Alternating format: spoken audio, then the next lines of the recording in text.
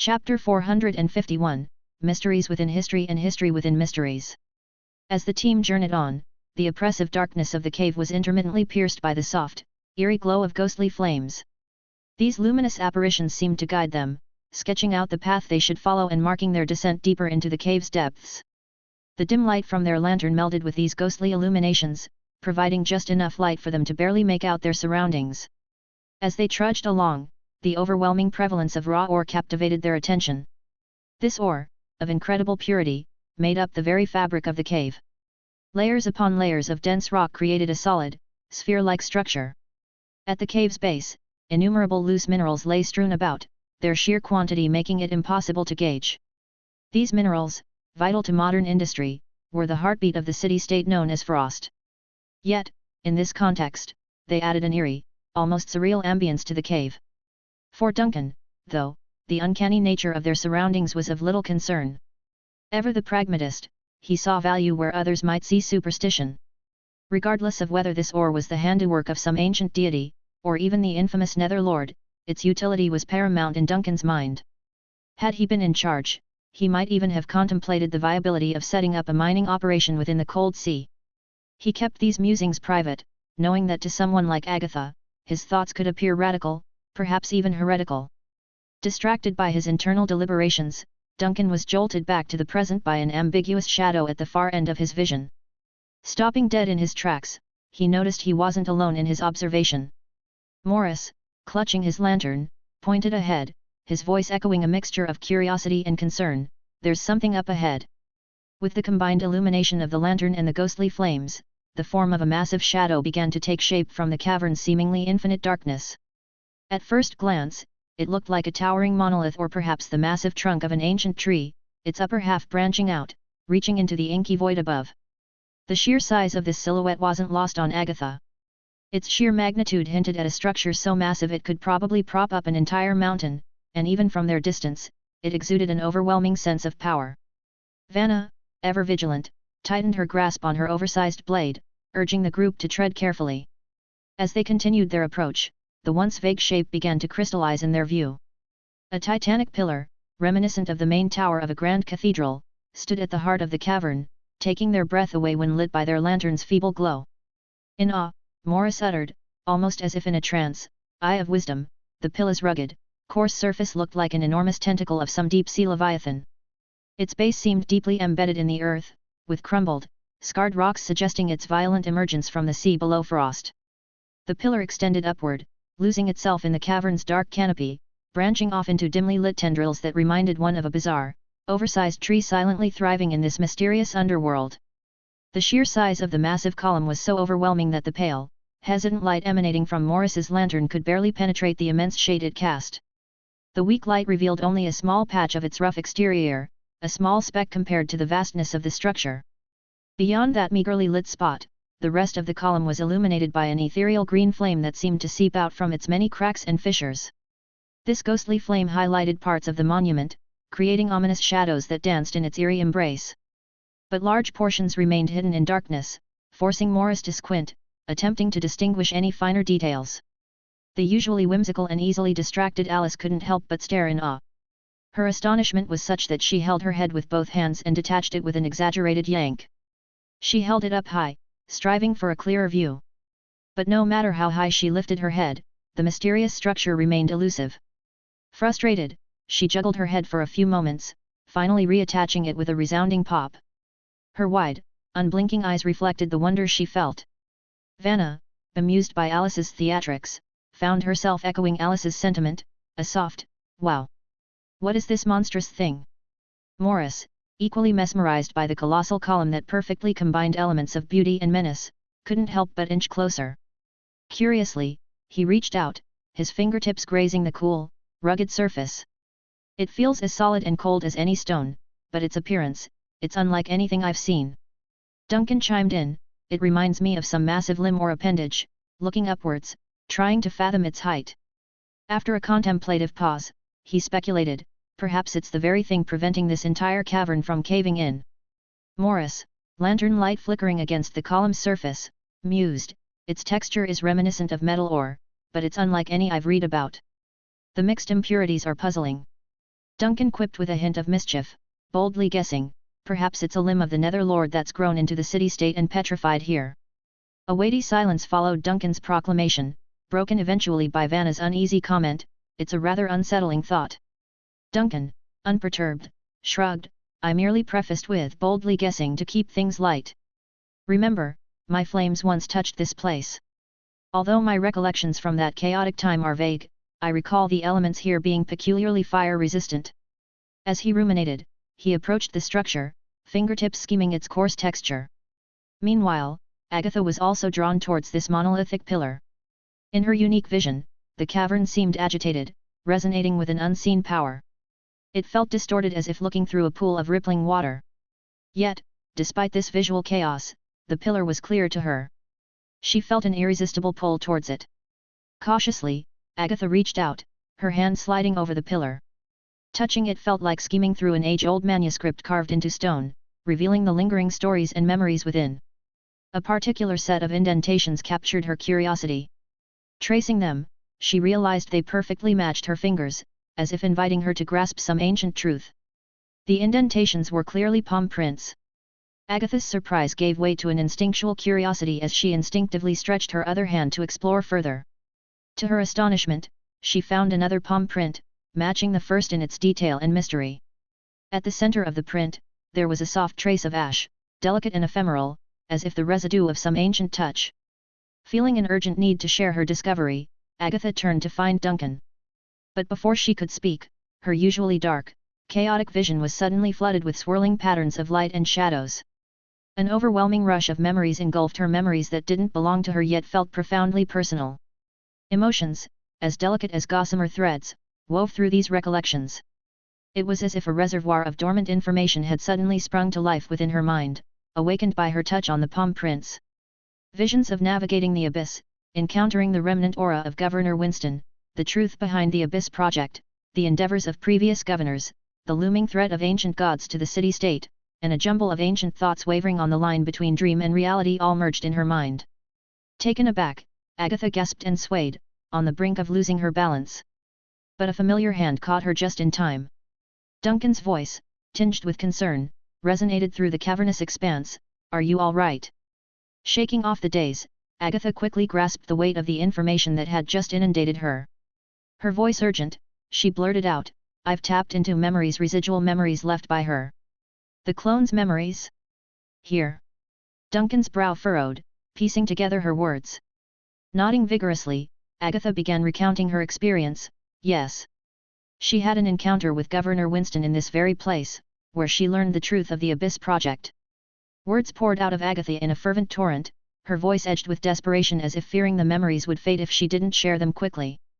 She relayed every detail she had gleaned from Governor Winston's final revelations to the Frost Queen's original intentions and, crucially, the last prevailing thought of her before vanishing. The central message was clear: the ancient god that threatened Frost was not genuine. It was a mere imitation of the Netherlord. A weighty silence descended upon the group. Despite the startling nature of Agatha's revelations, none dared to interrupt her. Once she finished, the silence persisted, thick and palpable. Morris, the wise old scholar, finally found his voice, reflecting the collective sentiment, history shrouded in mist and mist shaping the history.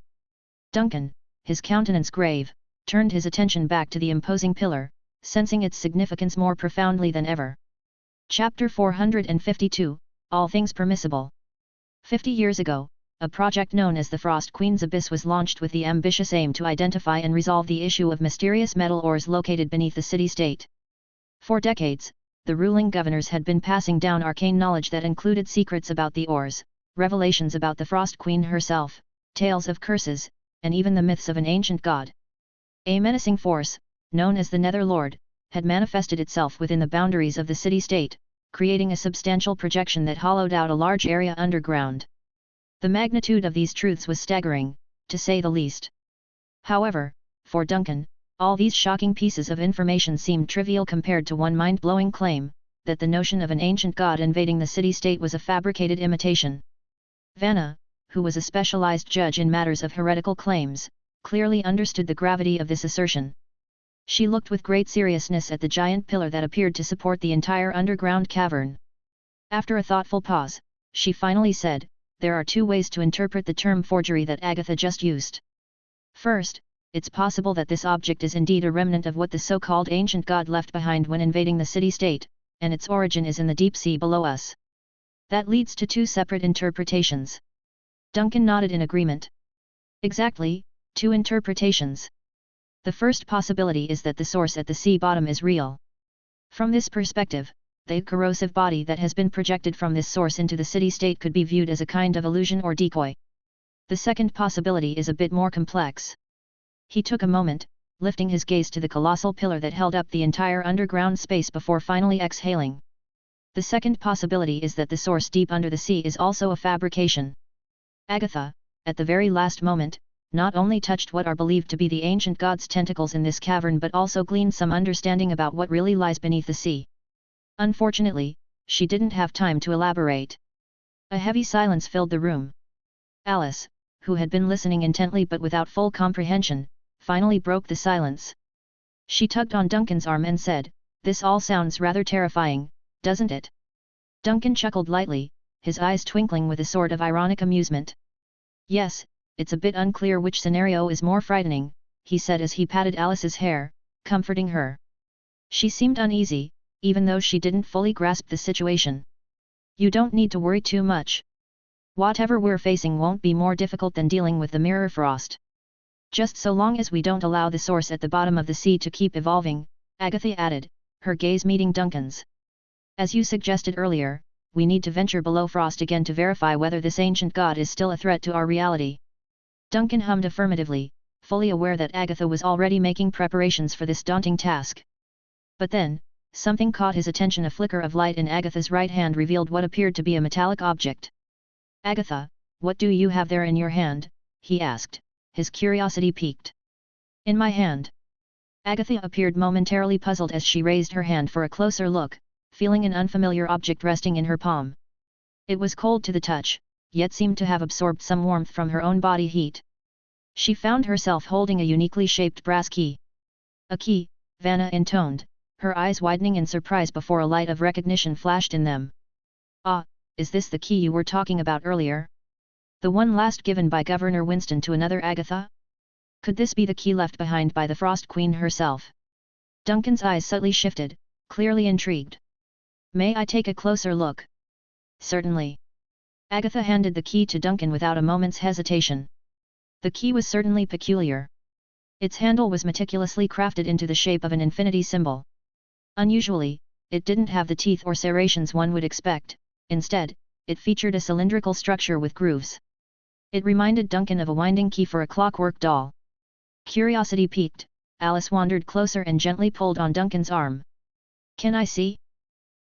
This doesn't look like any key I've ever seen. What's it for?" Silence filled the room.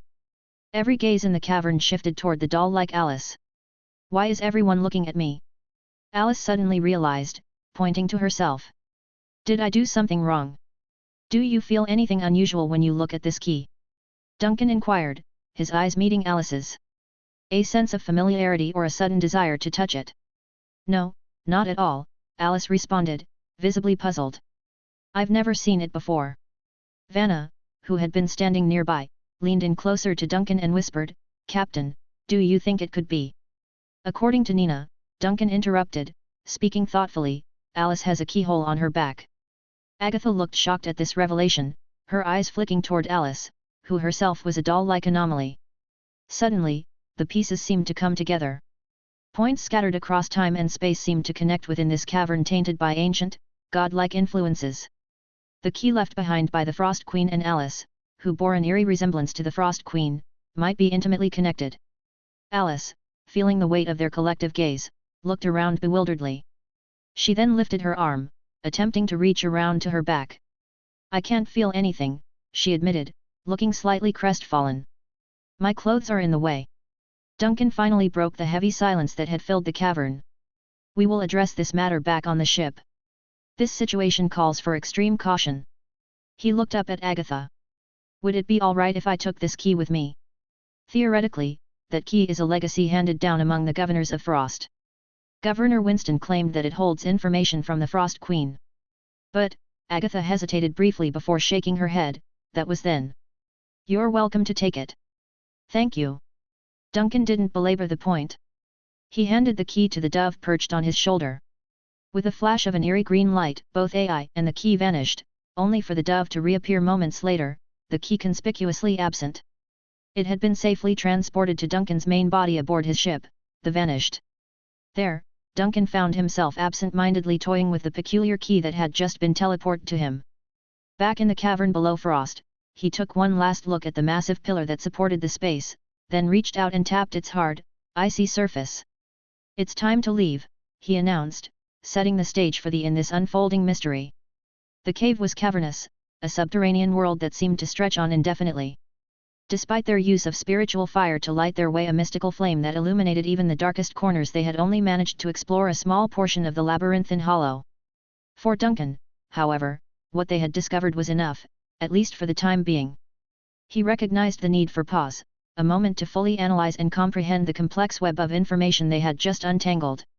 Future expeditions to map out the remainder of the cave could be left to Agatha and her specialized team. After all, they had verified that the cave was devoid of the contaminating influence of ancient gods and that its structural integrity was sound. Agatha could, therefore, comfortably proceed with more comprehensive explorations. Guided by the eerie luminescence of the spiritual fire they had set along their path, the group retreated from the deep cavern. They stepped onto an elevator platform, which promptly lifted them back up to the mining passage situated above ground. As they traversed the metal mine's dimly lit corridors, Duncan turned to Agatha, curiosity etched on his face. What are your preliminary thoughts about what lies beneath us? Agatha considered his question. I intend to organize additional expeditions to better understand the cave's topography, particularly the environs surrounding that immense, pillar-like structure. Should we stumble upon anything of significance, you will be the first to know. After we've gathered sufficient data, she paused, choosing her words with deliberate care, my recommendation would be for the city-state to initiate a metal ore extraction project. The challenge lies in devising a method that neither compromises the cave's stability nor damages the pillar. Ultimately, the execution of such an undertaking would fall to the experts at City Hall. Duncan raised an eyebrow. You don't harbor concerns about the potential risks of mining this metal ore? It could, after all, be a residue of ancient godly forces. Survival of the city-state is our primary imperative, Agatha replied softly, shaking her head. That said, something did strike me during our expedition. Do tell. If it's indeed the case that the metal ore beneath Frost is a byproduct of ancient godly influences, what does that imply about the geological safety of other city-states scattered across the boundless sea? Are their subterranean realms equally secure? A thoughtful silence descended upon them. Recall that after the mines were depleted in the time of the Queen, Frost sourced its metal ore from the mirror world for half a century, Agatha continued.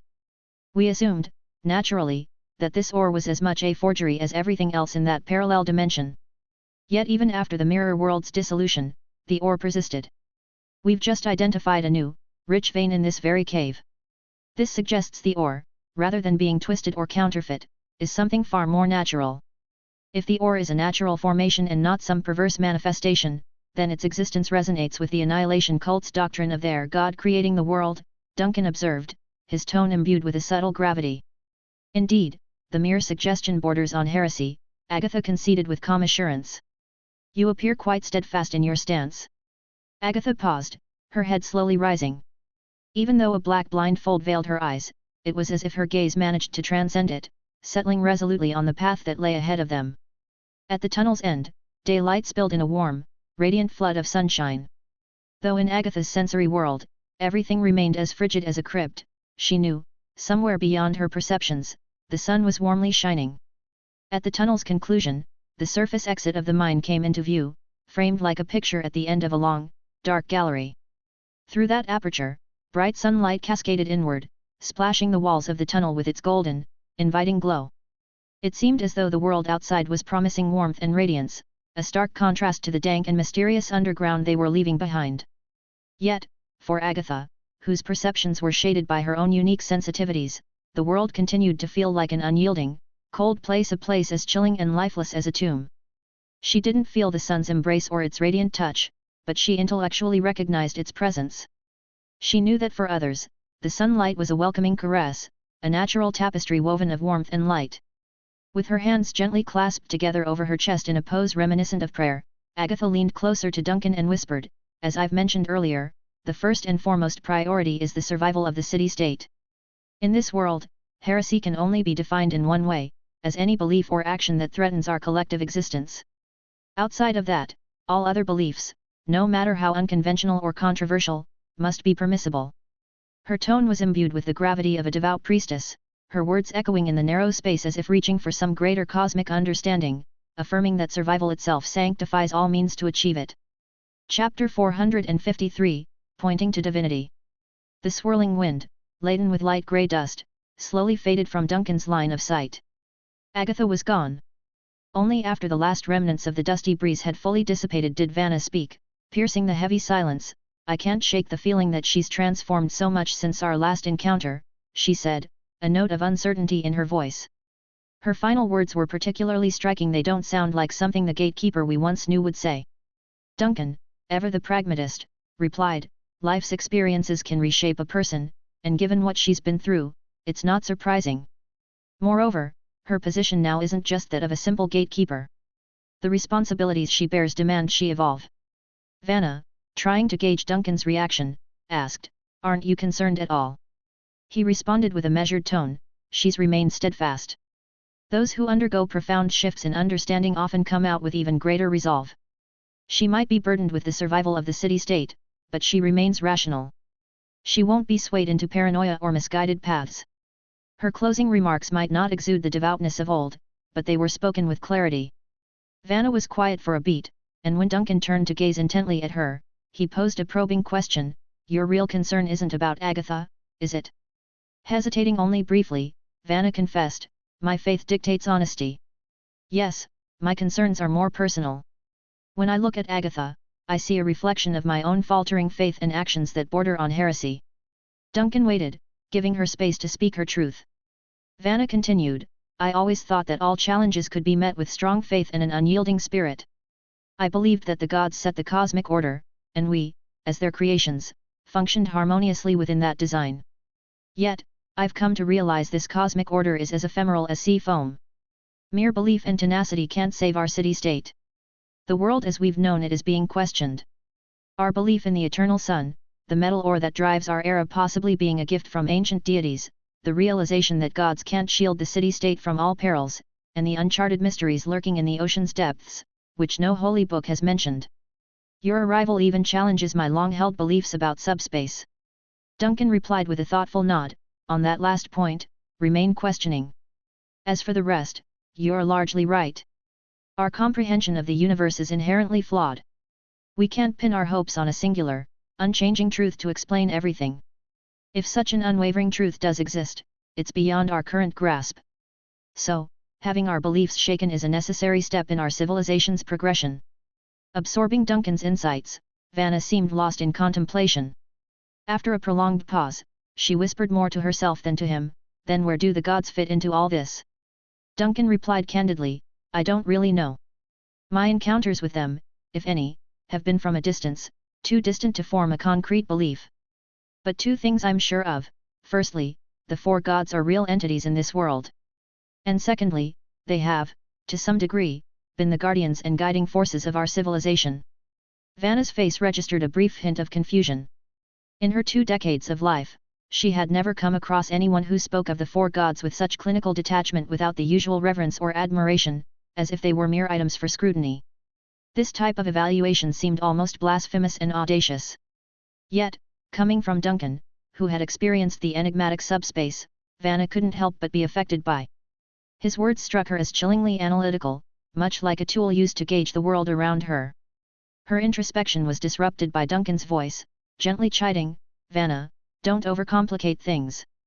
You still have faith in Gamana, right?" Without hesitation, Vanna replied, "Yes, my faith remains steadfast." "That's just it. Your faith hasn't wavered, and Agatha still puts her faith in Bartok. The fact that your gods haven't forsaken you despite your evolving thoughts suggests that your introspections aren't misaligned with their teachings." Duncan spoke with conviction, "Questioning and doubting doesn't automatically equate to heresy. The truly devout are those who maintain their faith even after wrestling with such uncertainties. It's vital to strike a balance between a robust faith and a healthy skepticism. Embrace the world for what it is, acknowledge that your perceptions might be limited or biased, and accept the inevitability of your own doubts.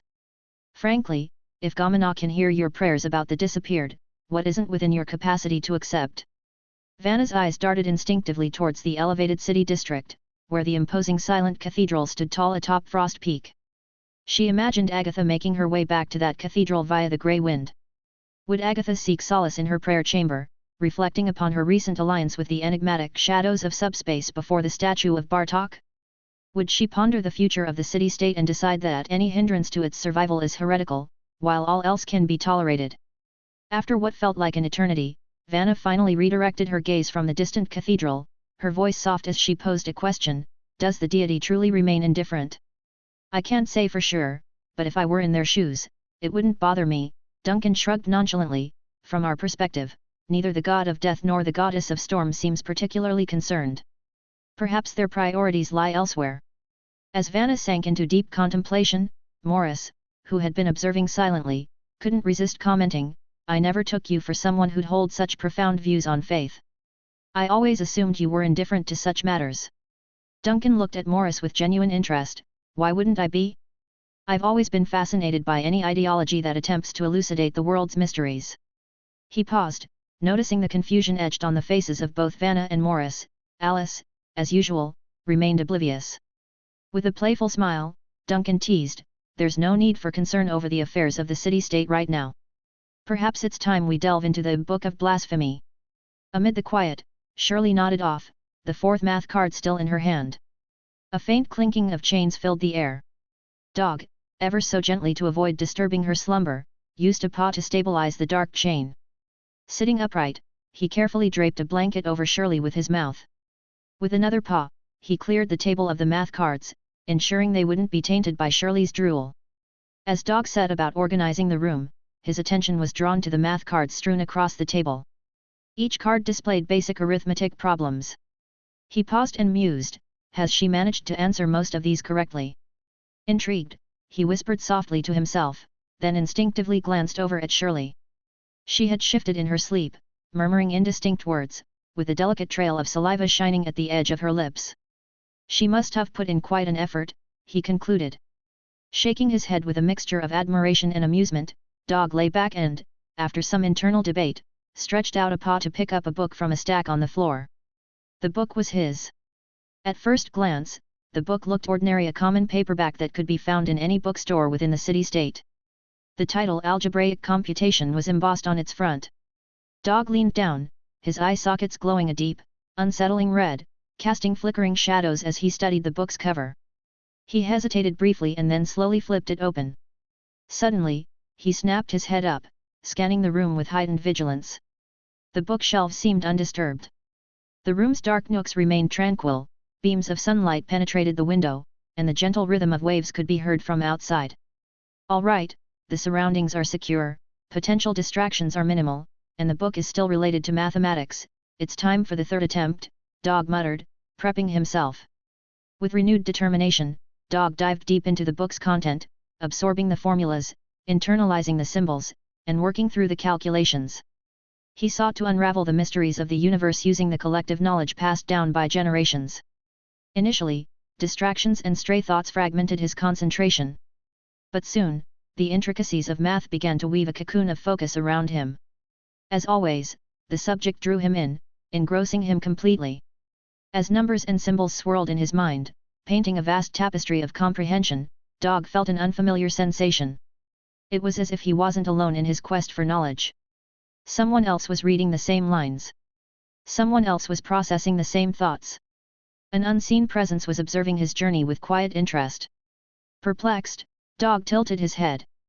Beneath the stark white pages, between the neatly printed words, and amidst the intricate web of knowledge crafted by symbols and diagrams, a radiant red glow, encircled by a myriad of tiny, luminous points of light, regarded him with an intense focus akin to an eye. Dog stiffened. He was transfixed by the mesmerizing red gleam. Drawn inexorably closer, he felt as though he was floating towards this constellation of radiant points. But this sensation was short-lived. Suddenly, an overpowering force originating from the mysterious chain he wore jerked him back to reality, breaking the spell that the pulsating red light had cast. Stunned, Dog gasped, his senses reeling from the abrupt interruption. Almost reflexively, his gaze darted to the black chain draped around his neck. It was this very chain, and the mysterious power it harbored, that had saved him in that crucial moment, evidence of Shirley's protective influence. Yet, upon inspection, the chain lay slack on the floor, showing no signs of recent movement. Further along the chain, Shirley remained undisturbed, nestled comfortably on the table, still lost in the land of dreams. She had not stirred, not even slightly. Chapter 454, Stream of Information. A mystical green flame in the captain's quarters arose, setting the dimly lit room aglow. From within its mesmerizing fire, a skeletal bird wrapped in these spectral flames took flight. As the flames whirled, they morphed into a swirling vortex, acting as a portal or doorway. From this mystic portal, Vanna, Alice, and Morris emerged, stepping carefully into the room. They took a moment to steady themselves, the light shadow shift of the teleportation momentarily disorienting them. Once they found their footing, they turned their attention to the navigation table just a few steps away. There, absorbed in studying a detailed sea chart, was Duncan. They approached, inclining their heads in respect, and greeted him with a deferential, "Captain." Without even raising his eyes, Duncan advised, "Take a moment to sit. It's best not to move immediately after teleportation, you might find yourselves unsteady." Only after meticulously confirming specific locations on his sea chart did Duncan finally lift his head, focusing his gaze on Morris. "Morris, you have the book with you, correct?" Morris swiftly responded, reaching into his attire and retrieving a book of imposing appearance, its cover as black as the abyss and with no title to be seen. It was known as the Book of Blasphemy. Holding it out to Duncan, Morris said, "It's right here." Vanna, curious and a tad worried, piped up once Duncan took possession of the book, "Now that the three of us have returned, only your avatar is left behind in the city-state of Frost. Is that not a concern?" Duncan replied reassuringly, "There shouldn't be any significant problems back in the city. With Tyrion poised to take over as ruler and Agatha by his side ensuring stability, everything is in good hands." He continued, "Your mission in Frost is done. Whatever minor tasks remain, my avatar is more than capable of addressing."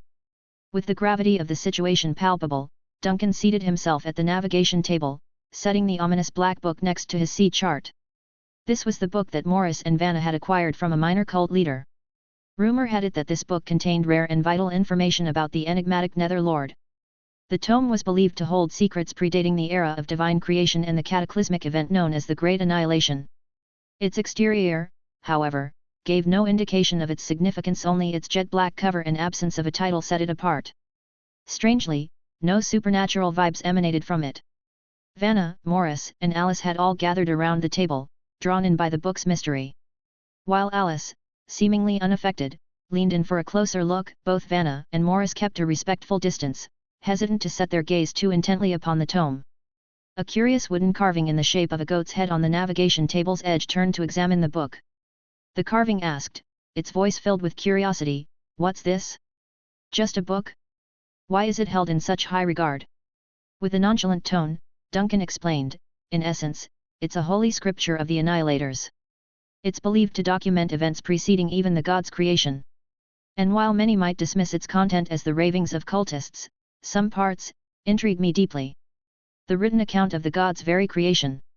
The wooden carving, in the shape of a goat's head, seemed truly startled by this revelation. Its tone shifted, skeptical and almost teasing, "Ah, the Nether Lord's account of world creation from those lunatics? I mean no disrespect, but their notions hardly strike me as credible. If you can just fabricate a tale about the genesis of our world with no tangible proof or logical foundation, then I'd argue any inebriated bard can spin a yarn about our universe's origins. I once heard of this ludicrous performance suggesting our world was conjured from a hodgepodge in a massive cauldron." Duncan replied calmly, though with an intensity that was hard to ignore. However, upon Morris's reading of this book, his psyche was tainted, drawing even the gaze of the four gods. "You are well aware of the gravity of that." The carved goat head made a creaking noise akin to wooden planks groaning under strain and lapsed into a thoughtful silence. After what felt like an eternity, the carving finally uttered, "The closer one gets to the truth, the more one's sanity is at stake." Standing aside and still visibly affected by his experience, Morris gravely added, "Indeed, it's an age-old adage about anomalies and revelations: the closer to truth, the more perilous it is to one's sanity. It's believed that objects that inflict severe mental afflictions often carry the genuine narrative of our world. Such is the paradox that scholars sometimes gauge the authenticity of ancient texts based on the mental turmoil they induce upon reading. The goat head oscillated gently as if deep in thought before stating, however, profound distortions or sheer overpowering energies can induce such mental perturbations too. In such circumstances, truth often becomes more elusive. The greater the mental toll, the more misguided the person becomes. It continued with a sincere tone, I speak from genuine concern, Morris. Many of your peers met their doom chasing these truths. Those who survived often believed they'd stumbled upon profound revelations, only to find themselves teetering on the brink of insanity. Today, their names grace the heretical blacklists of various religious orders. And given that you're aboard this vessel, I dare say you've earned a spot on that list as well. It was evident that despite the goat head's unconventional nature, it had grown fond of the ship's crew over time. Its words might have sounded stern, but the sentiment was pure and genuine concern. Acknowledging this, Morris replied, your concern is appreciated. It's undeniable that this world excels in beguiling us mortals, and our innate curiosity often leads us astray. Hence, we trust the captain to steer the course. The captain will, the goat head began, its tone shifting to one of apprehension as it noticed Duncan's hand poised atop the ominous black book, evidently preparing to unveil its contents. Hold on, are you certain you wish to delve into it? Duncan looked up with a hint of amusement. Did you really think I had Morris bring this artifact on board merely to elevate your stature? The goat head, slightly flustered yet ever playful, responded, well, it wouldn't be the worst idea. But Duncan wasn't about to be sidetracked by this jest. He steadied himself, taking a deep, purposeful breath, focusing intently on the task at hand. A subtle, almost translucent green flame sparked to life from within Duncan. Within moments, it consumed him, leaving behind not ashes but a spectral, ghostly version of the captain. Reassured by the successful transformation, Duncan turned his attention to the imposing black tome before him and cautiously turned to its first page. However, much to his surprise, the page appeared blank. He blinked, trying to adjust his eyes to the dim light.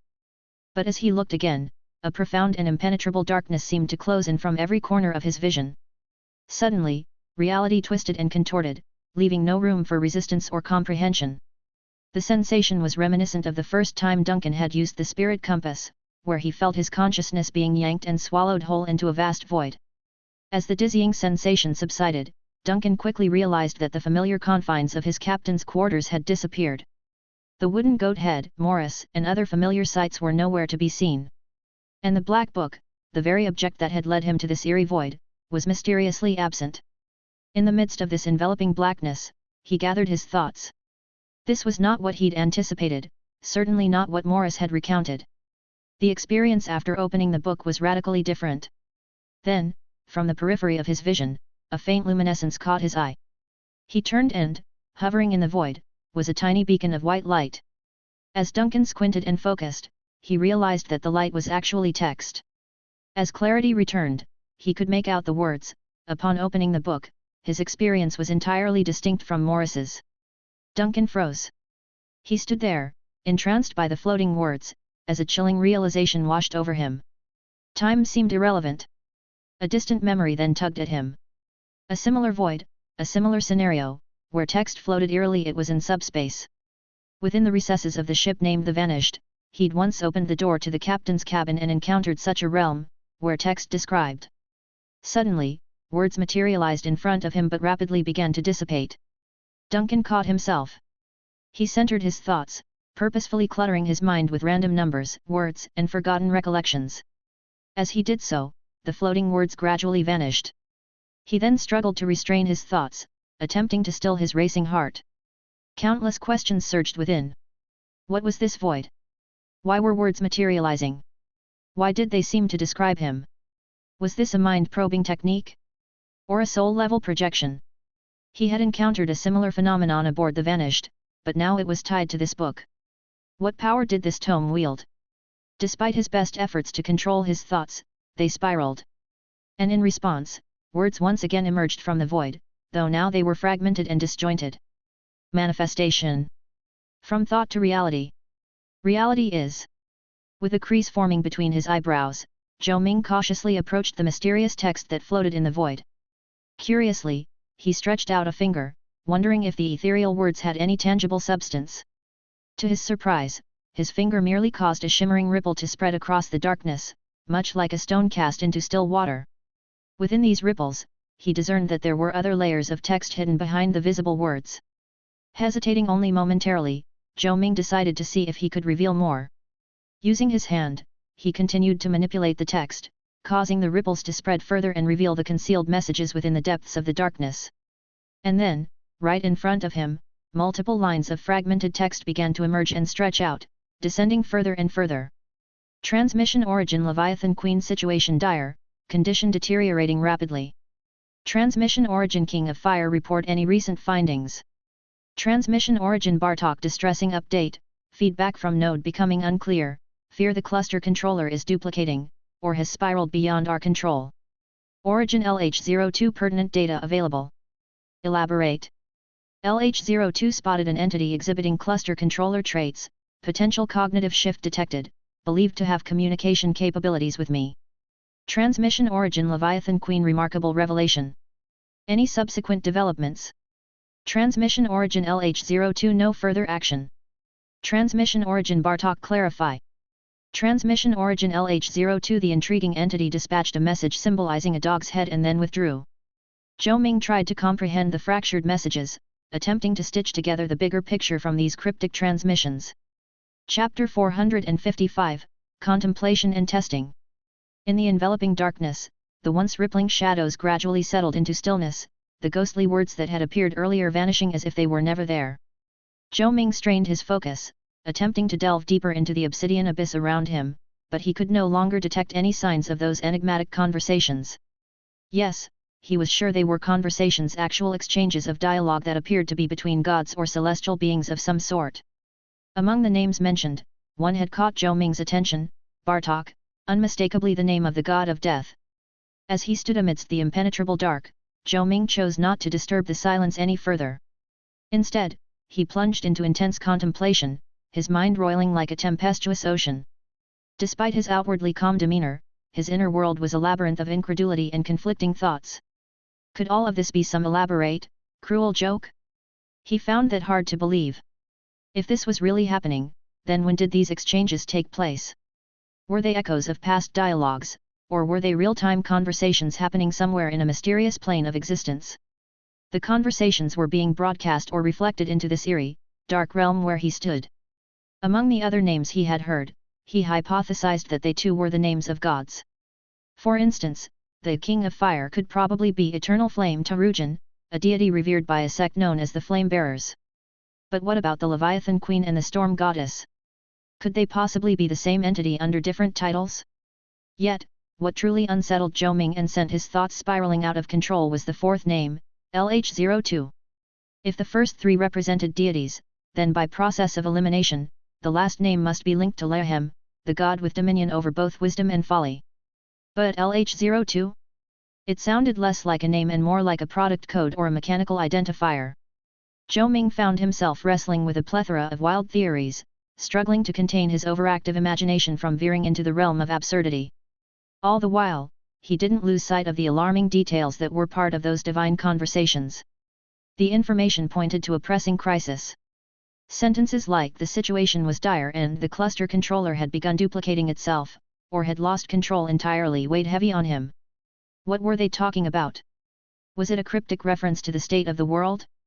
Did the accelerating critical state mean that some colossal system, perhaps governing the fabric of reality itself, was on the verge of collapse? These haunting questions filled Zhou Ming's mind, creating an inner turbulence that belied his outward calm. As he stood in the all-encompassing darkness, the complexities of what he had heard wrestled for space in his already crowded thoughts, leaving him with more questions than answers.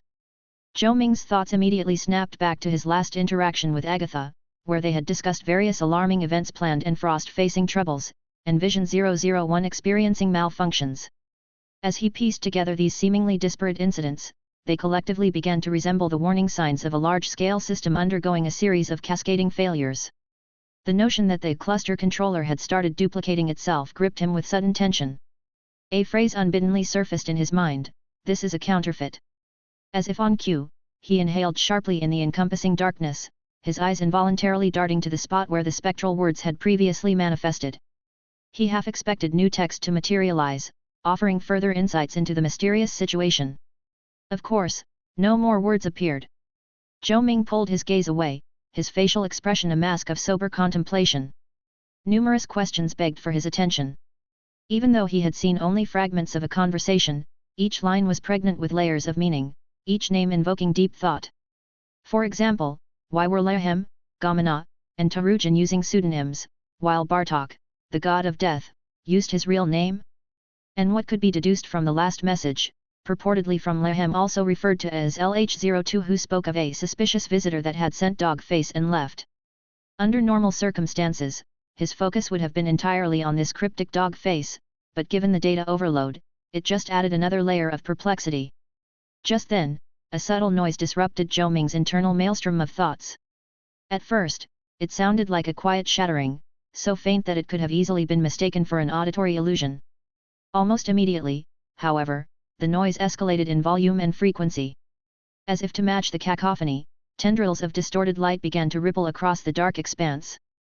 An intense chorus of discordant sounds filled Zhou Ming's consciousness, and the surrounding darkness itself seemed to disintegrate and fragment. Spirals of light erupted from all angles, culminating in a resonating boom that catapulted him back to reality. At that exact moment, seated in his chair, Duncan's eyes flew open. He was jolted by the sensation of the black tome in his hand igniting spontaneously into flames.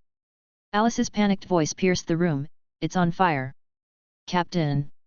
The book's on fire!" Duncan was taken aback but quickly composed himself, slapping his hand over the roaring flames. In an instant, he had the fire under control, but not before it had consumed a significant portion of the tome. What remained on the table were only a few charred and tattered pages. Oozing from these remnants was a viscous, dark red liquid, almost resembling blood. It soaked the remaining pages, reducing them to an indecipherable, pulpy mass. Duncan flicked through the remnants, confirming that the text was now irretrievably lost. Lifting his gaze, Duncan's expression shifted subtly as he spoke, "I don't think I did anything." After a brief pause, Morris cautiously ventured, "Based on what just happened, it seems the book couldn't withstand the intensity of your power. This is what one would call a transcendental overload." The room fell silent, the weight of the words and the mysterious incidents leaving more questions than answers in their wake. "Couldn't withstand my power," Duncan repeated, his brow furrowed as he muttered under his breath. Was it simply a matter of the book not being able to withstand his power? But he suspected that the book had just served as a conduit for forces far more potent than anything he could muster. This brought to mind his experience with the golden sun mask he had originally found and planned. That relic had offered him a glimpse into the visage of the true sun god, but at the cost of the mask's own destruction. Morris, who couldn't read Duncan's thoughts, nevertheless noticed the solemn expression that crossed his captain's face. Unable to contain his curiosity, he ventured, "This book may just be a facsimile, created through some arcane ritual from the original supernatural artifact. These kinds of replicas are notoriously fragile." Duncan looked up sharply, his eyes narrowing. "So you're saying that if there exists an original, that one might not disintegrate when I read it?" "Logically speaking, yes," Morris said, adjusting his monocle. "In theory, the original should be more stable." Alice, who had been silently observing from the side, finally moved closer, her curiosity getting the better of her. "Captain, did something unusual happen? You've been awfully pensive." Duncan massaged his temples, his thoughts returning to the enigmatic scenes he had witnessed in the dark abyss. For a moment, he considered spilling the details, but then thought better of it. Revealing such arcane knowledge could prove harmful, or even fatal, for those ill-equipped to handle it.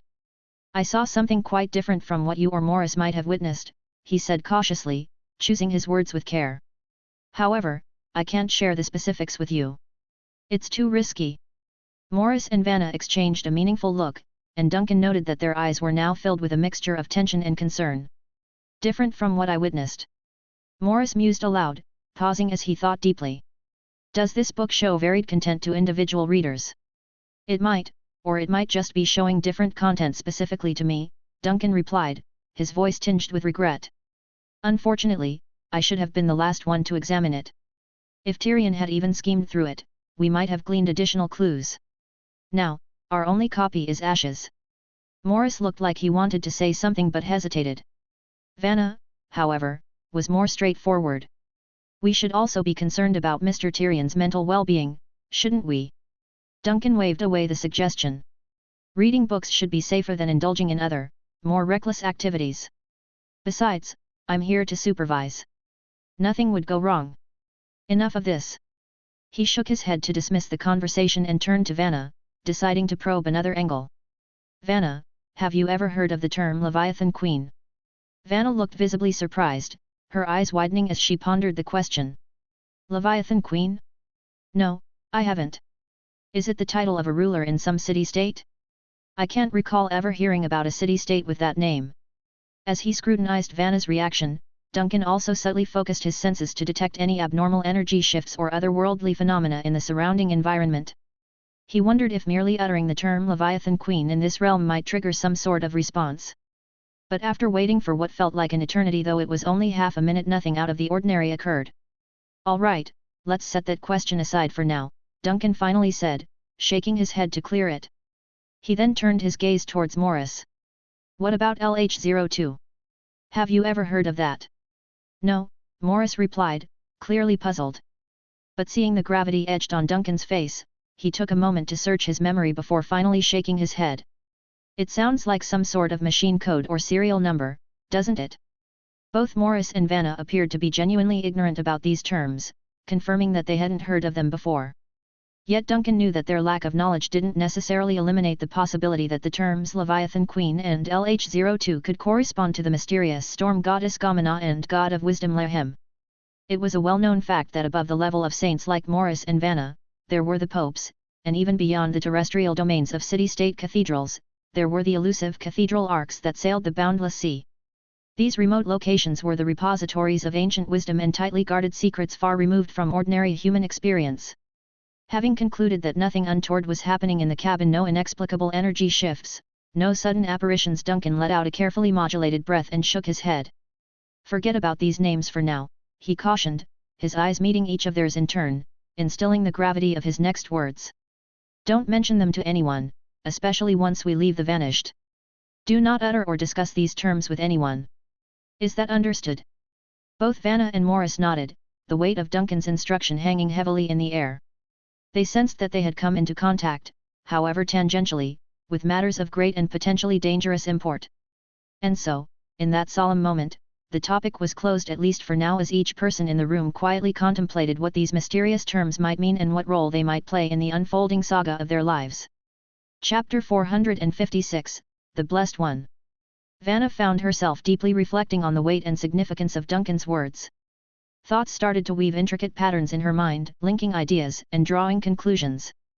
But then, she purposefully checked her wandering mind and responded with a grave nod to Morris's statement. In this treacherous world, she knew that curbing one's natural curiosity was vital for survival. Duncan let out a sigh of relief, sensing that both Morris and Vanna grasped the gravity of what he'd conveyed. Shifting his attention, he instructed Alice, "Take care of that mess on the table. Don't toss it into the ocean, just set it ablaze." Alice responded with a quick, "Okay," and promptly began tidying the table. Duncan reclined in his chair, lost in thoughts of his recent encounter with the chilling darkness. He mentally revisited the disturbing interactions he had within that mysterious void. At the same time, he wondered how he might re-establish contact with that enigmatic realm. Considering the manuscript's inability to withstand the profound impact of the truth, Duncan's thoughts turned to the original Book of Blasphemy. Where could it be? If he were to obtain it, would it grant him a consistent link to the disconcerting void? Were there perhaps other mystical artifacts that might offer a similar connection? Duncan's mind drifted back to a memory, an unsettling dream aboard the Vanished, where he unexpectedly found himself on a different Vanished in subspace dimension. In the captain's quarters of that duplicate ship, he had encountered the same strange darkness. Boldly, he theorized that this dark space was an actual realm nestled within subspace. To communicate with it, one might need a specific conduit or method. While Morris's manuscript had facilitated a connection, Duncan pondered if other mediums might exist. Maybe, if he could discover a way back to the alternate Vanished, it would provide another avenue to the dark realm. A passage, within subspace itself? Shaking his head, Duncan abruptly arrested these thoughts. He was left wondering whether these musings truly originated from his own consciousness or were being insidiously planted by subspace. One thing, however, stood clear. He required more samples. Whether it was the Suntists' golden masks, the Book of Blasphemy revered by the Annihilators, or any artifact the apocalyptic Enders possessed, each could potentially provide insights into the true nature of their world. With renewed focus, Duncan addressed Morris and Vanna. Are you aware of any places I might find more of such artifacts? Specifically, items like the Book of Blasphemy that the cultists employ during significant rites and teachings. Morris looked stunned by the request. More, he echoed. After a pause, he responded, that might be challenging. Even though religious and governmental bodies confiscate cultist artifacts regularly, they typically eradicate these items post-examination and analysis, regardless of their rareness or intrinsic worth. Surprised, Duncan inquired, they just annihilate them? Without preserving any samples? Vanna, seemingly more versed on this subject than Morris, interjected, physical samples aren't preserved, only the gathered information. She continued, in cases of particularly perilous items, even the data might not be stored. Only a sanitized and safe version of descriptions remain, housed in specific repositories or sometimes merely held within the minds of designated guardians of secrets.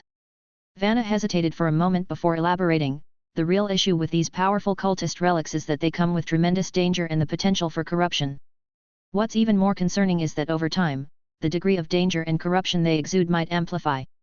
Predicting the full scope of harm these items can unleash is difficult. Thus, the most prudent approach has always been to refrain from preserving samples. Additionally, Morris, sensing Vanna's reluctance, chimed in, human behavior is fickle and even the most resilient guardians can have moments of fragility. Those assigned to monitor these blasphemous relics can, over time, become vulnerable to their influences and often not even be aware of their descent into darkness. For instance, back in 1666, a revered saint in the city-state of Mach was seduced by a prohibited tome he was meant to safeguard. The book cast an illusion on him, which inadvertently triggered an incident, claiming the lives of many. It was this very event that compelled city-states to cease retaining samples of any confiscated heretical items. Vanna released a resigned sigh. In several aspects, these heretical items pose greater threats than anomalies. The most potent anomalies can be harnessed and utilized once we decode their binding principles. However, with these forbidden objects, even their creators can't always anticipate the dangers that might manifest. Duncan rubbed his temples, clearly feeling the weight of the conversation. Given this, it seems futile to expect any samples from the city-states. Our only option is to directly confront and deal with these rogue cultists. Hearing Duncan's decision, a trace of anxiety brushed past Vanna's features.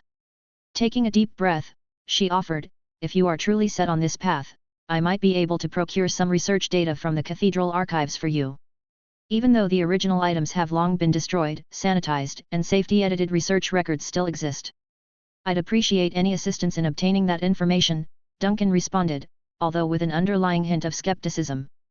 His quest wasn't merely for documented data, he sought a tangible medium among these heretical artifacts.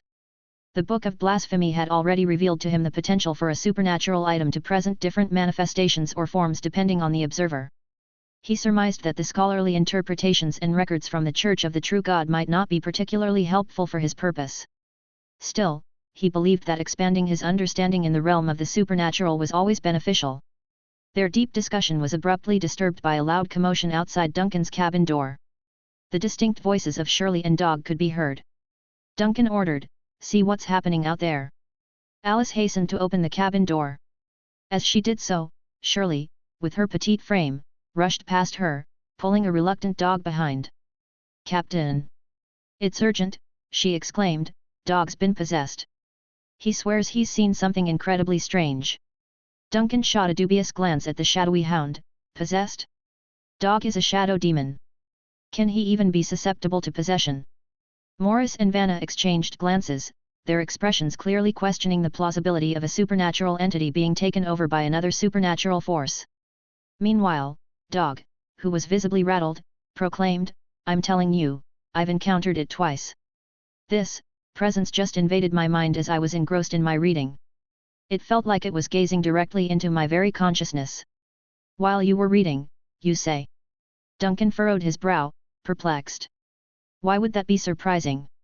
Isn't that normal on this ship? Nina multitasks by vanquishing multiple demons in a single day, especially when she's rushing to complete her homework." My experience has nothing to do with my family or ancestors.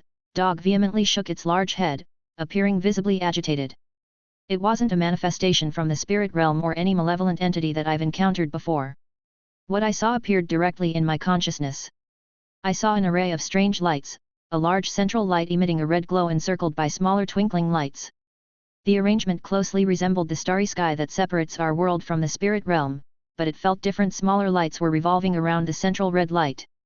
Just as Dog was in the middle of its somewhat disjointed explanation, Morris abruptly interjected. Wait, what did you say? Can you describe what you saw once more? Dog recoiled, surprised by Morris's sudden and uncharacteristically intense reaction. I saw a large, glowing red light, and it was surrounded by several smaller, twinkling lights, Dog reiterated cautiously. Astonishment and confusion washed over Morris's face as he carefully verified Dog's description multiple times before lifting his head. It was as though his lifelong beliefs and understandings had been suddenly and irrevocably challenged. He was speechless for a moment. Finally, Vanna, who had been silently observing, spoke up hesitantly, turning to Morris. What Dog described sounds eerily similar to the gaze of Lehem, the god of wisdom, Morris softly murmured. He looked at Dog with an almost reverent gaze, as if Dog had transformed into an ancient, priceless artifact right before his eyes. Did you, by any chance, receive the gaze of the god of wisdom? An awkward silence enveloped the captain's cabin. After a long pause, Dog finally lifted its head, looking utterly confused. What did you just say? Duncan, however, seemed to be more concerned with Morris's claim than Dog's puzzlement. Are you absolutely certain about this? He inquired. Morris responded immediately, unless Dog is fabricating this tale, there's no other explanation.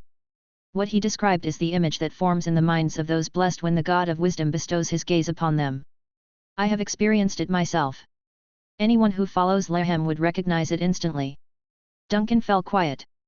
After what felt like an eternity, he finally broke his gaze from Morris and turned to look at Dog, who was lying dazedly on the floor. What exactly were you doing when you had this vision? I was engaged in exercises, Dog answered frankly. Once while I was studying geometry, and once during algebra. Duncan paused, his eyes locked onto Dog's face, or more accurately, its monstrous, oversized canine head. He didn't say anything more, simply staring in silent contemplation. Chapter 457, The Benevolence of Wisdom. The atmosphere in the captain's quarters was thick with an uncomfortable, palpable tension that hung in the air for what felt like an eternity. The space was filled with an uneasy silence, making it hard to breathe, as if everyone was walking on eggshells and afraid to disturb the fragile equilibrium. Finally, Duncan decided to cut through the awkwardness. Turning away from Dog, the surprisingly literate shadow demon lounging on the floor, he looked earnestly at Mr. Morris, who was seated next to him. Mr. Morris, speaking purely from a rational standpoint, do you find it at all credible that we're in this situation? Duncan asked, seeking an intellectual refuge in logic.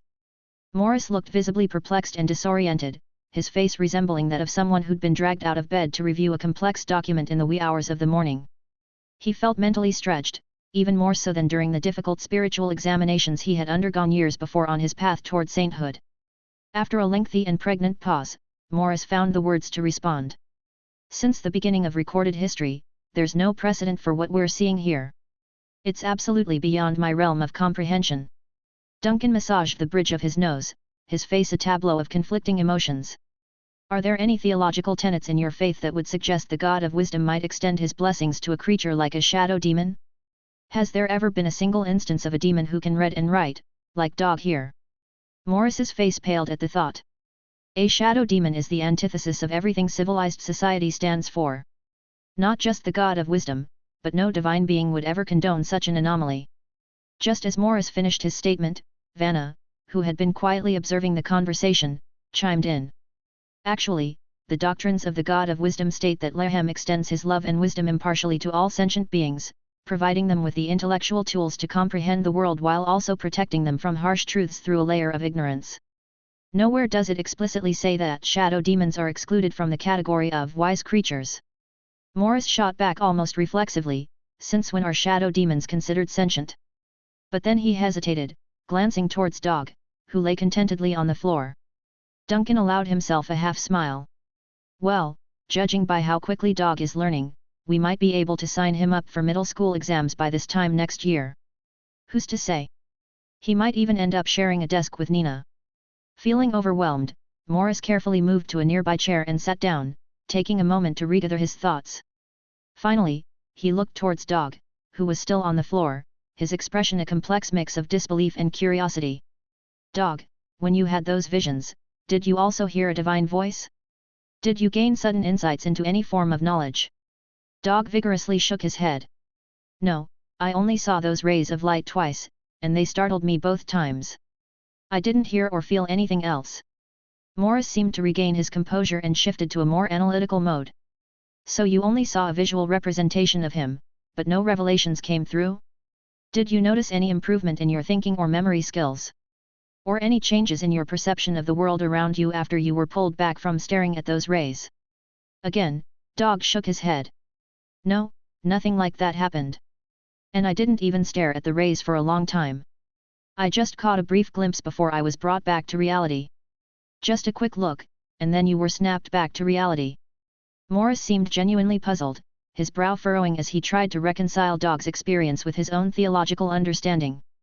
That's highly unusual. Encountering the God of wisdom is typically an event of deep reflection and extended meditation. Even if a mortal mind can't fully grasp the divine dialogue, it's definitely not a matter of a mere glance. How did you find yourself back in this world so quickly? Dog thought for a moment before nuzzling against Shirley's arm affectionately. It felt like Shirley was the one who pulled me back. As I was becoming captivated by those brilliant rays of light, I sensed a powerful force tugging me back through our symbiotic chain. And then, suddenly, I was back in reality. Although Shirley doesn't seem to recall anything about it. All eyes in the room immediately turned to Shirley, who suddenly became the epicenter of everyone's scrutiny. Feeling the weight of the gazes upon her, Shirley instinctively pulled her neck inward, a bit like a turtle retreating into its shell. However, her expression soon changed to one of pride, as if she were a young child who had just executed an impressive trick and was now awaiting applause. Duncan's face went through a series of quick but significant transformations, each more puzzling than the last. Meanwhile, Vanna voiced her bewilderment. I've never heard of a symbiotic bond between a shadow demon and a human having the ability to counteract a divine gaze. Could it be that the connection between Shirley and Dog is extraordinarily strong, even compared to that of other annihilators? Before anyone could further ponder Vanna's question, Duncan cleared his throat and gestured towards Shirley, who was still beaming with innocent pride. It may not have been the strength of the symbiotic pact that pulled Dog back. It could also be the potent force of illiteracy. Vanna and Shirley both looked utterly confounded. Morris was equally stunned, staring at Duncan in incredulity. He knew the captain had an unorthodox way of thinking, but this angle was entirely unexpected. After a moment, however, the notion began to take root in his mind. The more he considered it, the more oddly plausible it seemed. Let's entertain the idea that a metaphysical duel took place within Dog, Duncan elaborated, massaging his temples as if to ease the mental gymnastics he was performing. On one side, we have the illuminating gaze of the God of wisdom. On the other, we have Shirley, blissfully unlettered. The reality that emerged demonstrates that, astonishingly, illiteracy managed to triumph over divine wisdom. Morris stuttered as he tried to verbalize his thoughts, logically, I don't even, never mind. The debate this would spark among the scholarly community in the city center would be a spectacle to behold. Let's just go with that hypothesis for now. A strange and indescribable mood settled over the captain's quarters as if reality itself had momentarily warped. Shirley, now standing at the center of this surreal tableau, appeared to be on the brink of tears. She glanced from Duncan to Morris and then, with a forlorn expression, pointed at Dog. So, am I holding Dog back? Because it was. For an ephemeral moment, perhaps the only one in her life, the notion of taking her studies seriously flitted across Shirley's mind. But before she could dwell on that thought, Duncan's voice broke in, don't jump to conclusions just yet. This situation might be far more complex than any of us can currently grasp. Upon hearing Duncan's words, Shirley's expression immediately shifted, her earlier dejection vanishing as if it had never been. Ah? What do you mean? Duncan didn't answer Shirley right away. Instead, he directed his gaze toward Dog, the enigmatic creature that had set off this whole chain of events.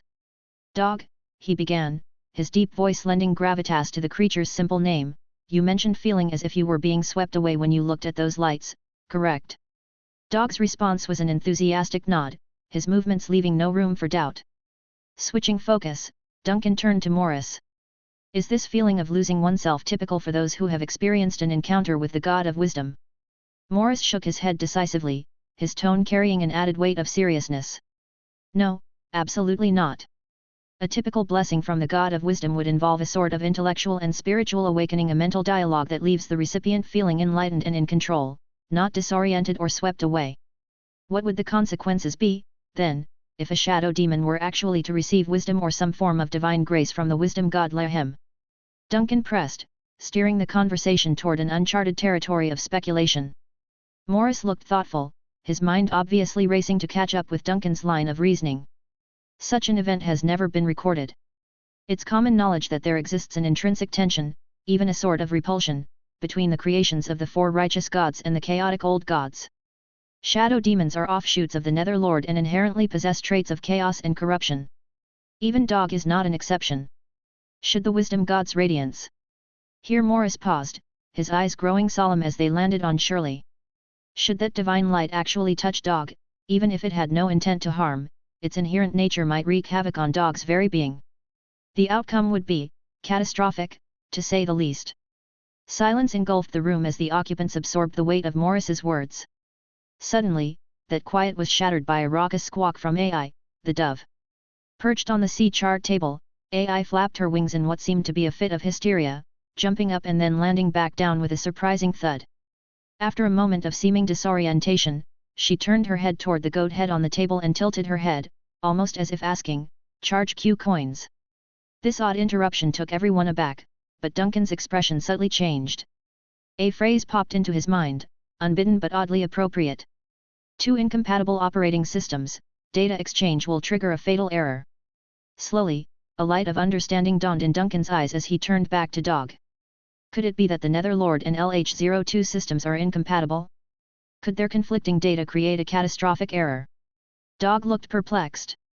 "Captain, I don't know what you're talking about." Duncan waved his hand dismissively. "Never mind. It's a complicated theory and hard to explain right now." He then turned to Shirley, who still looked completely mystified. Sorting through a torrent of thoughts, Duncan finally found the words to explain. "Shirley, you pulling Dog back might have been a good thing. And I emphasize might. It could have stopped Dog from experiencing something potentially destructive, from being overwhelmed or even consumed by the wisdom god Lahem's influence." Duncan's words hovered in the air, inviting everyone to consider that perhaps, just perhaps, their understanding of divinity, wisdom, and even compatibility might be more complex than they'd ever imagined. Understanding dawned in Shirley's eyes like a light bulb suddenly flicking on. "Oh. So, are you saying it might actually be a good thing that I pulled Dog back from the wisdom god's influence?" Duncan found himself at a loss for a more nuanced answer and simply nodded. That affirmation was all Shirley needed to burst into a triumphant cheer. "So does that mean I have a legitimate reason to not do my homework now? I mean, I have to be on standby to pull Dog back, right?" Duncan stared at her, incredulous. Of all the potential ramifications and profound implications they had just discussed, was that seriously the first thing she thought of?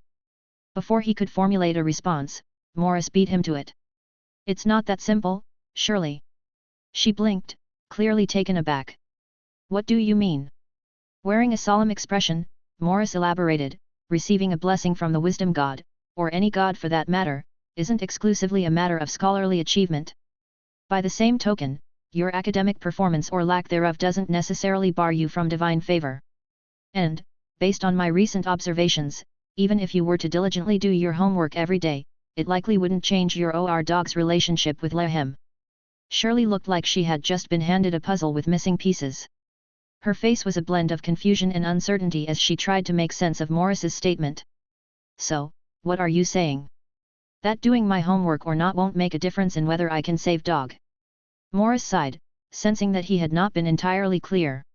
"What I'm saying is that your ability to save Dog from divine influences is likely not tied to your performance in school.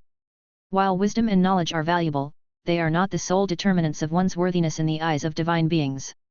Therefore, not doing your homework shouldn't be viewed as a legitimate reason to avoid a blessing or, conversely, to evade a curse." As Morris's words settled in, the room seemed to grow quiet, leaving Shirley to mull over this new information. The notion that wisdom was more complex than just academic knowledge was slowly sinking in, making her previous enthusiasm about dodging homework feel rather trivial in comparison. Chapter 458, The Risk of Being Watched by a God. Morris delved into an intricate discussion about the intricate criteria the God of Wisdom employs to bestow blessings. Many people might assume that the followers of this deity are confined to erudite scholars or eccentric prodigies excelling in specific domains. While there's some truth to this perception, since most devotees of the God of Wisdom exhibit qualities of being learned and intelligent, this isn't an absolute rule. Seated near the captain's cabin door, Morris passionately elucidated these nuances, seemingly oblivious to the subtle expressions Shirley displayed beside him. His earnestness in conveying this information was evident. Morris began by clarifying that receiving favor from the God of Wisdom doesn't necessarily hinge on possessing an extensive pool of knowledge. He cited the example of Dog, a fast learner whose academic achievements fell short when compared to the official adherents who had successfully passed the rigorous three-part church examination. Nonetheless, Dog garnered attention from Lehem, the God of Wisdom. In various other city-states, countless followers, and even subsequently renowned saints, had received divine revelations prior to mastering profound knowledge. Morris recounted the tale of Saint Calfraud, a scholar from over 2 centuries ago. At the tender age of 16, Calfraud, a dock laborer who couldn't even read, received a divine revelation. This encounter became the catalyst for his eventual access to knowledge through books. Contrastingly, Morris shared the story of a renowned scholar from the city-state of Mach who fervently sought Lehem's favor throughout his lifetime. Despite excelling in nearly all examination projects at the Academy of Truth, he never experienced Lehem's divine glory before his demise. Posthumously, the Academy of Truth honored him with the title of a saint. Such situations weren't isolated incidents. Duncan, his chin resting thoughtfully on his hand, interjected, suggesting that the admission criteria of the God of Wisdom seemed capricious. Morris responded, contesting the notion of capriciousness. He emphasized that the examples he provided were merely minor cases. If not, the Academy of Truth wouldn't rely on a standardized examination as an effective means of screening followers. Instead, Morris explained the gods possessed inscrutable standards for evaluating the world. Over millennia, mortals had managed to deduce only a few guiding principles from these enigmatic standards. Duncan pondered Morris's explanations, contemplating his personal thoughts on the matter. While the old man's elucidation and examples seemed sound, Duncan found himself wrestling with Morris's final conclusion.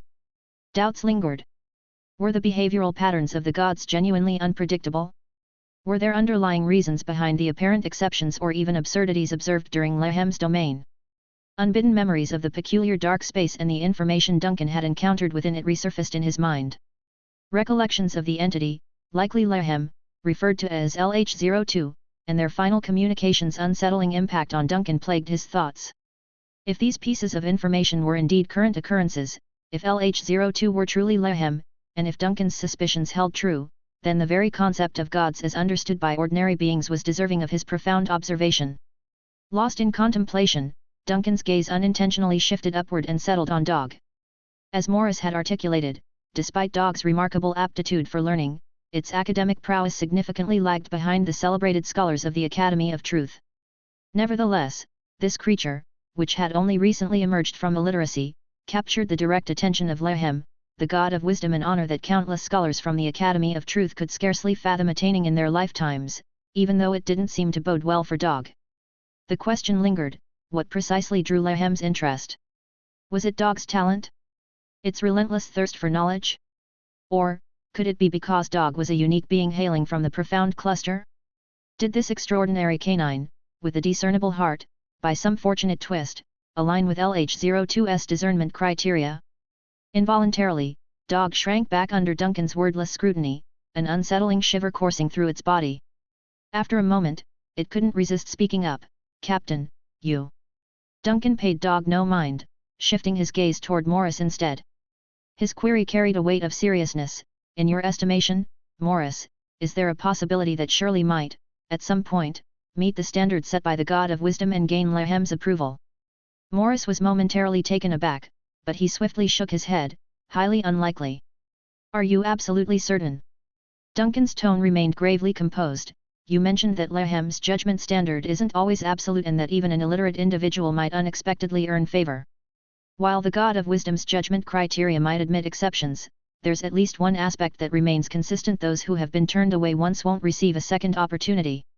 Though there are scarce instances of explicit rejections by the God of wisdom in history. Morris paused, glancing at Shirley. At the very least, when Dog was on the brink of being claimed, Shirley managed to pull him back from the precipice through her own capabilities. This is the most evident form of rejection I can conceive the God of wisdom exhibiting toward a mortal. Duncan cast a complex gaze at Shirley. She appeared somewhat perplexed, her gaze darting around before she eventually asked, "So, what does that mean?" "It means you still have responsibilities to fulfill," Duncan swiftly responded, his words carrying a resolute tone. "Don't assume that preventing Dog's revelation can serve as an excuse to evade your studies." Shirley's expression dimmed immediately. Her thoughts raced, and she retorted more quickly than usual, "You guys have already determined that I'm not cut out for learning. Even the God of wisdom explicitly indicated that my intellect is of no interest. In this world, over 90% of individuals never gain the chance to enter the Academy of Truth. 60% merely sit for the exams to secure a graduation certificate. Nearly 100% of people will never attain sainthood or find themselves under Lehem's gaze in their lifetime." Duncan gazed intently into Shirley's eyes, his expression mirroring his earnest tone. "Did you think that when I initially decided to teach you to read and write, it was with the intention of transforming you into a distinguished scholar like Morris?" Taken aback by Duncan's earnest demeanor, Shirley's mouth opened and closed a few times, but no words emerged. After a moment, she slowly lowered her gaze. I understand. I'm sorry, I was being stubborn. It's all right, in my eyes, you're still a child.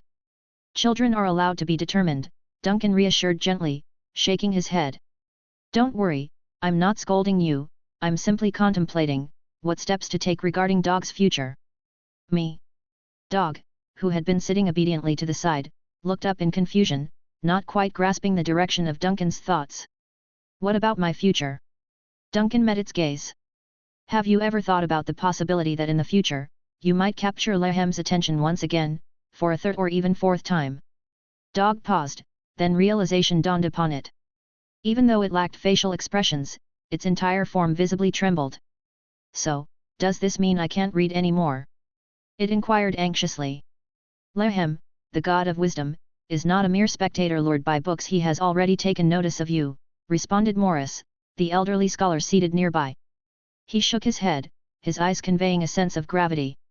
"I cannot pretend to fathom his intentions, but since he has shown interest in you before, it's hard to guarantee that he won't seek you out again.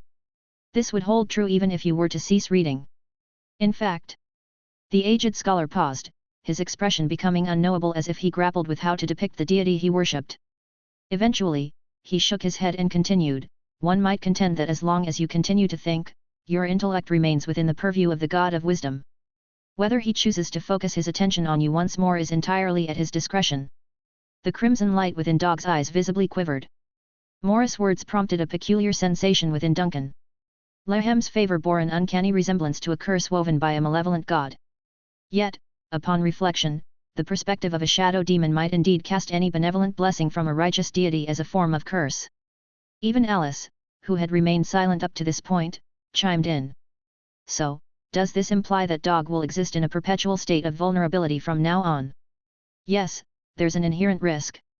However, as long as the connection between Dog and Shirley remains, it may not necessarily result in dire consequences." Duncan shook his head. "Considering what Dog has described and my conjecture, it's likely that Lehem harbors no malice.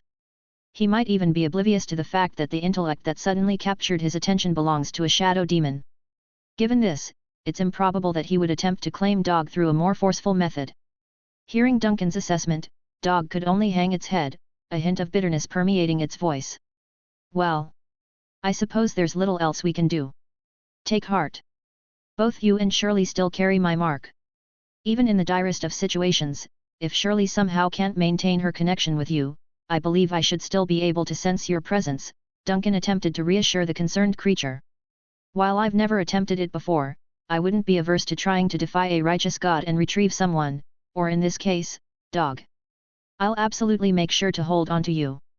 Shirley interjected promptly, thumping her chest as she brandished the symbiotic chain she held in her hand. "You can count on me, Dog. After all, I've been directly rebuffed by the God of wisdom. I'm the ideal anchor." Dog was on the verge of being touched by Duncan's words when Shirley's self-assured and proud demeanor caught him off guard.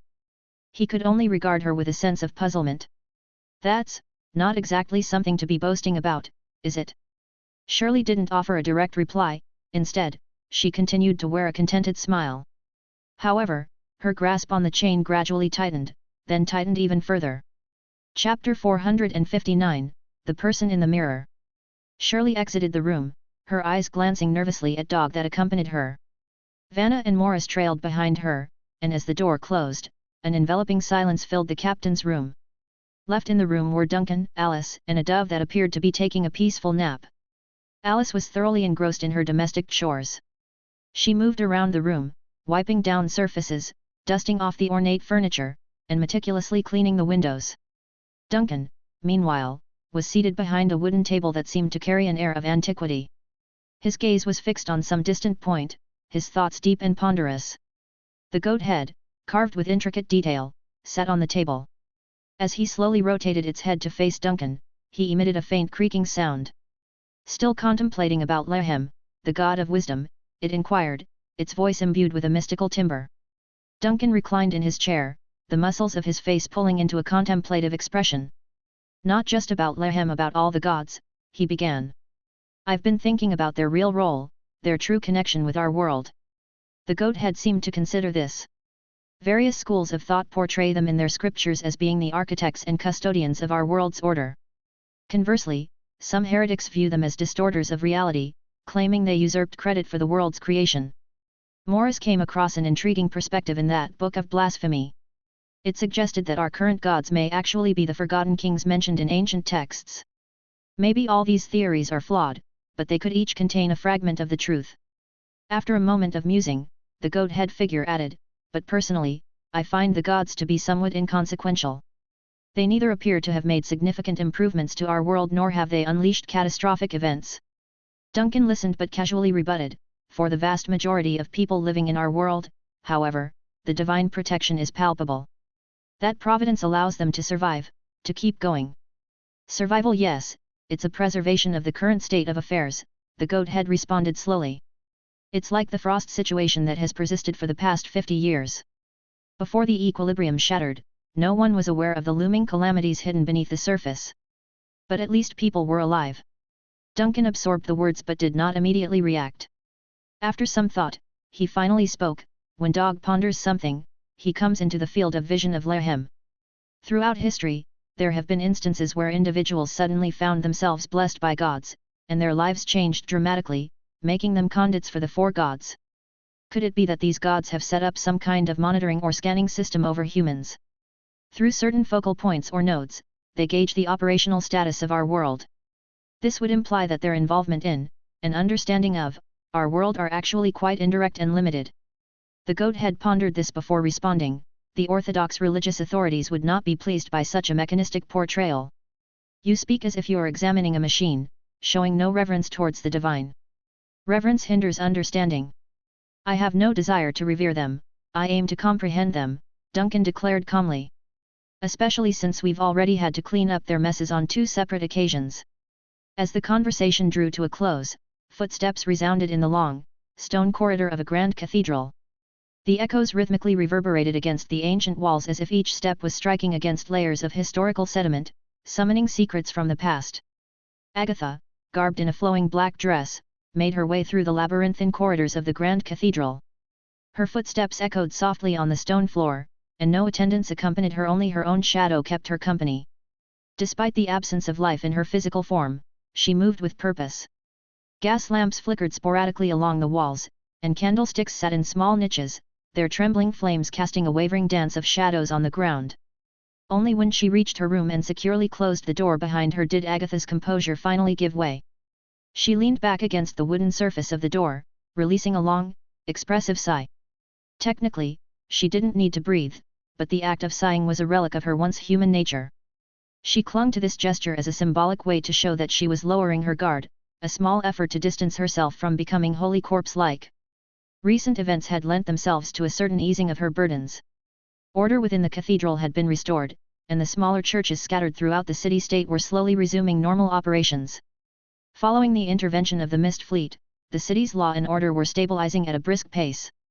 While there remained a chaotic distribution of resources and the messy aftermath of victims to deal with, the situation was improving. The Mist Fleet had managed to bring in an influx of professionals skilled in administrative management and local governance. Placed in strategic roles within City Hall, these individuals were quickly adapting and beginning to alleviate the severe manpower shortages that had plagued various departments. Additionally, efforts to introduce Admiral Tyrion Abnamar, the man slated to be the new governor, were underway. Plans for the amalgamation of the city-state's remaining naval force and the Mist Fleet were also in the initial stages. Although the new governor had not officially assumed his duties, his influence was rapidly spreading throughout the city. In a past life, such rapid transformations would have been Frost's worst nightmare, but in its present state, these were positive developments. Agatha felt she could finally afford a slight moment of respite. A corpse might not suffer from physical fatigue, but her spirit still craved a break. Remaining against the door for a few more minutes, she finally shook her head as if to dispel her musings. She then walked toward her dressing table and settled into the chair. As she glanced into the mirror, her reflection stared back at her. Suddenly, an unsettling feeling washed over her, the unmistakable sensation of being watched. Her eyes darted around the room, but no other presence was there, nor did she sense any unfamiliar energies. But that eerie feeling was not imagined. The blind priestess raised her head, her eyes veiled behind a cover, attuned to every minute sound and shift in the air that filled the room. Her gaze seemed to scan every corner, eventually resting on the mirror before her. She knew something was amiss, but what it was remained tantalizingly elusive. The room's inanimate furnishings loomed like shadowy figures in her limited vision, each one exuding an atmosphere of coldness as if tombstones surrounded her in a graveyard. Then, in an instant, the uneasy sensation of being watched evaporated. In the mirror, the figure's eyes seemed to have diverted their gaze. Agatha, who was perched in front of the dressing table, hesitated. Sensing something unusual, she cautiously extended her arm towards the mirror. As her fingers made contact, she was met with the cold, unyielding surface of the glass. The figure in the mirror mimicked her actions after a moment that felt like an eternity, cautiously raising its arm and extending its fingers towards Agatha's. As their fingertips seemingly met, an unexpected touch of warmth flitted through the cold sensation. In that brief moment, Agatha's disordered, dark field of vision was penetrated by new patterns of light and shadow. A delicate, glowing outline suddenly materialized within the otherwise inert mirror. Both versions of Agatha remained silent, facing each other through the looking glass. A palpable quietude enveloped the room. Finally, the Agatha in the room broke the stillness. "Are you there?" Her voice was tinged with a cautious curiosity. "Yes," came a voice that seemed to bypass the air, transmitting directly into her thoughts. "I'm here." When did you appear?" "From the moment you received that key," the voice in her head calmly responded, "I was there." Agatha took a moment to process this. The sensation was uncanny. While she knew that the voice in her mind was unmistakably her own, laden with the subtle emotions she would expect from her own speech, she also sensed that she was engaging in dialogue with a separate entity. This was neither a figment of her imagination nor a manifestation of dissociative identity disorder, it was something else entirely. Incredible, the reflection in the mirror echoed her thoughts. One might think this resembles symptoms of dissociative identity disorder, but we both know that's not the case. Even the city-state's most skilled psychiatrists would be baffled by this situation, Agatha mused. Let's not add to the city-state's psychiatrists' woes. They have enough challenges as it is. Agatha raised a hand to massage her temples. The experience of speaking to what appeared to be an other self was disorienting. Throughout their exchange, she battled an unsettling illusion, a growing inability to distinguish which version of herself was the real one. Although she was not experiencing actual cognitive dissonance, she felt compelled to pause and collect her thoughts. After a moment, she raised her head to meet her reflection's gaze through the mirror. "That key, did it serve as a vessel for your soul? And then use that connection to transfer you into my..." She hesitated, grappling for the right words to articulate her current state. The entity that mirrored her so closely, was it a figment of her imagination, a projection of her own thoughts, or perhaps something even more tangible? Both were left pondering this enigma, each equally unsure of the boundaries of their mysterious, interconnected existence. "I'm not sure," the voice inside Agatha's head admitted. "I have no idea if I possess a soul or any understanding of how this process works. I'm equally unclear on how that key was instrumental in making all of this happen. For a long time, my consciousness was shrouded in turmoil, it's only in the last couple of days that I've regained some semblance of clarity." The voice paused briefly, as if sorting through incomplete fragments of understanding, before adding, "As far as I can ascertain, the key appears to have the unique capacity to store and transfer memories. But as for the intricacies and the full scope of its abilities, only the Frost Queen herself might be privy to such knowledge." "The Frost Queen," Agatha echoed softly, almost as though she were speaking to the air. "It seems I must bring this to the captain's attention. But shouldn't our first course of action be to report this to the Supreme Death Cathedral?" the mirrored Agatha gently reminded her. The Agatha seated at the dressing table appeared momentarily surprised, her facial expression undergoing a subtle shift. She hesitated for a beat before responding, "You have a point. However, the Death Cathedral is currently situated at the farthest reaches of civilization, navigating uncharted waters. They might not be in a position to concern themselves with what they could consider personal matters."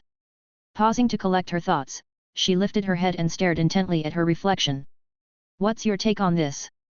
The mirrored Agatha took a moment to think, both sides seemingly connected by a stream of shared thought, their mental and emotional states resonating in the reflective surface that separated them.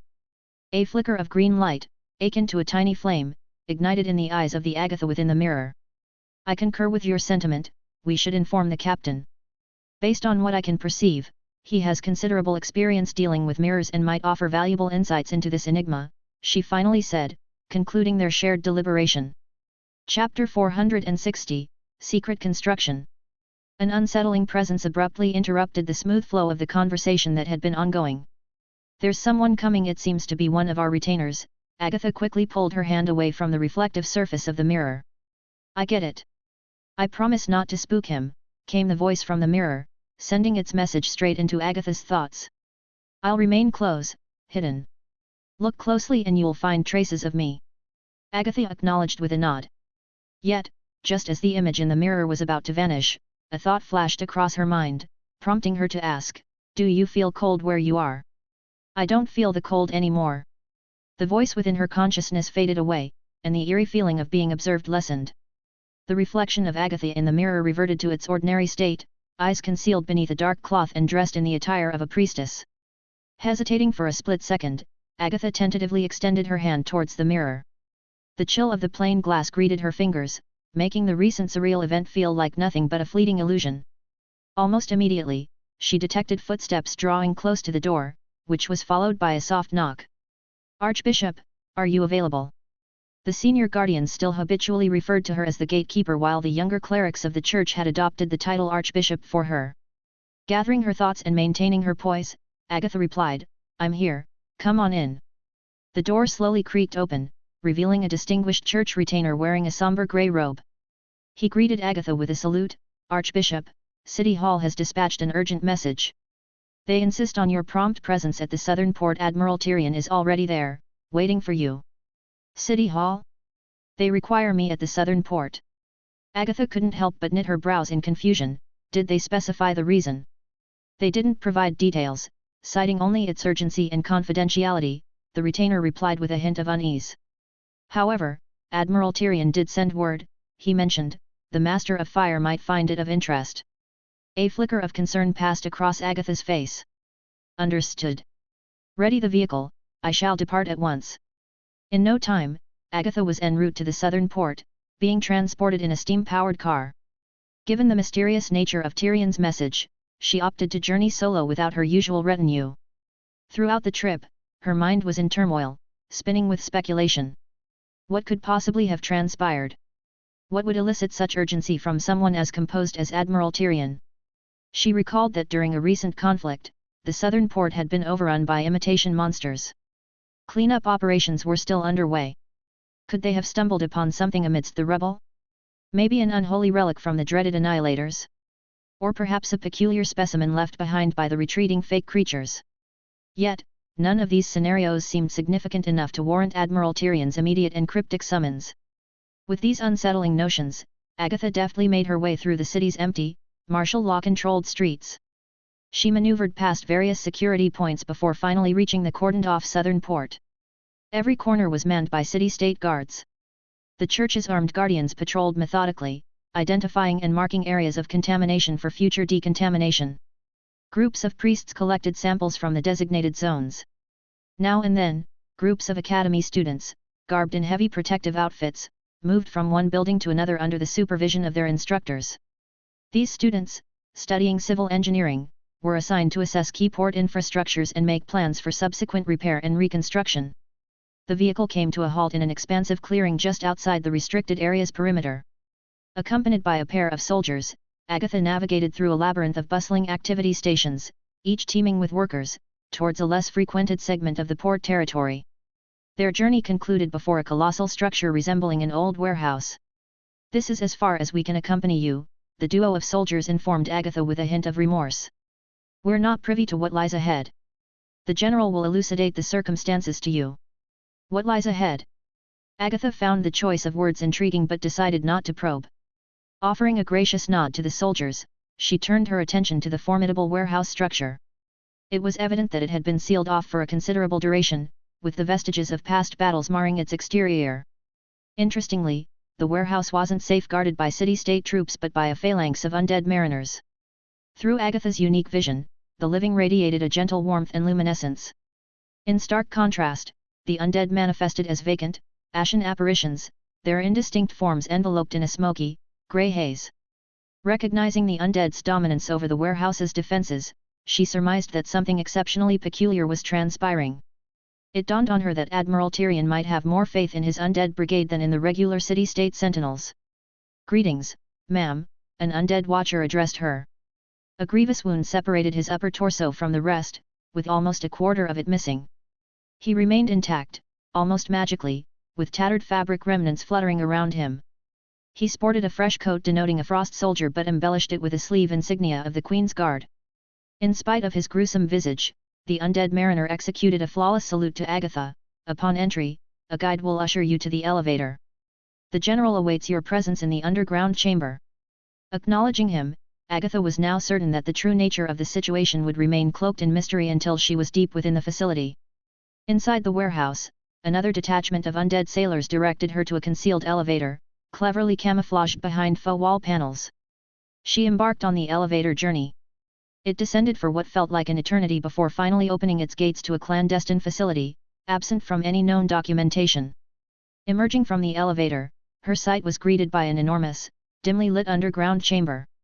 The remnants of the faux invasion sludge littered the floor. Undead sailors industriously cleared the debris, and in the chamber's depths stood a towering individual guarding a massive entryway. It was none other than Admiral Tyrion, the newly appointed ruler of Frost. Without hesitation, Agatha advanced towards him. "Ah, Ms. Agatha, your presence is most anticipated," Tyrion extended his greetings. "I half expected you to live up to the tales, making a grand entrance from the city's heart, soaring here on the currents of the wind." The corners of Agatha's lips quirked up slightly, revealing a hint of amusement. "I might command the grey wind, but even I wouldn't venture across such vast distances," she remarked coolly. However, her casual demeanor was briefly disrupted when her attention snapped to the massive door looming behind Tyrion. "What's the purpose of this underground hideaway? Why establish such a place in the South Port?" Tyrion raised an eyebrow, a wry smile playing on his lips.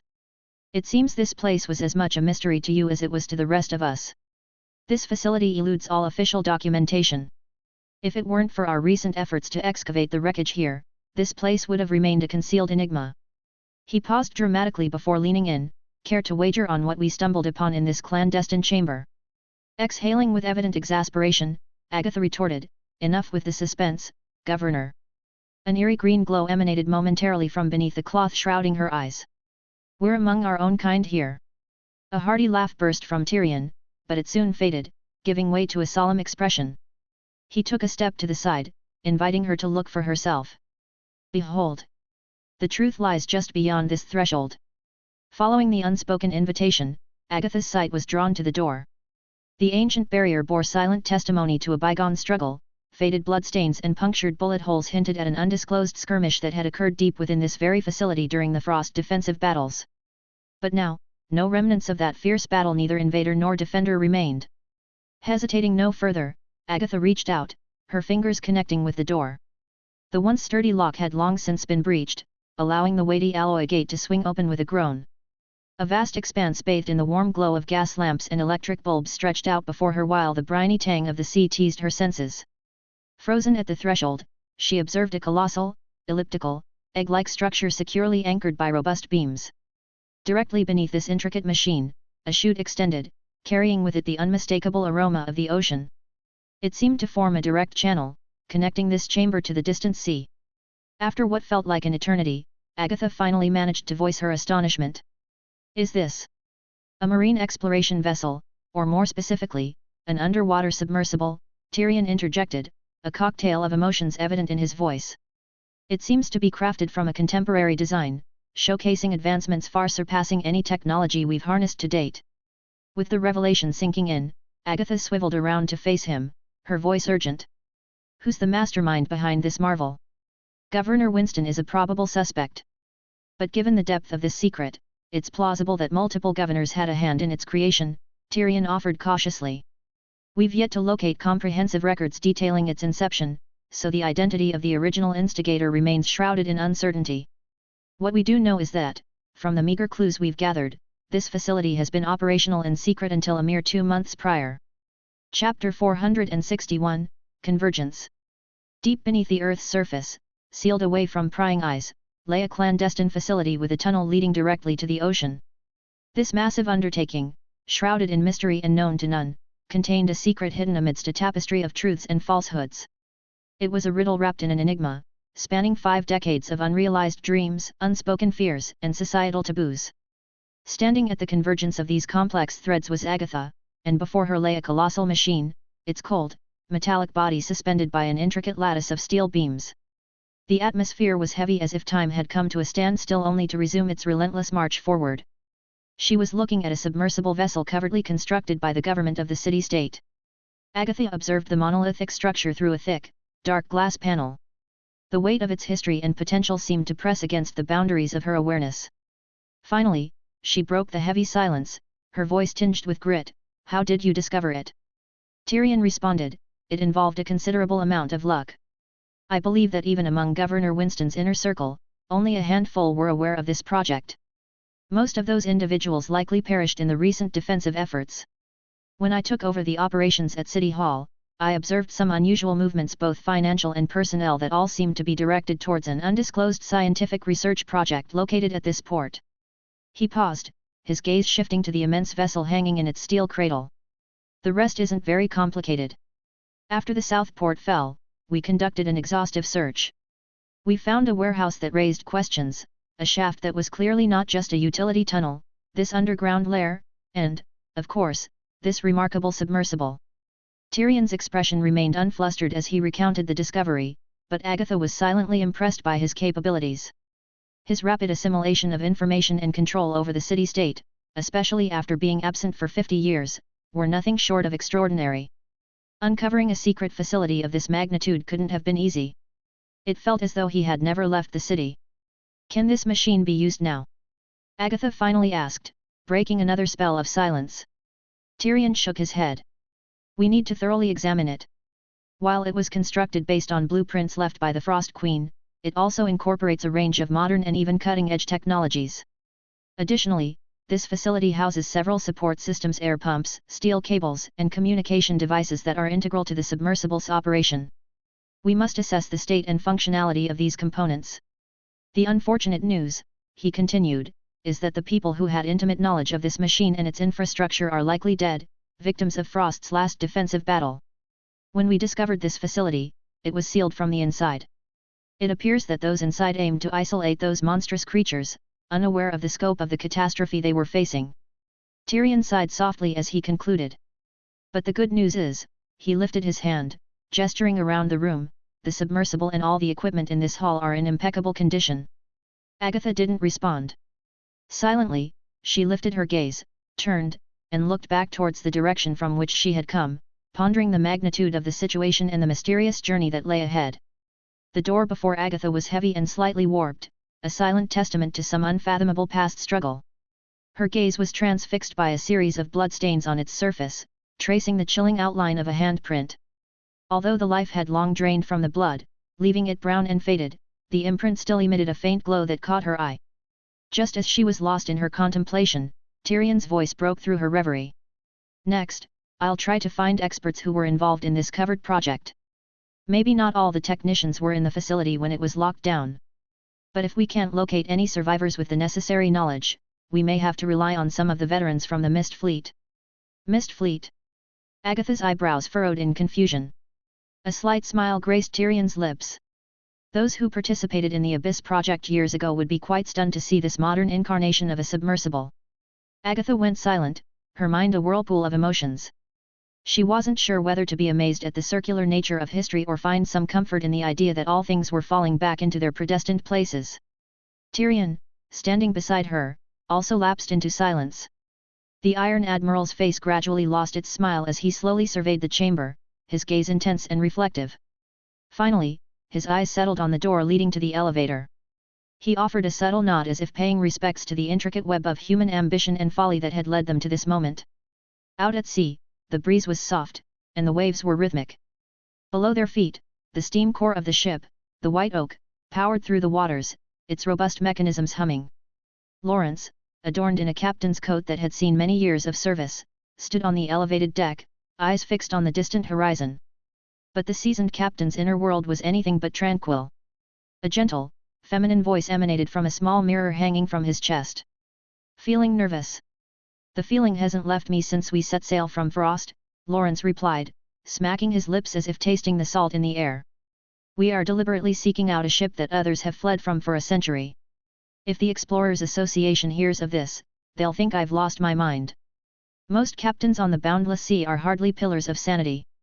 You'll simply be the most legendary among a fleet of madmen." Martha's voice came through the mirror, tinged with a teasing laughter. "Doesn't that thought give you a sense of encouragement?" Lawrence sighed. "If you tell a man who is about to be hanged that his noose is the most exquisite of all ropes, even suggesting to tie it into a bough for him, do you think that would bring him any comfort?" Just as Martha opened her mouth to speak, another voice, hoarse and unrefined, suddenly interrupted from the nearby flagpole. "Oh, sure thing. As long as the noose does its job, I don't give a damn if you tie it into a bough, or even bedazzle it for all I care." The moment was broken, but the air was still thick with unspoken thoughts and emotions as the ship cut through the waters, each person aboard grappling with their own unique blend of anticipation and dread. A faint twitch crossed Lawrence's lips as he turned to identify the source of the crass interjection. Perched high atop the ship's flagpole, Anomaly 077 dangled by a noose. As the ship swayed in the ocean's rhythm, he swung to and fro, a grotesque spectacle against the backdrop of the open sea. "Have you no plans to come down?" Lawrence's voice dripped with exasperation as he gazed at the desiccated corpse clinging to the flagpole. "You've been up there an entire day. What if the noose starts working all of a sudden?" "I was just starting to feel drowsy," the corpse retorted, its voice tinged with a bizarre levity. "You said I could choose my own sleeping spot, remember?" "I recall saying you could select a resting place that wouldn't disturb others," Lawrence shot back, fixing the corpse with a stern glare. "I didn't think that meant you'd be hanging from the ship's flagpole. Your sealing method has clearly failed you. Your only recourse now is to report to the Vanished." At this, the corpse emitted an exaggerated wail as if Lawrence had stripped it of its last sliver of dignity. Ignoring the dramatic lament, Lawrence leaned down to speak into the small mirror hanging from his chest. "Do you think things will go smoothly?" "Why ask me?" Martha's voice emanated from the mirror. "Because your intuition has always been remarkably accurate. You're the one who's chosen our departure times in the past, aren't you? Do you even remember that?" Martha's voice held a note of surprise, quickly replaced by a soft laugh. "Don't worry excessively. You've already accepted your fate as a member of the Vanished Fleet. This isn't your first run-in with that ominous ship." "True, but the nerves haven't dissipated," Lawrence sighed, adjusting his collar reflexively. "Besides, my last encounter with that ship is a haunting memory, a nightmare I'd rather forget. Don't fret too much. At least this time, the Vanished won't be aiming directly for you." Before Martha could finish her sentence, an ear-piercing screech cut her off. In the next instant, an eerie green flame encircled the White Oak. Accompanied by a thunderous roar from the engines, the ship lurched violently, veering off course due to an abrupt rudder movement. The once calm sea transformed dramatically. Countless horrifying, ink-black tendrils emerged on the water's cerulean surface, snaking like twisted strands of hair. The sky, too, changed as sunlight vanished, supplanted by a dense cascade of ominous clouds and fog. The azure ocean turned into a dark, sullied mess, as if defiled by the black tendrils. Anomaly 077, still hanging from the flagpole, let out a high-pitched scream. Amidst the corpse's unsettling wails and the crew's alarmed shouts, Lawrence knew, they were being pulled into the spirit realm. With a deafening roar and a surge of monstrous waves, a towering silhouette of a ship burst through the thick, shrouding fog ahead, completely engulfed in infernal flames. The vanished had arrived. Like a molten cliff, its looming form surged closer, threatening to consume them all. The shrill, panicked scream of Anomaly 077 reverberated over the turbulent sea. "It's coming, it's coming. Damn it, it's still charging at us. I've had enough. I want to go home. Get me down from here. I want to go home, do you hear me?" Just as the words escaped his lips, the flaming bow of the vanished ground to an astonishingly abrupt halt. It stopped a mere half-meter from the White Oak's side as though restrained by some unseen force. Lawrence, standing petrified on the bow of his ship, struggled to find his footing in reality. When he finally did, he looked up at the immense, burning apparition of a ship towering over him. For a fleeting moment, the line between past terror and present reality blurred, plunging him back into a vividly remembered nightmare. The vanished had returned. Emerging into Lawrence's line of sight was a tall, commanding figure, Duncan Abnamar, the eternal master of the vanished. He stood high on the deck of his ghost ship, looking down upon the scene with what Lawrence could only imagine was a mixture of curiosity and authority. This marked Lawrence's second face-to-face encounter with the mythical being, an experience so few lived to recount. Then Duncan Abnamar's voice boomed, resonant and as authoritative as a crack of thunder ripping through the sky. "Lawrence, what on earth is happening with your ship?" The words rang out, heavy with gravitas, filling the air with a tension that felt almost corporeal. For a moment, everyone and everything seemed to hold its breath as if waiting for Lawrence's answer to determine the fate of both ships and all their inhabitants. Chapter 462, The First Step Towards Harmonious Relationships. A swirling vortex of fire spontaneously grew on the deck, illuminating the area. From this luminous portal emerged the master of the vanished fleet. He stood tall and regal, his form shrouded in ethereal flames. His eyes glowed as intensely as burning torches, serving as a stark reminder of the terror of the boundless sea. Wherever he looked, it felt as if every flame on earth intensified and danced to his command. Following closely behind this imposing figure was a refined woman donning a rich purple dress. Her silver hair cascaded to her waist, and her stunning, albeit slightly pallid, face added to her mystique. She treaded lightly behind Captain Duncan, exuding an aura of mystery and grace reminiscent of a devoted attendant. Lawrence's heartbeat raced, and his anxiety peaked. He keenly observed as Duncan advanced toward him. With every step the captain took, the otherworldly flames surrounding him seemed to pulsate and surge. Only when Duncan finally paused on the deck did Lawrence muster the courage to bow respectfully and greet him, "Captain." Surveying the vessel with a discerning eye, Duncan commented, "Your ship isn't too shabby." He recalled encountering this exploration ship in the past, and the memories of their intertwined fates resurfaced. A sense of wonder blossomed within him. For, in essence, this marked the maiden voyage of his true form stepping onto foreign decks outside the vanished fleet. Prior to boarding the White Oak, Duncan had reservations, questioning whether his departure from the vanished would instigate any unexpected shifts. After all, strolling through the city-state as a mere projection of himself and departing his fleet in his actual form were vastly distinct endeavors. But his current venture proved his apprehensions baseless, at least within the confines of the vanished fleet. There were no complications due to his absence. A wave of confusion gripped Lawrence. Unsure if Captain Duncan's remark was praise or critique, he responded somewhat sheepishly, "I hope it meets your approval." Chuckling at Lawrence's discomfort, Duncan said, "Relax. Remember, we've met before." Seeing Lawrence's familiar nervousness, a response he had witnessed countless times in the past, Duncan tried to ease the tension. "Just envision me as a veteran explorer you might bump into at the Explorers Association." Duncan then appraised Lawrence's uniform, particularly noting the emblem of the Explorers Association on his collar. With a reminiscent smile, he remarked, "Decades ago, I too was a zealous adventurer. Alas, my insignia from those days was misplaced in subspace." Lawrence, taken by surprise, dared to meet the captain's gaze. His anxiety gradually ebbed, and his thought process regained its pace. An epiphany struck him: the daunting subspace spectre before him was stating facts. A century prior, Duncan Abnamar was not only an esteemed member of the Explorers Association but also one of its most renowned members. Upon reflection, the Explorers Association hadn't officially expelled this spectral captain, for no one had ever contemplated the necessity of revoking the membership of a subspace shadow. Duncan observed Lawrence's internal turmoil but chose not to dwell on it. Once he saw that Lawrence had somewhat settled, Duncan initiated a light-hearted conversation as if they were discussing mundane topics, inquiring, "So, how was your voyage getting here?" Attempting to seem composed, Lawrence replied, "It was smooth, actually. We embarked from Frost's East Port, then journeyed past the barricade established by the Mist Fleet in the vast ocean. They even guided us further." Duncan, nodding in acknowledgement, mentioned, "Yes, I gave instructions to Tyrion. The Mist Fleet won't pose any threats to you." His gaze then shifted to the flagpole, where he spotted a peculiar sight. "Is that anomaly 077 dangling there?" Swallowing hard, Lawrence responded, "Yes, that's him." Raising an eyebrow, Duncan asked, "What did he do to deserve that? Why is he suspended from the flagpole?" There was a pause as Lawrence gathered his thoughts, finally explaining with a forced chuckle, "He chose to hang himself there, believing it would help him return to his dormant state. Clearly, it hasn't had the desired effect." Duncan, bemused, murmured, "Every humanoid anomaly I come across seems to have their quirks."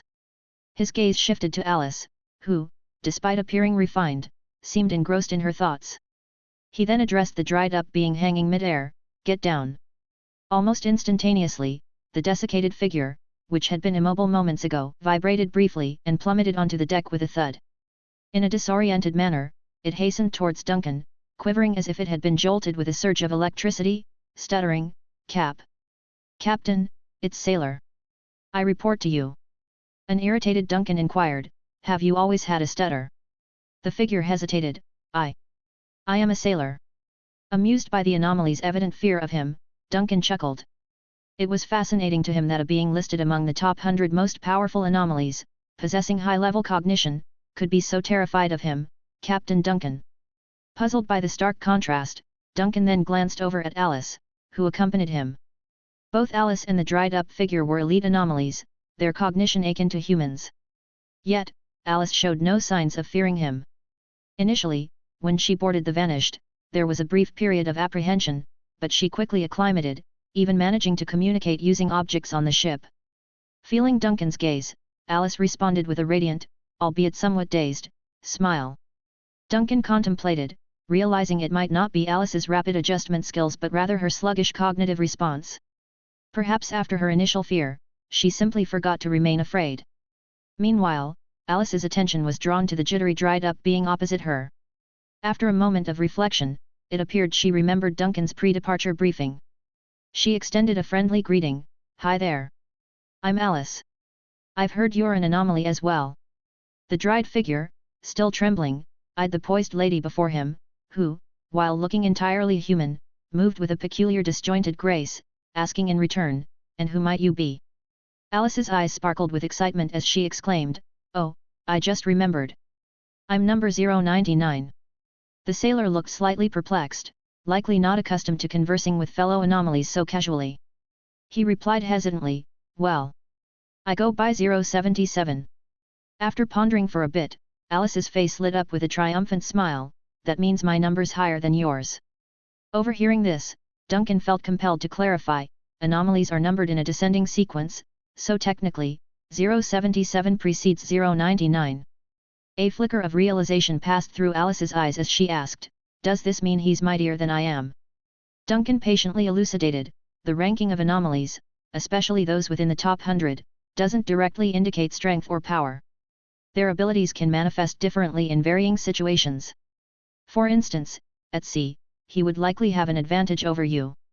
On land, however, your powers could surpass his."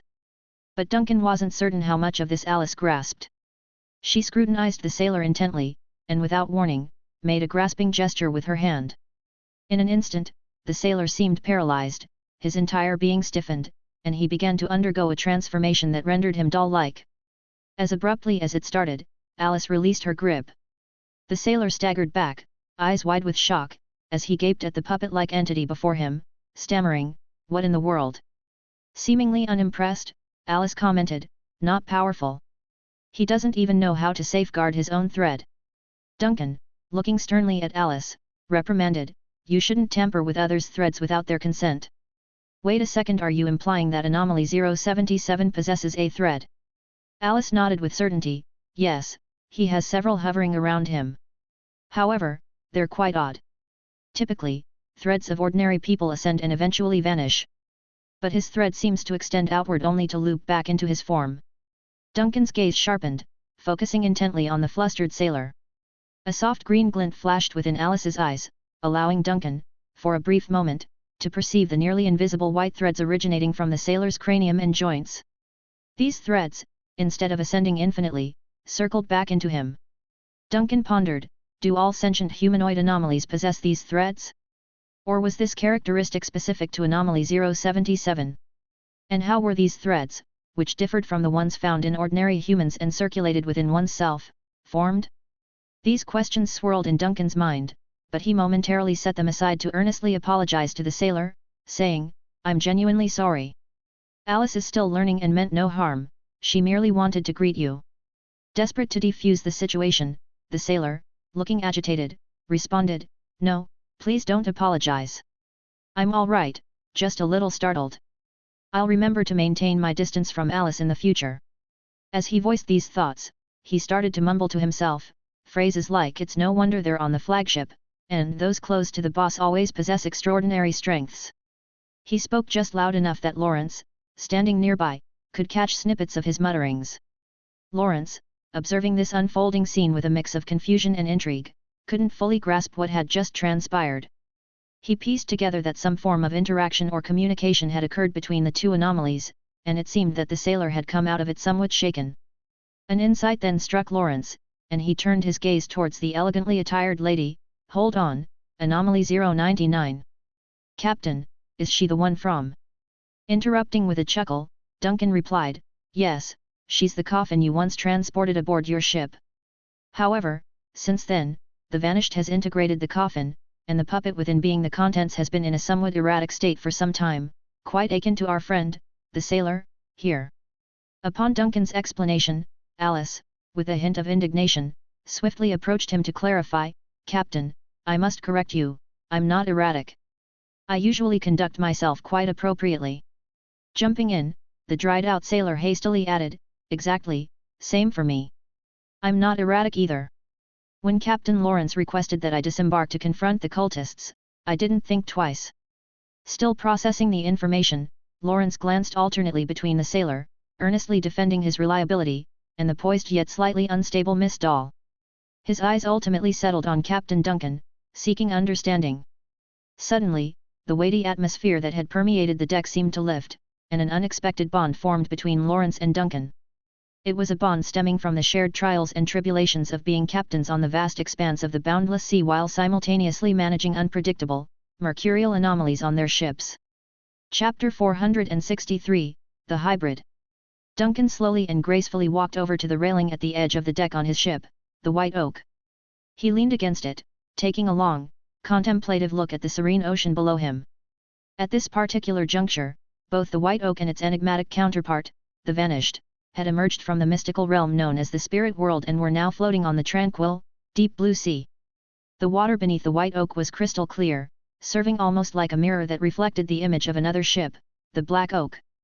This shadowy reflection was shrouded in a misty aura, and from deep within its dark silhouette, a few lights flickered to life, glowing softly but noticeably.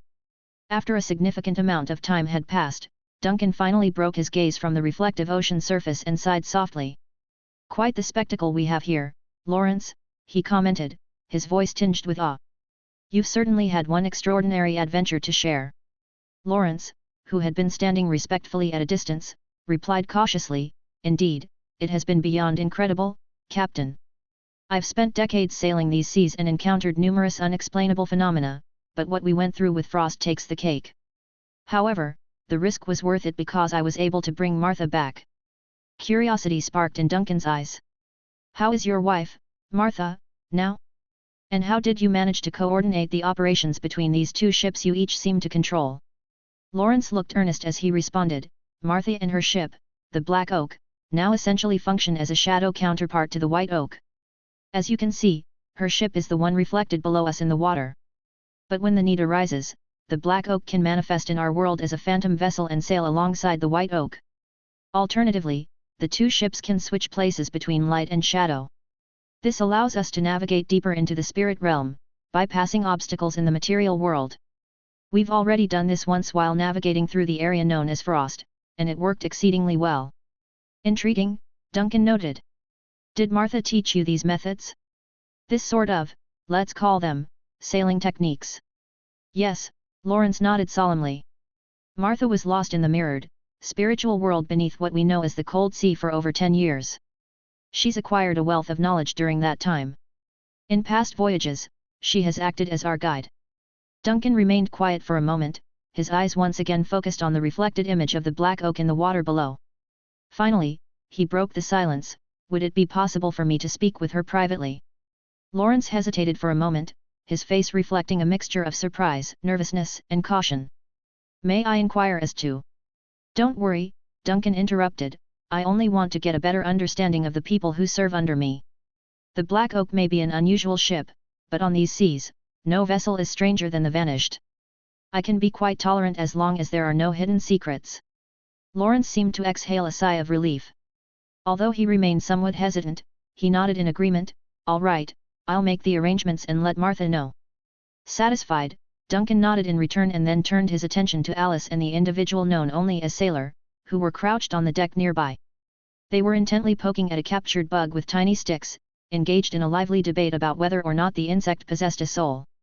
Alice was skeptical that the bug possessed a soul, mainly because she couldn't see any ethereal threads attached to it, which, to her, indicated the absence of a soul. Meanwhile, the sailor was convinced otherwise. He passionately argued that he had observed bugs in Bartok's mystical garden that indeed had souls. He even ventured a whimsical hypothesis about little gatekeepers, tiny beings the size of bugs who were tasked with guiding the souls of deceased mosquitoes from the mortal world to their final resting place. These gatekeepers were especially busy during the summer months, he claimed, particularly pestering the souls of those who had passed away in June and July. Both were visibly surprised by the audacity and creativity of each other's arguments, almost as if each considered the other to be bluffing. To Duncan, who was silently observing this odd interaction, the entire spectacle resembled a contest between two individuals playfully competing to outdo each other in absurdity. Watching them for too long could almost make a bystander feel as if their own intelligence was being compromised by the sheer foolishness of the discussion. Standing next to Duncan, Lawrence was equally silent and bemused by the scene. After a while, Duncan simply shook his head and said, "Let them play." Lawrence chuckled softly. "I agree. It's a better use of their time than howling at the flagpole as they were doing earlier." Soon after, Lawrence had a secluded room prepared on the white oak. The room's centerpiece was a large, ornate mirror. Once everyone else had left, Duncan turned to face the imposing mirror. "I need to speak with you," he announced, directing his words at the reflective surface. Almost instantaneously, the mirror's surface turned pitch black, as though consumed by a dark, flowing liquid. Out of this abyss emerged a silhouette, which gradually solidified into a woman. She wore a white shirt, brown vest, and pants.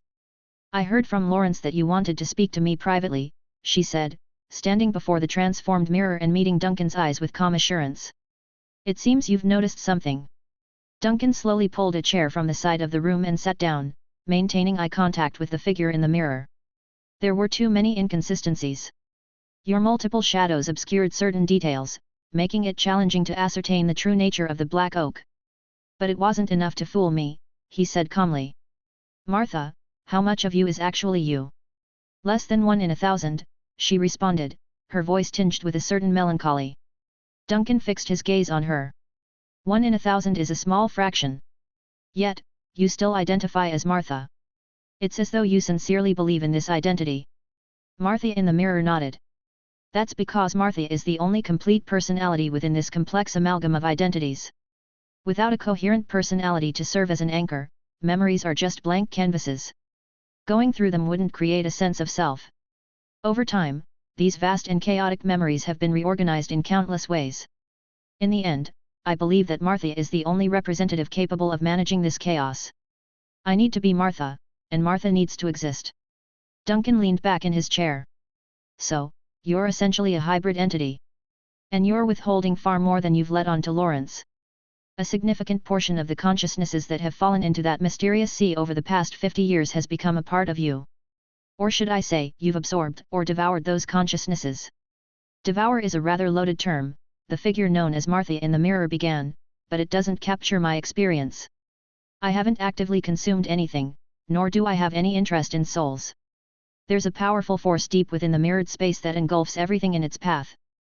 The memories that constitute me are merely the vestiges, the residual fragments that survived this overwhelming force.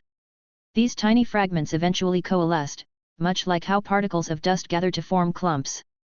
Martha didn't exist prior to this aggregation, she's merely a spectral entity that arose from these fragments, somewhat belatedly assuming the role of stewardship or caretaker over them. Duncan furrowed his brows, contemplating her words.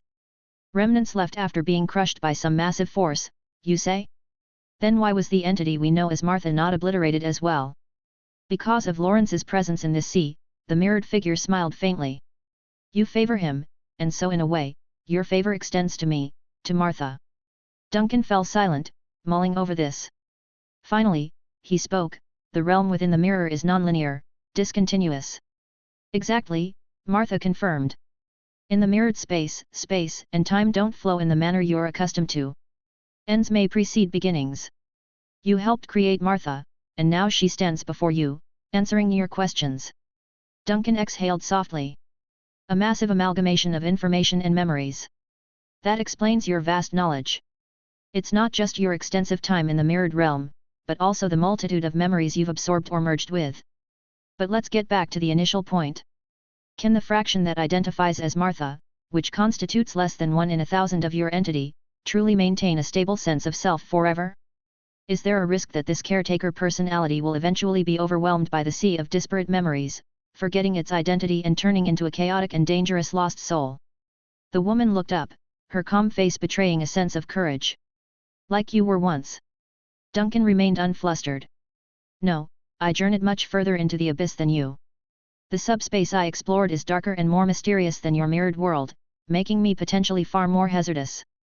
Hence, I understand the catastrophic potential of a lost soul running amok, even one less volatile than I was.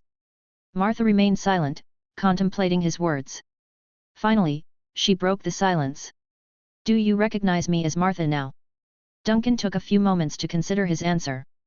Martha was a minuscule part of this multifaceted hybrid, but for the personality that identifies as Martha, this complex entity was her entire world. Her existence and self-awareness were not in doubt, even if her future stability was questionable. His mind briefly wandered, envisioning a tranquil scene, a gentle sea breeze, the rhythmic ebb and flow of calm waves.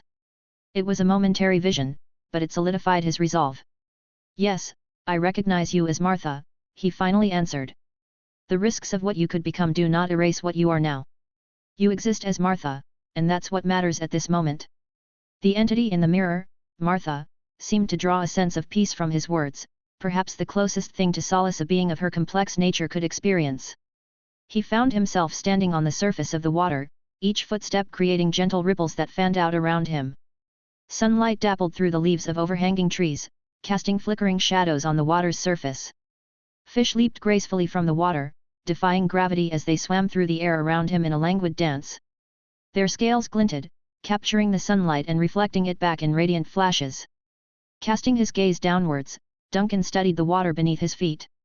At first glance, it appeared clear, almost glass-like in its transparency. But a deeper look revealed that the clarity was deceptive, a mere surface illusion. Beneath lay depths shrouded in mist and murkiness, so indistinct and inscrutable that he could barely make out anything below. Just then, more aquatic creatures broke the surface of the water, ascending into the air and joining the circling school of fish. They were remarkably similar to the fish he had dreamt of during his very first fishing trip as a child, a dream that seemed both a lifetime ago and strangely immediate. Duncan's eyes abruptly refocused, shifting from the vivid mental tableau back to the room's reality. The mirror in front of him held a shadow, a swirling mass of darkness that seemed to writhe in anticipation as if awaiting his final verdict. Miss Martha, Duncan eventually spoke, shattering the lingering silence, welcome to the vanished fleet. In response, the chaotic, formless shadow that filled the mirror abruptly contracted. It once again assumed the shape of Martha, the female adventurer garbed in a white shirt, brown vest, and pants. The turbulent darkness that had been roiling behind her seemed to settle as if pacified. Meanwhile, on the deck of the White Oak, Lawrence found himself perplexed. He had been overseeing Alice, the puppet-like figure and the mummy they called Sailor, who were engrossed in an odd experiment with a bug. Glancing down at himself, he noticed the restless, green, ghostly flames that had been haphazardly flickering around him for the past 3 days were now receding. His spectral form, which he had been unable to fully control, seemed to stabilize. It was as if the spectral flames, which had been frequently activated without his intent, had finally found a state of equilibrium, becoming a controllable part of his being. The consistent trigger or stimulus, which had been causing the flames to activate involuntarily, seemed to have inexplicably vanished. Control. Lawrence murmured to himself, his brow furrowed in confusion yet tinged with a new sense of possibility. Chapter 464, The Future of the White Oak. In Duncan's perspective, what was once a tumultuous sea of dark shadows within the mirror had once more taken the form of a confident female explorer. As he observed, the erratic movements of the shadows deep within the mirror settled, and there was a peaceful moment of stillness. For a long while, Duncan remained silent, simply taking in the unfolding scene. Within the reflection, once the woman, Martha, had fully formed, she remained still, reminiscent of the dramatic pause before a film started. A few seconds passed, and then vitality surged back into her features. She looked down at herself, a hint of bewilderment evident, before slowly lifting her gaze. What did you do to me?" she inquired. Duncan, roused from his thoughts, shook his head gently. "Not much, just offered you a welcome." Taking a moment to form his words, he then posed a question: "If you decide to stay as Martha permanently, will you ever reveal the truth to Lawrence?" Martha hesitated for a beat. "He might be aware," she began slowly. "I've subtly mentioned to him that my identity mainly stems from Martha, but it's also pieced together from his own recollections. Knowing Lawrence's keen insights and his extensive exposure to the mystical, and considering the vast amount of information I've inadvertently shared, he might deduce that if Martha can encompass one memory, she can certainly contain countless more. I mean..." She halted, a nuanced smile gracing her lips. "In this mirror city, I did seem unusually knowledgeable." "And his reaction?"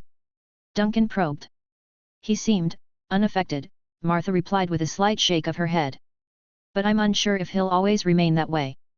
Duncan studied her briefly, then unexpectedly chuckled. "It's comforting to see you're concerned about this," he remarked lightly. "Let's set all these matters aside for the time being, my dear. In this immense ocean riddled with obscurities and oddities, any shred of warmth becomes even more valuable. Lawrence is well aware of this." As the reflection displayed a contemplative Martha, Duncan, in the real world, took a moment before adding, "What insights do you have regarding the deep waters below Frost?" Pensively, Martha replied, "The deep waters." Her face contorted as she sifted through her extensive memory bank. "I do possess some recollections of it, but they are mostly shadowy and ambiguous, intertwined with the dread of submersion and the bizarre delusions sparked by icy suffocation. It's doubtful these memories would be of any solid use, yet." "Curious," Duncan interjected, "yet." Within the reflection, Martha seemed lost in thought briefly, then made a wide gesture. Suddenly, her image within the mirror began to scatter, reminiscent of a swift splash of ink. The inky streaks quickly expanded, covering the entire mirrored surface, and indistinct figures began to rise from the abyss. A vast, looming shadow emerged, seemingly suspended in an infinite expanse of nothingness.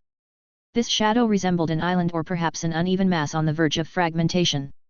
Surrounding this main shadow were myriad smaller fragments reminiscent of pieces that had broken off from the main mass. These fragments appeared to orbit the primary shadow like satellites around a planet.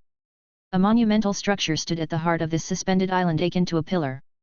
This object spanned infinitely both up and down through the darkness, piercing through the shadow and seemingly extending into the depths of the void itself. From the depths of the mirror, Martha's voice resonated, "When I sift through the myriad memories related to the deep sea, what emerges is a collective fear, the shared terror of countless souls who were consumed by the depths. They all converge on this image. It's challenging to decipher.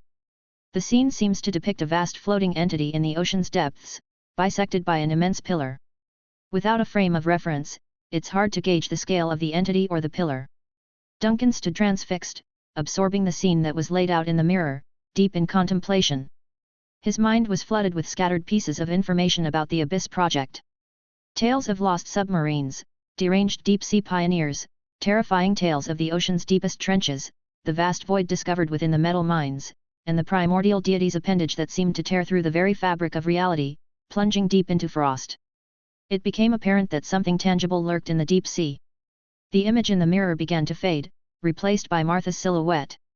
That's the extent of my knowledge. Despite the vastness of memories I possess, only a handful pertains to the deep sea and even fewer from a clear perspective. If you... Duncan, in a gentle tone, cut her off, it's fine, my dear. I'll explore it for myself. On the ship's deck, Alice and the mummy-like sailor were engrossed with their discovery of a second insect, prodding it playfully. But this activity clearly didn't hold their attention like the chaos they caused earlier in the kitchen. Growing restless, Alice discarded the twig she was holding and, with a pout, gazed at the unfamiliar deck. Why isn't the captain back?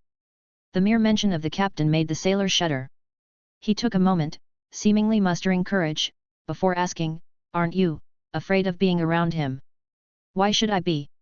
Alice responded, looking perplexedly at the mummified sailor. "I like the captain's company. There's no reason for me to fear him." The mummy's face contorted with terror. "That's the subspace realm. Do you even grasp what that means?" he exclaimed, clearly disturbed. "Merely looking at him makes me feel my sanity slipping away. Yet, you spend all day by his side.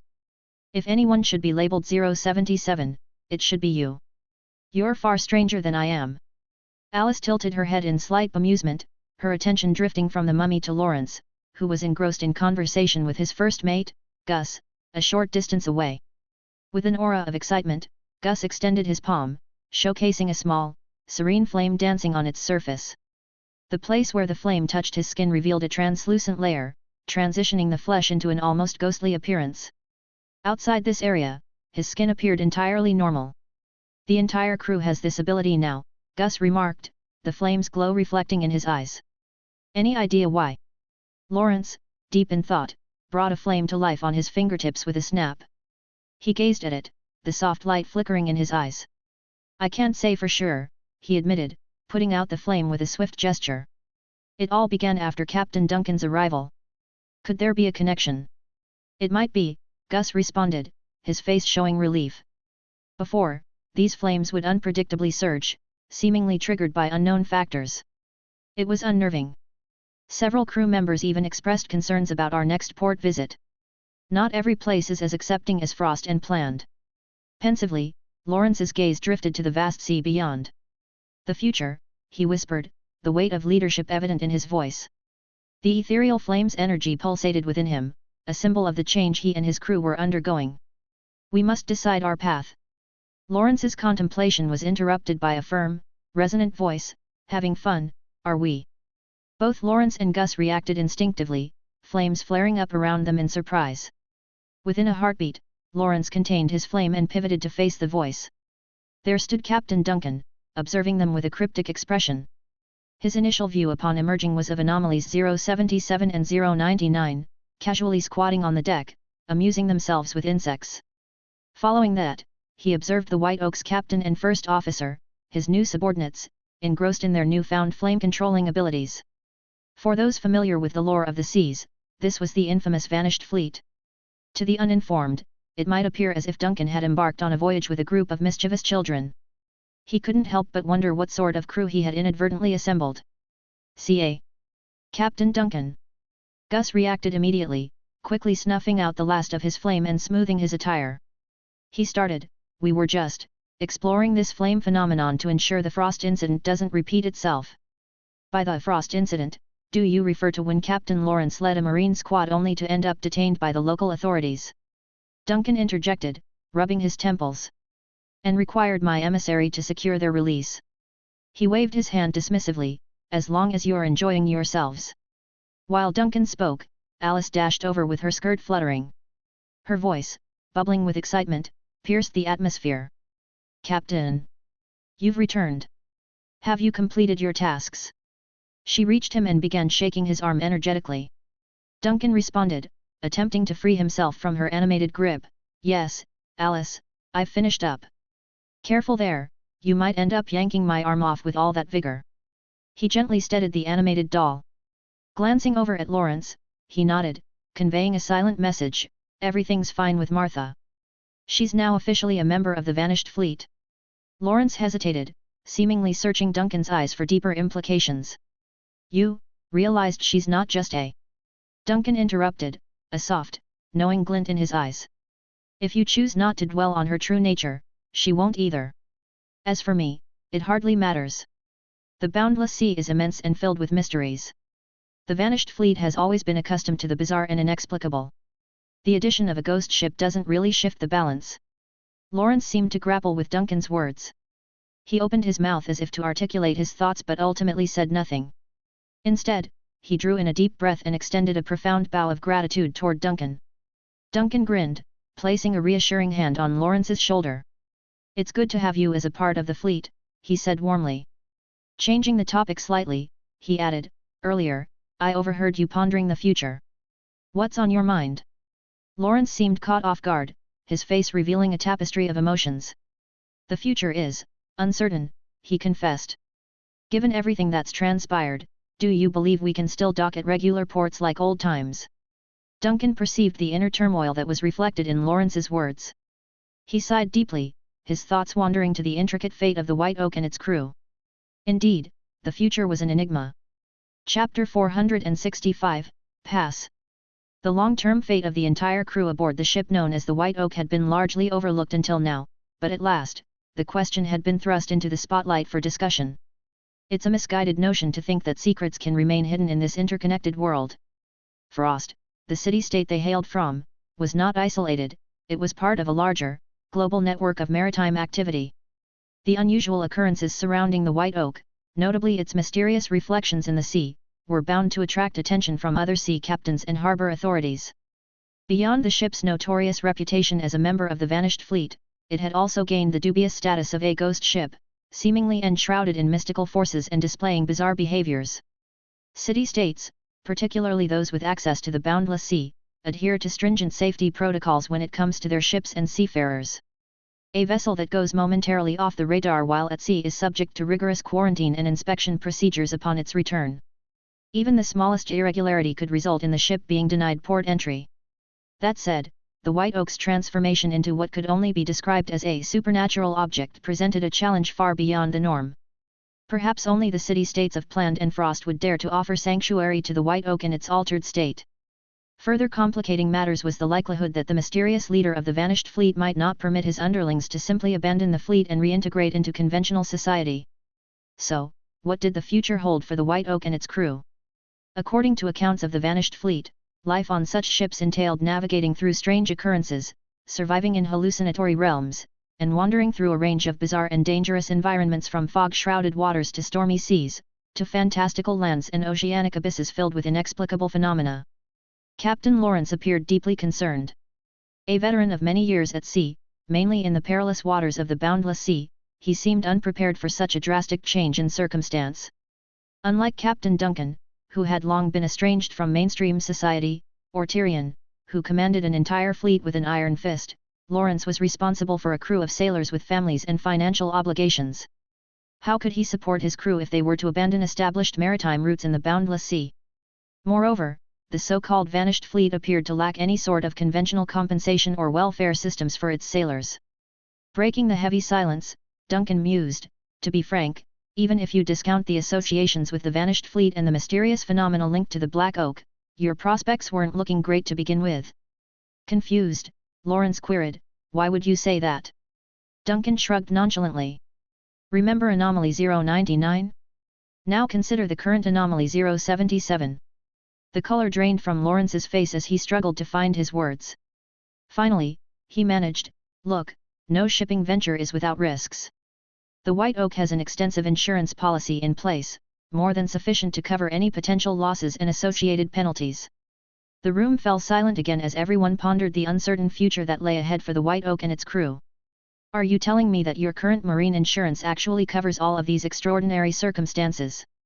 Duncan arched an eyebrow skeptically, then added, in that case, the 2 incidents of lost cargo shouldn't pose a significant problem for you. He paused abruptly as if a sudden thought had entered his mind. Wait a minute, what was the insurance payout for encountering the vanished? Or for becoming a part of the vanished fleet? How much did you get for that? Lawrence's expression shifted to one of momentary confusion, clearly caught off guard by Duncan's line of questioning. Actually, those situations aren't covered by our insurance. They fall under the category of natural disasters. The Anomaly 099 incident wasn't covered either because the loss of the doll coffin was directly tied to the vanished. But I have to ask, why are you inquiring about this? The moment Duncan heard the words not covered, a fleeting look of disappointment crossed his face. He waved his hand dismissively. Never mind, it was just a passing thought. Sensing the sudden awkwardness, Lawrence hesitated, contemplating whether to speak further. He found himself recalling numerous notorious cases of insurance fraud and opted for silence. Switching gears, Duncan broke the tension. You know, you may not have to worry overly much about the future of the White Oak. Even if you do become a part of the vanished fleet, it doesn't mean you'll be eternally cut off from legal maritime routes and ports. Lawrence looked genuinely surprised by this revelation, his eyes widening as he tried to gauge the intentions behind Duncan's cryptic words. Smiling wryly, Duncan elaborated, "Did you think the vanished would stay isolated from mainstream society forever? So you're saying?" Duncan's smile deepened, becoming more sanguine. "You've heard the rumors, I'm sure, that I've regained my humanity. As someone who has returned to a human state, naturally, I'd be interested in reconnecting with civilized society. I've already begun initiating contact with various city-states, starting with Planned, then Frost, and even made overtures to the Storm Church and Death Church. Truthfully, I feel I've made substantial headway." Subconsciously, Lawrence began piecing together recent events that hinted at the Vanished's reintegration, or their return journey as some had called it. His facial expression subtly shifted, revealing his growing awareness of the situation. Duncan noticed the change and paused to compose himself, a tiny muscle in his eye twitching before he regained control. "I admit the noise generated from these attempts at establishing contact has been significant." Lawrence remained silent, contemplating Duncan's words. "But what really matters," Duncan continued, waving his hand as if to clear the air, "is that the vanished fleet has intentions to return to the civilized world. You and your crew on the White Oak might well serve as a bridge that facilitates the Vanished's ongoing efforts to build relations with mainstream society." Suddenly comprehending the full scope of Duncan's vision, Lawrence's eyes widened in astonishment. This twist was notably divergent from what the historical records suggested about the fate of the Vanished. It presented an entirely new array of possibilities and perhaps, responsibilities for him and his crew. Snapping out of his initial astonishment, Lawrence quickly refocused on the practical challenges at hand. "I understand what you're getting at. You aim to normalize the Vanished fleet's relationships with the various city-states, and the first step in that plan is to reintegrate us, the fleet members, into mainstream maritime routes. However, as you've seen the state of the White Oak, you must realize that most city-states will be hesitant to welcome a ship tinged with supernatural influences." Duncan spread his arms wide and began to elaborate. "Ah, but there are notable exceptions to that rule. Take, for instance, the Sea Mist and the Bright Star, both of which have undergone extraordinary transformations and are only rivaled by the Vanished fleet in terms of their legendary status. The Sea Mist is currently the flagship of the Frost Navy, while the Bright Star enjoys the privilege of limitless passage through international waters as an honorary member of the Explorers Association. There are also other legendary vessels, each with its own set of eerie and mysterious qualities, that still manage to navigate the boundless seas. Their captains, backed by influential supporters and bearing special documentation, have secured exceptions to the rules." He paused for effect before adding, "Also, don't forget that each ark under the aegis of the Four Gods Church is technically a ship transformed by supernatural forces. Yet, they sail freely, indicating that both the religious organizations and the city-states maintain a certain level of flexibility when it comes to ships altered by supernatural powers." Stunned by Duncan's exhaustive exposition, Lawrence took a moment to collect his thoughts. He finally spoke, his expression conflicted. "Well, it's true that the arks are a different matter entirely. They are perceived as being blessed by the gods, which grants them a unique status. But I do concede your point, exceptions are indeed possible." The seasoned captain then licked his chapped lips, contemplating deeply before continuing. "However, securing an exception is far from easy. The acceptance of these so-called mutated ships like the Sea Mist and Bright Star took decades of negotiation and diplomacy. Even now, many city-states remain skeptical, if not openly hostile, towards them. And it's not just these two, other legendary ships you mentioned face similar challenges." Lawrence's voice gained a note of gravity as he went on. "I'm well aware of those other ships, like the tulip, which disappeared into the spirit realm for 12 years, and the dust song, renowned for its perilous journey across the Illusion Sea. Though they managed to return to the realm of the civilized, their readmittance was anything but smooth. He drew a deep breath before pressing on. To be accepted back, each of these ships had to undergo rigorous checks, endure long periods of surveillance, and secure explicit approval from the Four Gods Church. These processes were far from trivial, and even after successfully navigating them, the ships continue to operate under the watchful eye of the Church, subjected to regular re-evaluations. The special permissions granted to their captains are not something easily acquired, but rather the result of lengthy and complex negotiations. Lawrence's face reflected a mix of apprehension and resolve, emphasizing the weight of the challenge that lay ahead for the White Oak and its crew. After outlining the complexities involved in securing an exception for mutated ships, Lawrence exhaled a deep sigh as if he'd been holding his breath throughout his explanation. Duncan appeared to be more invested in the discussion now, particularly keen on understanding the bureaucracy involved in such a process. So you're saying that if a church endorses the ship, that's the main ticket for acceptance? What exactly needs to be done to get this official stamp of approval? Duncan inquired with palpable curiosity. Lawrence cleared his throat before answering. At its core, the deity associated with the ship's patron organization must vouch for it. For instance, the White Oak falls under the jurisdiction of the Explorers Association, which is under the aegis of the Storm Church and its goddess, Gamana, who is known as the guardian deity of sea explorers. To be readmitted legally into normal maritime routes, a storm saint must publicly swear before the goddess to inspect the White Oak and then must carry out this inspection once a divine mandate has been issued.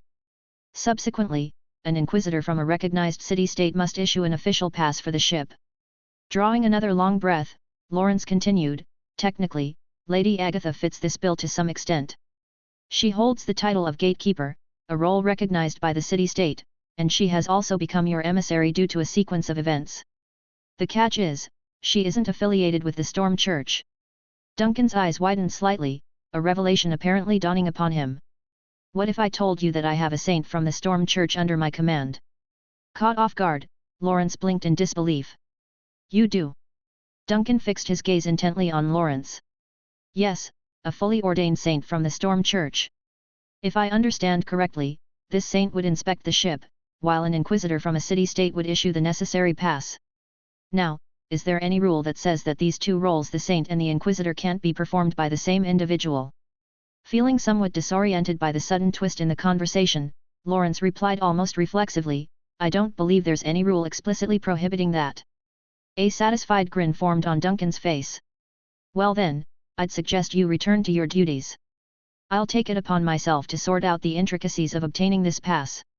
Before Lawrence could muster a response or raise any further queries, Duncan was already gone. With a flourish of flames, he disappeared from the deck, leaving Lawrence both bewildered and intrigued by the unfolding events. Chapter 466, Summoning. Standing on the deck of the Vanished, Duncan looked intently at Vanna. The weight of their previous discussions about the White Oak and its current predicaments rested heavily in the air. In Vanna's hand, a delicately carved amulet made of sea breath wood glistened, reflecting the ship's ambient light. Vanna needed a moment to grasp the entirety of what Duncan had conveyed, the looming challenges facing the White Oak and the potential strategies envisioned by its captain. Letting the carved amulet fall into a barrel nearby, Vanna finally raised her eyes to meet Duncan's. She questioned, You're asking me to back the White Oak and give them a pass, essentially cleansing their status? You want me to use my authority as an inquisitor and saint?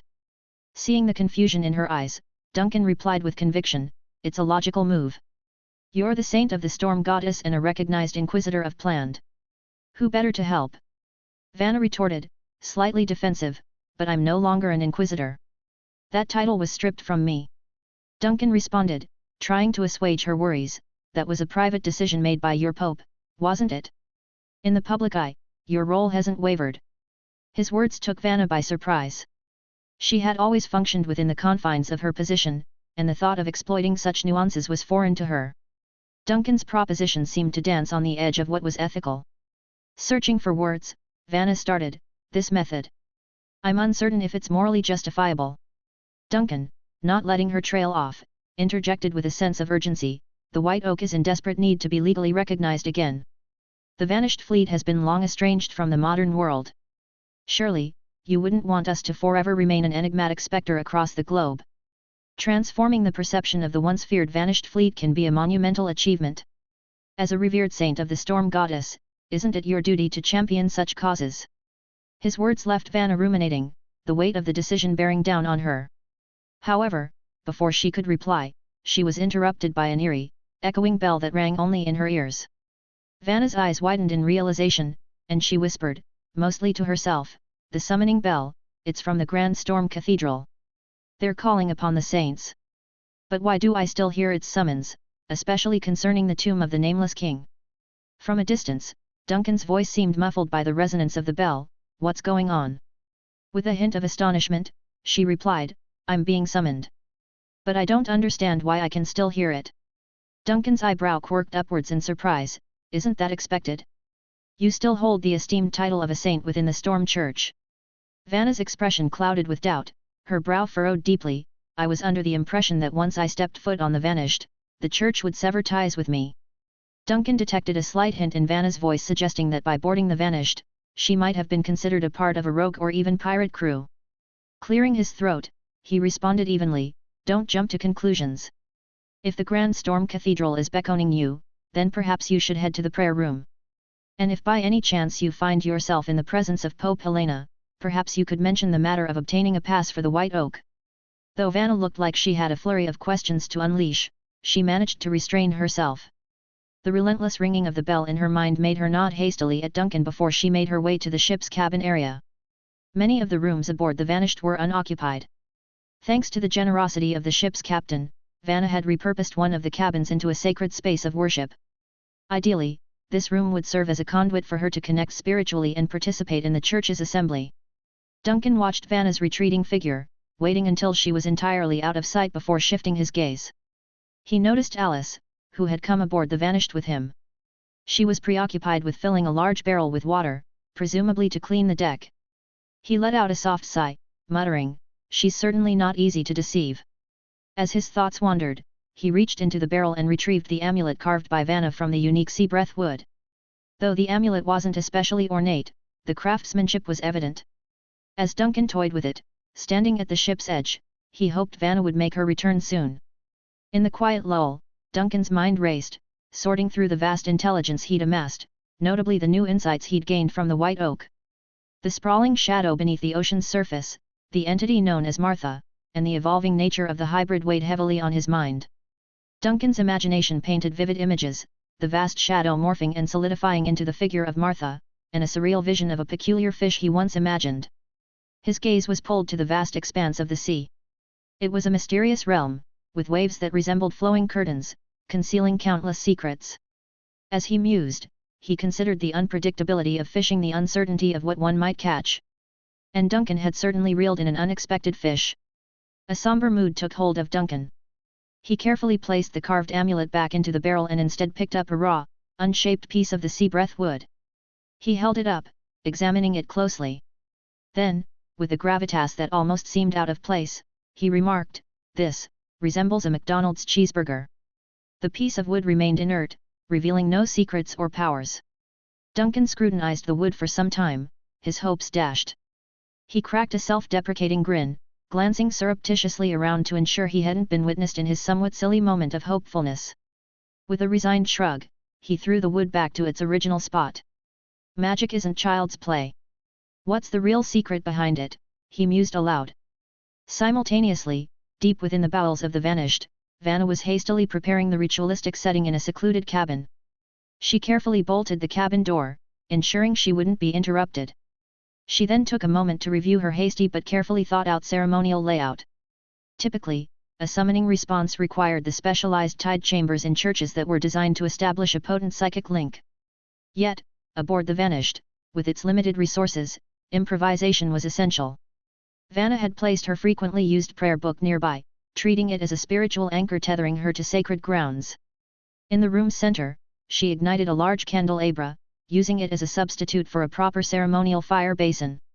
Nearby, she positioned bottles of consecrated oil and incense she had previously purchased from various city-states.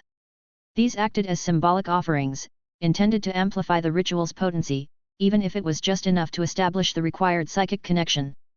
Honestly, her setup was a far cry from the stringent standards of proper religious ceremonies and bordered on being irreverent.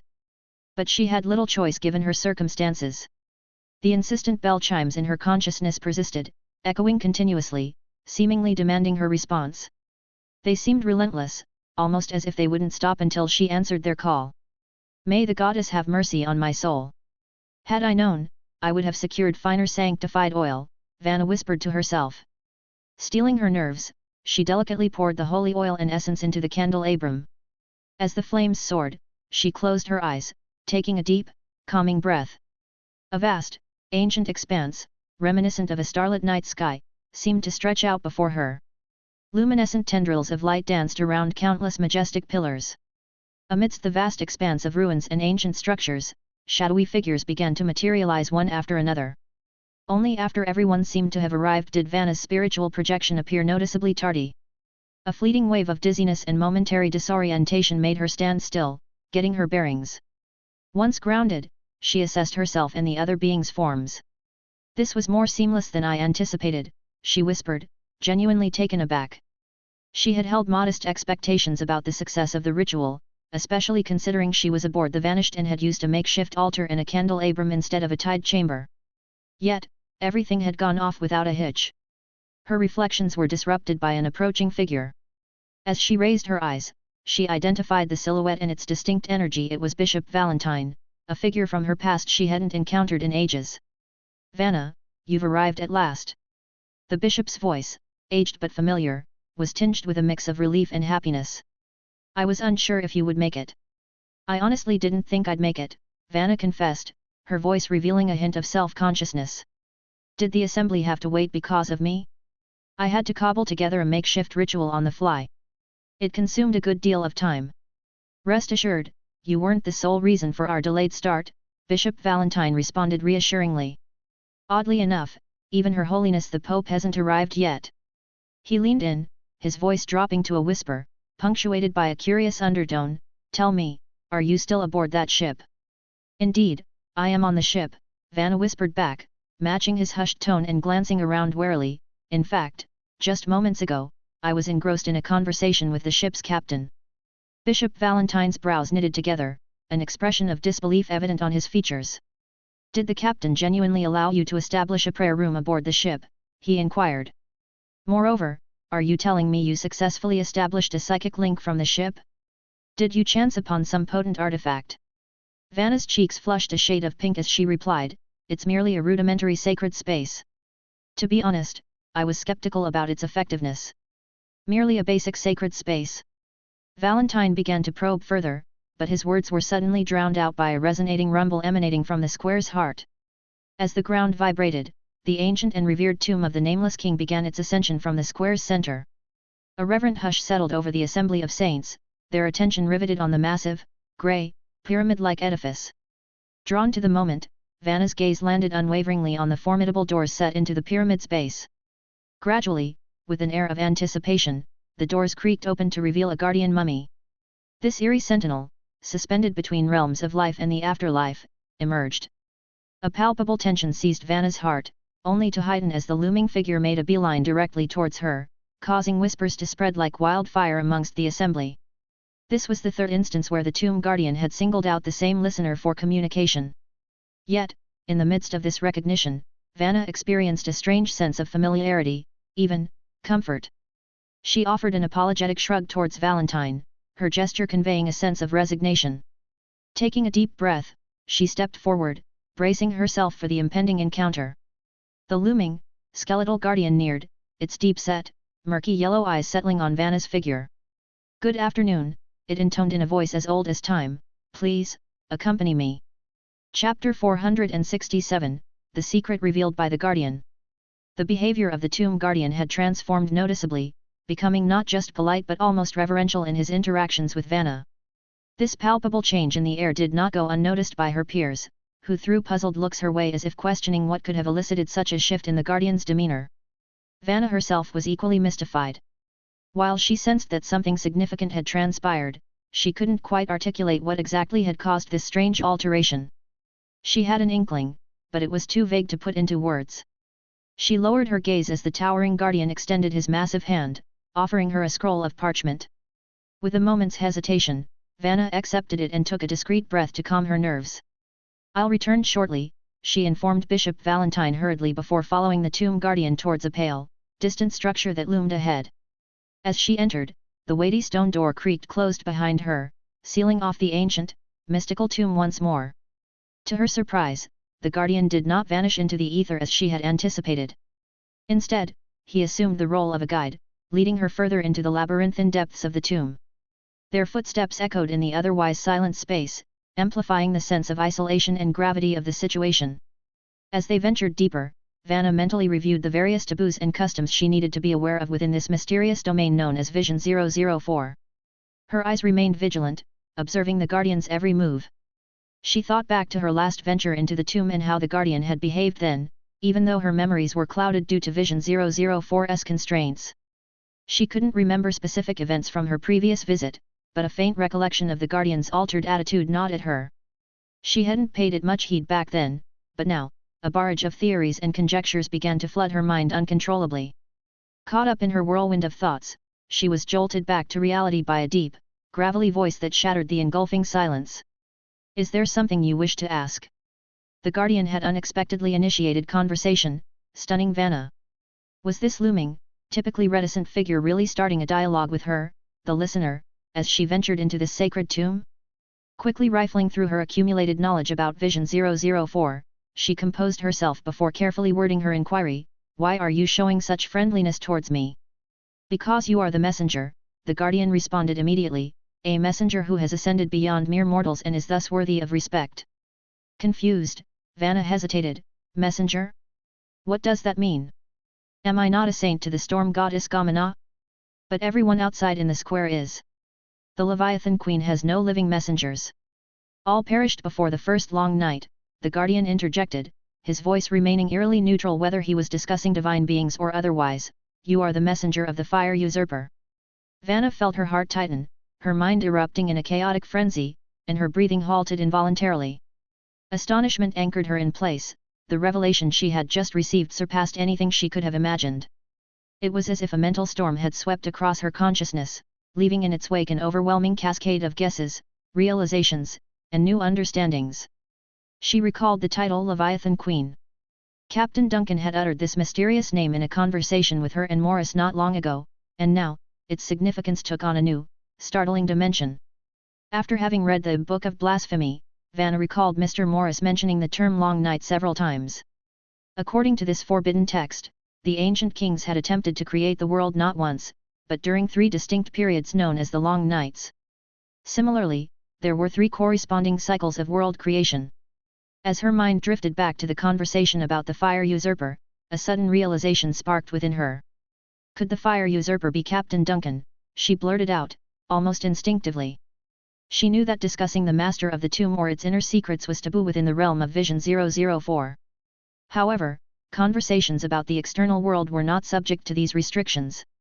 Mustering courage, she directed her question at the enigmatic tomb guardian. Deep inside, her intuition assured her that this line of inquiry wouldn't bring harm upon her. To her surprise, the guardian did not respond at once. There was a long, uncomfortable pause before he finally turned his head and looked directly into her eyes. "Any secrets learned within these walls will be forgotten upon your exit. Your questions, therefore, are futile," he stated gravely. The words doused Vanna's flaming curiosity like a sudden downpour. She was reminded that Vision 004 had a way of erasing memories once one left its confines. Even if she penned down what she learned, these forbidden notes would ultimately be destroyed.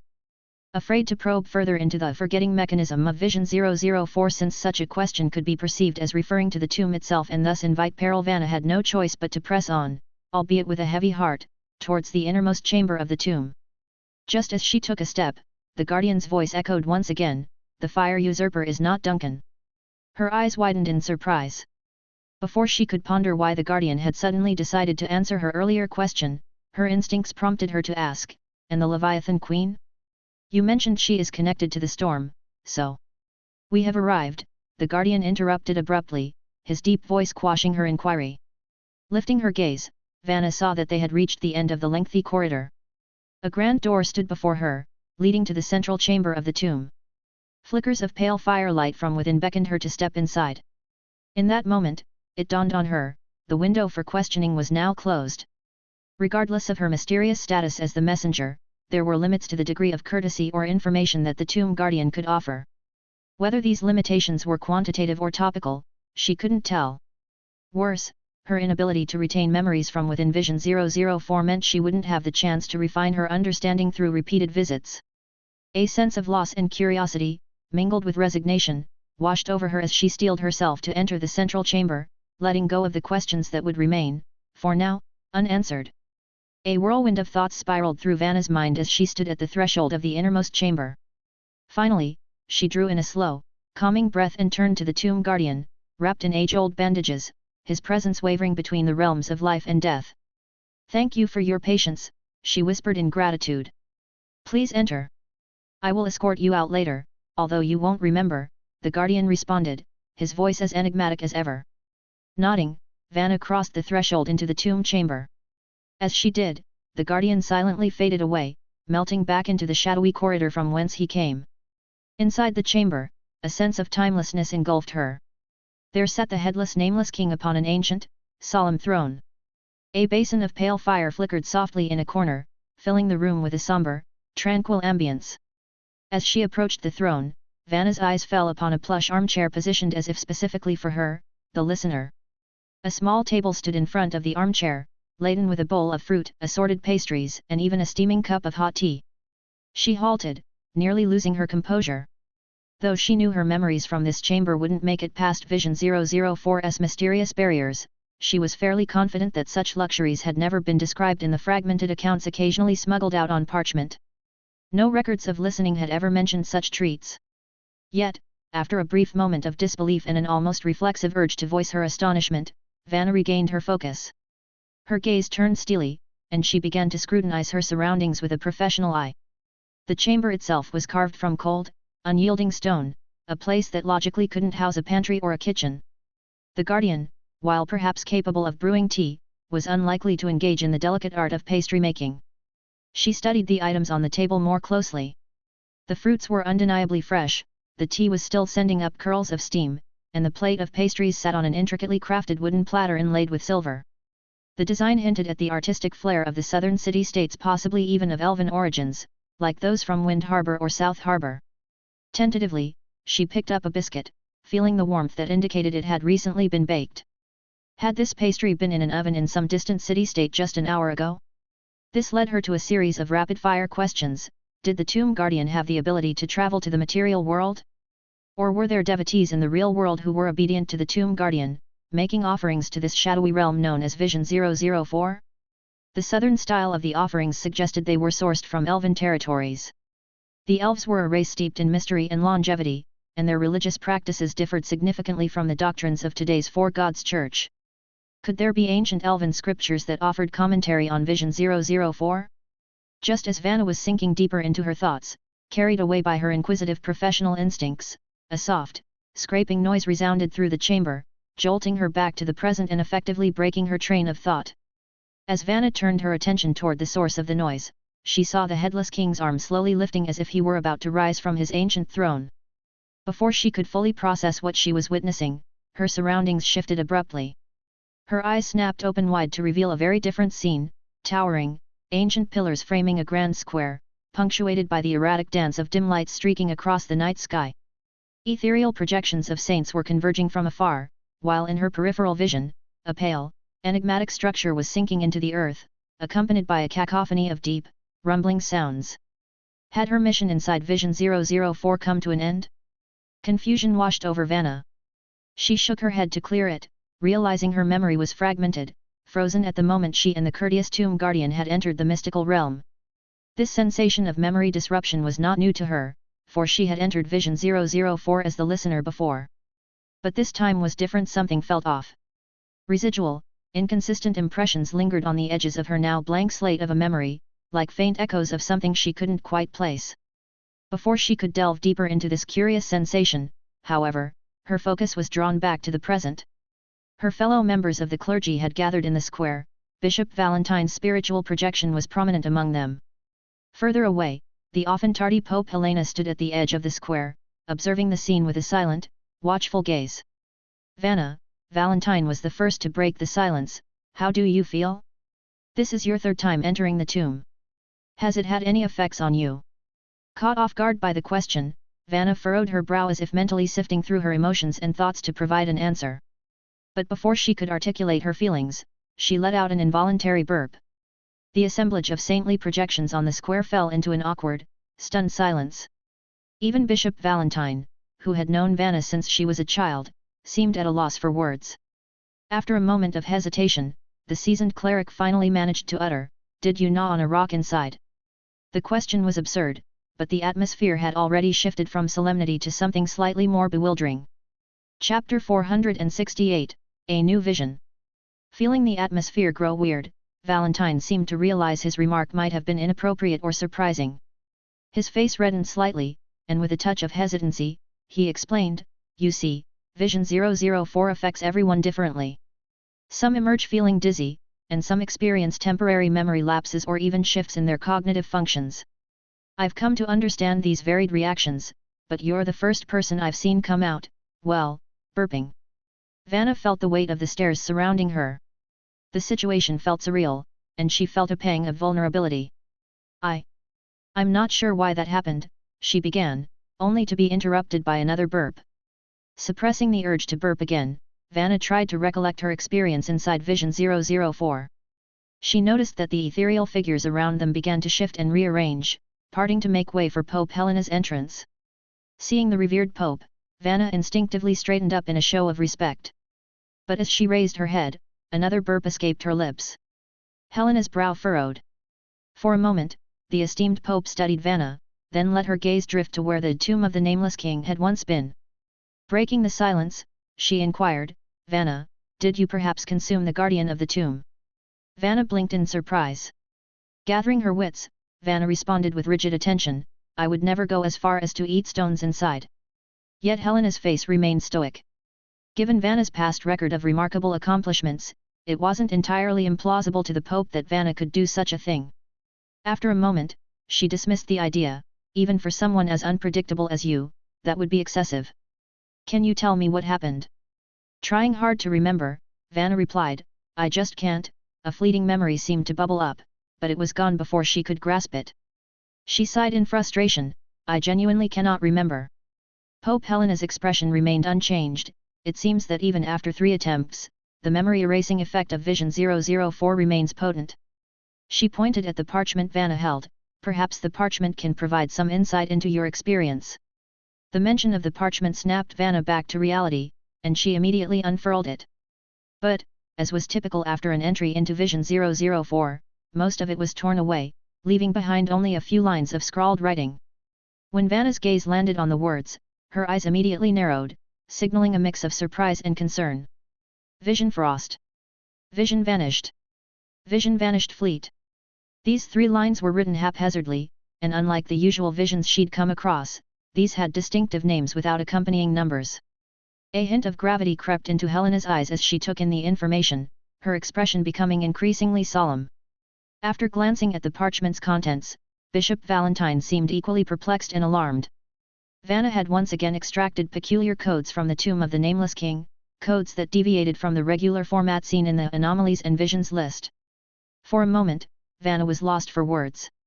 She pondered over the handwritten lines, then, with a puzzled expression, looked up at Helena, "Visions, but they have no numbers."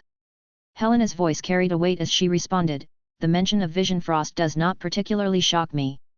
After Plan's transformation into a vision, I sensed its impending revelation. However, the mention of the vanished without a number is puzzling." Valentine quickly added, "Furthermore, the vanished fleet is mentioned as a separate entity, indicating it's distinct from the vanished, even without a numbered label." Without uttering a word, Helena's eyes scanned the spiritual figures present. Their movements suggested they grasped the gravity of the situation. Familiar with the protocols concerning confidentiality and potential contamination, the saintly projections respectfully bowed and vacated the gathering without awaiting further instructions. The expansive, time-worn square was soon devoid of all but Vanna, Valentine, and Helena. After the last of the saints had departed, Helena, in a quest for clarity, inquired, "What has recently transpired regarding the vanished?" And why has the name Vanished Fleet resurfaced? Is it possible that Captain Duncan is rallying his fleet once more? The legacy of the Vanished Fleet was well known, though it hails from a bygone era, over a century ago. It was not seen as a threatening vision in contemporary understanding. Commanded by the state-of-the-art ship, the Vanished, and bolstered by formidable warships, the Sea Mist and Bright Star, the Vanished Fleet was a naval powerhouse of its time in the vast expanse of the boundless sea. Accompanied by other auxiliary ships, it was a dominant force, powerful enough to challenge even the city-states. Before its tragic dissolution, this mighty fleet had charted numerous islands, founded vital maritime routes, and even demarcated portions of the known world's frontiers. Captain Duncan and his legendary fleet epitomized valor and grandeur during that age, embarking on ventures where few dared. Yet, their legacy abruptly ended when the Vanished was consumed by subspace.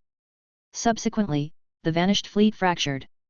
The flagship, once lost, re-emerged in the human realm labeled as Vision 005.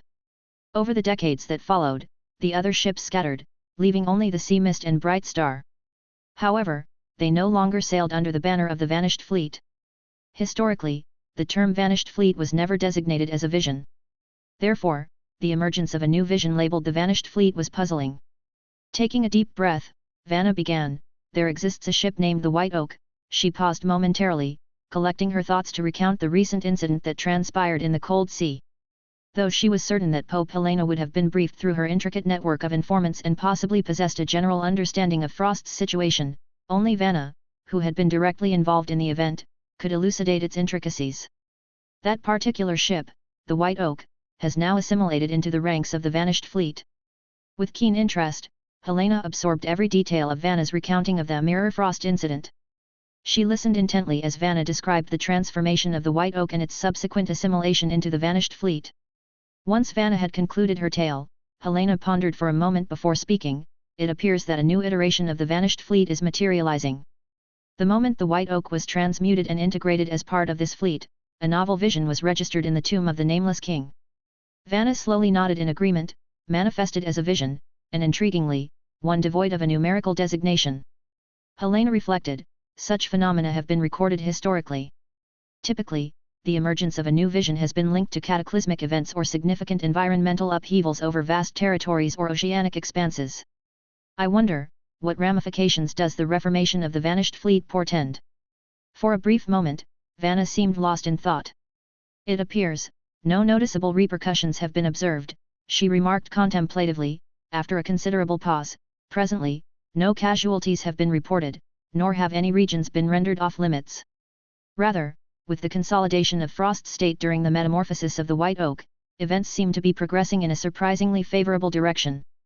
Helena carefully observed Vanna, remarking, "Moreover, this new vision has not established any discernible rules or taboos." A contemplative expression flitted across Vanna's features.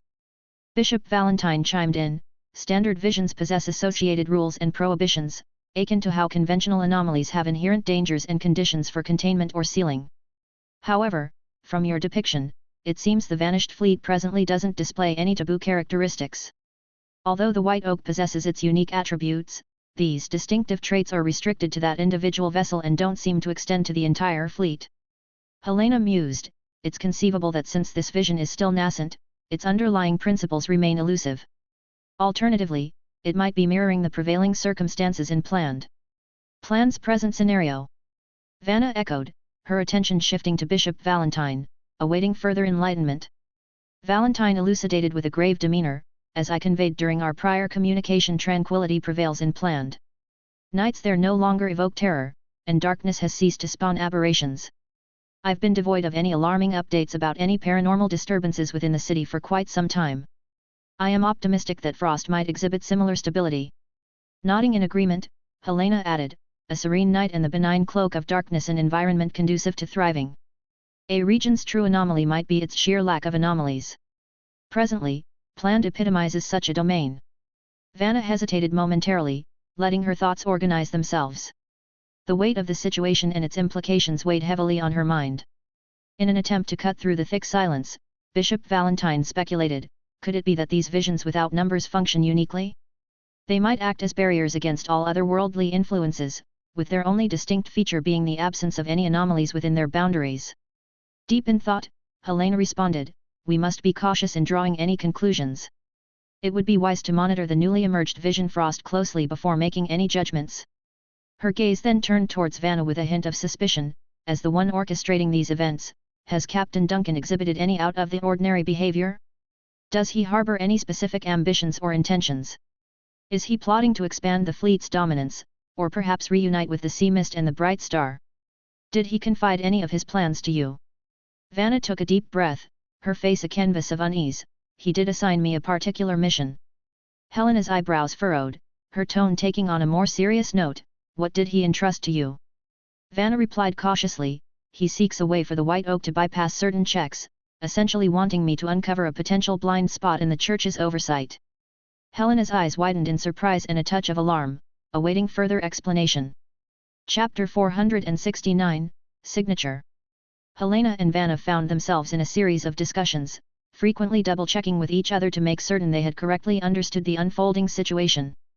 To make sure I've got this straight, Helena started, narrowing her eyes for emphasis, you're telling me that Duncan Abnemar, a man who is infamously known as the Shadow of Subspace, has decided to rebuild his so-called vanished fleet. And this decision comes in the wake of the recent crisis triggered by Frost's event. Moreover, his initial step in this endeavor involved you manipulating legal technicalities to secure a ship permit on his behalf. Visibly uneasy and looking like she'd rather be anywhere else, Vanna nodded her agreement. Yes, that's exactly what he told me. Helena pushed further, and Duncan Abnemar's objective for this complex maneuver is to make sure that the revamped vanished fleet will continue their maritime freight operations without any hiccups. Again, Vanna nodded, reiterating, yes, that's precisely what he's aiming for. Helena's eyes momentarily shifted upwards toward the spot where Vision 004 had previously vanished into the ground. She then looked back at Vanna, her eyes alternating between the 2 points as if comparing them. Finally, she burst out, as if the situation weren't complex enough. Today, even the Nameless King's tomb has updated its archive of world anomalies. Duncan Abnemar's actions have introduced 3 new unnumbered visions into our reality. This is going to overload the 4 religious organizations we have, demanding a significant investment of resources and time to investigate and understand these new visions, the vanished fleet included. Vanna cast her eyes down, her posture shrinking as if trying to make herself smaller, but his intention is still for the Storm Church to grant a special permit for a ship called the White Oak. Helena fixed her gaze on Vanna with an intensity that skirted the edge of outright fury but didn't utter a word. Finally, Vanna broke eye contact, her body language clearly conveying her discomfort and regret. Unfortunately for her, the message fell flat. Standing at a height of 1.7 meters, Helena was dwarfed by Vanna's nearly 1.9 meter stature, negating any intimidation factor the Pope might have had over the Inquisitor. Regaining her composure, Helena stepped back and took a deep, steadying breath. Vanna, I have 2 things to tell you, she said, her face resolute. Firstly, you're not authorized to issue this permit. You wear the dual hats of Inquisitor and Saint, but you're also now affiliated with the Vanished. This compromises your ability to make impartial decisions. You should be aware of this conflict of interest. Embarrassment and regret washed over Vanna's face once more as she asked, and the second thing? Helena closed her eyes briefly, gathering her thoughts before reopening them. The second thing is, I will be the one to sign the permit for the ship. Vanna's eyes widened in disbelief, staring at Helena as if she had just revealed an unimaginable secret. Unmoved by Vanna's astonishment, Helena sighed, what type of permit do you suppose Duncan Abnemar would most appreciate? Still in shock, Vanna remained speechless. Helena continued, unfazed, the permit will be prepared shortly. I will seclude myself in the Grand Storm Cathedral to seek guidance from the goddess. Assuming all goes well, the permit will be sent to you through a covered ritual. Please make sure the site for the ceremony on your end is set up and be on standby for further directions. As Helena uttered her concluding remarks, her figure began to fade as if evaporating into the air. Gradually, she vanished entirely, leaving behind an empty gathering square. Simultaneously, somewhere in the vast expanse of the boundless sea, a secret maritime passageway shrouded in mystical energy hid the majestic Ark Cathedral. This awe-inspiring vessel, almost like a floating citadel, meandered slowly through the hidden currents of the sea, a clandestine oasis amid the known world. At the heart of the Ark Cathedral was a steam core radiating immense energy. The core transformed sacred steam into ethereal clouds that perpetually enshrouded the structure. Harmonious bell tolls reverberated through the air, signifying the completion of a spiritual congregation within the cathedral's hallowed halls. Deep within the bowels of the Arch-Cathedral, in a section referred to as the bottom hold, which was submerged beneath the waters of the boundless sea, flickering braziers cast a warm light, slicing through the veil of darkness. Between two such braziers stood Helena, the female pope. She slowly opened her eyes, which had been closed in contemplation. Inhaling deeply, her face was a complex tapestry of emotions, doubt, resolve, and something indefinable. As if on cue, an elderly, raspy voice broke the silence. "You seem troubled, young lady." Helena lifted her eyes towards a tangled web of blood vessels and nerves that flickered ominously in the firelight. These biological cables were augmented by artificial conduits and electrodes, their weak luminescence pulsating in the cavernous space. "Have you been conscious this whole time?" Helena asked, her voice tinged with respectful curiosity as she addressed the mythical creature upon whose back the Arch-Cathedral rested. "Didn't really want to be, but your spiritual channel gatherings are too loud to ignore," the ancient creature replied. "Especially today. It was noisier than usual." "I apologize for the disturbance," Helena said, her tone sincere. "There have been some recent events that have left me pondering deeply. I'm planning to pray to seek divine guidance." "You're seeking an audience with the Queen?" the creature inquired in its time-worn voice. "Very well, I shall not disturb you. Perhaps this time you'll receive more unequivocal guidance. Oh, and do pass along my salutations to her." Helena nodded in acknowledgement and turned to face the nearest brazier. Closing her eyes, she began to pray, entering a deep state of spiritual concentration. A profound silence filled the vast chamber, making it seem as if time itself had ceased to flow. Only the ever-dancing flames of the braziers created any movement, their light and shadows forming an invisible bridge to some otherworldly realm. After what felt like an eternity, Helena ended her prayer and opened her eyes. Something had changed, she could feel it. While the goddess's messages remained as enigmatic as ever, Helena sensed a hint of emotion within the divine utterances, a nuance that she struggled to identify. After deep introspection, the essence of the message became clear, it was one of permission and approval. With a resigned sigh, Helena turned to the biomechanical nexus of nerves, cables, and electrodes.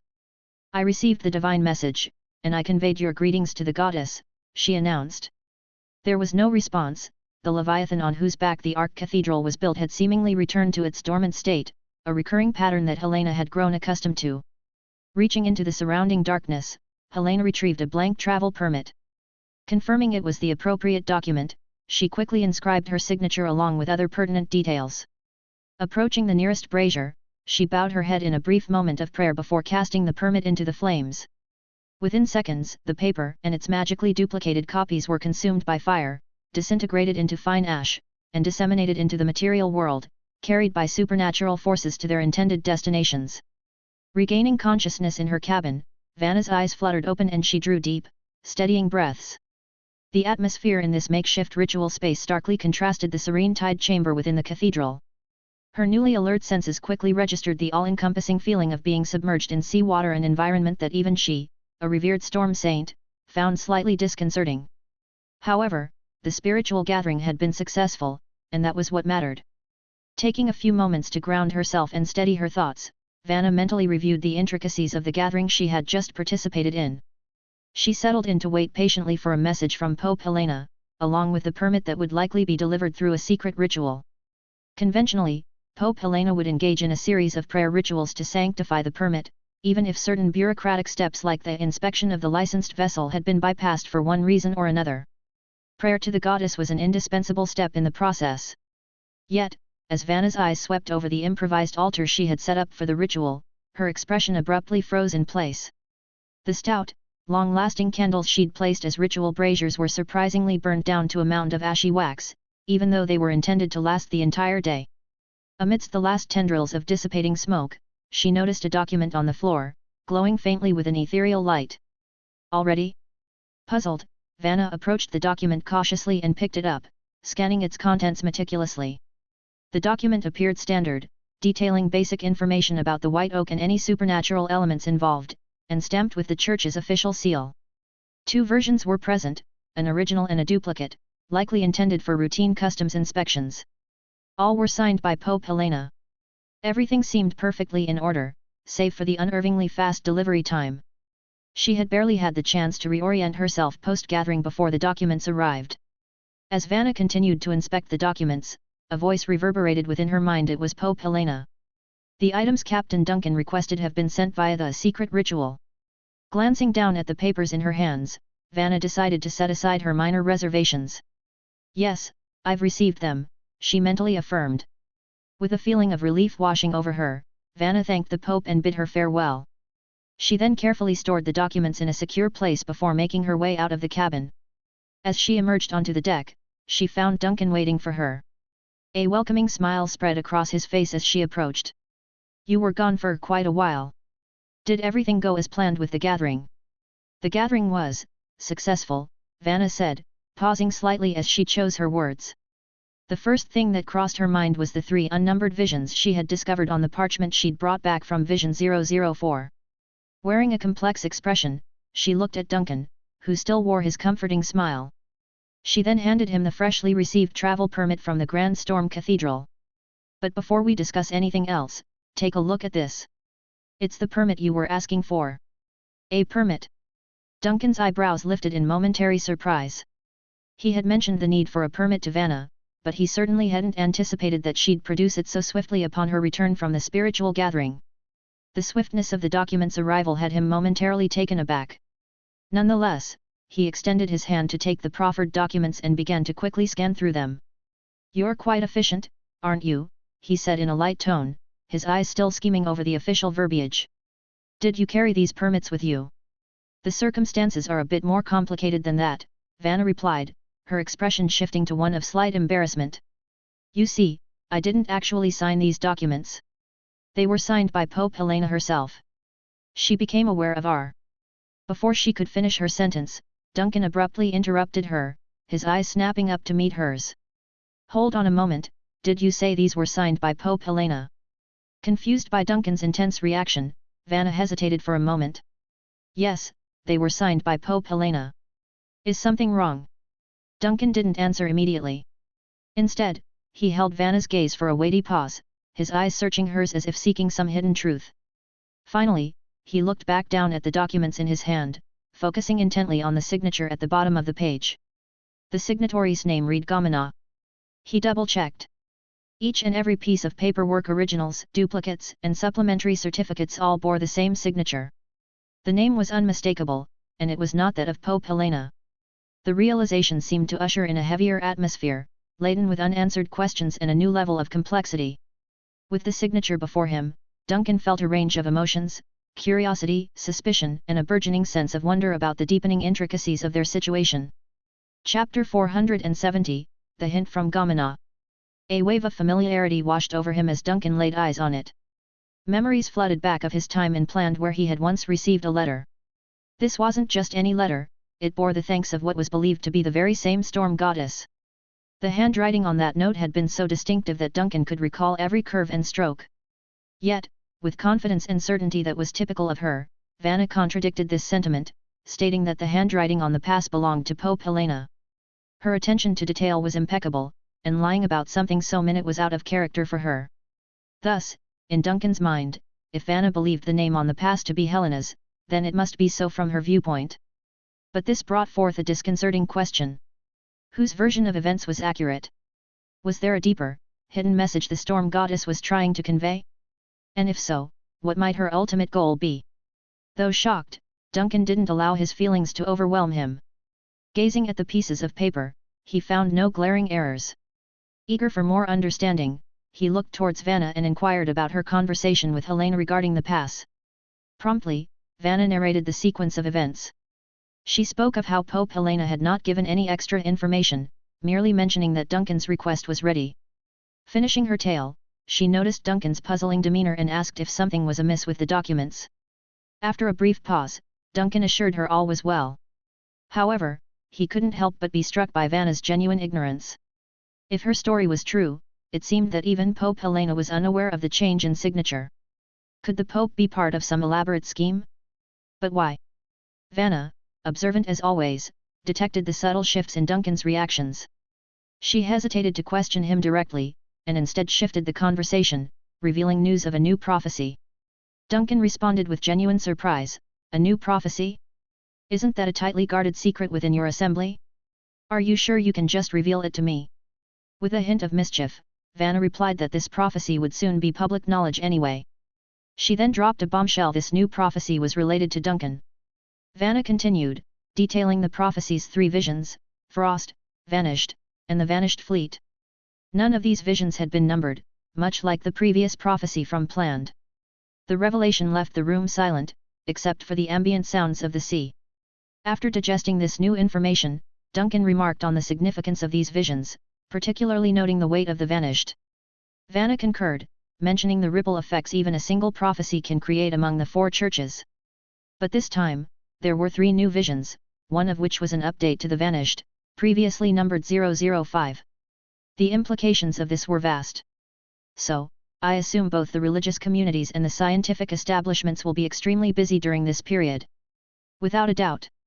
A lot of researchers will find themselves burning the midnight oil, and many might even lose their hair in the process. Church leaders, including the popes, might also have countless sleepless nights. Even if the newfound insights don't indicate any imminent threats, the subsequent interpretation rituals and the immense task of organizing the collected data will be daunting. Duncan reflected for a moment, then remarked, I genuinely wish them the best in their endeavors. Vanna, usually unflappable, struggled to hide her anxiety. A strange sense of unease was gnawing at her from inside. After collecting her thoughts, she finally managed to ask, considering you're at the center of all this, aren't you at least a bit concerned? Meeting her gaze, Duncan responded, maybe I should be more cautious in the future? Or perhaps I could persuade your pope to take things a little lighter. Vanna didn't reply. The young inquisitor was visibly confused by his casual demeanor. But Duncan didn't focus on her reaction.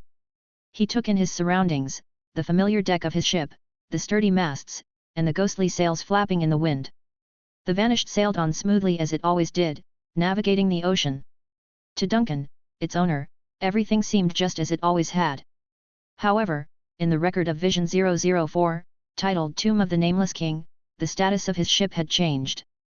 It was no longer labeled as Vision 005. It was now without a number. What could this alteration mean?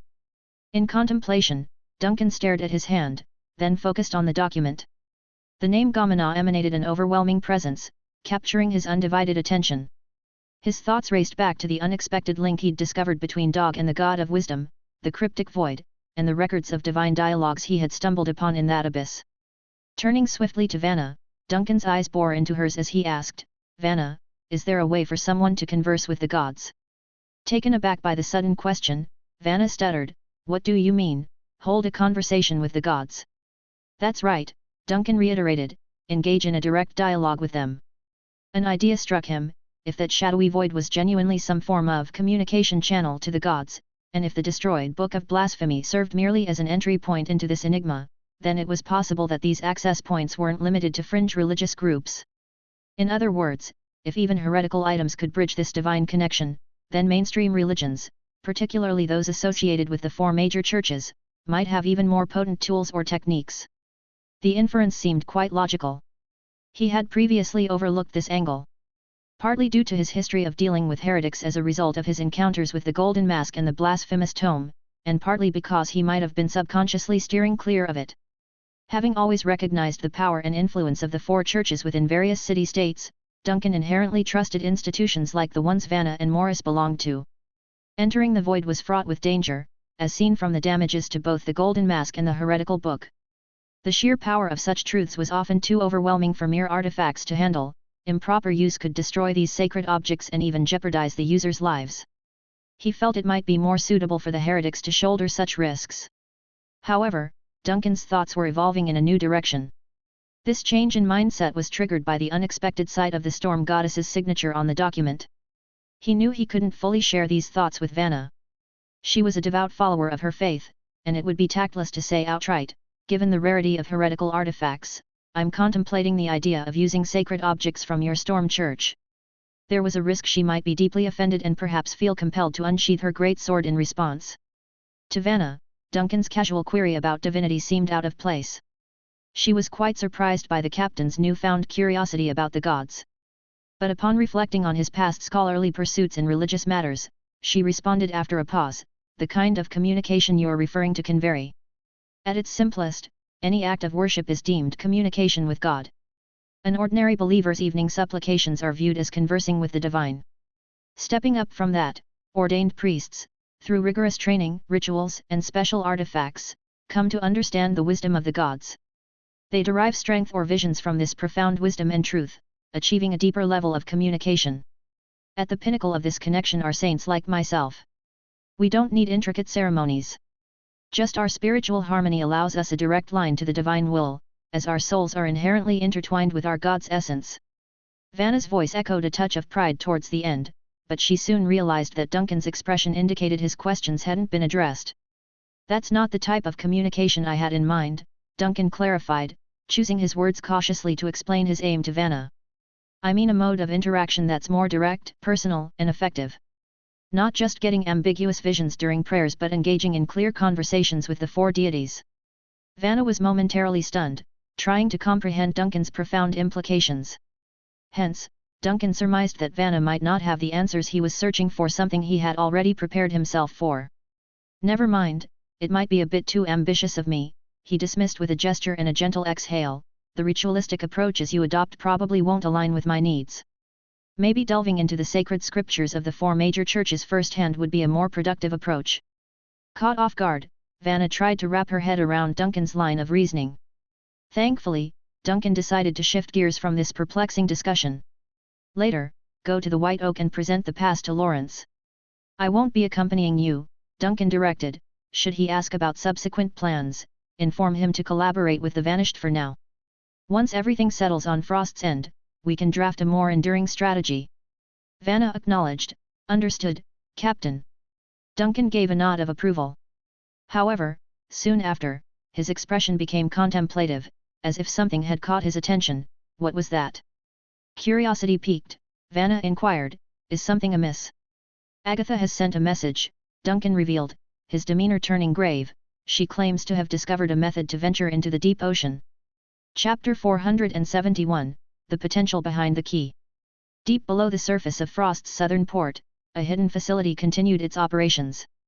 All non-essential staff had already been evacuated to safety, leaving only Agatha and Tyrion in the vast, empty space, patiently awaiting Duncan's arrival. Behind them stood a massive machine, a well-kept secret of the city's former government. The apparatus was enormous, designed to withstand extreme pressure and shaped like an egg. It was anchored securely between thick steel beams using strong cables. An overhead light cast a subdued, icy glow onto the submarine's metallic exterior, giving it an almost ethereal presence. The atmosphere in the cavernous hall was thick with uneasy silence. Just as the tension seemed unbearable, Agatha shattered the quiet with her voice. He's here, she announced. As she spoke, her arms stretched out wide. Bright green flames erupted from the scars that disfigured her body as if she were reaching out to embrace the sun. A green fire materialized in front of her and quickly transformed into a spinning vortex. From this fiery gateway, a skeletal bird named Ai flew out, followed by a robust figure covered in a black coat and adorned with bandages. Acknowledging the new arrival, Tyrion bowed his head slightly and stepped out of the way. Father, he said respectfully. Agatha's flames dissipated, and she clasped her hands together in a prayerful gesture, bowing her head humbly. We apologize for summoning you here, she added softly. Dismissing her concern with a wave of his hand, Duncan's eyes were already locked onto the massive machine that dominated the room. Receiving reports can't compare to a personal visit. So this is the machine, then? Yes, Agatha confirmed, giving a subtle nod. It is Governor Winston's legacy, although it could be the result of the efforts of previous governors as well. Our latest checks indicate that the submarine is almost ready for deployment and in excellent condition. Duncan responded with a noncommittal hum but said nothing more. He stood silently, his eyes studying the enormous relic as if he were gazing upon a piece of history that was uniquely a part of Frost. The submarine seemed to encapsulate lost hopes and individual struggles long buried by the passage of time. Bathed in the soft lighting of this nearly forgotten chamber, it was as if the bravery and anxieties of countless humans had been frozen into this massive steel creation. Duncan felt as if he could almost hear the tales of grit and rebellion that seemed to resonate within the metallic shell of the submarine. He walked over to the railing and reached out to touch its cold, solid surface. A subtle pulse reverberated through his otherwise emotionless body, sparking a fleeting sense of recognition. He mentally traced this feeling back through the labyrinth of his memories, connecting it to a time when a radiant Nina embraced her uncle with open arms. Then, the same sensation re-emerged when he discovered the silver brooch on the vanished and heard the name Lucretia mentioned by others. These shards of past affection and memory seemed to rattle within him, refusing to be entirely forgotten. Finally, Duncan pulled his hand back, his eyes falling thoughtfully onto his own palm. For a moment, he appeared to be scrutinizing the man who once owned this body. After a deep and significant pause, he softly murmured, "Ah, you would know this. Father." Tyrion's voice punctuated the still air like a sharp knife. "What did you say?" "Nothing of consequence," Duncan replied, his gaze shifting away from the submarine to meet Tyrion's eyes. "Is this submarine in operational condition?" Tyrion hesitated for a moment, grappling with his internal uncertainty before speaking. "We've conducted a comprehensive assessment of the facility and the submarine. The overall structure is in good shape. However, we are facing two main challenges. First, the original team of engineers and technicians who maintained this facility is no longer available. Consequently, some of the machinery and documentation have been damaged or lost. But this is manageable. Our experienced crew from the Mist Fleet should be able to handle it, especially since the design is based on the Frost Queen's blueprints." Pausing for breath and to choose his words with care, he continued, "The second challenge is more complex. The submarine's design is significantly different from its predecessors. Rather than relying on air pumps from the surface, it was designed to utilize integrated oxygen cylinders. Unfortunately, we've only located the slots where these cylinders are supposed to go, but the actual cylinders themselves are missing. Presumably, they were never manufactured. This is why Lady Agatha mentioned earlier that the submarine is nearly complete. Creating a compatible oxygen supply system from scratch will take time." Duncan listened intently, his eyes never wavering from Tyrion's face. Sensing his father's unwavering attention, Tyrion hesitated. "Father. I have no need to breathe," Duncan said, his tone flat and unemotional. "Are there any other concerns you would like to address?" Caught off guard, Tyrion was momentarily speechless. Then, the implications of what his father had just said dawned on him. His eyes widened briefly before he composed himself, nodding hurriedly. "Ah, then, it would seem there are no further issues to discuss. Many in the Mist Fleet also have no need to breathe. Your focus on this detail suggests you're a bit disoriented by recent events," Duncan observed, shaking his head lightly. "Since there are no significant barriers, make sure the submarine is prepared for operation as soon as possible. That is my primary concern here in Frost." On hearing his father's command, Tyrion's posture stiffened instinctively. Although it had been a century since he last received orders from his father, the reflex to obey was still strong. "Yes, father," he said, before hurrying off to oversee the necessary preparations. Duncan's eyes returned to the imposing submarine, studying its intricacies. Then his gaze shifted to Agatha, who still stood at her original position but looked somewhat hesitant. "Speak your mind, Agatha," he said softly yet firmly. "We're alone here. What's troubling you?" Caught off guard, Agatha quickly regained her composure. "You noticed. Your flame casts two shadows, even though one is trying to blend in. But remember, the flame you carry was created by me, which makes hiding in its light somewhat ineffective." Duncan's eyes softened as he continued, "I noticed when I first arrived but didn't press the issue since you seemed reluctant to discuss it. I thought it was best to keep this matter hidden from Admiral Tyrion for the time being," Agatha said, stepping aside to reveal that her shadow remained stationary, independent of her movements. Her shadow, it seemed, had a will of its own. In the next moment, the stationary shadow began to quiver and transform. Emerging from it was a slightly distorted figure that bore some resemblance to the gatekeeper. The figure offered a subtle bow before speaking in a voice eerily reminiscent of Agatha's husky timbre, "It's an honor to meet you, Captain Duncan." "Interesting. I believe this is our first introduction," Duncan responded, his eyes narrowing slightly as they settled on the wavering apparition. After examining it briefly, he directed his attention back to Agatha. "Has she always been this indistinct?" "In a mirror, she appears clearly," Agatha quickly replied.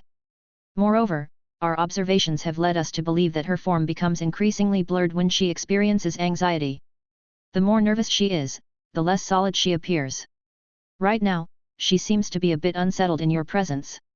"Intriguing," Duncan murmured, clearly fascinated. He turned his gaze back to the enigmatic shadow. "Earlier, I was under the impression that you had dispersed into oblivion when Agatha absorbed the residual memories you left behind. I did disperse, initially, the shadowy figure spoke in its soft, echoing voice. However, I somehow managed to find my way back into this world. I'm afraid I can't explain how exactly that happened. By the time I regained consciousness, I was but a reflection in a mirror. Agatha promptly added, we suspect that this resurrection may be related to the key, although we don't have concrete evidence to support that theory. The key? You mean the brass key? Duncan clarified. Exactly, Agatha nodded. From what she recalls, her reappearance coincided with my acquisition of the brass key. This suggests that the key may have properties that extend beyond mere informational storage.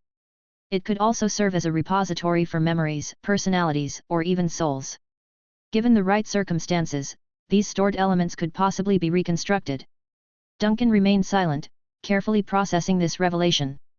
The very key they were discussing, bestowed by the late Frost Queen Rhaenora, was currently in the possession of his original body aboard the Vanished. He had resisted the urge to use that key on Alice due to an instinctual caution. Now, it appeared that his caution might have been warranted.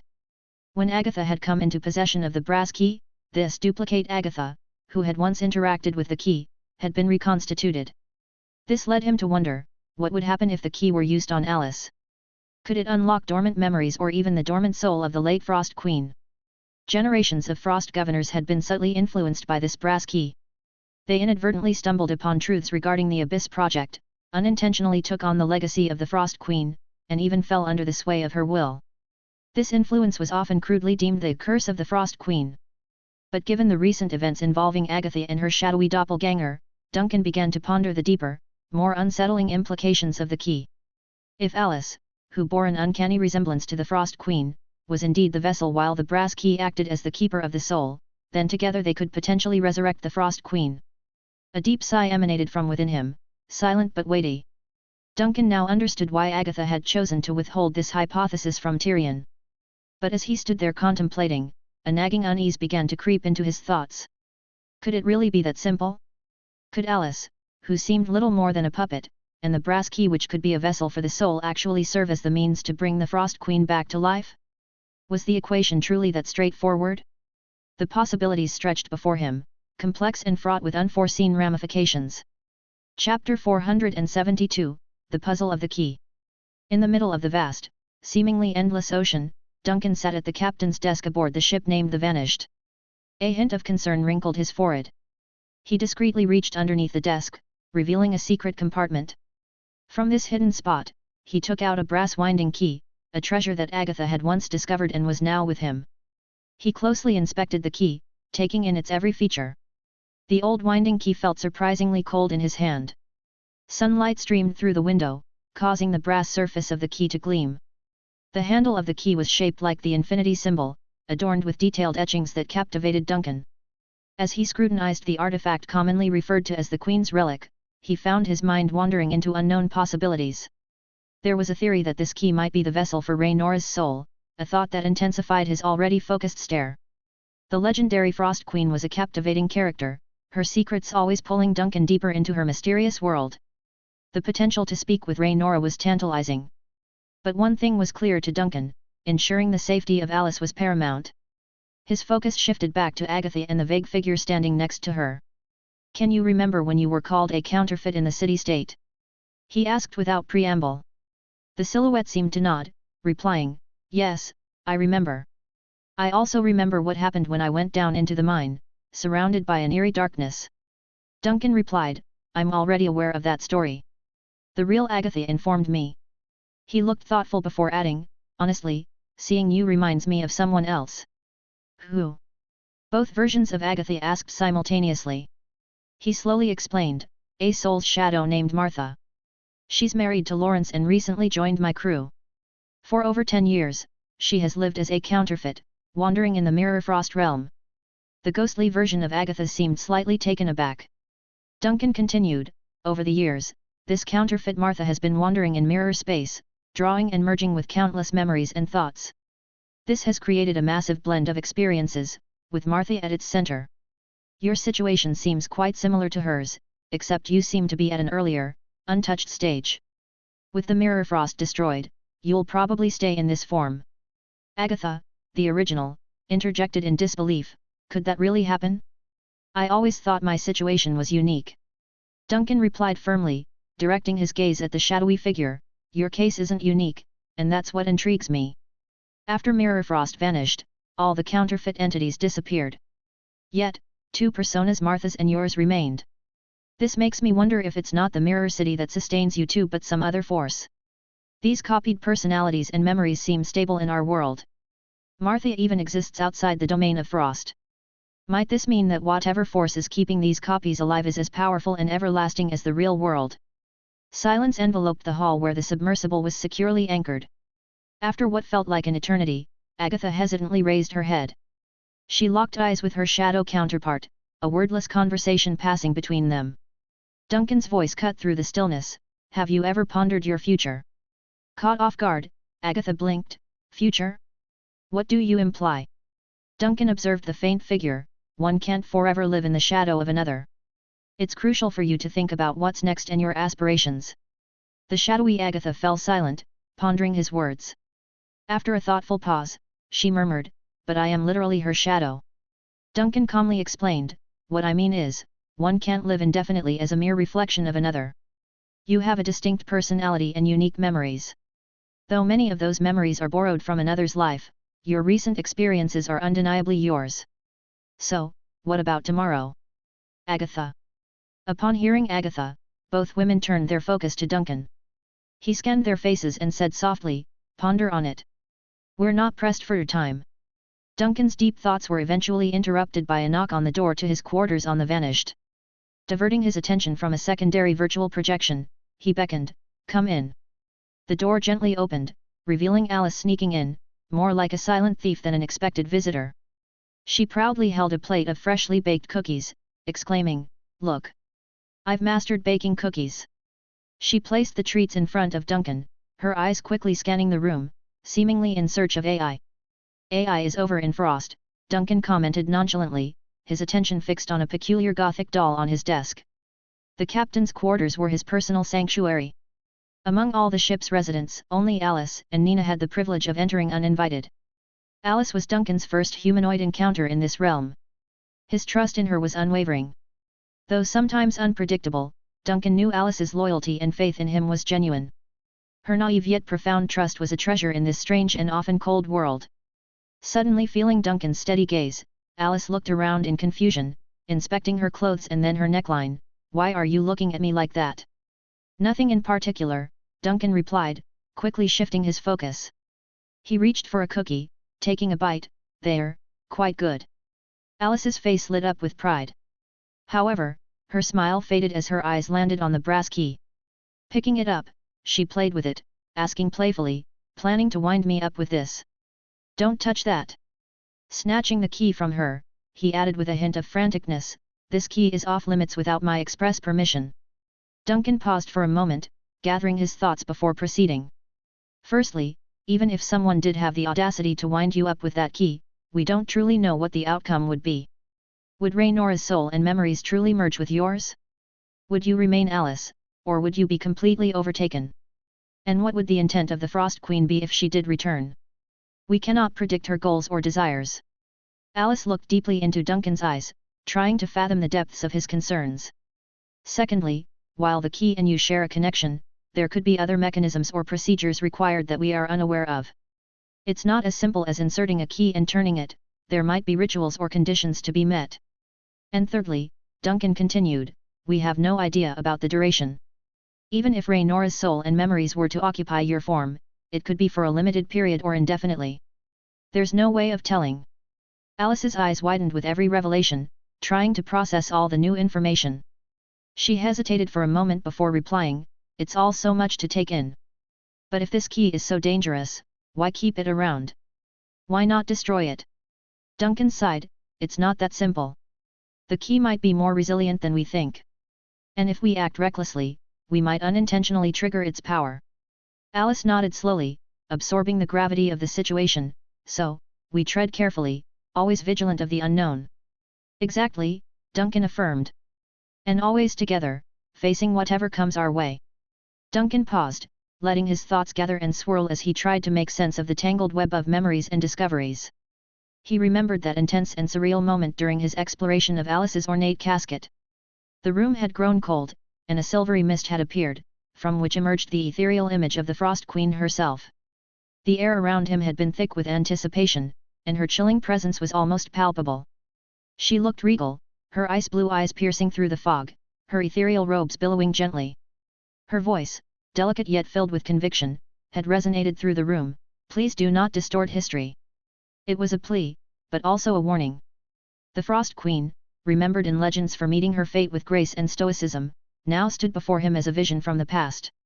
Duncan couldn't help but wonder, had she, in her infinite wisdom and foresight, devised a backup plan, a means to ensure her return if the tides of history ever turned against her? The very idea sent shivers down Duncan's spine, not from fear, but from the realization of the intricate web of destinies he might have unknowingly stumbled upon.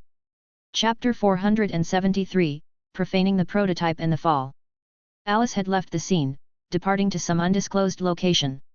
Duncan couldn't fully understand how much the innocent puppet named Alice knew or understood, but he was somewhat reassured by her recent awareness of the potential danger that the mysterious key posed. Until Alice fully understood what the key was and what it could do, he was skeptical that she would even consider using it again. Outside, the sun was slowly setting, its light dimming as night approached. 2 rings of magical runes, visible only to those who knew to look for them, started to descend toward the horizon. The fading sunlight cast an amber glow over the expansive ocean, a sight that spilled into Duncan's room through the window. Sitting at his desk and enjoying the picturesque sunset, Duncan turned his attention to a brass key that lay before him. As the sun's light mixed with the creeping shadows, the intricate patterns engraved on the key's handle seemed to come alive, shimmering in the fading light. After a few moments of quiet contemplation and cautious hesitation, Duncan took a deep breath and reached out to pick up the key. As he touched it, a small green flame, soft as an ember, sparked from his fingertips and began to travel into the key itself. Initially, Duncan had been hesitant to use what he referred to as the ethereal flame to investigate the key. He was worried that the flame's powerful properties might alter or corrupt the key's own mystical nature. But now, he felt he had no other options left. Duncan was desperate to find out the secret that Raynora had hidden within this key. Keeping this objective in mind, he carefully controlled the intensity of the ghostly flames so that it wouldn't damage the delicate artifact. He remained on high alert, ready to snuff out the flame at the first sign of any problem. As he held the key, the ethereal flame gently wrapped around his fingers and the brass, covering it in a gentle green glow. For Duncan, it felt like he was diving into a chaotic, boundless universe. His eyes slowly closed as he used the flame as a kind of second sight to explore the hidden world within the key. He was greeted by a vision of a fog so expansive it seemed endless. Swirls of dust and smoke formed and vanished in an ever-changing tableau. Puzzled, Duncan tried to make sense of the disorienting fog that filled his sight, but it was just a chaotic mess, constantly changing but never revealing anything. This foggy realm was the key's hidden truth. It was similar to what he had experienced when he had previously probed into the mysterious puppet's coffin, but the situation here was fundamentally different. After spending some time enveloped in this endless fog, Duncan noticed that the ethereal flame was still diffusing normally, showing no signs of damaging the key. Relieved, he cautiously refocused his attention in one specific direction within the fog. However, as he did so, he felt an odd sensation pulsing in the palm of his hand that held the key. What could it mean? Was it the key reacting to his investigation? At first, Duncan thought that the unusual sensation he felt might be coming from the brass key he was physically holding in the real world. But then a startling thought occurred to him: did he have a physical form within this mysterious fog? He remembered that during his previous exploration of the puppet's coffin, he had existed merely as a field of vision, lacking physicality. Was the change because the key and the coffin had different magical properties? Or could it be that his own mystical abilities had evolved in a way he didn't yet understand? These questions flooded Duncan's mind as he looked down at his palm, intrigued by what he found there. Held in his grasp was a mysterious, rectangular object with a black shell. It seemed to be made from a strange blend of metal and plastic. The device was small, about half the length of his palm and as wide as 2 of his fingers. The surface was polished and sleek, suggesting it was man-made. Intricate patterns on the device hinted at an underlying purpose or aesthetic, while one end featured a complex, metallic port organized with meticulous detail. The object struck Duncan as a sort of data storage unit or control module, perhaps designed to interface with some kind of machinery. It reminded him of a USB drive or external hard drive, but from a different world. The port didn't match any configurations he was familiar with. Suddenly, an image flashed through his mind, a memory from Planned, a place he had visited, where historical records had been consumed in a massive fire. He remembered the invading heirs of the sun, each armed with complex, black umbrellas containing intricate mechanical and electronic workings. Comparing the black rectangle to the umbrella he'd seen in Planned, Duncan noted similarities and differences. Both were highly precise, complex, and sophisticated, seemingly beyond the technology of his current world. At least, these items didn't appear to be made by any known civilization from the great cities across the sea. Duncan recalled that in his world, such objects were termed blasphemous prototypes. As his friend Dog had once explained, throughout the long history of this world, certain eras are sealed off.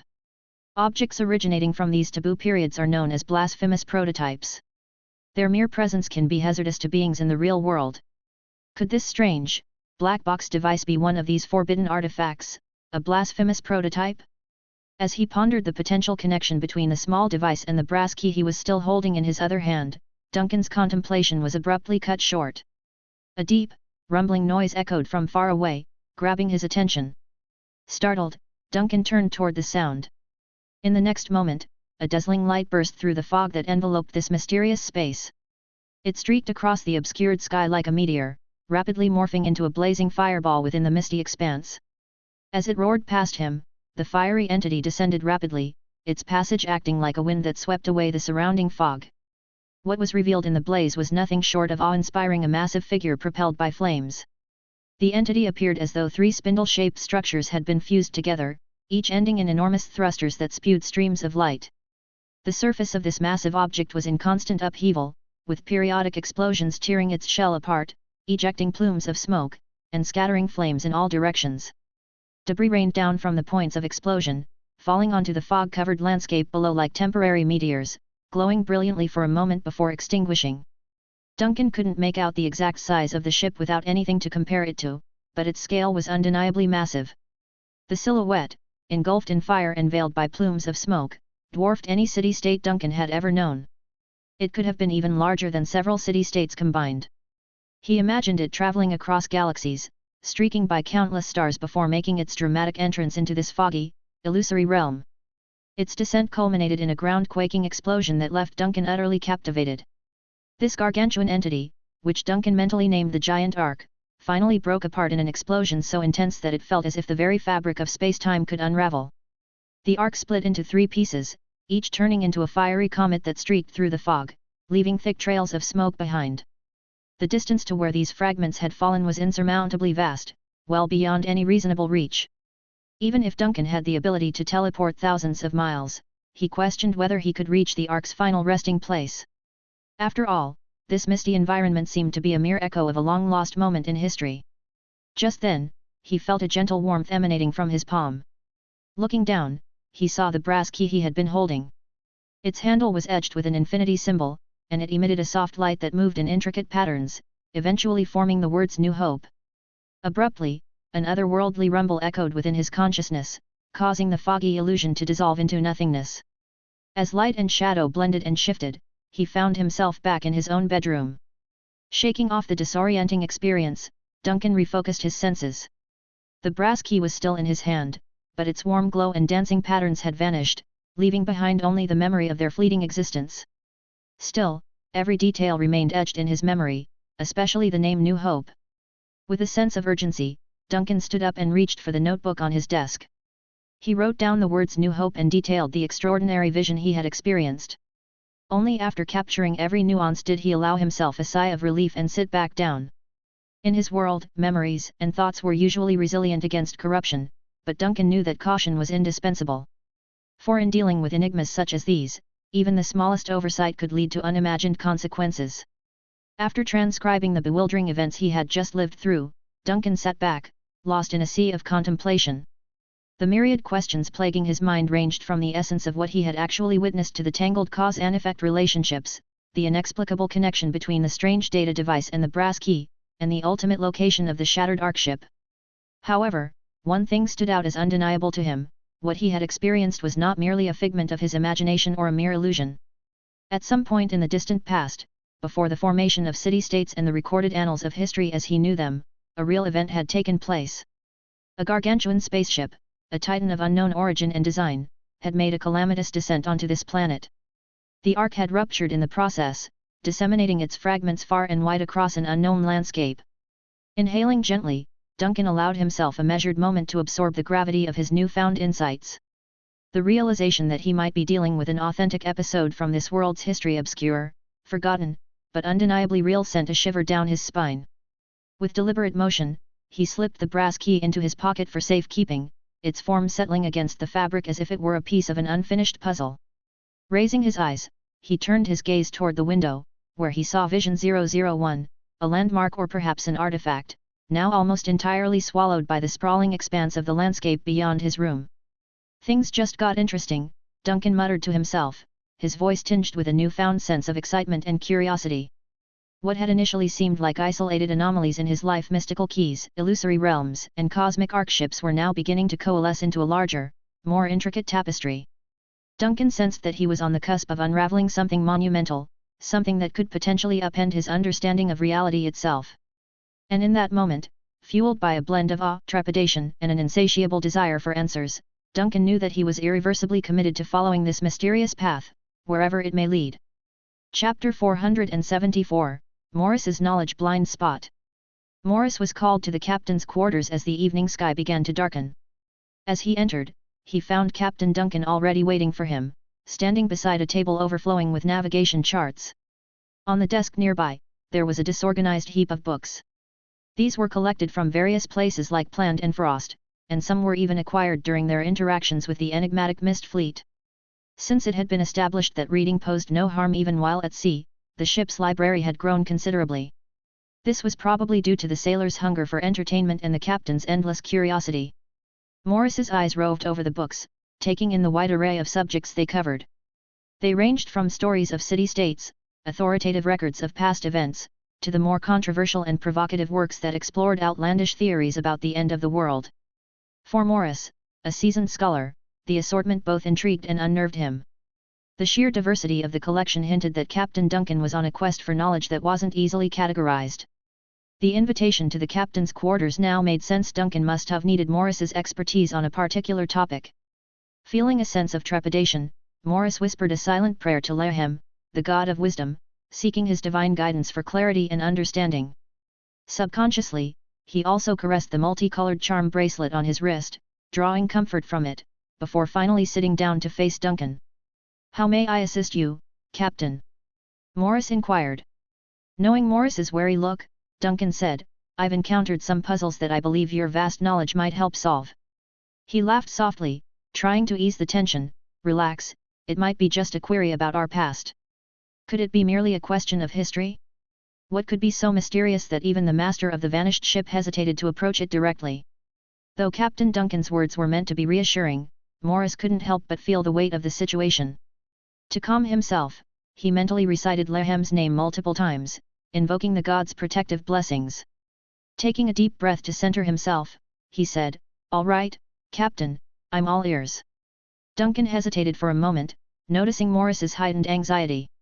He composed himself, then asked, "In all your studies, have you ever read about an event where a vast, man-made object plummeted from the sky, causing a massive fire and a blinding flash of light? Maybe this object broke apart upon impact, with its fragments spreading across various lands." Morris was taken aback by the question, clearly not expecting this line of inquiry. He met Duncan's piercing gaze, momentarily stunned. "Is that the extent of your question?" he managed to ask, his voice quivering slightly. "That sums it up," Duncan affirmed, though he was careful not to provide too much detail, wanting an unbiased answer from Morris. "Have you come across any historical accounts that match this description?" Still somewhat shocked by the unexpected query, Morris took a few moments to gather his thoughts. After a considerable pause, he responded, his voice filled with uncertainty, "To my knowledge, there's nothing in the records that fits that exact scenario." "Are you including both the acknowledged histories and those less accepted tales?" Duncan's question, while persistent, wasn't unexpected. Considering how stories get warped over time, it's entirely possible that this event has been embellished and turned into legend, or even incorporated into some blasphemous teachings, especially if it took place many eons ago. Taking a moment to consolidate his thoughts, Morris replied, I'm quite certain of what I know. That includes the sanctioned historical accounts, the untold tales whispered in hushed tones, and even those controversial theories that many would label as heresy. I've yet to encounter a tale resembling what you describe. Still, the world is vast and its tales, even vaster. There might be isolated folktales or hidden chronicles that slipped my notice. But, Morris hesitated before adding, if such an event has eluded my knowledge, uncovering more information might prove challenging. You might consider turning to the vast collection at the Great Library of the Academy of Truth or seeking out ancient tomes in Mock and Wind Harbor. After processing Morris's words, Duncan slowly nodded, in that case, I'd like you to reach out to your scholarly peers and delve deeper. And, if it comes to it, we can initiate a dialogue with the esteemed Academy of Truth. The gravity in Duncan's voice was palpable, causing Morris to acknowledge with an earnest nod. There was an air of urgency, suggesting that this was not just an academic curiosity. Although Morris had dedicated his life to studying history, his natural thirst for knowledge was still very much alive. He ventured, Captain, might I inquire about the root of this quest of yours? Taking a deep breath, Duncan finally divulged, in truth, I'm not entirely sure. I've been plagued by haunting visions. Their precise meaning eludes me, but I'm convinced they bear ties to both the current state of our world and tales long forgotten. Nodding with understanding, Morris responded, I'll leave no stone unturned in my investigation. Morris refrained from probing Duncan further about the visions. He understood the need for balance in curiosity, treading the line between being uninformed and dangerously obsessed. As Morris was about to leave, Duncan's voice, tinged with an air of mystery, interjected, while you search, keep the term New Hope at the forefront of your inquiries. Pondering on the words, Morris speculated, does that refer to a ship by any chance? Duncan paused, then nodded slowly, a complex emotion flitting across his face, indeed. A ship. But not just any ship. A ship from the vast expanse of the cosmos, one that met a tragic end due to a catastrophic engine failure. Far away, in the southern port of Frost, a secret underground facility buzzed with activity. Engineers, ageless and eternally dedicated, revived practices and knowledge from 50 years prior. Dusty blueprints were pulled out from long-forgotten storage, and engineers as ancient as the designs they held gathered amidst a chaotic array of machinery, tubing, and wires, exchanging technical jargon and ideas that would sound alien to an outsider. In the grand hall, Tyrion occupied a quiet corner, observing the flurry of activity as his team worked diligently. I would never have imagined these blueprints would come into play again in my existence, mused a skeletal undead engineer, half his body augmented by intricate steam-powered devices.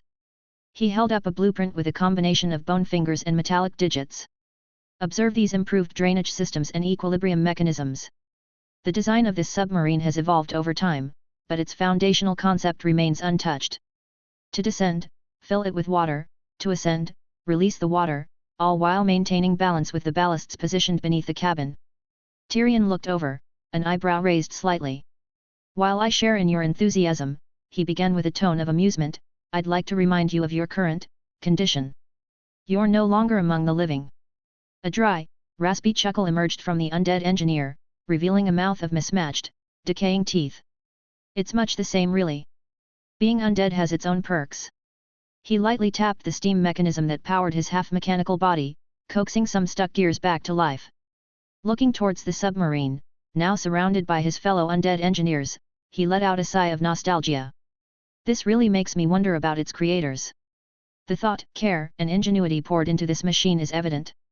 It's a testament to their desire for it to serve a purpose. Tyrion, lost in thought, simply nodded. After a prolonged silence, he finally said, focus on your task. The submarine could be pivotal for us this time. We can't afford errors. Aye, Captain, replied the undead, moving away. As Tyrion watched him go, he took a deep, albeit unnecessary, sigh. Suddenly, a soft glow and a faint hum emanated from a crystal ball lens adjacent to him. Lucretia's voice playfully rang out, tough day at the office, dear brother? Governance isn't as simple as piracy, now is it? Turning to face the slowly illuminating crystal ball, which now projected Lucretia's image, Tyrion's face was stoic. I relocated this device from the ship so you could reach out during crises, not for casual banter. Lucretia's laughter filled the space. You're not the feared pirate anymore, dear brother. As a governor, one must strike a balance between gravitas and affability. Her playful demeanor shifted as she leaned in, her eyes searching. I'm genuinely curious. Is this truly the doing of our father? Heaving another sigh, Tyrion answered, what else could it be? Father's managed to make monumental changes here. The entirety of Frost is now under his sway. I find solace in believing he's regained his lost humanity. And while his plans have caught me off guard, they're not entirely unwelcome. Both Frost and the Mist Fleet are now in good hands. Lucretia's usually playful demeanor shifted as her teasing smile faded. With a thoughtful expression, she hesitated for a moment before voicing her concern. How is father these days? Is he, truly well? Tyrion nodded, offering a reassuring glance. He's thriving. On the Vanished, he spends most of his time either indulging in fishing or tending to a dove. Meanwhile, his avatar in Frost enjoys a serene walk in the local park every morning. In the afternoons, he oversees the engineering projects here. If it would put your mind at ease, next time he's around, I could activate the crystal ball. Then, you could converse with him directly. No. That won't be necessary. Lucretia's response was swift and a tad louder than she intended. Collecting herself, she adopted her usual poised posture and added, I need to mentally prepare for such an interaction. Let's put that aside for now. There's a considerable amount on my plate here, after all. Curiosity piqued, Tyrion's eyebrow arched. What might you be so preoccupied with over there? He inquired, taking the opportunity to press on another matter of interest. On that note, how has your research been progressing? Any updates on that fragment that reportedly plummeted from the heavens? Lucretia hesitated, momentarily lost in thought. She had hoped to steer the conversation away from this topic, but now, faced with the question, she exhaled a heavy sigh of resignation. We haven't made any significant breakthroughs, she admitted, her tone tinged with frustration. Even Taran L., the esteemed scholar from Wind Harbor, is completely stumped. Chapter 475, Taking the First Steps of Exploration. Taran L., a highly respected elf and scholar in the fields of mathematics, mechanics, and natural history, had received 4 lifetime achievement awards from the Academy of Truth. He was renowned for his unyielding commitment to the pursuit of knowledge. Taran would often spend both day and night engrossed in research in his laboratory. This level of dedication worried Lucretia, who was deeply concerned that his extreme focus on his studies might one day cost him his life. However, in a public gathering of his scholarly peers, Taran L. found himself in the unusual position of acknowledging his inability to unravel the mysteries of an enigmatic object, a large, glowing geometric shape that had descended from the sky. Lucretia looked up and her eyes scanned the room, briefly resting on a crystal sphere on her desk before focusing on the otherworldly illumination pouring through the window. Even at this late hour, the sea outside her window appeared to be bathed in sunlight, creating a seamless bridge of light between the sky and the ocean. Lucretia sighed, shifting her attention back to her desk, where a peculiar, dust-covered sphere rested on a stand. The sphere had a rough, stone-like surface marked by strange, erratic designs. While not exactly aesthetically pleasing, the sphere exuded an irresistible aura of mystery. This mysterious object was actually a scaled-down model of an enormous stone sphere that was encased within the larger geometric light structure hovering above the sea. The model sphere was exactly 10 meters in diameter and was the only tangible result of extensive research conducted by numerous experts over an extended period of time. Speaking to her elder brother via the crystal sphere on her desk, Lucretia said, Master Taran L. has gone to Wind Harbor to rest and recuperate. His students practically had to force him to leave. If he doesn't take this time to recover, I'm afraid he might die prematurely. For an elf, dying at the age of 500 would be a true tragedy. She continued, when he left, he was clearly disheartened. The object from the sky still remains an enigma that we cannot solve. Both the radiant light surrounding it and the sphere at its core are baffling to all of us. We have managed to collect some samples from the stone sphere, but every analysis indicates that the material is nothing more than finely ground stone powder. Attempts to probe the interior of the sphere have been utterly fruitless. Neither conventional methods nor magical interventions have been successful. The object seems to be shielded by a thick, impenetrable shell that keeps its secrets well guarded. We've held off on conducting any destructive tests so far. She added, despite all the uncertainties and questions, there's one thing that we've all agreed upon, the geometric light structure most likely originates from the rune circle that surrounds Vision 001. This conclusion was made possible thanks to research conducted at the tower in Wind Harbor. There, scholars have identified missing portions along the periphery of Vision 001 and have confirmed that these gaps correspond exactly to our mysterious geometric light body. Burdened by a multitude of concerns, Lucretia rapidly unloaded a torrent of detailed information. Tyrion, ever the attentive listener, allowed her to complete her narrative without any interruptions. Only after she had finished speaking did he find the opportunity to respond. So, the object has been confirmed as a fragment from Vision 001. Lucy, you know Father had alerted the Fore Church about the potential waning of the sun. Yes, I'm aware, Lucretia replied with a subtle nod. No one is taking Captain Duncan's warning lightly, but it has caused a ripple of widespread fear and apprehension, especially when it comes to discussions about the vanished. Tyrion gave a wistful smile. Having recently been in frequent contact with their father, Duncan Abnemar, and experiencing his novel approaches firsthand, he decided to tactfully change the subject. So, what's the next step? What are your plans concerning this sun situation? Lucretia shrugged dismissively. What could we possibly do? Launch this enormous stone sphere back into orbit? Try to reintegrate it into the sun's runic circle? It appears that only the lost civilization of the ancient kingdom of Crete knew the secret to anchoring the sun in the sky. Tyrion lapsed into thoughtful silence. After a brief pause, Lucretia abruptly shifted gears. Has Father been informed about my research here? I haven't said a word, Tyrion assured her, shaking his head. I wouldn't share it without your explicit permission. Why, are you thinking about seeking his help? Lucretia hesitated momentarily, showing a flicker of interest in the idea before dismissing it. Let me think about it some more. It's not certain that Father could even assist with these complexities. And to be honest, I'm somewhat intimidated by him. He's mellowed out considerably lately, Tyrion said with a chuckle. But if you're hesitant, I won't push the matter. Just remember, even if I keep mum, the news may still reach him. He's now entangled with the church and various city-states. If he takes an interest, I won't stand in his way. Waving her hand dismissively, Lucretia let out a sigh.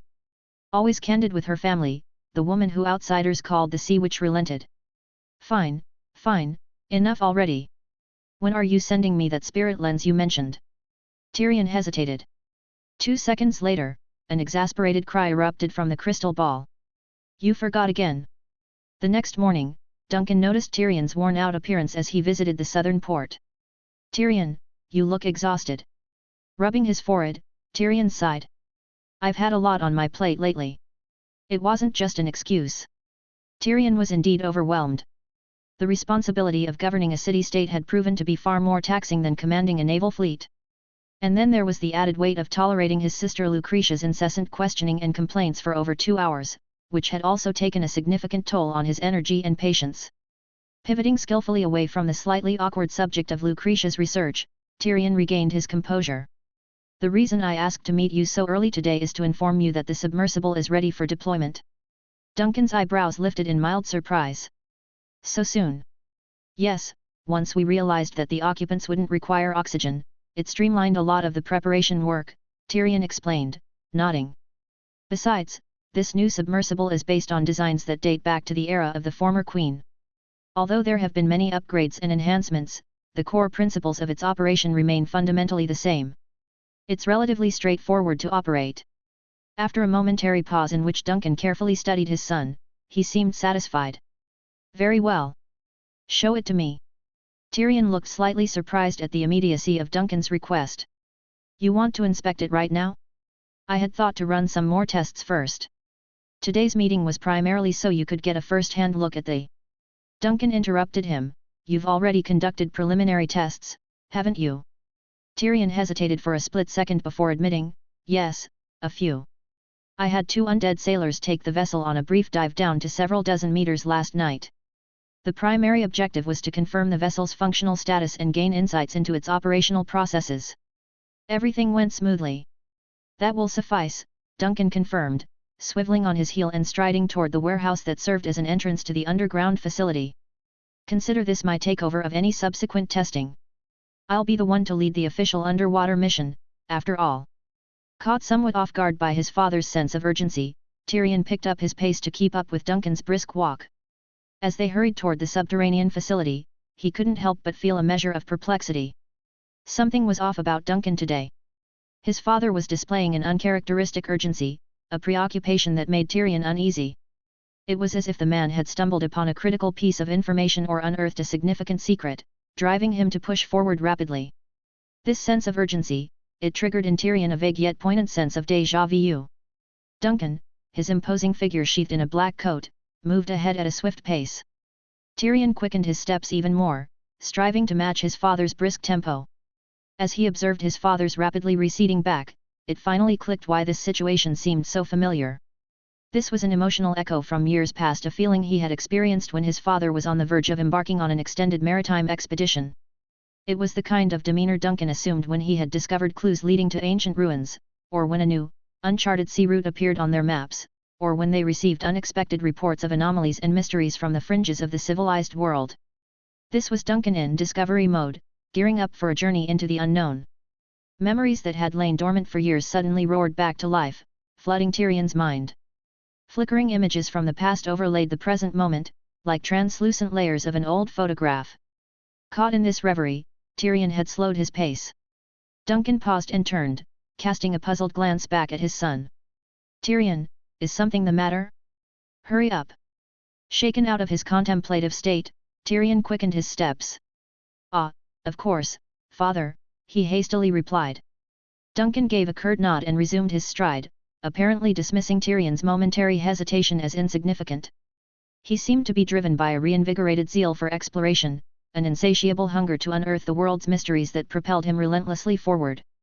The source of this newfound urgency in Duncan was not lost on Tyrion. It likely originated from the insights his father had gathered the previous day. Duncan had been examining a brass key, an artifact that seemed to peel back a corner of the world's opaque tapestry. It had revealed the existence of a gigantic spaceship that had crashed onto their world in an era long forgotten, a marvel of ancient technology referred to as a blasphemous prototype. These revelations touched on enigmas so deep and complex that even noted scholars like Morris hadn't dared to venture into them. Indeed, the universe was a labyrinth of boundless mysteries.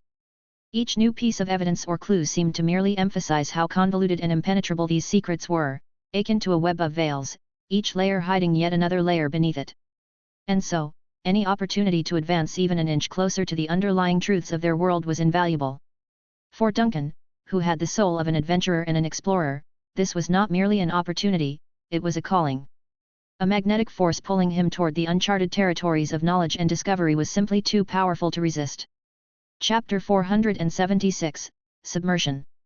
In the vast, icy realms of the southern reaches of frost, a brightly lit submersible control hall stood out like a guiding lighthouse. The combined illumination of gas and electric lights replicated daylight within its confines. This artificial sun cast lively, moving shadows throughout the vast room. Dominating the scene was a colossal, egg-shaped submersible suspended mid-air by an intricate web of steel cables. It sat poised at the precipice of a chute that led to the cold, uncharted sea below. Around this magnificent piece of machinery scurried undead engineers. With their odd and macabre figures, they moved quickly and efficiently, checking every detail and making last-minute tweaks, all in preparation for the vehicle's descent into the depths below. Duncan watched from a vantage point, comfortably seated beside the robust steel frame supporting the submersible. He observed with keen interest, soaking in every detail, patiently waiting for the signal indicating that Tyrion's team was ready. It was evident that despite the undead engineer's eerie, almost nightmarish look, there was a bubbling undercurrent of excitement and anticipation. Their every action conveyed a subtle touch of glee, even eagerness. Interrupting Duncan's observations was the approach of a broad-shouldered, bald man, visibly anxious. As he got closer, he crouched low in front of Duncan and nervously began, "Captain, it's an honor to see you here." Duncan's gaze shifted to the newcomer. Recognizing him from earlier briefings, he said, "You're Aiden, aren't you? A remnant from the time of the vanished fleet alongside Tyrion." A hint of a smile crossed Aiden's face. "Yes, that's me." "So, you remember?" Duncan replied, shaking his head slightly, "Not personally. My memory got scrambled during the subspace transit. But I've been briefed about you and the other first-phase sailors from the Mist Fleet." Aiden, visibly more nervous now, said, "No need for explanations. Having you back is, well, it's a relief. The crew missed you. They're fearful too, right?" Duncan chuckled lightly, scanning the many faces in the hall. He noticed how many quickly looked away, avoiding his direct gaze. "It's a good thing I'm here in this proxy form. If it were the real me, I reckon the sailors would be too unnerved to even work. Aiden admitted, hesitantly playing with his shirt buttons, a lot of them are from the second phase of recruits. Your reputation precedes you, Captain. Their first interaction with you was the Frost battle 5 decades ago. Duncan completed the sentence, his voice softening. His contemplative silence was interrupted by Tyrion's announcement. The submersible is primed and ready, Father. Duncan's face broke into a genuine smile. Then it's time. He stood up, joining Tyrion as they walked to the docking platform. The magnificent submersible symbolized countless hours of effort, ingenuity, and dedication, silently beckoning them to embark on their forthcoming adventure. The open side hatch of the submersible was spherical and inviting. Beyond its formidable, waterproof barrier, the interior was bathed in the sharp glow of bright lights, revealing the vessel's intricate design. Contrary to its vast external structure, the space inside seemed a bit tight. Given the dense tangle of pipes, valves, and a myriad of control panels, it looked like it could comfortably hold just 3 or 4 people. Duncan peered into the vessel's cozy interior, preparing to step inside. But suddenly, he stopped dead in his tracks. Something caught his attention, prompting him to sharply turn his gaze in a specific direction. Without warning, a swirling tornado of grey mists rushed into the hall, growing more ferocious as it approached the platform where the submersible was anchored. As the whirlwind reached its climax, it magically transformed into a familiar figure now standing face to face with Duncan and Tyrion. From the remnants of the grey gust appeared Agatha. She looked much as she always did, the sightless nun adorned in a dark, flowing dress, her hair falling in thick waves over her shoulders. I wish to join you on this journey, she stated, wasting no time in conveying her desire upon her dramatic entrance. Duncan raised an eyebrow, clearly taken aback. You wish to explore the depths with us? May I ask why? Agatha responded with determination, I must see for myself what mysteries lie hidden below Frost. As the gatekeeper of this city, I cannot just stay secluded within the cathedral's walls, simply waiting to hear about your discoveries. Moreover, she hesitated, and for a brief moment, everything went silent. Slowly, she tilted her head upwards, her eyes concealed behind a black veil, making direct eye contact with Duncan. This city belongs to the Frostviens. It's a matter of our heritage. At least one Frostvien should represent us on a vessel that we have so painstakingly crafted. Think of my presence as a representation for Governor Winston and all those governors of Frost before him. I want to be there to witness the secrets below. Pondering for a second, Duncan replied, It seems you've given this a lot of thought and are aware of the inherent risks. If you're certain, I won't stop you. Before he could consult Tyrion for his thoughts, Tyrion quickly interjected, given the submersible's capacity to accommodate up to 4 people, having 2 shouldn't be a problem, however. Gently interrupting Tyrion, Agatha mentioned, Don't worry, I don't need to breathe. Pausing briefly, Tyrion took a step back and nodded in agreement, then we shouldn't face any challenges. With a light-hearted chuckle, Duncan walked toward the submersible's entrance, extending a hand to Agatha, signaling her to follow. All right then, let's embark. As they boarded the submersible, the circular hatch closed with a resounding thud. 2 robust undead sailors promptly approached the platform, expertly locking the exterior mechanism. Now, the submersible's interior was a world unto its own, cocooned from the outer environment by thick steel walls. Within this intimate setting, the gentle hum of the machinery and the sporadic gurgling sounds of the pipework formed a serene ambience. The crew cabin, surprisingly, lacked traditional seating. Instead, Duncan and Agatha found themselves standing in front of an expansive control panel. Their hands instinctively reached out, gripping the cold, metallic tubes that acted as safety railings on both sides. Just to their side, a heavy-duty glass porthole offered a window to the outside. Through it, they watched the skeletal, undead sailors efficiently work on the platform, detaching the thick steel cables that kept the submersible in place and releasing the chunky safety locks embedded in the steel frame. Suddenly, the crisp and clear voice of Tyrion resonated from a sleek communication device tucked away at a corner of the panel. Father, Miss Agatha, are you able to hear me? Stepping closer to the device, Duncan answered, loud and clear, Tyrion. Very well. I won't bore you with the nitty-gritty of operating the submersible, it's been designed for simplicity and should be intuitive. Instead, let's discuss what will transpire once you submerge. The craft runs primarily on a compact steam core combined with an auxiliary generator. This should ideally power any extensive underwater exploration. Should there be an issue with the core or generator, there's a set of backup batteries housed in the vessel's undercarriage, giving you approximately 2 hours of continued operation. Furthermore, the submersible is equipped with 3 high-powered external spotlights. Be advised, their illumination will wane as you reach greater depths, so navigate with care. Given the significant water resistance at the ocean bed, the propulsion system operates at a conservative speed. Keep this in mind while traversing the deep. As for communication, the device's signal range is capped at 300 meters. Beyond this point, conventional communication will be disrupted. That being said, neither your mystical powers nor Miss Agatha's psychic abilities should be hindered.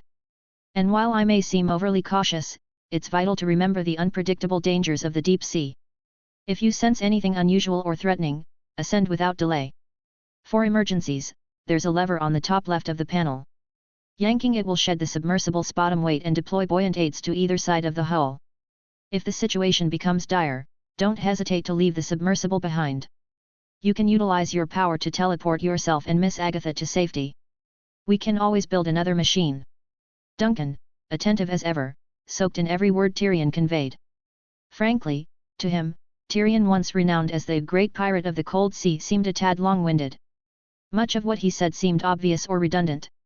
Nevertheless, out of respect, Duncan heard him out patiently. Only once Tyrion had wrapped up did he reply, tone solemn, acknowledged. Let's begin. Positioned at the end of the hall, beyond the submersible's confines, Tyrion stood behind a command console. Taking a moment, he inhaled deeply and signaled his team with a determined nod. Activate the sea gate. Start the tunnel flooding process. Detach the submersible's main power cord and stand by for hook disengagement. The submersible's robust steel structure resonated with a deep, thunderous vibration, producing a muted, reverberating hum inside its spherical chamber. A slight trembling emanated from the vessel's foundation, soon followed by the grinding sound of metal against metal. When the sea valve was activated, torrents of seawater gushed into the launch tunnel below the structure, quickly reaching the required depth. The remaining duo of heavy-duty cables, which had steadfastly gripped the submersible, started to creak under the tension and slowly relaxed their grip. Duncan and Agatha first felt a sudden lurch, and then the sensation of dropping. For a brief moment, gravity seemed to lose its grip on them. Swiftly, the submersible was enveloped by the cold embrace of the water, sliding down the inclined channel. Aided by a series of guiding grooves, the vessel was directed towards an underwater gateway that marked the boundary of the southern harbor.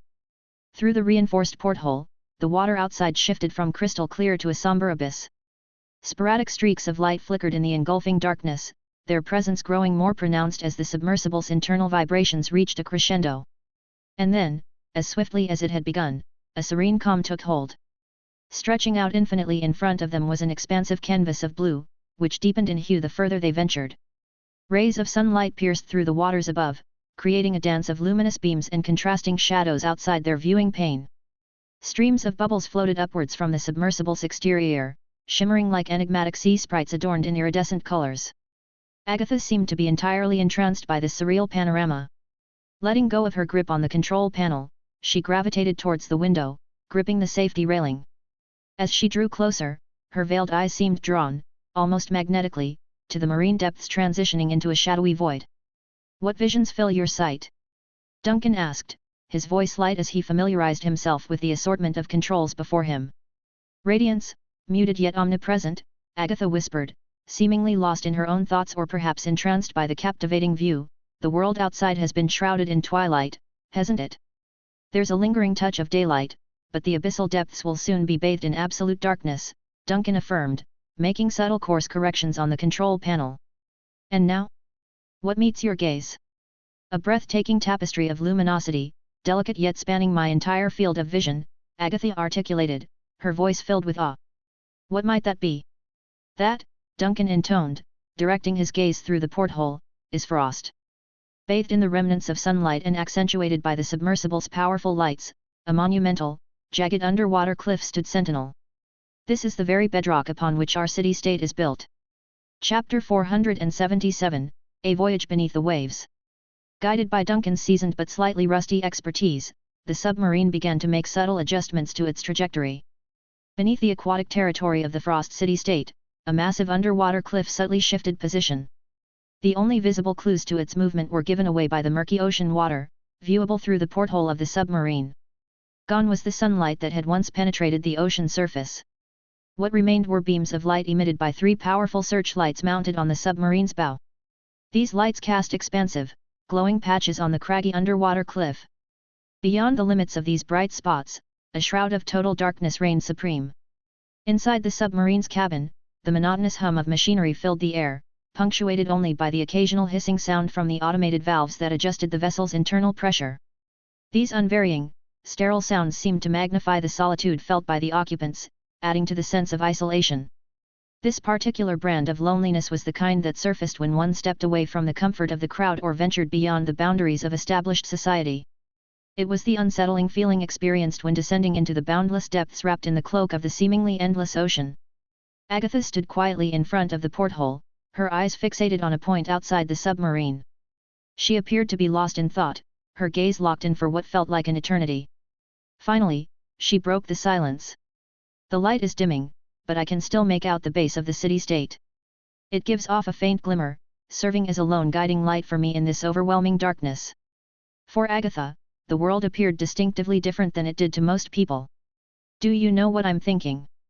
Duncan's voice suddenly broke the silence, coming from behind her. What are you pondering?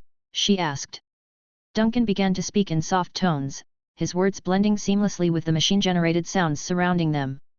I believe this is how we perceive the world. Imagine the world as an immense ocean. If we consider civilization as a single entity, then we find ourselves submerged in an endless, mysterious abyss that veils the world from our full understanding. Every so often, we manage to catch fleeting glimpses of different landscapes as they emerge from the dark, while we ourselves stay anchored in the relative safety of civilization's light. We try to piece together the shape of the world from these transitory snapshots, yet we rarely get a chance to fully understand the complete truth that lies behind these brief illuminations. Assuming this analogy holds, then a lone fallen leaf could obstruct our view of an entire forest. A solitary rock might hide a majestic mountain. A quick flash of a vine illuminated momentarily could actually be a part of some mythical creature lurking in the shadows. Beyond the weak boundary of light lies an entire realm of unknowns, and within that lit space, we discern only fragments of truth, which are constrained by the limitations of our perspectives and temporal circumstances. During these perilous underwater journeys, different people react in varied ways to the obscured reality that exists beyond the visible spectrum of light. Some accidentally catch a glimpse of this enigmatic world, and the revelation drives them to the brink of insanity. Others strive to extend the reach of illumination, exploring the unknown and thereby earning the title of pioneers. However, the line separating these explorers from the madmen is often indistinct and ever-changing. Yet, the majority of people prefer the safety of what we could call the ark of civilization, content with a limited but adequate light source, their attention narrow and focused on immediate concerns. We refer to these individuals as mundane. In a world that behaves according to their expectations, they find a comforting sense of stability and security. Hesitant to look beyond the confines of their safe haven, these individuals often deemed the most ordinary, vulnerable, and powerless actually constitute the majority. They are the cogs in the machine that ensure the smooth operation of this ark, even offering support to the pioneers and rebels among us. As Duncan's words lingered in the air, the sound of seawater rushing into the submarine's ballast tanks reverberated from below, punctuating his statement. Simultaneously, the submarine adjusted its angle slightly, accelerating its descent into the ocean's depths. Outside the forward window, the jagged cliff face, now washed in the brilliant glow of the searchlights, began to recede upward, replaced by the abyss. At any moment, the visible landscape could vanish into unfathomable darkness, or perhaps, it wouldn't. Motivated by this contemplation, Duncan scanned their immediate environment. Although the cabin remained well lit thanks to the overhead lighting fixtures, the familiarity of this enclosed space felt reassuring, especially after staring into the external darkness for an extended period. However, occasional creaking sounds from the submarine's hull served as a disquieting reminder. Their secure, illuminated cocoon was separated from billions of tons of crushing seawater by merely a thin layer of steel. This steel shell, a marvel of engineering, was crafted painstakingly by countless mundane individuals, craftsmen who may never venture beyond the walls of their city-state, yet had set this modest submarine on its exploratory mission into the great unknown with their skills and wisdom. After a significant pause, Agatha finally spoke softly. To be honest, I sometimes feel both fortunate and overwhelmed by my ability to see just a little more than most people can. Like you said, we're all navigating through an endless abyss, and my sight extends just a tad farther where normal light fails to reach. But often, that feels overwhelmingly insignificant compared to the sheer scale of the unknown that surrounds us. Duncan responded softly, indeed, when pitted against the immensity of this boundless ocean, a slightly extended field of vision may seem trivial. However, for those of us committed to navigating this vast darkness, the ability to see even 1 meter farther can be of extraordinary significance. With a casual flick of a switch, Duncan turned off the main cabin lights, leaving only the essential controls illuminated. The interior of the submarine dimmed instantly, but this reduction of internal light made the beams from the high-powered searchlight outside the porthole appear all the more vivid. The complex textures and features of the underwater cliff, now spotlighted even more intensely, came into sharper focus, enriching their understanding of the world that lay beyond the confines of their steel sanctuary. "You speak of a world that's hovering on the brink of despair, yet there's a note of hope in your voice," Agatha observed, her eyes narrowing slightly as if grappling with a paradox. "It's an intriguing comparison that confounds me." Duncan paused before responding, his demeanor relaxed yet thoughtful. "I describe a world tinged with despair because that's the unvarnished truth of our existence. Yet, I remain hopeful because that's intrinsic to my being. While we may not have the power to transform the world, we do have the ability to master our own attitude towards it." Agatha looked at him, her facial expression softening into a warm, subtle smile. "I didn't expect such philosophical depth and emotional sensitivity from you," she admitted. "Sometimes, I forget you were once hailed as the world's most renowned explorer." Duncan simply chuckled at her comment, his gaze drifting back to the porthole window. The underwater cliff illuminated by the submarine's powerful searchlight gradually emerged from the darkness. It had a texture resembling stone, punctuated by patches of growth that appeared to be sea flora, perhaps coral or some parasitic form of underwater plant life. But what struck him was the uniformity of the base of the cliff, a feature that seemed too regular to be a mere product of nature. With a deft hand on the controls, Duncan piloted the submarine closer to the anomaly, stopping when they were just a stone's throw away from the mysterious formation. Then, with a slightly awkward fumble, he located a particular lever on the control console and activated the mechanical arm affixed to the submarine's front. Under the spotlight, the mechanical appendage unfolded slowly, its pointed end making contact with the cliff. A gentle scraping motion followed, and fragments of the formation began to drift in the water. Amidst this floating debris, however, Duncan noticed a more solid, perhaps even artificial, structure hidden within. Breaking the lingering silence, Duncan suddenly posed a question. "You know, it's been bothering me for quite some time. Throughout history, numerous deep excavation projects have been undertaken across various city-states for mining, for constructing subterranean facilities, or simply for the sake of scientific inquiry. Has no one ever punctured this base layer?" Agatha was momentarily taken aback by the abrupt query. After collecting her thoughts, she shook her head and began, "As far as my knowledge extends, there hasn't been a single instance of breaking through this base layer.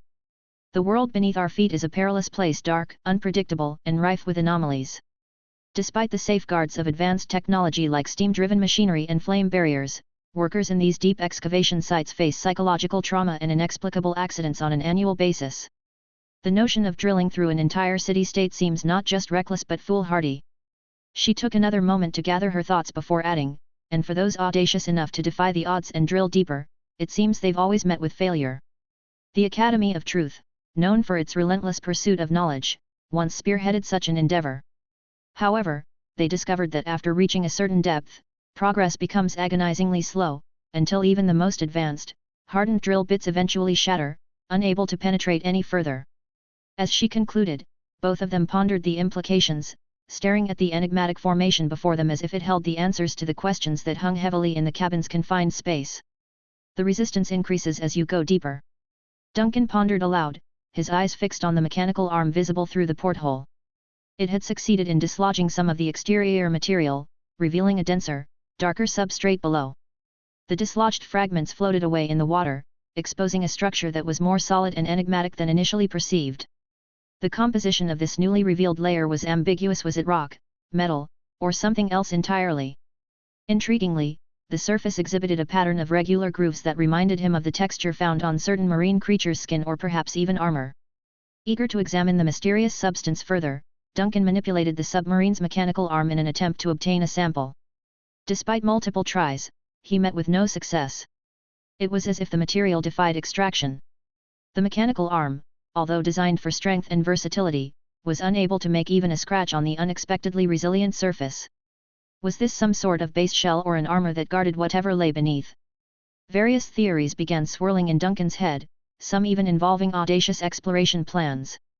However, he eventually reined in his curiosity, remembering the primary objective of this expedition: investigating the massive unknown entity lying underneath the Frost City-state.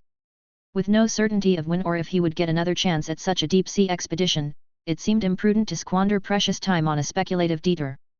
A distinct sound from the submarine's ballast tanks filled the cabin as the vessel continued its descent. Time became indistinct as they moved farther away from the city-state's base and its enveloping cliff. Quite suddenly, the area illuminated by the submarine's powerful searchlight came to an abrupt end. The beam that once revealed the mysterious cliff was now swallowed by an encompassing darkness, leaving only an infinite expanse of ocean stretching out before them. Even the most potent searchlight couldn't find anything else to reveal in this enormous void.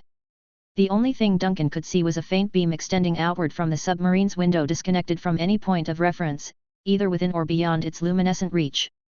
The feeling of descending into this massive, unyielding darkness was exponentially more unsettling than any deep mine void Duncan had previously encountered. It was a different magnitude of isolation and incomprehensibility. Agatha, sharing in the unnerving sensation, clutched the handrail in front of her, her knuckles widening with a hint of tension. Whatever illumination had lingered within her field of vision had been consumed, leaving both explorers adrift in an all-encompassing sea of darkness, confronted by the very mysteries they had set out to understand. Chapter 478, Overlooking the Abyss. The submarine ventured beyond the defined edges of the city-state, leaving behind the rugged cliffs that marked its boundaries. Now, it found itself in the vast expanse of an underwater abyss. The sub's powerful searchlight tirelessly tried to illuminate the pitch-black waters, but found nothing of interest within its scope. Every so often, a fleeting flash of light would catch within the searchlight's path, reflecting the sparkle of a bubble or some floating debris from above. These small flashes added an otherworldly glow to the overwhelming darkness that surrounded them. Skillfully, Duncan maneuvered a control lever, initiating the gentle sound of water filling the ballast tanks. He expertly controlled the submarine's angle of descent, tilting it slightly to provide a better upward view. As he moved deeper, he was urged to look back and observe the city-state's foundational outlines. Suddenly, the searchlight revealed a massive shape lurking below. There was a palpable sense of unease as what seemed like a rock layer became clear in the illumination. Even without any supernatural elements, the sight was so overwhelming that it might unsettle an average observer, possibly even evoking profound fear. Within the submarine's porthole, the enormous base of a structure named Frost came into view. It loomed large, appearing upside down as if it was a floating world above. Shadowed against this vast backdrop were countless bizarre formations, looking like densely packed tower-like forests or gigantic stalagmites. A thick substance connected these stalagmites, weaving in and out between these various tall structures. But despite the intimidating surroundings, Duncan felt an insatiable urge to explore. He skillfully piloted the submarine closer to this strange underwater forest. In a parallel moment, Duncan found himself back in the captain's quarters aboard the Vanished, dramatically opening the door of the Lost. Around this time, Zhou Ming returned to his home and, as expected, found a glowing keepsake newly appeared on his table, a meticulously designed model of Frost. He was captivated by the artifact and picked it up, closely inspecting the replica of the city-state from every angle. The strange outgrowths on it resembled chaotic, malformed tentacles or, more audaciously, odd-looking limbs. Thanks to Zhou Ming's previous explorations, he had a comprehensive understanding of the city-state's foundational architecture, much more than what he had perceived through his flame-induced visions. With a sense of familiarity, he closed his eyes, absorbing the wealth of insights from this alternate dimension.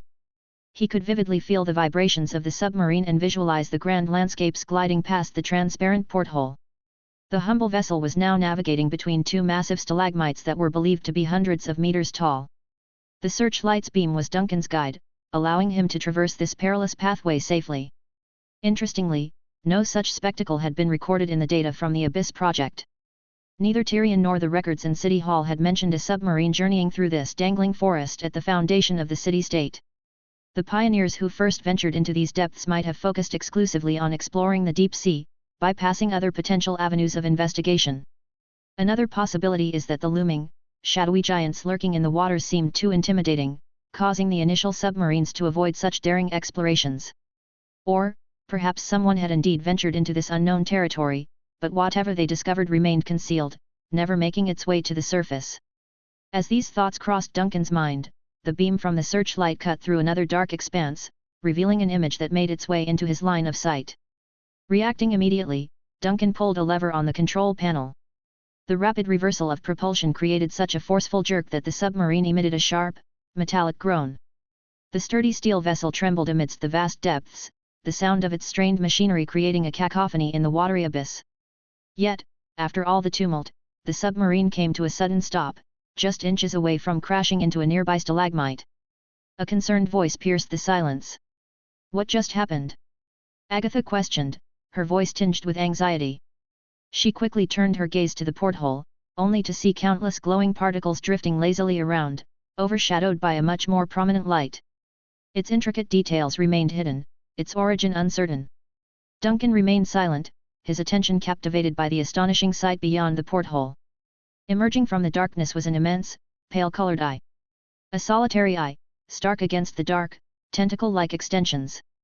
It was of such an enormous scale that their submarine seemed like a mere grain of sand next to it. This colossal eye showed no signs of life, giving the impression that it had been lifeless for centuries or perhaps millennia. Its pale and hollow appearance suggested that it once gazed serenely at the endless ocean floor, even in its final moments. Now, the submarine hovered right in front of its dormant lens under the silent scrutiny of this bygone behemoth. "That," Duncan whispered, breaking the silence, "is an eye." The residual light from the searchlight illuminated the surrounding area, highlighting the suspended black stalagmites within the water. With this clearer view, Duncan could confidently deduce these weren't mere rock formations but organic appendages. They resembled tentacles, though decayed and lifeless, hanging beneath the ocean like dried vines in a subterranean cavern. Agatha's hand clenched the handrail even tighter. Even without a heartbeat, she felt a surge of emotion threatening to erupt from within. Grappling with the enormity of the revelation, she stammered, "Are you saying the foundation of the city-state rests atop a colossal creature?" Duncan replied measuredly. He too was taken aback by this discovery but tried to remain calm and organize his thoughts. "Or, at least, remnants of such a creature are still evident here." Agatha took a moment to process, her mind a whirlwind of emotions.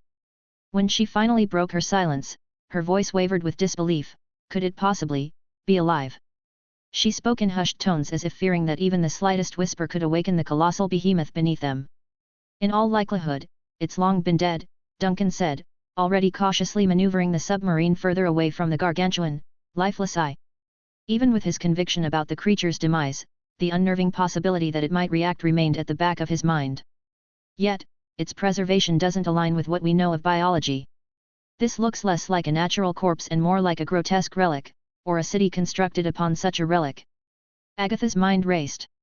She was torn between marveling at Captain Duncan's analytical composure amidst such staggering revelations and pondering the implausibility of a creature so massive and durable that it defied biological norms. The weight of the realization that their beloved city-state rested atop a mysterious Goliath left her grappling with a profound sense of astonishment. Snapping out of her reverie, Agatha turned her gaze to Duncan, uncertainty clouding her eyes. Could Frost be the only city built this way? Despite her internal turmoil, Agatha's innate curiosity pushed her to seek answers. Though she wasn't entirely sure what she wanted to hear, her need to understand propelled her to voice her questions. Duncan looked thoughtful for a moment before replying, "It's possible other city-states share a similar foundation. I recall structures beneath plan that didn't possess an eye but rather had a collection of misshapen growths in its place." Agatha, taken aback, responded, "You've been underplanned as well." Duncan shook his head. "Not physically. This journey marks my first tangible exploration into the deep sea. However, I've garnered insights about what may lie beneath city-states through other means." As he spoke, his attention was once again captured by the eerie, inverted forest that seemed to float in the obsidian depths outside the porthole. But deducing from a distance had its limitations. If not for this direct exploration, Duncan might have never fully grasped the haunting and ineffable reality concealed beneath the city's surface. The enormous, pallid eye began to recede from their view as the searchlight's beam methodically illuminated the surrounding, sinuous tentacles. But even as the eye was engulfed by the surrounding darkness, an eerie feeling clung to them. It felt as though invisible tendrils were ensnaring the submarine, squeezing it from every angle, to the point where even the rhythmic humming of the steam core seemed stifled and hesitant. Of course, these sensations were just products of their heightened emotions and vivid imaginations. In reality, the submarine maintained its smooth departure from the daunting forest and the ever-watchful eye, with no real impediments in its path. Breaking the tense silence, Duncan spoke up, addressing Agatha. This revelation about the foundation of our city-state is just the tip of the iceberg. We're plunging into a realm of mysteries, where every shadow could hide an unexpected truth. The question is, are you prepared to continue this journey into the unknown? Agatha's eyes settled on the encroaching abyss outside the porthole. After a brief moment of contemplation, she looked back at Duncan with a determined expression. Without a doubt, she affirmed with the steely confidence of someone sworn to protect their home, let's delve deeper into these mysteries. Chapter 479, Human. The submersible moved with a gentle, humming sound that vibrated throughout its frame, punctuated by occasional low rumbles emanating from the ballast tank as the vessel made its slow descent. Above, the world they had left was one of decay and desolation, but below lay an enigmatic and dark abyss that seemed almost otherworldly. As they delved deeper into this uncharted oceanic chasm, Agatha felt an overwhelming, eerie sense of dread gnaw at her from within. The foreboding was so palpable, it seemed as though the depths were swallowing not just the submersible, but also her courage and composure. Periodic flashes of light, originating from either reflective gas bubbles or the soft glow of underwater plankton, intermittently broke the surrounding darkness. For Duncan, who was at the controls, these luminescent flickers were the sole reminders of his earthly existence. They acted like beacons, reassuring him that he was indeed piloting a submersible through the ocean rather than drifting, lost and directionless, through the boundless emptiness of outer space. Yet, Duncan couldn't shake an unsettling thought. When considering the very essence of terror and the unknown, was there truly any difference between the cold vacuum of space and this pitch-black oceanic trench filled with billions of tons of seawater? The propulsion system was fueled by a steam core that emitted a deep, rhythmic hum, while sporadic hissing sounds came from the pressure gauges on the control panel. These gauges signaled the vessel's current operational state, and they reminded Duncan to proceed cautiously. To mitigate the risk of catastrophic damage caused by sudden pressure changes, he slowed their rate of descent. Casting a sidelong glance at Agatha, he noticed her solemn face. "Agatha," Duncan ventured, "what's on your mind?" Agatha hesitated for a moment before speaking. "I keep wondering, did the original explorers of this project see the same horrors we're encountering now? I mean, the grotesque creatures, the unidentifiable remains, the unfathomable and terrifying appendages, even the detached eyeball we saw sinking further into the abyss. Before it all went horribly wrong, didn't anyone ever look up, driven by curiosity or perhaps sheer recklessness?" Duncan paused, his thoughts tumbling over each other as he recalled what he'd learned about the Abyss project from his conversations with Tyrion. Had anyone ever truly understood the horrific truths lurking beneath the city-state, or were these secrets deliberately kept hidden, much like the dark history of the metal ore mine? Maybe some did glance back at the Abyss, Duncan finally replied after a moment of silence, but whatever they found, it was probably never documented or shared. As the gatekeeper of the city-state, you know better than anyone the dangerous implications of such knowledge. Agatha's voice softened as she continued, "Many would lose their sanity. The sheer terror of knowing could cause mass nightmares and widespread panic, even without the influence of the Abyss's mysterious powers. Those nightmares could spill over into the reality beneath the city-state, triggering events beyond our understanding. In the worst-case scenario, it might awaken whatever it is." Duncan nodded gravely. "We live in a world built on the grotesque and incomprehensible remnants of an ancient, unknown entity. For most, a veil of ignorance keeps them blissfully unaware of a truth so disturbing it could shatter their minds. Generally, as long as these truths remain hidden, they pose no threat. The real problem arises when there are exceptional cases, people who uncover these truths." After a pause, Agatha asked, "So, what's our next step? Will you share what we've discovered down here?" Duncan looked at her, his eyes heavy with the weight of their mission and the dreadful choices that lay ahead. "Currently, I have no plans to divulge what we've discovered down here to anyone who isn't emotionally or psychologically prepared for the ramifications. The last thing I want is to disrupt the peace and stability that most people rely on in their day-to-day lives," Duncan began, his voice tinged with a gravity that mirrored the weight of their discovery. "However, there's a principle you must be well aware of: knowledge of existence binds it to the fate of the world. The more we know about something, the more entangled it becomes with the fabric of our reality." Agatha's eyes widened as she recognized the reference. "The second law of anomalies and visions," she confirmed. "Once you know something, you can't unknow it. Our exposure to the truth beneath the city-state has woven us into a complicated tapestry of fate and circumstance. At some point, we'll have to confront what that means. Duncan nodded in a subdued manner, letting her words hang in the air. Both understood the magnitude of their situation, but before they could delve further into the philosophical implications, a sudden, eerie thud reverberated throughout the submersible's frame. The sound was startlingly organic, as though something or someone was knocking against the exterior shell of their vessel. Agatha's head snapped up, her eyes wide. "Did you hear that?" It sounded like something was knocking on the outside of the submersible. Duncan was momentarily rattled but quickly regained his composure. Scanning the control panel, he assessed the pressure gauges and structural integrity indicators. "It's probably just the water pressure. With billions of tons of seawater pressing down on us, minor shifts and distortions in the submersible's hull are to be expected. It's within the acceptable range of operation, so there's no immediate cause for concern." Although Agatha seemed partially reassured by Duncan's explanation, a lingering sense of unease remained etched on her face. Despite her formidable training and role as a guardian, she felt an unfamiliar vulnerability. Away from the safeguards and constructs of human civilization, far from the reach of divine blessings or supernatural powers, they were both dwarfed by the relentless forces of nature. Their very survival rested on a fragile equilibrium, held together by the steel walls of their submersible, a tiny speck of engineering caught in an immense oceanic expanse. Agatha was no stranger to confrontations with otherworldly entities or nightmarish visions, but this was different. The fear she felt now was more primal, rooted in the relentless, unforgiving laws of physics.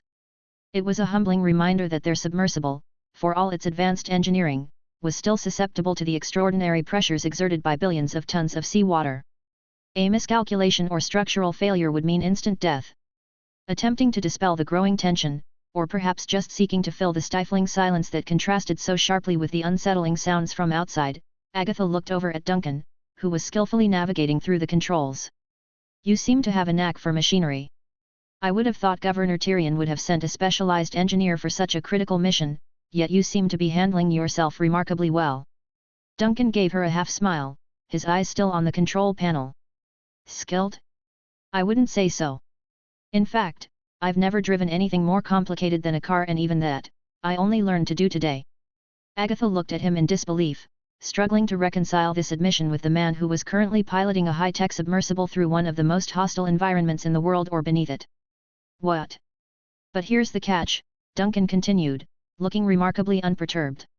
"Even Tyrion's most qualified engineers, well versed as they are in studying blueprints and schematics, couldn't actually operate this machine. No one has ever driven this thing. It's a product of Frost's rulership, and its technology is a far cry from the submersibles built 50 years ago. Those who had the expertise to understand its unique workings have long since disappeared. So, we're navigating uncharted waters in every sense." Agatha was momentarily stunned, her mouth slightly open as she processed his revelation. Duncan chuckled at her reaction and added, "However, I have two aces up my sleeve.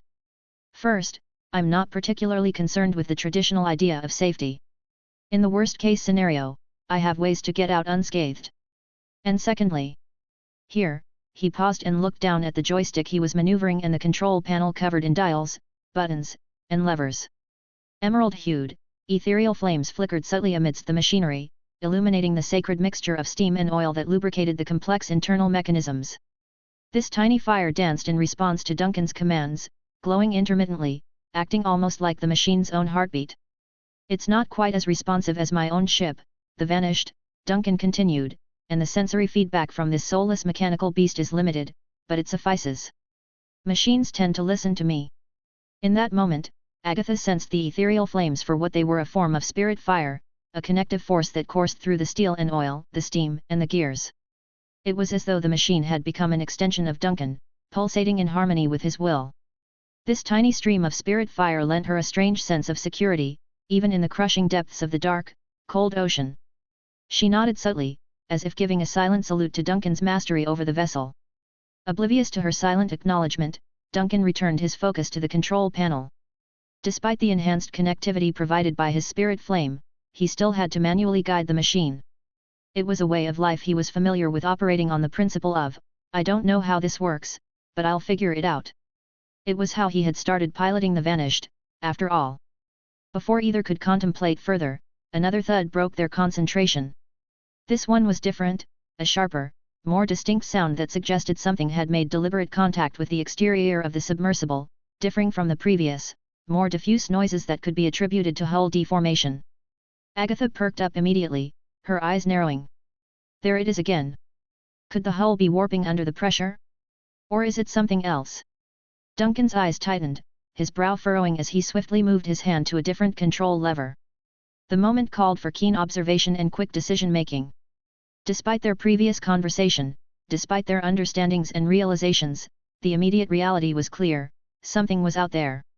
No, it's something different, Duncan responded, his voice tinged with a palpable sense of urgency. He had felt a distinct impact against the submersible's hull emanating from the deep abyss below them. The machinery inside the submersible sprang to life with amplified vigor, filling the small space with a chorus of mechanical whirs and clicks. Duncan manipulated the controls expertly, causing the external searchlights to pivot, scanning through the impenetrable, ink-black water. The submersible's propellers adjusted, subtly altering the vessel's orientation. And then, bathed momentarily in the sweep of the submersible's searchlights, a figure emerged outside the porthole window. A human-like figure. Agatha was the first to register this startling apparition. An outline resembling a human form appeared in her line of sight. It emitted a spectral glow, somewhat akin to the life force she had observed in humans on the surface. Except, this glow was hauntingly subdued, its luminescence paler, almost ghostly. She couldn't help but let out a soft, involuntary gasp. Ah! Duncan's eyes widened, his lips parting as if to curse, but he restrained himself. It was already an unsettling experience to encounter a forest of tentacles deep within the submerged base of the city-state and to see a massive, pale eyeball that seemed to pierce through the dark depths. The sudden materialization of a figure at this extreme depth, nearly a kilometer beneath the surface of frost, was shocking to say the least. But what followed next was even more unnerving. As the submersible adjusted its bearings and the searchlights continued their scanning arc, more figures emerged from the obsidian darkness of the ocean. Not just one, but a multitude of ethereal people, each glowing faintly, suspended in the water like otherworldly specters. They floated aimlessly, yet with an air of purpose, creating a tableau that was at once surreal, deeply chilling, and profoundly unsettling. Duncan and Agatha locked eyes for a moment, each understanding the gravity of this eerie discovery. They were not merely navigating the physical depths of the ocean, they had ventured into a realm that defied reason and tested the boundaries of their understanding of reality itself. Chapter 480, Original Blueprint. The submersible's powerful lights pierced the gloom of the vast ocean, unmasking shadowy figures that were previously hidden within the abyssal darkness. As these elusive beings floated into Duncan's field of vision, he noticed their human-like shapes, almost unending in number, suspended and gently swaying in the vast aquatic realm. But as he looked more carefully, a strange feature about these entities became evident. They didn't have any specific facial characteristics or distinguishable limbs. No clothes adorned their form. Instead, these beings were merely vague, humanesque silhouettes, their textures coarse and their hue a rich, absorbing shade of black. Their appearance was reminiscent of figures hastily molded from obsidian clay, rudimentary representations devoid of intricate details. Sharing his discovery with Agatha, Duncan commented, "They seem to be mere silhouettes, don't they?" Agatha's reply conveyed astonishment. "From where I sit, they exude a sort of spiritual luminance, almost as if they are sentient entities inhabiting an underwater city." Silenced by this revelation, Duncan's forehead creased in thought as he skillfully steered the submersible closer to one of these human forms hovering nearby. The subtle movements caused by the submersible's propulsion disturbed the serenity of their watery surroundings, causing one of the figures, with its spherical, smooth head, to drift closer to the observation window. Its stunted, coarse limbs appeared unfinished, floating in the water. With deliberate slowness, a mechanical arm extended, its clawed end gently tapping the figure's midsection. Yet, there was no reaction. No sign that it was a living entity. Lifting his eyes, Duncan intently observed the other forms in the distance as they glided momentarily within the boundary of the submersible's illumination, only to fade back into the encompassing darkness. He pondered, how vast was this assembly of entities? Were they in the thousands? Maybe tens of thousands? Or could their numbers reach millions? A distant memory resurfaced in Duncan's thoughts.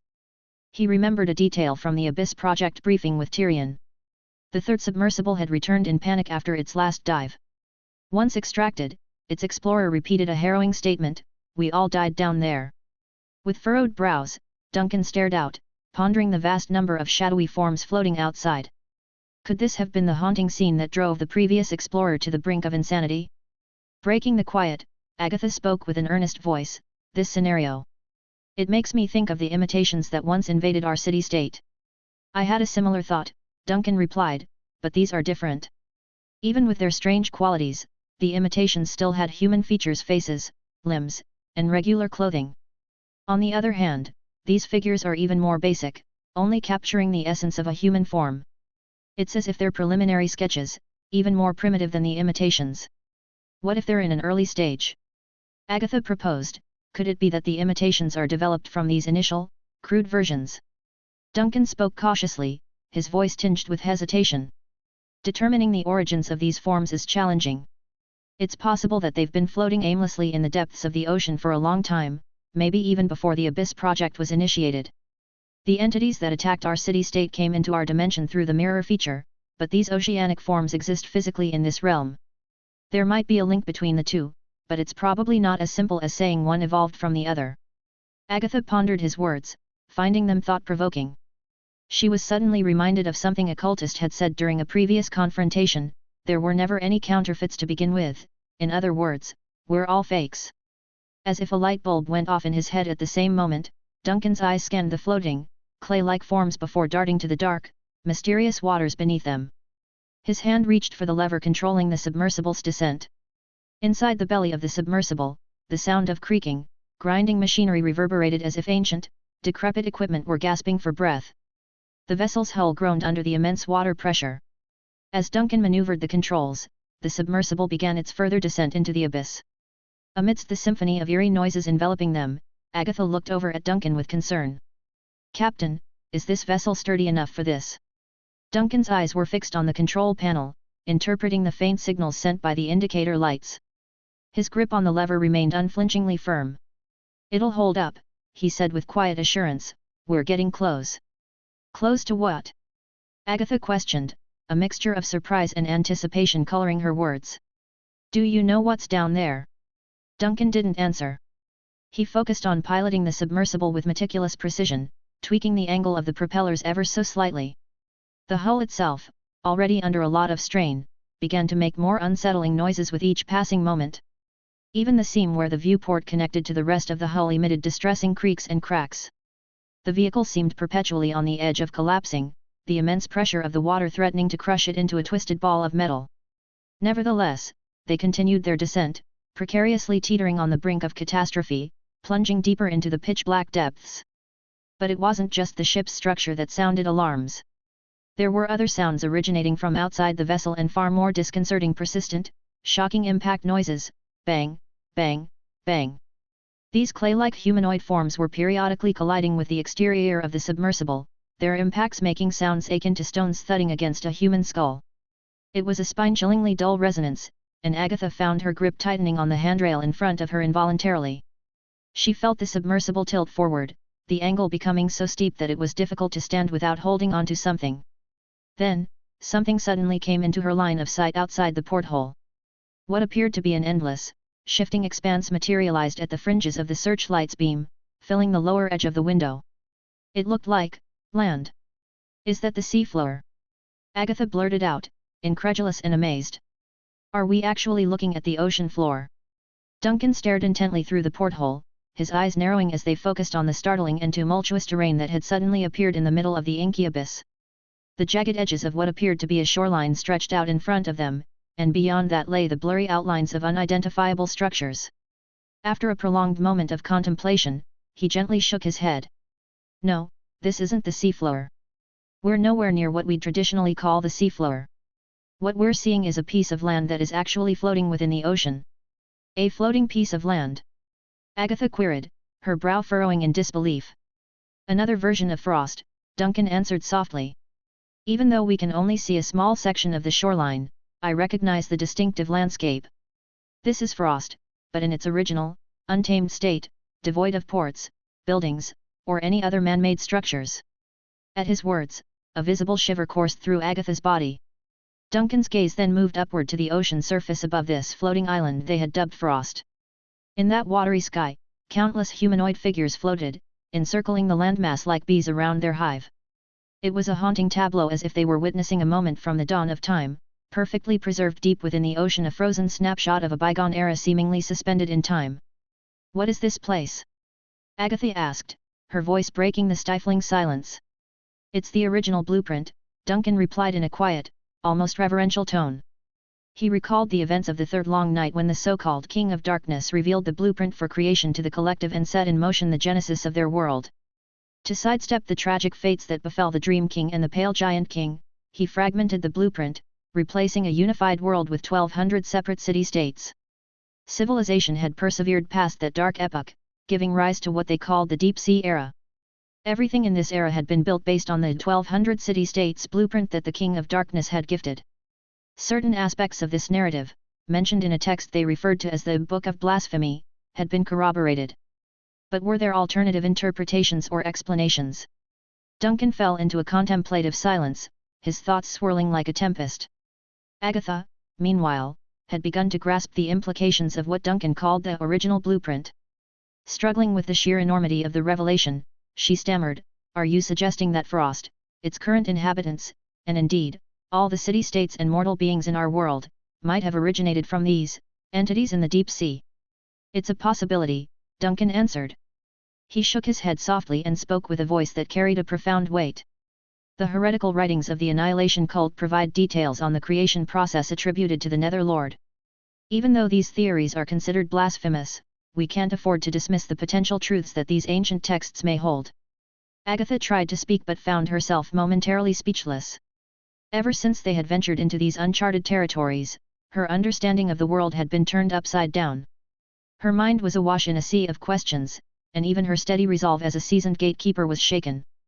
If the Annihilation cult's claims about the Netherlord creating the world contained even an ounce of truth, then did that not mean that all beings in their mortal realm were, in essence, creations of this Netherlord?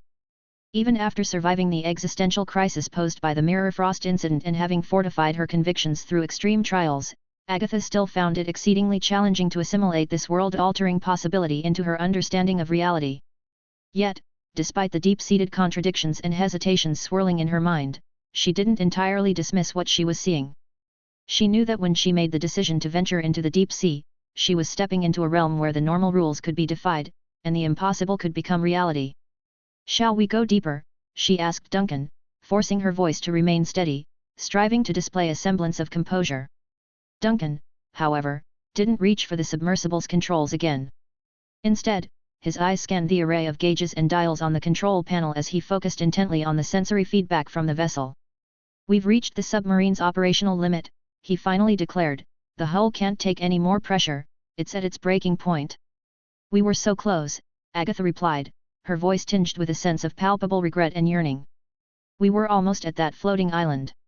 "It's okay, it's only the submarine that has its limitations," Duncan reassured her, shaking his head gently. His eyes returned to the porthole, transfixed on the scene unfolding outside. "There's something else here that is far more resilient." Agatha looked at him, her eyes clouded with confusion. Duncan, however, remained focused on the scene beyond the porthole. He continued to observe the floating humanoid entities that seemed to drift aimlessly in the pale light filtering through the water. "You said earlier that in your perception, these blank human forms emitted an aura, almost as if they were alive," Duncan remarked as if speaking to both Agatha and himself. Just then, one of the indistinct humanoid entities that had been floating outside the submarine slowly turned its nebulous head toward the porthole as if responding to Duncan's words. Its gaze, if it could be called that, seemed to lock onto Agatha. Chapter 481, Deeper into the Deep Sea. Suddenly, Duncan experienced an intense, jarring sensation that he recognized as somewhat similar to the moments of astral projection he had felt in the past. It felt as though his consciousness was fragmenting, and a new form was born, almost as if he had a second body that could interact with the world. However, this experience was unique in its own way. From the perspective of his newly formed entity, Duncan found himself in a strange and unsettling environment. Beams of light cut through the darkness, erratic and unstable, resembling static interference you'd see on an outdated television screen. The environment was liquid and ever-changing, featuring rippling patterns of light and shadow. It seemed as if he was in an ancient, shadowy world populated by numerous floating humanoid shapes. At the same time, his attention was inexplicably drawn to an oddly tilted submarine that floated above what appeared to be an underwater island. The submarine's soft, illuminating light cut through the murky water, creating a circle of visibility. Beyond the confined scope of the submarine's spotlight, Duncan could still make out dim shapes and flickers of light, allowing him to perceive the environment from an entirely new and unfamiliar angle. Through the glass porthole of the submarine, he noticed his newly formed entity floating in the murkiness of the deep sea. Curiously, it lifted what could be described as a limb to touch its own face, which lacked any distinct features. Duncan couldn't feel the sensation of eyes because this new form didn't have any, nor did it have hands or feet in the conventional sense. An unusual, rough texture was felt when the end of its limb brushed against the face. Driven by an unexpected gut feeling, Duncan directed this new form to press against its featureless face. Almost magically, the face began to change. The dark, smooth surface started rippling, and within moments, two eyes materialized. His perception and experience instantly became more intense. Still adjusting to the controls of this rudimentary new form, Duncan began to cautiously move towards the submarine. His newly formed eyes scrutinized its inner workings and reflected his own form in the glass. The experience was both exhilarating and unnerving. Suddenly, Agatha gasped at the sight of the mysterious entity outside the submarine's cabin. She spun around to find Duncan, still in his original form, standing at the control panel. "You really startled me," she said. "People tend to have that reaction around me," Duncan coolly responded, his eyes still focused on the submarine's control panel. "You might as well get used to it." Agatha's senses heightened. She nervously glanced between Duncan and the unsettling form floating outside. She couldn't shake the thought that it was typical for Captain Duncan to incite fear, even in such an unusual setting as the ocean. Though she was scared, she couldn't articulate her concerns. Instead, she changed the subject, asking, "So, what's your next move?" Having adapted to this new, temporary form capable of navigating the dark waters, "My aim is to scout the path ahead," Duncan casually said. His fingers danced over the control panel, adjusting settings and levers. The submarine's engine made a strained grumbling noise in response. "We also need to ascend slightly. This vessel isn't built to withstand these extreme depths for too long." As water was expelled from the decompression chamber, the submarine began its slow ascent toward the surface. Agatha, however, seemed entranced, her eyes glued to the porthole. She watched Duncan's secondary form, a humanoid figure, slowly fade away into the abyss of the ocean. Soon, the omnipotent darkness of the deep sea swallowed even the faintest glow from the ascending submarine. However, Duncan was not left blind. He emitted a soft, ethereal flame into the surrounding water, using this meager source of light along with his body's specialized senses to navigate. His path was obstructed by humanoid forms suspended in the icy waters, seemingly lifeless and frozen in place. Despite Duncan's best efforts to avoid these mysterious, floating entities, he couldn't entirely dodge them. Each time he swam past, unsettling thoughts plagued his mind. It was as if these dormant figures, their countless unseeing eyes and inert souls, were on the verge of waking up. It felt like they were scrutinizing him, perhaps even ready to reach out and touch him at any moment. Yet, in the end, they remained static, like empty dolls crafted from ocean silt, devoid of life and movement. Navigating through this eerie tableau, Duncan arrived at a precipice at the edge of what was known as the underwater floating island. He paused, taking a moment to survey the underwater landscape that lay ahead of him. According to reports, this area corresponded to the southeast coast of Frost. Above the waterline, this coastline was home to ports, warehouses, customs offices, and a charming little church perched on a cliff, framed by evergreen trees even in the depths of winter. However, beneath the waves, the scene was entirely different. Only bleak, jagged cliffs stood, their haunting dark hues evoking images of primitive sculptures stripped of all adornment. Duncan then redirected his gaze toward the heart of the underwater island. Amid the low light and encroaching shadows, he could barely make out a massive, towering structure. It seemed like either a peak of a submerged mountain or perhaps a gigantic pillar that seemed to impale the island itself. Suddenly, Duncan's mind flashed back to an image Martha had described during one of their previous communications. She had spoken of countless minds drowning in the ocean, each catching a fleeting glimpse of a dark abyss before dissolving into nothingness. Their collective terror had imprinted a recurring vision, a colossal pillar penetrating a vast entity deep within the sea. Upon reflection, Duncan realized the immense entity he was now observing appeared strikingly similar to the original blueprint of Frost that Martha had described. And as for the towering pillar? Was it a manifestation of the Netherlord, making its incursion into the real world? Or could it be something else, perhaps the thing that was rumored to be a false creation? The questions loomed large, filling Duncan with a mix of dread and anticipation as he contemplated his next moves in this alien, underwater world. Duncan halted his forward movement, staring contemplatively at the distant pillar that beckoned him from afar. After progressing only a short distance, he found himself disheartened. The underwater journey ahead was daunting, stretching across what would be half of a city-state on land. Underwater distances had a deceptive quality, particularly when traversing a setting as punishing as the deep sea. Although his current form seemed impervious to the immense pressures that would crush a regular human, he realized that covering such an expansive distance would be a draining and tedious undertaking. As he pondered, an idea started to crystallize in his mind. With a sense of hesitant experimentation, Duncan slowly raised an arm and waved it in the water. A dim green flame followed the motion of his hand, quickly morphing into a swirling vortex of portal. Almost instantly, a skeletal bird, wreathed in roaring flames, burst forth from the portal and circled around him. AI squawked in a piercing voice, "Who summons the fleet? Transmission successful. Transmission successful. Open the door, the delivery has arrived." Duncan was completely taken aback. AI, flapping her fiery wings beside him, moved through the billions of tons of oceanic pressure as if she were soaring freely through the sky. Her voice, a sharp and dissonant synthesis of tones, prattled on ceaselessly, piercing enough to tunnel its way into one's consciousness. It was astonishing this environment of extreme pressure and darkness seemed to have no adverse effect on AI at all. Initially, Duncan had only hoped to test whether AI's unique ability for teleportation could prove useful in this underwater expedition. He had been ready to teleport her back to the submarine if she was unable to adapt. But her performance was exceeding not just the baseline, but also soaring past any expectations he had. Dumbfounded, Duncan watched AI loop around him, unfazed by the water as if it were merely an illusionary obstacle. After a lingering moment of awe, he extended his arm and the bird obediently alighted upon it. She cocked her head, looking quizzically at him. "What's up, what's up, what's up?" Duncan opened his mouth, then realized his current form didn't actually have one. Even if it did, he was uncertain how verbal communication would work in this underwater realm. Opting for an alternative, he focused his thoughts intently, striving to mentally transmit his questions to the avian spirit. "We are underwater now. Do you sense anything unusual?" Peering into AI's eyes, Duncan sought any sign that she had understood him. Her head tilted slightly, a gesture that usually indicated curiosity or contemplation. With bated breath, he waited for her response, hoping that their newfound synergy could unlock further secrets of the abyss that lay before them. "Gigi, you're surfing too."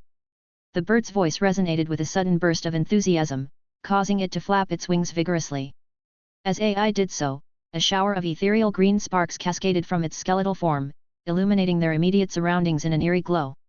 "Skywing 3G, so fast, Skywing 3G, too fast." Duncan's eyes took on a contemplative cast as he processed AI's animated exclamations. He found himself lost in thought, mulling over the implications of what had just transpired between them. Time seemed to slow as he pondered, so absorbed was he that he didn't immediately respond to the spirit bird.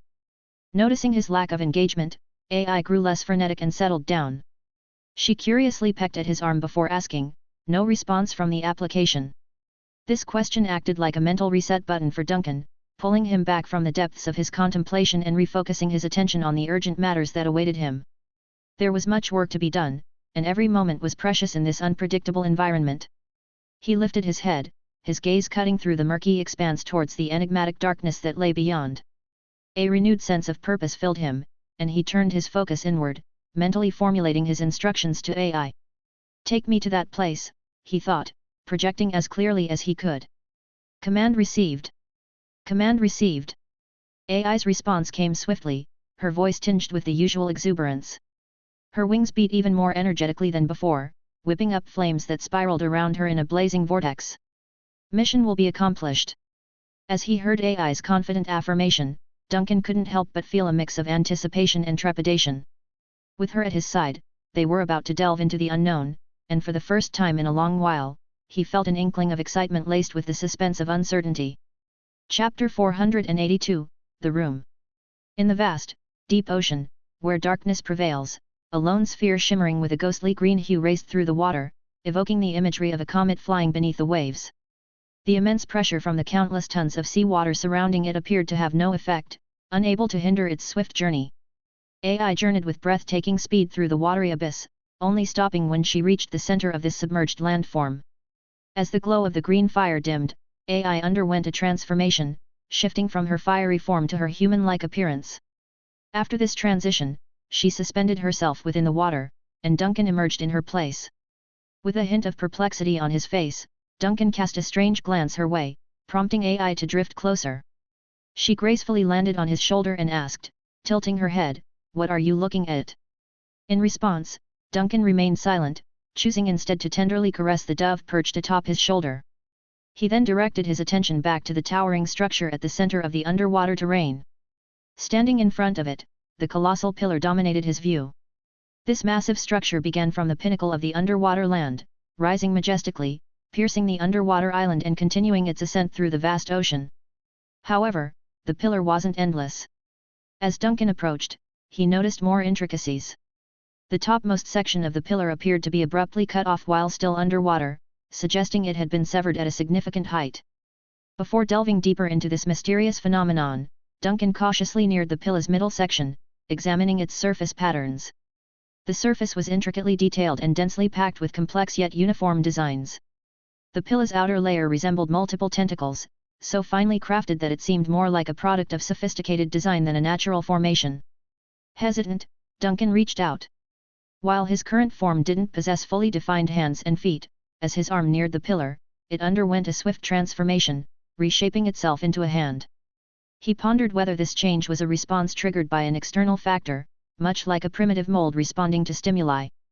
This contemplation reminded Duncan of a previous sensation when his facial features reshaped themselves into an eye. As these thoughts flowed, he felt his newly formed fingers touch the pillar's dark surface, which felt as rough as cast iron yet with a surprising softness.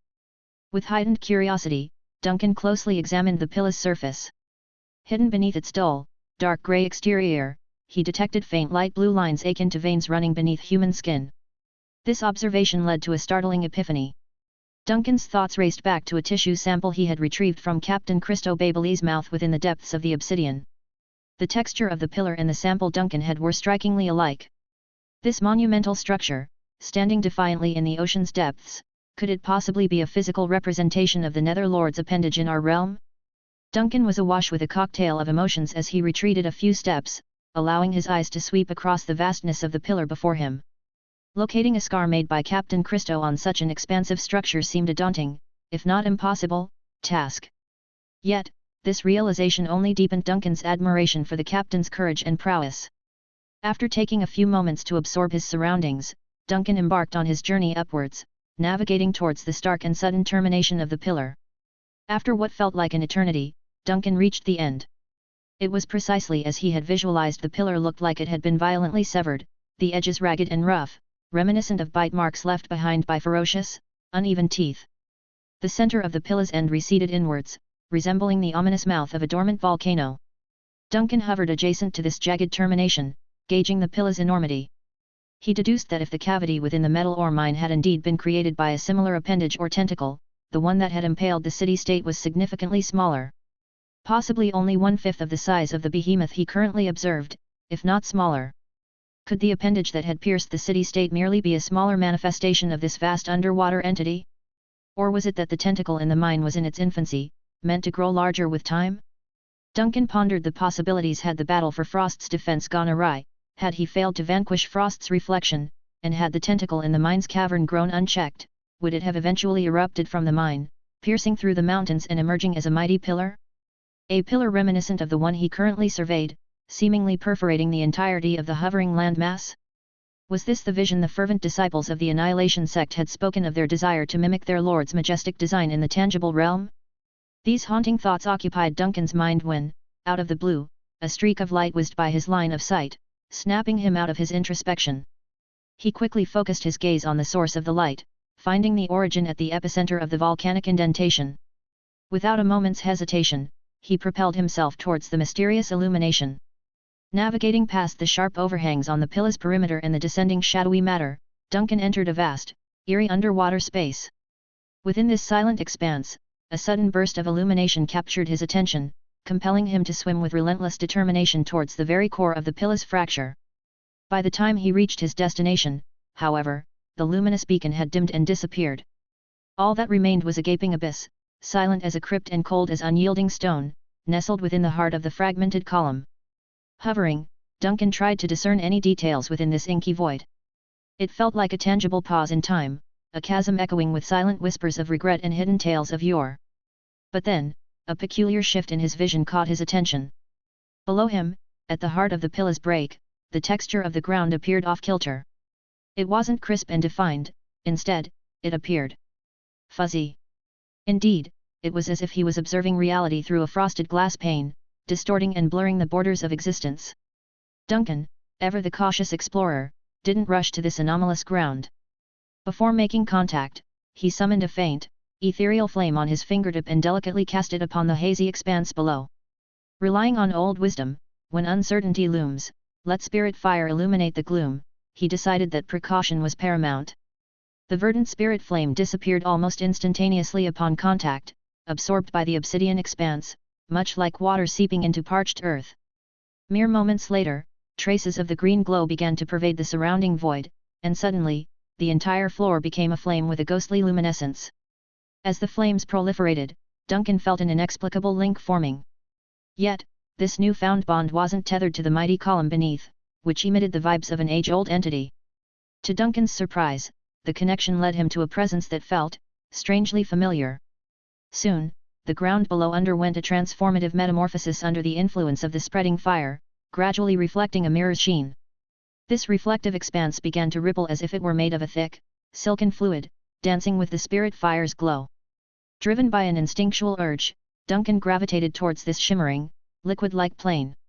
Entranced by the fire's mesmerizing call, he outstretched a hand to caress its surface. Boom! It felt as if a deafening explosion reverberated within his consciousness. Time, which seemed to have stood still, hurtled forward. A veil that had shrouded the fringes of reality was ripped apart. Duncan sensed an immediate transition as though he'd stepped through some cosmic gateway. Consequently, the realm around him started to imbue itself with a radiant, golden light. The intense chill and the sensation of being submerged in the dense, murky abyss of the ocean evaporated suddenly. In its place, Duncan felt the unmistakable, grounding feeling of solid ground beneath his feet. This was a stark departure from the weightless drift he'd just experienced in the underwater realm. The radiant light that had been blinding him began to dim, allowing his eyes to adjust. Once they did, Duncan's surroundings came into sharp focus, leaving him utterly astounded. He stood in the midst of an opulent, illuminated chamber. Golden beams of light poured down from an intricate chandelier hanging overhead, highlighting the room's exquisite details. Expensive-looking furniture gleamed under the ambient glow, and artful sculptures made of precious metals sparkled. A luxurious bed swathed in translucent drapes at the center of the room commanded attention. And through these translucent veils, Duncan could discern a form that seemed to be resting, possibly in a deep slumber. Overwhelmed by this sudden shift in surroundings, Duncan hesitated only briefly before impulsively turning to look behind him. It was the path he must have emerged from. But instead of the familiar blue of the ocean or even the comfort of a door, he was met with a jarring, fragmented void. The chamber seemed to terminate abruptly at this edge, giving way to a gaping rift in reality. This abyss was a chaotic mesh of splintered floors and walls, fading into a swirling expanse of ominous shadows and muted glimmers. It held an unsettling allure, seemingly filled with enigmatic secrets, yet also felt hauntingly vacant. It's here and now that a singular concept surged into his consciousness subspace. Duncan's heart raced, though he wasn't even sure if the form he currently inhabited possessed one. The sight before him was beyond his wildest imaginations, a half-intact room precariously juxtaposed against the maelstrom of subspace. The tumultuous dance of lights and darkness emitted an eerie, silent cacophony, hinting at profound and possibly maddening revelations. With trepidation, Duncan reached out, guiding his fingers toward the chaotic abyss at the room's edge, only to find them halted by an invisible, cold barricade. Suddenly, a voice, crystal clear and resonant, pierced the stillness from behind him, declaring, "You can't proceed. The door isn't truly open to you yet." Startled, Duncan spun around. The gossamer curtains that had shrouded the opulent bed were now pushed aside, revealing an awakened presence. The individual reclined gracefully, her gaze fixed intently on Duncan. Lustrous silver locks flowed gracefully down her back, and her deep violet eyes shimmered with a brilliance that rivaled the most precious of gemstones. Incredulously, he whispered, "Alice." Chapter 483, The Frost Queen. However, just as quickly as he recognized her, he became confused. Upon closer examination, Duncan realized that while this woman looked almost identical to Alice, there was something fundamentally different about her. Moreover, it couldn't possibly be Alice in this place. He deduced that she must be Raynora. Curiosity filling his eyes, Duncan locked his gaze with hers and ventured, "Are you the Frost Queen?" Hearing her old title, she smiled wistfully. Shifting into a more comfortable position, she studied him with a puzzled expression. "And who might you be? How did you get in here without using that door?" "Door?" Duncan replied, puzzled by her question. The mere mention of a door heightened his curiosity. "What door are you talking about?" With a simple wave of her hand, she pointed toward a far corner of the room. Duncan's eyes followed her gesture and landed on an ornately decorated door, which seemed to serve as the room's entrance. Generally, the people who enter this room are either servants of this estate or guests holding a special key. "You appear to be neither," she explained. The word key sent a jolt through Duncan. Trying to maintain his composure, he cautiously inquired, "This key you mention, is it a brass key, perhaps like those used for winding up dolls?" "Are you, indeed, the Frost Queen, Raynora?" Her smile widened appreciatively as she nodded in confirmation. "Yes, that's me, Raynora. But I'm still curious about you." Collecting himself and suppressing the tumult of emotions within, Duncan responded with a level tone, "You may refer to me simply as Duncan." He provided only his first name, consciously leaving out his well-known last name. Yet, upon hearing it, Raynora's eyes flickered with a spark of recognition, and her smile grew even broader. "Ah, you must be the renowned Captain Duncan. It's starting to make sense why you're here. Although, I must say, you are not at all how I imagined you would look." Caught off guard by her observation, Duncan's gaze dropped to examine his own body. His physical form was disconcerting. It was entirely pitch black, resembling a rough, unfinished sculpture, as if the artist had rushed the process and abandoned it. His eerie, unsettling appearance was not what anyone would describe as inviting.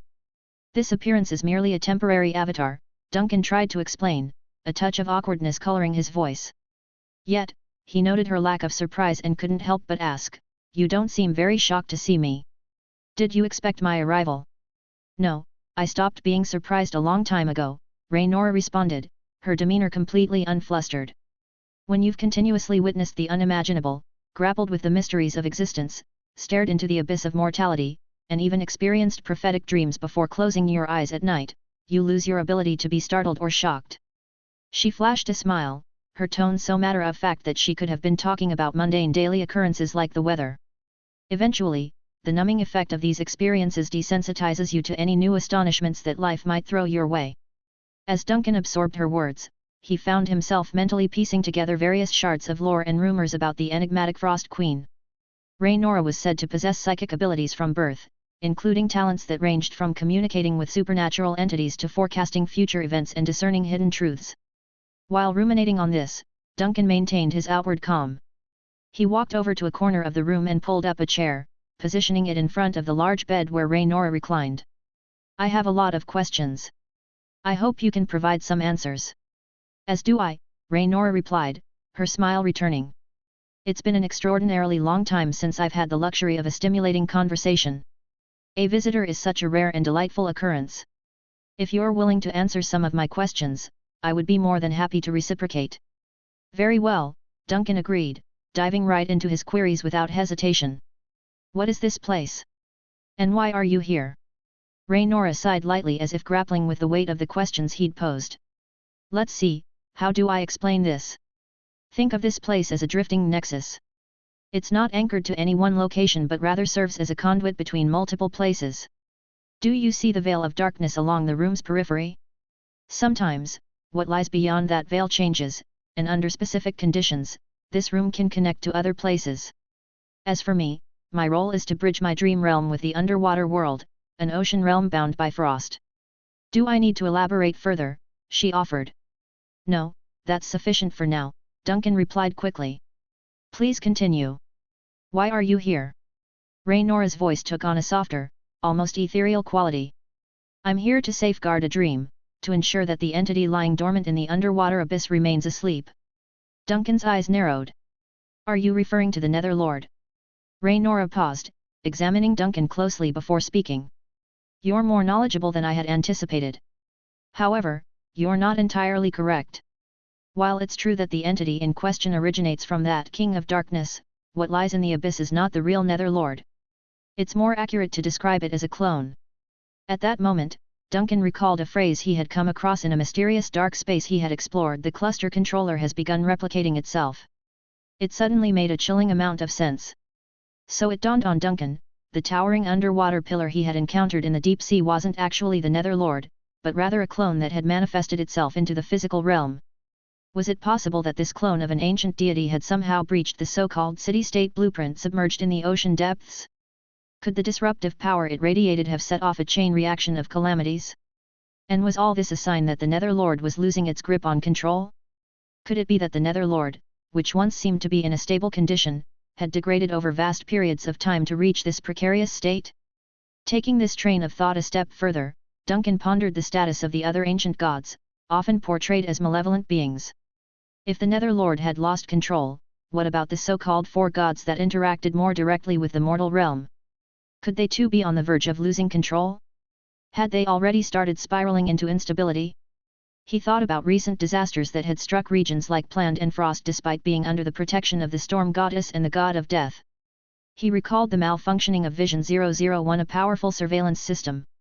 Were these large-scale systemic failures indicating that the entire world was heading towards a state of chaos and disorder? As he sifted through these unsettling questions, Duncan's thoughts were suddenly interrupted by Raynora's voice. It's now my turn to inquire, she said, her words snapping him back to reality. Gathering his fragmented thoughts quickly, Duncan nodded. Go ahead. How did you manage to find your way here? She asked, her violet eyes shimmering with curiosity. In the depths below Frost, I encountered the clone you spoke of. Near its point of rupture, I found an entrance that led me here, Duncan responded candidly. As for how I reached such depths, I used a submarine provided by Frost. A submarine? Raynora's eyebrows lifted slightly, her face taking on an expression of tempered surprise. Ah, so they've gone ahead and actually built a new one. You knew that the rebel government planned to construct a new submarine, even after they blamed you for their woes and executed you in the name of the Abyss Project. Duncan looked genuinely shocked. Of course they would, Raynora responded, her lips curling into a faint smile. They are Frostfiends, after all.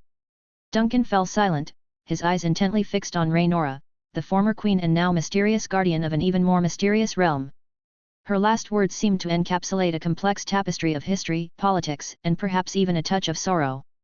For a moment, he felt as though he were staring into an abyss of unanswered questions. Raynora continued her thoughts, her voice steady and resolute. The people of Frost are not ones to quietly surrender to adversity. When plunged into the darkest corners of despair, they'll ignite whatever they can just to fend off the consuming darkness. It was only natural that when my Abyss project spiraled beyond control, putting our entire city-state on the edge of calamity, a rebellion would erupt. They dethroned me, doing whatever they deemed essential to ensure the survival of our people. They would inevitably explore the secrets of the deep sea, much like I had done, and construct submarines in an attempt to solve the problems at hand. She elaborated further, they would strive to improve upon the machinery I had initiated, slow down the pace of the project, and learn from my impulsive methods. Their aim would be to carry out everything in a more balanced, less destructive way. If they stumbled, new rebels would rise up, ineffective leaders would be ousted, and fresh strategies would be tried. The cycle would go on, perpetually confronting the icy darkness and impenetrable depths of the ocean. She paused, raising her head to lock eyes with Duncan.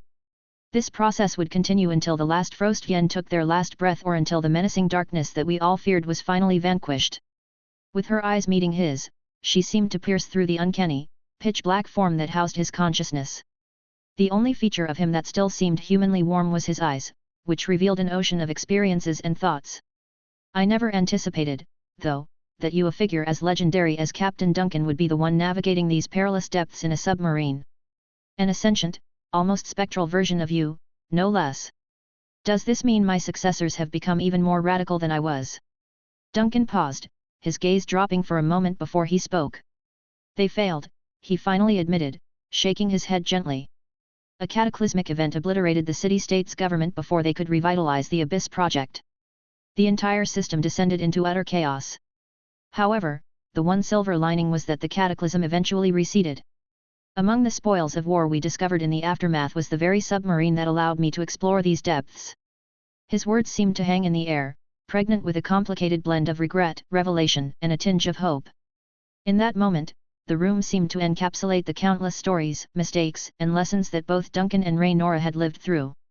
It was a silent testament to their continuous struggle against an unyielding, dark ocean that harbored secrets as deep and vast as their own lives. Chapter 484, Offspring. An extended quietness that lasted a lengthy 12 seconds gripped the Frost Queen. Her captivating eyes, resembling precious purple gems, serene yet mysterious, seemed to hide the storm of thoughts brewing inside her. When the weight of the quiet became nearly unbearable, she gave a subtle nod, and a soft murmur, passed her lips. She appeared deep in thought, hesitating for a moment before seeking an update. How fares Frost these days then? Duncan, with unwavering confidence, met her gaze directly. Tyrion has assumed the position of governor. The Mist Fleet's annexation of the city-state is progressing rapidly. Meanwhile, the remnants of the Frost Navy are undergoing a significant reformation. A faint smile touched the corners of Raynora's mouth. Tyrion, interesting. It's always intriguing how destiny plays out its cards, isn't it? But this outcome doesn't seem all that unfavorable, don't you think? Duncan refrained from answering her directly. Instead, he maintained his calm demeanor, sharing, "There's more. The current head of the city-state's religious order now reports directly to me." At this revelation, a fleeting expression of surprise crossed Raynora's face. She tilted her head slightly, her curiosity piqued. "Does this mean you are the one truly pulling the strings in Frost now? I have no aspirations to govern any city-state, but you can interpret the situation as you see fit." Raynora's eyebrows furrowed in genuine intrigue. "I'm quite curious about how things have unfolded in Frost. I had meticulously planned strategies, but your role was a factor I hadn't anticipated. You hinted at some disaster, but none of my projections foresaw such a drastic turn of events." Duncan's voice took on a somber tone. "An army of deep-sea doppelgangers besieged Frost, and a parallel city-state threatened to manifest in our world. While you were occupied trying to appease the deep-sea entity, a rogue religious group sensed its power and exploited it. Their efforts were unwittingly aided by the aggressive mining activities in Frost." Feeling it was time, Duncan chose to reveal everything, describing all the events that had transpired in Frost, including the transformative measures he had instigated. Raynora was all ears, never interrupting, absorbing every word. When Duncan wrapped up his account, she let out a profound sigh, her face adorned with a contemplative smile. Compared to the ancient marine deities, unpredictable humans always seem more formidable. She paused momentarily, and her sigh of distress transformed into one of relief. In the grand scheme of things, it turned out better than most worst-case predictions. The majority survived, and that's the most critical outcome. But Duncan prodded her further, what if this city-state had been completely overtaken by a subspace shadow? Raynora simply smiled, casting a profound gaze at Duncan. "Then, it would appear, you are destined to stand as Frost's greatest guardian." Duncan said, his voice filled with a mix of gratitude and bewilderment, "The way you see me, it's different from most. After regaining my human nature, I've met countless individuals. The vast majority are visibly shocked upon first encountering me. Very few can handle such a meeting with calmness, let alone exhibit the kind of positive outlook you have towards me." Raynora responded with a soft chuckle, "Don't mistake it for mere positivity. It's my perception of reality. The fact that you've reclaimed your humanity and your efforts to support Frost essentially make you its strongest guardian. Many might instinctively shun this truth, but I've spent so much of my life confronting fear that I've learned to sift the truth from it." Taking a moment to process her words, Duncan eventually replied, "Your turn to be on the receiving end of questions." He took a deep breath, gathering his thoughts. "When did this replica of the Netherlord first intrude our realm? And is there a possibility we might face similar threats in the future?" A shadow of regret passed Raynora's face. "I wish I had a clear answer for you. By the time I became aware of its existence, it was already entrenched in the deep sea. In our initial encounters with it, it was nothing more than a disembodied voice. It claimed to be a rogue replica, seeking to be neutralized." Duncan, intrigued, asked, "Encounters? How exactly did you first come into contact with it?" And based on what you're saying, this replica not only informed you about the crisis but also sought your help. She nodded slightly in affirmation. Did you know that I possess psychic abilities? Duncan replied cautiously, I've heard rumors suggesting you have the power to see everything, spanning both the past and present. Raynora smiled gently, rumors have a way of magnifying the truth. I don't have the power to predict the future or know everything. But there's a grain of truth in those stories. Natural psychics, like me, often hear voices that others cannot. She paused, her gaze becoming introspective. When I was a child, these voices, these eerie whispers, haunted my nights, and sometimes, I'd see unsettling visions in my dreams. For children like me, these overwhelming symptoms could be quite threatening, even to our loved ones. She continued with a hint of sadness in her voice, imagine having a young child. Chapter 485, Alice's Secret. The room was enveloped in an almost overwhelming silence, so deep and far-reaching that it seemed as if it could touch the edges of time itself. This unsettling stillness weighed heavily on the atmosphere, pressing down like a dense fog that threatened to swallow any sound that dared to disturb it. Finally, Duncan broke the silence. His voice sliced through the quiet like a razor-sharp knife, echoing off the walls as if to challenge the absence of noise. To suggest that we are the descendants of ancient gods is not only staggering but verges on heretical, he declared with a gravitas that matched the occasion. Even the most zealous members of the Annihilation sect would hesitate to propose such a daring and potentially blasphemous theory. Raynora met Duncan's gaze unflinchingly, a faint smile tugging at the corners of her mouth. I find your use of the word blasphemous quite interesting, she retorted. Yet, the truth I've unearthed from this never-ending enigma of a reality stands unchallenged. You saw it for yourself, Duncan, in those abyss-like underground chambers. While the Annihilation sect may have misinterpreted the specifics of their creation theory, they got one thing right. Our world was deliberately crafted by ancient gods in accordance with an intricate master plan. And the very essence of these gods serves as the foundational building blocks of all that exists. Duncan was visibly stunned. For a few long seconds, which felt like an eternity, he was lost in deep thought, trying to process the earth-shattering revelations Raynora had just shared. When he finally spoke, his voice was soft, almost as though he was thinking aloud rather than speaking directly to her. So, let me get this straight.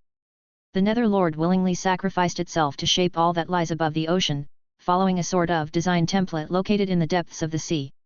Its essence is the core of all existence. And now, due to some mysterious glitch, the fundamental elements that constitute the material world have started to awaken, activating various aspects of this original design. Is this the dreadful secret behind what happened to Frost? Raynora nodded solemnly, her voice barely more than a whisper. The Netherlord had the unique power to duplicate and create, evolving everything from its foundational essence. However, it appears that over countless millennia, either the original design began to degrade or there was some malfunction in the core creator mechanism. This triggered a cycle of creating flawed replicas. Frost is just the tip of the iceberg, he won't be the last anomaly we see. The severity of Raynora's revelation seemed to shake Duncan to his core, unsettling a man who was normally a pillar of stoicism. He struggled to keep his composure as a wave of dread welled up within him, the unbearable notion that this ancient god could gradually reawaken within every living creature and even inanimate objects around them. From a dark and horrifying angle, this newfound understanding of reality seemed even more menacing than the immediate threat of the Black Sun, which had ominously overshadowed the city-state of Plant following a recent catastrophe.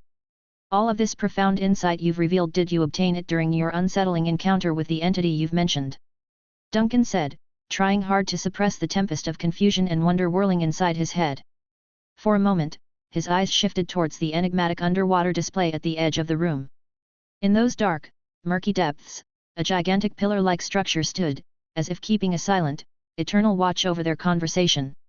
Raynora paused, her eyes reflecting deep contemplation before she answered. It, being a flawed copy of something far grander, doesn't possess the ability to communicate in the way you or I would understand. However, its very existence has provided me with an invaluable reservoir of insights and knowledge. She paused, choosing her words carefully. I understand the skepticism underlying your question. Humans are inherently limited in our ability to comprehend complex truths. Even when we come face to face with mind-bending revelations, our cognition may falter, incapable of fully grasping the enormity of the facts before us. Therefore, I won't claim my interpretations to be the final word on reality. They are just one perspective, rooted in fragmented impressions I've managed to glean from what could be the scattered thoughts of an ancient deity. Duncan took his time to absorb what Raynora had just told him. He seemed to retreat within himself as if diving into a vast ocean of thought, pondering the enigmas she had just presented. After what felt like a long stretch of time, he suddenly turned towards her. What, or who is Alice? Is she the instrument you intend to use for your own resurrection? Raynora's eyes widened slightly, her brows knitting in genuine confusion. Alice? Who are you talking about? Duncan studied her face intently before pulling his eyes away. Your forgetfulness regarding the name is puzzling. I had assumed that she emerged from your own consciousness. She is a doll, one that bears an uncanny resemblance to you. After your execution, the people of Frost discovered a sealed container on the cold sea. Inside it, Alice was lying dormant. Initially catalogued as Anomaly 099, she is now a member of my crew. Raynora was quiet for a long moment as if sifting through Duncan's words. Gradually, a soft, unknowable smile began to appear on her face. I see, so that's how it is. Duncan immediately seized on her vague statement, his eyes bright with intensified curiosity. What exactly are you getting at? What does "so that's how it is" mean? Raynora sighed softly, her eyes becoming distant. My dreams are a convoluted tapestry of disparate scenarios. It's like being lost at sea in a fog so thick you can't see your hand before your face. I often find myself submerged in a dark, chilling void, almost hypnotized by fragmentary whispers. Sometimes, I can't tell if I'm a human soul wrestling with reality or some sort of distorted clone of an ancient god stranded in the depths of an unending ocean. Yet, there are brief intervals when my dreamscapes transform. The surroundings coalesce into more tangible forms like wooden cabins on dry land, filled with the anxious murmurings of faces I don't recognize. And in those moments, I wonder. She paused, her eyes slowly rising to meet Duncan's. A soft smile graced her lips as if touched by some hidden, ethereal knowledge. Lately, my dreams have increased in frequency. The once ambiguous whispers have transformed into a collection of odd yet captivating figures. They dance and twirl around me while an ever-watchful presence observes from the fringes of these visions. You seem particularly interested in this doll, Alice, don't you? In a world such as this, Alice, like me, has very few people she can genuinely trust, Duncan replied, his eyes unwavering as they met hers. His gaze seemed to pierce through the affable facade she wore. This turbulent sea has produced a myriad of creations, from shipwrecks lost to the depths to forsaken sailors, but an executed queen-turned-self-aware doll stands alone as a singular anomaly. Your reaction, however, suggests you didn't know about this. Raynora looked thoughtful for a moment, her eyes clouding with a complex mix of emotions before a glint of understanding flashed within them. This doll, she calls herself Alice, doesn't she? A crease formed between Duncan's brows, signaling his confusion. Yes. Is there an issue with that? What if I told you that the doll isn't exactly my duplicate? Raynora posed the question cautiously, her voice laced with sincerity yet tinged with a slight apprehension. Or to be more precise, she isn't a perfect replica of me. Explain, Duncan ordered succinctly. Raynora hesitated, visibly grappling with her thoughts before she spoke. Perhaps the real question shouldn't focus on Alice, but rather the instrument of my execution, the guillotine. Duncan looked puzzled. What are you implying? I'm not fond of reliving painful memories, Raynora admitted, her hand subconsciously moving to lightly touch the nape of her neck. You may not know this, but the guillotine used to execute me was specifically called the Alice guillotine. Understanding finally washed over Duncan. He grasped the implication of what the Frost Queen was suggesting. But a part of him wished that the veils of ignorance had never been lifted. So, you're hinting that Alice might be a creation of this chaotic sea, not a replica of you but possibly of the guillotine itself. Duncan began, his voice faltering mid-sentence as he struggled to wrap his mind around the concept. But that doesn't add up. She looks exactly like you. Raynora cut him off, almost as if she had anticipated his confusion. She shook her head slowly, her eyes drifting towards the deep, dark sea at the edge of the room. This chaotic sea was spawned from an imperfect, anomalous imitation of an ancient deity.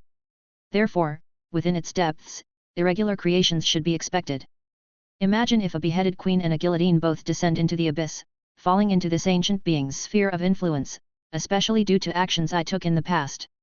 It could trigger some extraordinary and unpredictable changes. A melding and reshaping, a blending and completing of forms, all imbued with a dash of the arcane. Her words hung heavy in the air, drawing a curtain of solemnity over the room. It was a revelation that expanded the bounds of their understanding, yet in doing so, it unfurled a tapestry of even more intricate mysteries, adding another layer of complexity to their already convoluted reality. She paused, her eyes thoughtfully resting on the massive tentacle of the ancient god behind the room's dim light. "It seems, it can't distinguish between one form and another," she said, her voice tinged with wonder. The room lapsed back into silence, but this time the quiet felt different, more contemplative, charged with a newfound understanding of the complexities they were grappling with. Finally, Duncan broke the silence with a sigh of resignation. "So, in some mystifying way, the ancient god has formed something akin to a placenta." Raynora looked visibly surprised before she regained her composure. "An unconventional metaphor, but apt. It certainly aligns with your unique way of expressing things." Duncan exhaled deeply. What more could he say? They were in the midst of a sea so mysterious and unfathomable that every aspect of it seemed beyond their comprehension. Using another, perhaps less fitting metaphor, when faced with the choice of saving the mother or the child, the ancient god seemed to have preserved the placenta that connects them. But there was one thing he understood: the doll's insistence that her name was Alice was not unfounded. She was, in fact, a manifestation of the Alice Guillotine. Since entering this strange world, Duncan had encountered numerous bewildering phenomena, but this latest revelation was perhaps the most surreal of them all. Raynora, sensing Duncan's solemn mood, attempted to offer him some solace. "Take comfort in the fact that you have one less thing to worry about. Alice is not a vessel I've been using to resurrect myself. In fact, I never had any intention of undergoing some grand resurrection to begin with." Duncan looked at her, trying to recalibrate his thoughts, pushing aside his disorientation and focusing on the matter at hand. "Then what about the key you mentioned earlier? And the keyhole in Alice's back? Are they not part of your grand plans?" Raynora maintained her composed demeanor as she answered. "I'm not sure what you mean by keyhole, but if you're talking about a brass wind-up key, then yes, that is the item I entrusted to the city's governor. Under normal circumstances, it's the essential artifact required to gain access to this chamber." She paused briefly before continuing, "However, I neither crafted this key nor was its original holder." Duncan looked visibly taken aback, his expression shifting dramatically. "You're not the first owner of the key? Where did you get it?" "It was given to me by a friend," Raynora disclosed. "A learned and amiable older man." Her revelation dangled in the air, adding another enigmatic layer to an already complex tapestry of mysteries. The room seemed to brim with unanswered questions, each one further complicating their understanding of the esoteric world they found themselves navigating. Chapter 486, Raynora's Friend. Duncan was utterly stunned to discover that the shiny brass key, which Raynora had so thoughtlessly left behind, was not some inconsequential object.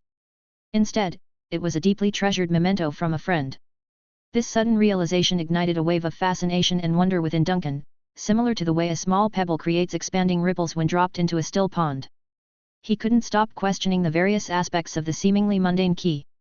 Who had crafted this artifact, and for what specific purpose? What deeper meaning did the key hold? Most perplexing of all, why did touching the key evoke such a vivid and fantastical vision in him, a vision of a spaceship descending from the sky only to be obliterated in a devastating explosion? Duncan became increasingly consumed by a need to unravel these mysteries. To his great fortune, the enigmatic Frost Queen was unexpectedly open and forthcoming about the whole situation. She chose not to cloak her knowledge in veiled hints or abstract riddles. Instead, she offered a clear, direct account of her experiences. "Not long after I left the cathedral, I was immersed in various activities aimed at consolidating power. I was meeting different kinds of people, showing up at public events, and deeply involved in the political landscape," she began, her lips curling upward slightly as she recalled the past. "During a fundraising event designed to bring influential individuals together, I encountered a peculiar old man. Interestingly, he had managed to slip past the extensive security measures and intelligence operatives, making his way into the event uninvited. At first glance, he seemed like an academic, wearing scholarly robes and emanating an air of calm intelligence. It was quite a shock when I found out he had essentially gate-crashed the event. Even so, he and I were drawn into a riveting conversation that had me completely mesmerized by his depth of knowledge. Eventually, the security team discovered he was an unauthorized guest and had him escorted out. But that was far from the last time I interacted with him," she continued. This mysterious old man had an uncanny ability to appear out of nowhere, sometimes at grand social events, sometimes at smaller, more private dinners with friends. He always managed to arrive just as everyone else was preoccupied, allowing us to converse freely. Our discussions ranged from history to complex mathematical theories to the nuances of scientific discoveries. And then, just before anyone could notice his presence, he would vanish as quietly as he had appeared. After that first security incident, he managed to stay completely undetected. To everyone else, he was as elusive as a ghost. She paused and her voice softened, tinged with a hint of nostalgia. It's so intriguing, don't you think? A friend who is only visible to me, a companion in intellectual pursuits, a confidant, a spectral advisor of sorts. A phantom friend, for lack of a better term. I made a deliberate choice to keep his existence hidden from others. At first, my reason was a fear of causing concern within the church. I knew that if the bishops were to find out about this mysterious figure, they might suspect that my psychic powers were becoming dangerously unpredictable, possibly leading them to lock me away. But for me, it wasn't the notion of confinement that I feared, it was the loss of my invaluable time, which would be squandered away in some secluded chamber. Later, as I gradually gained control over the city-state, revealing the existence of my secret advisor became an even greater risk. My position could be compromised, Raynora elaborated. Our unique friendship endured for roughly 3 years. Despite our significant age gap, he became an incredibly important figure in my life. Just when I had grown accustomed to the idea that he would remain my covered consultant indefinitely, perhaps even witnessing my eventual coronation, he suddenly appeared before me in the dim light just before dawn to say goodbye, she continued. The window of opportunity has closed, he informed me with a somber tone, making it clear that this would be our last meeting. Raynora paused for a moment as if reliving the emotions of that fateful day. Then, he extended his palm towards me. Resting in it was the very brass key we've been discussing. He told me that this key wasn't just a physical object, it was a nexus of sorts. The key held the power to connect disparate points across both time and space and was even capable of transmitting knowledge and memories. One day, it will fulfill its purpose, he assured me. After explaining the key's extraordinary capabilities, my phantom friend slowly turned away from me. His silhouette began to blend seamlessly with the first light of the emerging dawn. Just as the sun broke over the horizon, he disappeared, absorbed by the rising light. I never saw him again, Raynora concluded. Duncan was deeply engrossed in her storytelling, his mind awash with countless connections and insights. The puzzle pieces seemed to fit together in a pattern becoming increasingly familiar to him. When Raynora finished speaking, he couldn't contain his conjecture any longer. Wait, the man you're describing. Could he be an Ender missionary, Captain Duncan? Raynora interjected, finishing his sentence with a smile that suggested she'd been waiting for him to make that connection. I had my suspicions early on, given my extensive training in the church and my familiarity with many religious texts. I've read enough to recognize the traits of the Enders. Duncan began to speak, his forehead creased in confusion. So, you're saying you befriended an Ender missionary, but then, he hesitated, struck by an inconsistency. That doesn't fit the usual profile of an Ender. Exactly, Raynora affirmed, nodding her head. Though there were undeniable elements that aligned with the typical characteristics of Enders, his persona was fundamentally different. Unlike the manic, fervent followers we generally associate with Enders, this man was lucid, intellectually engaging, affable, and even kind-hearted. The only commonality he shared with typical Enders was his uncanny ability for what might be termed nonlinear interventions, the way he could appear and disappear in such mysterious circumstances. Typically, Enders are known to be erratic and unstable, usually incapable of rational thought. The constant disruptions in their timelines tend to muddle their cognitive functions, and their fanatical devotion to the realm of subspace often results in shattered sanity, Duncan noted, clearly puzzled. However, the individual you encountered seems to be the polar opposite of this description. He paused abruptly as if jolted by an electric current. A long-forgotten memory had resurfaced, related not to someone else but to his own past experience. Years before, Tyrion had shared a conversation with him about a mysterious event that occurred a century ago. According to Tyrion, the night before the fateful voyage of the Vanished, a group of mysterious figures dressed as if they were monks had appeared as if out of nowhere. The Captain Duncan back then had engaged in an all-night dialogue. Then, just as mysterious as they came, the group evaporating from existence with the first rays of dawn. Tyrion had always speculated that the visit from these mysterious individuals had triggered the Vanished's pivotal journey toward what was known as the frontier. Intriguingly, these figures fit the description of rational, well-spoken Ender missionaries. Though his current form restricted him from displaying nuanced emotions, Duncan's sudden pause and slight shift in eye movements didn't escape Raynora's razor-sharp perception. Sensing a change, she inquired, "Did you recall something?" Instead of responding immediately, Duncan met her gaze and allowed a weighty silence to fill the room.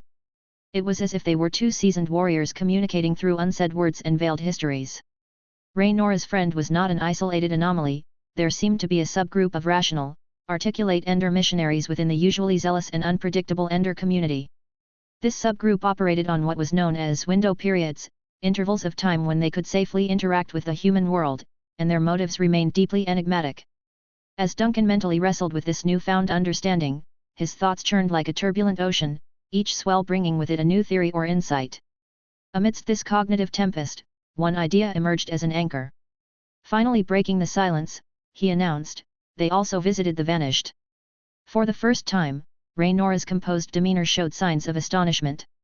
It seemed she was not as unflappable as she had initially appeared to be. "You've had contact with these coherent Ender missionaries too?" Raynora hastily questioned, her eyes glowing with renewed interest. "What did they tell you? What messages did they?" "I can't remember, unfortunately," Duncan cut her off, stifling her burgeoning excitement. "The degradation caused by my exposure to subspace has erased that segment of my memory. I only know of my previous engagement with them through secondary accounts." A shadow of disappointment quickly swept across Raynora's face, like a passing cloud momentarily darkening the bright sky. Regaining his focus, Duncan steered the conversation back to its original topic. "When you realized your friend was an unconventional Ender, didn't you feel compelled to dig deeper into his true identity? Weren't you curious about his ultimate intentions?" "I did inquire, but to expect a straightforward answer would have been naive," Raynora sighed, her voice tinged with a sense of futility.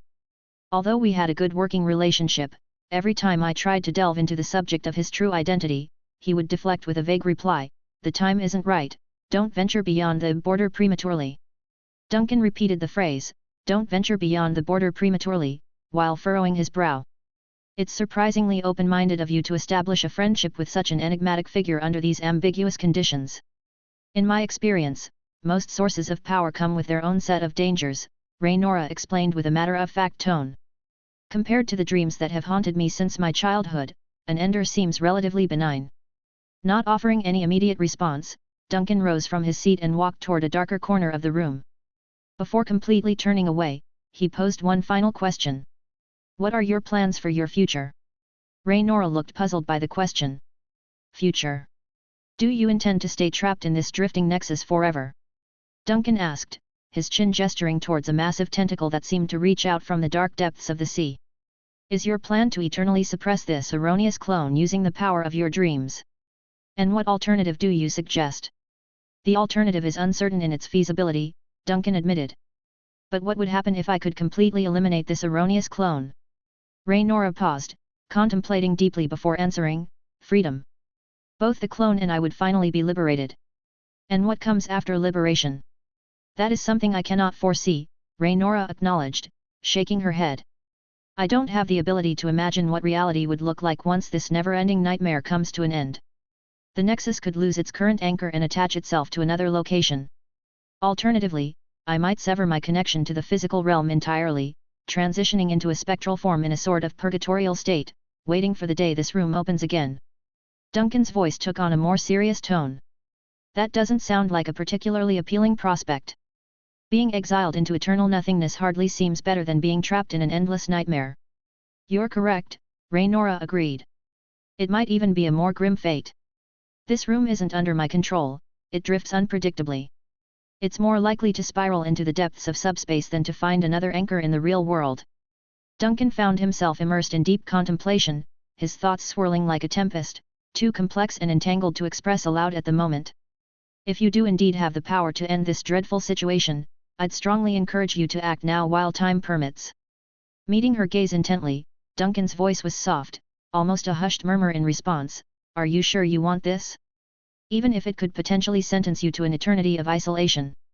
Raynora's smile was tinged with sadness as she responded, "Living in a perpetual nightmare is its own kind of eternal exile, wouldn't you agree?" Achieving liberation now would also remove a sustained threat hanging over Frost. It would ensure the safety and stability of my city-state and my people, at least for a considerable length of time. Her words hung in the air, conveying a gravity that underscored her willingness to make personal sacrifices for the greater good. It was a grim choice, but it was clear that she had weighed her options and had come to accept the potential consequences. Chapter 487, Deep Sea Arson. Rhaenora exuded a sense of calm and balance that gave the impression she had spent years meticulously shaping her own destiny.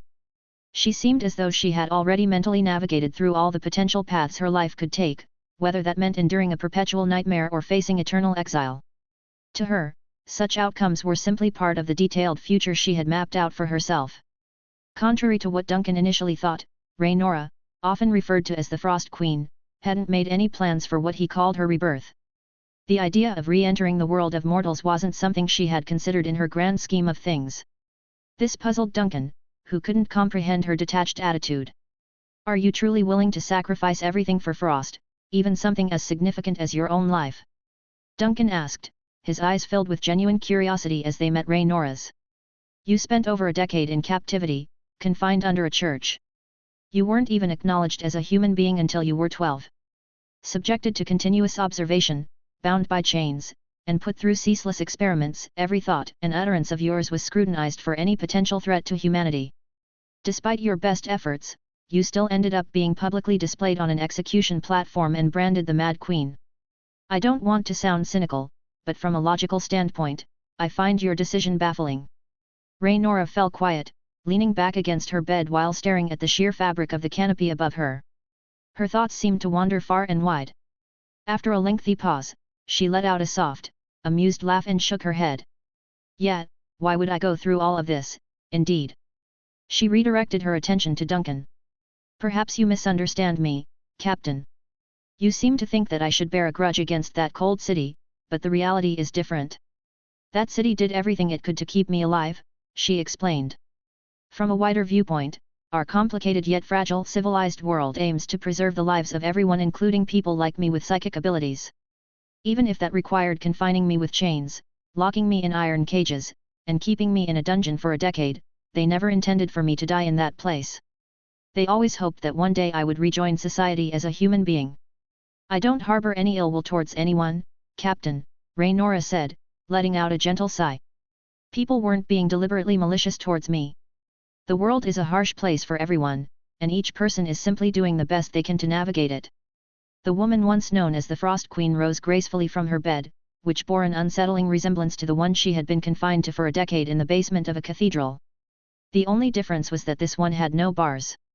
She walked slowly to the edge of the room, standing beside Duncan, her eyes transfixed on the turbulent, dark depths of the ocean beyond the window.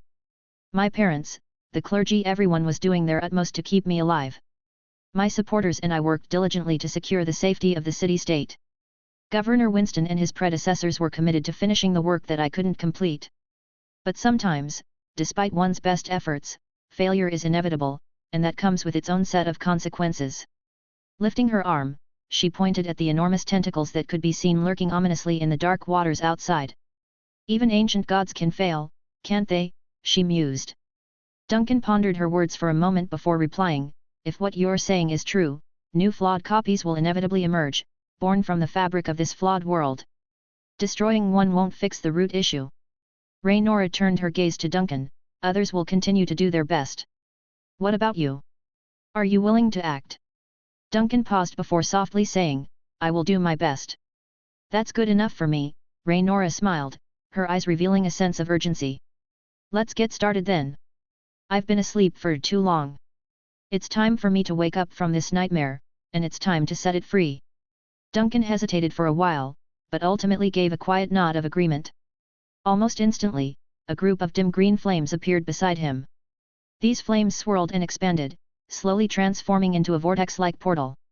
As he took a step towards the gateway, Rhaenora's face underwent a sudden change. She looked at the ascending green flames, her eyes narrowing as if she were grasping at a distant, fuzzy memory. Abruptly, she turned to Duncan, who was just about to step through the portal. "Is it you?" Duncan stopped in his tracks. A moment of confusion passed before he understood the reason for Rhaenora's sudden emotional jolt. This wouldn't count as altering history, would it?" he said, pausing at the threshold of the swirling gateway. He slightly turned his head towards her. "So, what's your decision?" "So that's the way it is, that's how it is," Raynora murmured, her face shifting through a myriad of expressions as if complex puzzles that had baffled her for years had suddenly been solved. A flicker of understanding seemed to light up her eyes. For the first time, her smile looked genuinely radiant. She lifted her gaze to Duncan and waved her hand as if saying farewell to a long-time friend or companion. "Proceed as you see fit, Captain. I believe we are making the right decision." Duncan looked deeply into Raynora's eyes as if to capture the essence of the woman once known as the Frost Queen.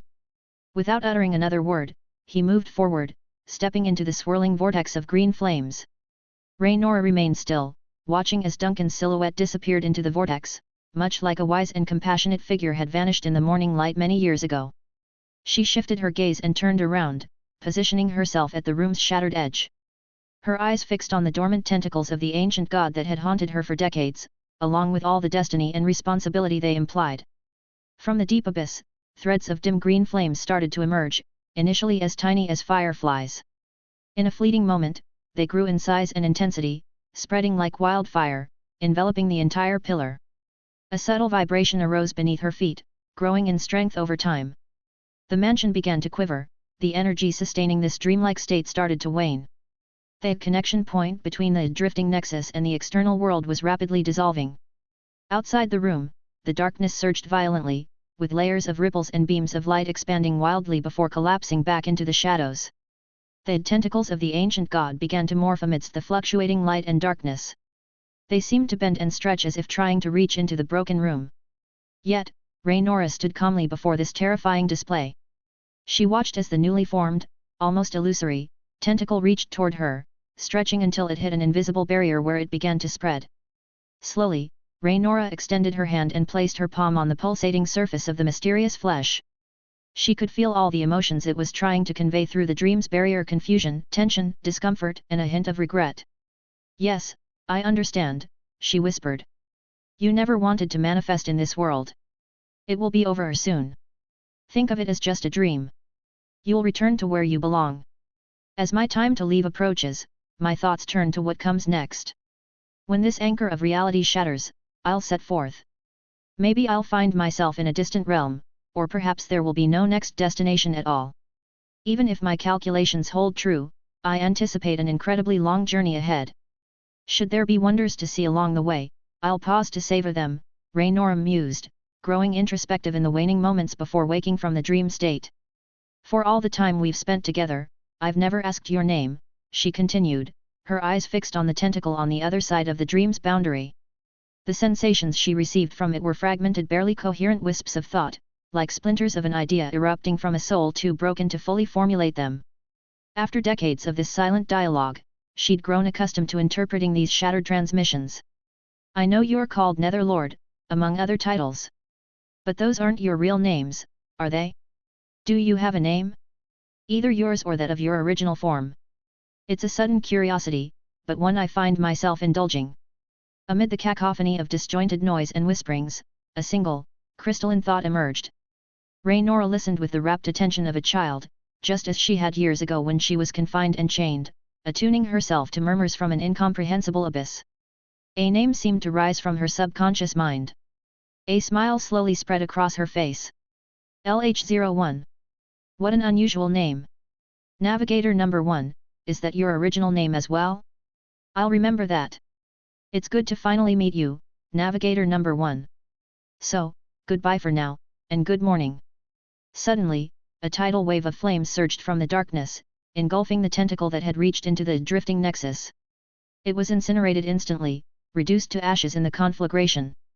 The blaze even began to erode the boundary of the dream, manifesting beside Raynora and around her, sprouting into clusters of ethereal but brilliant fireworks. Intrigued, Raynora reached out to touch the flickering spectral flames, only to see them dissipate upon contact with her fingertips. In the oceanic depths below, the newly ignited ghost flames illuminated the entire underwater expanse like a celestial event, casting light upon a floating island shrouded in darkness and revealing human-shaped husks drifting aimlessly in the abyssal waters. Duncan hovered at the periphery of the dark island, observing the blaze he had set into motion. Its intensity and transformation filled even him, the one who'd sparked the conflagration, with a profound sense of awe and wonder. Chapter 488, Returning Home. Duncan had ignited a wildfire beneath the ocean depths that spread with an unforeseen and aggressive intensity. Initially, he had intended to kindle a controlled blaze at the fringe of the towering pillar. He anticipated a slow and manageable spread of the flame. But to his shock, what started as a tiny spark transformed into a vast, bright blaze in mere moments, illuminating the deep waters in its resplendent glow. The sheer peculiarity of witnessing a wildfire thrive beneath the immense pressure of the ocean, a place saturated with billions of tons of seawater, was perplexing and contrary to any logical understanding. Many believed that entities of a supernatural or otherworldly nature acted as the most potent catalysts for spiritual flames. The tentacle of the ancient deity, with its transcendent properties, was no exception to this belief. Yet, despite this knowledge, the speed and intensity at which the flame consumed were startlingly ferocious. It seemed as if an invisible force was bolstering the fire, making it more potent. Was it the unique marine surroundings that amplified its power? Or was the tentacle of the ancient deity actively aiding its progression? Lines of concentration appeared on Duncan's brow as he tried to interpret the flood of information relayed to him through the fire. This information was presented in disjointed bursts, punctuated by twisted sounds and interspersed with erratic flashes of light and shadow. These seemed to be the uncontrollable after-effects from the disintegrating tentacle. For most humans, even the faintest whisper from these beings could tip them over the edge into insanity. Yet, these chaotic signals were more of a nuisance than a threat for Duncan. He endeavored to filter out the relevant data amidst the cacophony. And as the distorted sounds began to wane, he was able to discern some coherent voices. His eyes widened in shock beneath the water when he gazed upon the rapidly deteriorating tentacle of the ancient god, enveloped in the eerie green flame. LH-01? Navigator number 1, he exclaimed. In the immediate aftermath of his query, a stifling silence ensued. It was so profound that it felt all-consuming. Amid this quiet, a faint and ethereal thought grazed his consciousness, whispering, "Thank you, usurper of fire." Taken aback, Duncan's mind raced, attempting to connect the dots between the unfolding mysteries. Lost in thought, and debating whether to further investigate this area or to venture deeper, his attention was suddenly captured by a fleeting glimmer in his peripheral sight. Duncan's attention was abruptly drawn to Ai, the dove that had often fluttered around him. The usually calm bird was now radiating a blinding burst of light. It reminded Duncan of a projector that had gone awry, with its fiery aura stuttering erratically. The dove, caught in distress, flapped its wings vigorously while emitting a series of disrupted, electronic-like cries. "Your signal quality is compromised, please verify your hardware linkage to the remote server, awaiting response." Seeing Ai's state, Duncan's expression turned steely, and he signaled for the dove to return immediately. As Ai settled back, Duncan could see his temporary body deteriorating at a rapid pace, with internal flames visible through newly formed cracks. Meanwhile, the human-shaped floating entities began showing similar signs of disintegration in the encompassing waters nearby. Countless humanoid forms crumbled into a dark sediment, cascading downward towards the shadowy floating island deep beneath. With the flawed replica of the ancient deity consumed by the flames, the nearby makeshift human figures also crumbled away. Only the floating island, presumably the original model, remained unchanged. All else in these ocean depths was rapidly breaking down, returning to what seemed like its natural state. Duncan quickly grasped the domino effect taking place around him. Then, he felt an abrupt sensation like he was being ejected from this vessel, which was evidently no longer viable. As the connection weakened, Duncan had a fleeting regretful thought, "It's such a shame. I believed this marine-adapted body would serve multiple purposes, but it appears it was only good for a single use."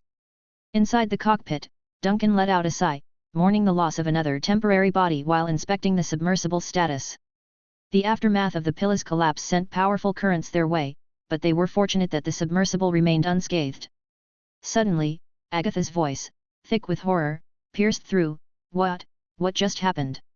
She motioned towards the rapidly dimming oceanic depths. Here and there, sporadic green flares erupted, illuminating parts of a colossal submerged structure, making it look like a series of undersea explosions. Outside the submersible, the ocean currents churned violently. The combined noise of the machinery working, interspersed with occasional thuds against the vessel, created a tense atmosphere. It was clear that something monumental had unfolded below them. "I've uncovered the root cause of the disturbance in Frost," Duncan began, shifting slightly to ensure Agatha was following his words closely. Deep within the heart of the submerged floating island, believed to be the blueprint for the very creation of the world, lies an enormously vast tentacle of an ancient god. It's an imperfect replica of the mysterious Nether Lord. Its mere presence has been altering the balance of this marine realm.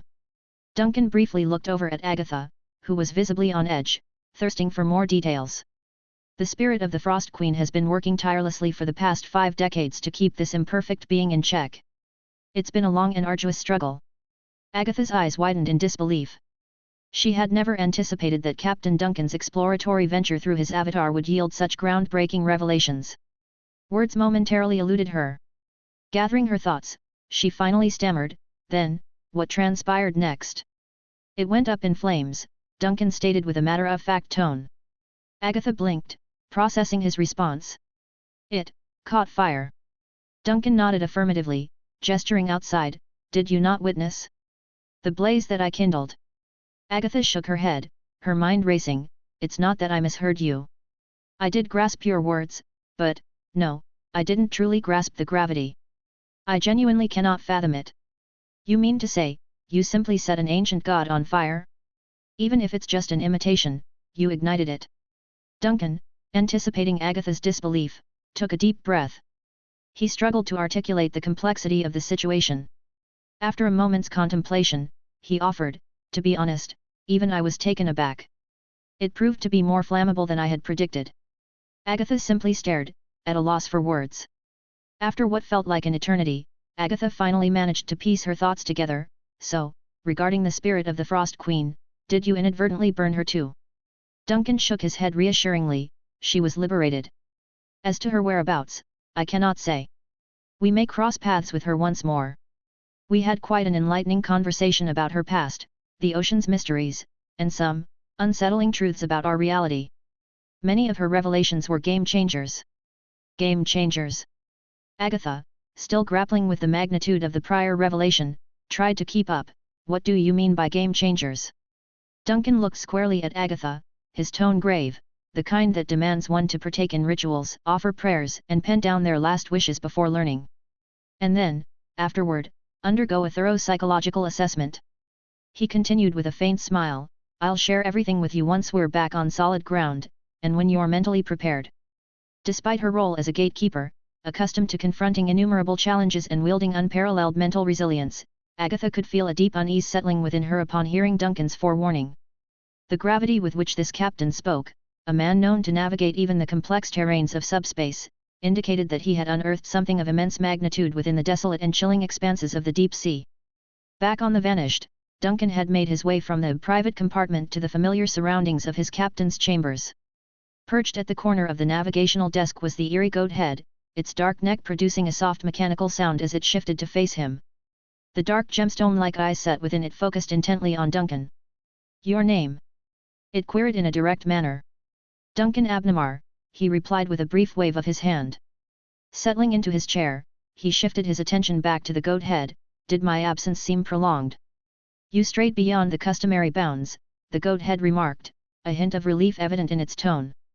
"I sensed a fragment of your consciousness journeying to an extraordinarily remote location. A place so far-flung that even the Vanished found it challenging to maintain a connection. I hope you don't misconstrue my concern. The very fate of this vast vessel hinges on the astute guidance of its captain."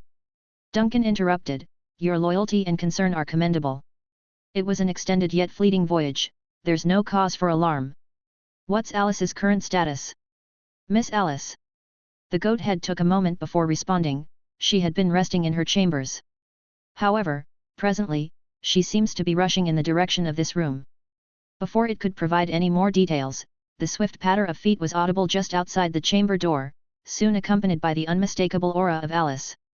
Before she could even knock, Duncan preempted, "Come in." Despite his prompt, 2 subsequent knocks echoed. The door then swung open, revealing the puppet-like Alice who, realizing she was slightly late in her response, emitted a soft "oh" before entering. "Captain! Captain!" She raced towards Duncan, a sense of urgency in her eyes. Before he could formulate a response, she launched into her narration. "Something's amiss. I've just awakened from a dream. I dreamt something." Duncan had planned to convey several crucial pieces of information to Alice, but her unexpected agitation caught him off guard, leading him to inquire with a creased brow, "A dream? What transpired in this dream?" Alice hesitated, her voice imbued with a strange mix of enthusiasm and bewilderment. "I can't remember the precise details yet. I was left with this overpowering sensation of capability, perhaps? It was reminiscent of your past descriptions, as though I had suddenly evolved, acquired cognitive abilities." Chapter 489, Key to the Past. As Duncan watched Alice in silence, he couldn't help but be captivated by the unwavering self-assurance that radiated from her face. When their eyes met, her confidence struck him in such a powerful way that it created an unsettling, almost discordant feeling inside him. This emotional dissonance tugged at the corners of his mind, refusing to be dismissed. He found himself grappling with a challenging question: how could one face hold such a range of contrasting, even conflicting, attributes? Alice noticed Duncan's pensive look and broke the silence.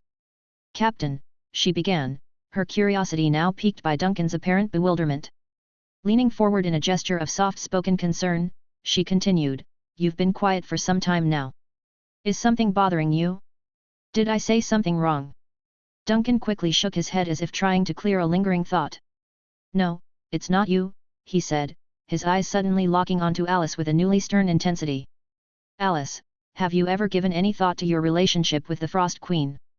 The question seemed to catch Alice off guard. She paused for a moment, scratching her head as she collected her thoughts. "Well, I did think about it once," she finally said, her voice tinged with noticeable uncertainty. "But I decided it wasn't important, so I let the thought go." Duncan's eyes widened in surprise. "Not important?" Alice answered with a sincere earnestness. "The Frost Queen and I are separate beings. Her accomplishments are her own, and I have no claim to them.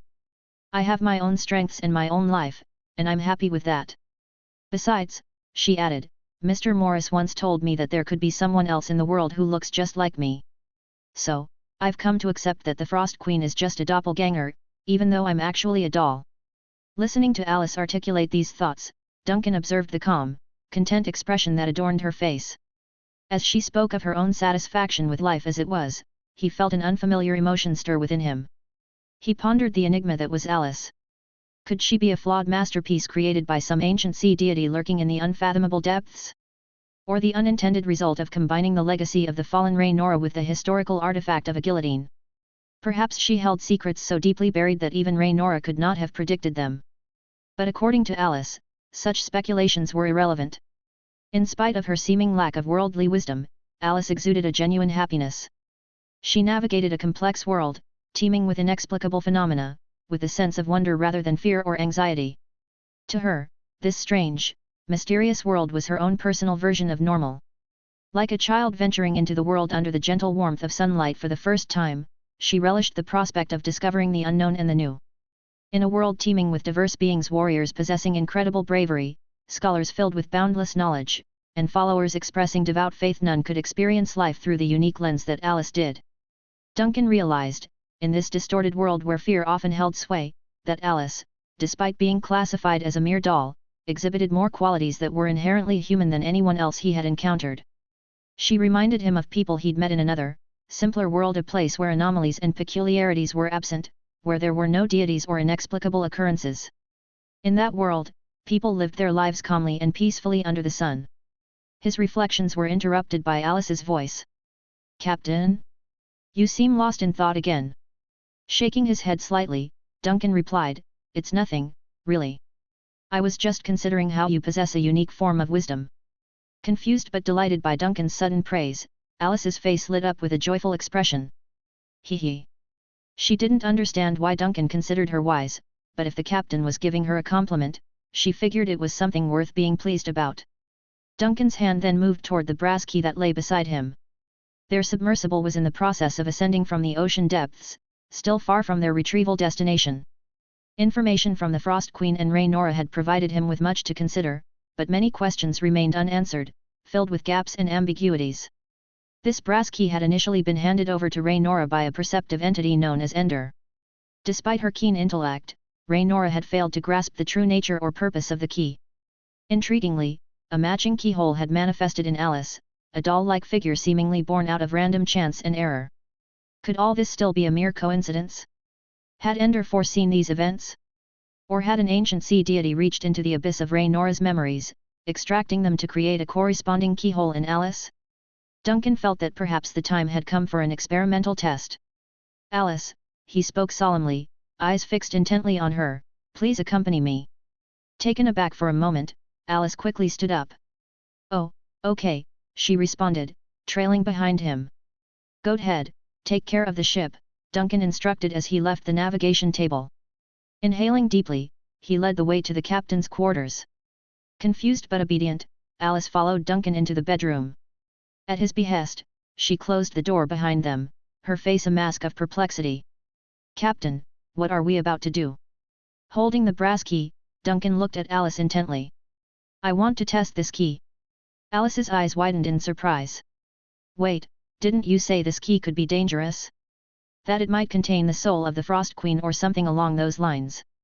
The danger has been mitigated, Duncan said, his voice a soothing blend of assurance and resolve. I've personally seen to it. Alice perked up at this and, without a moment's hesitation, began to reach for the zipper at the back of her dress. In that case, I'll start undressing. There's no need for that.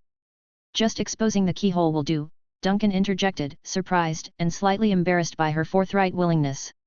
You're not afraid? Alice glanced back at him, her eyes full of trust.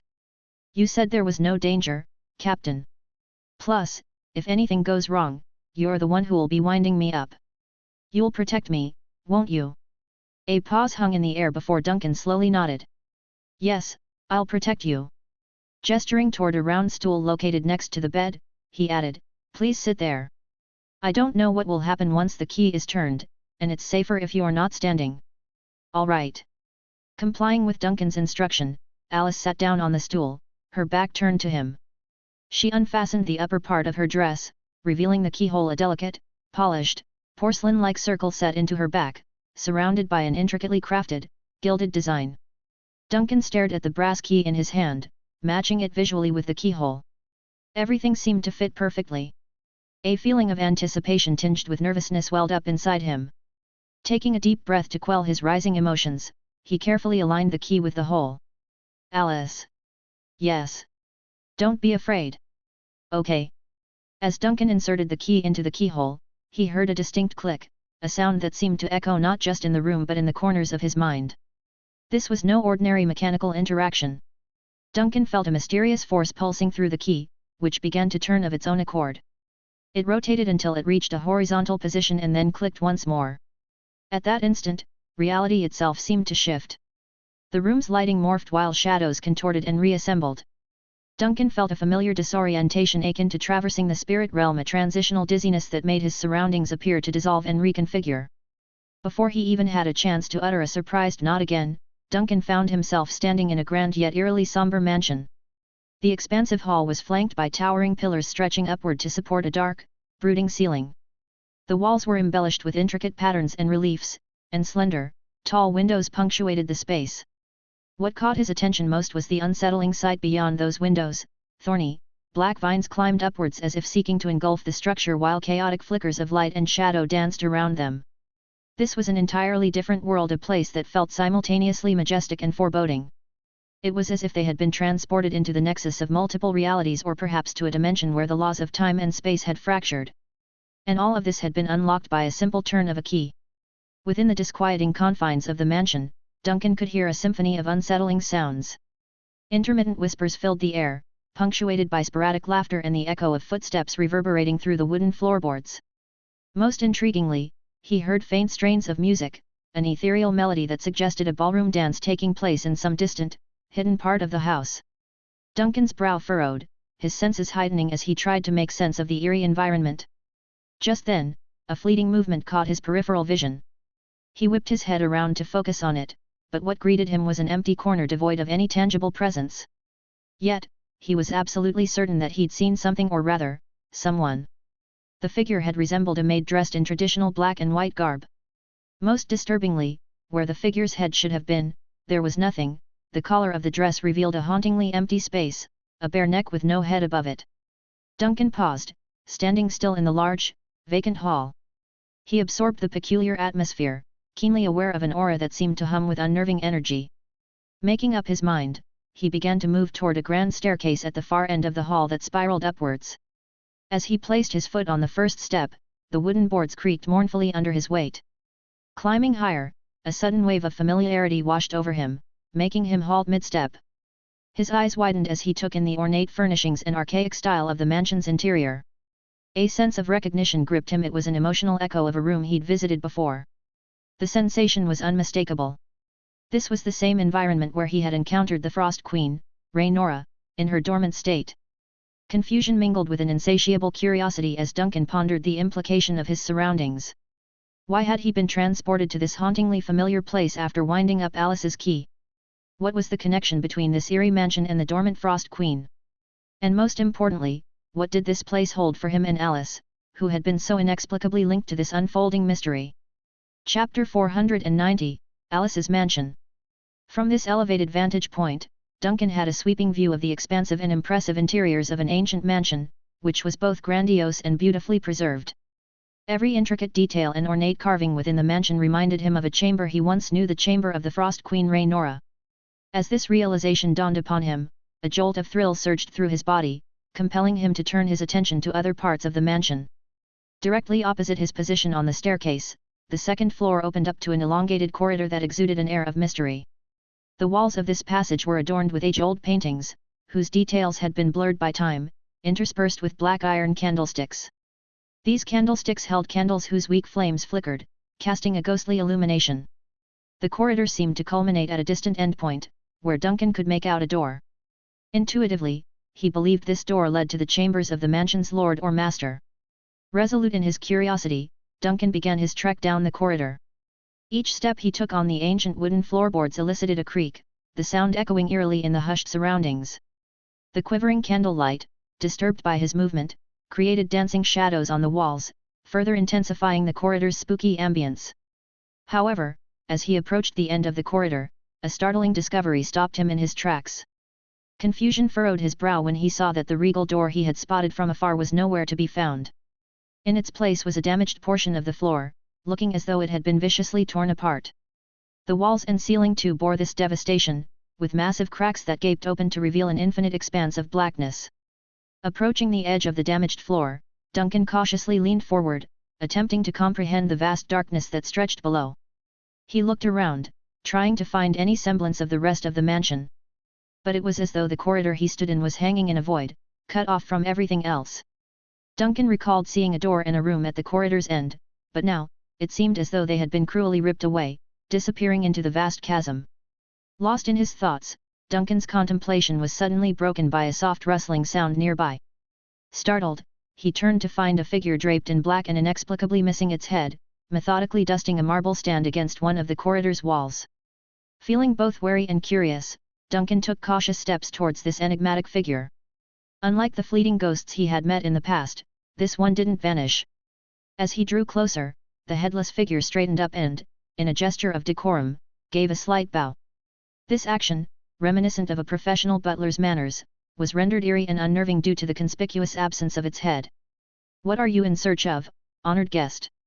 Strangely disembodied, a voice emanated from the headless figure's chest. Though it held a courteous tone, it cast a shiver down Duncan's spine.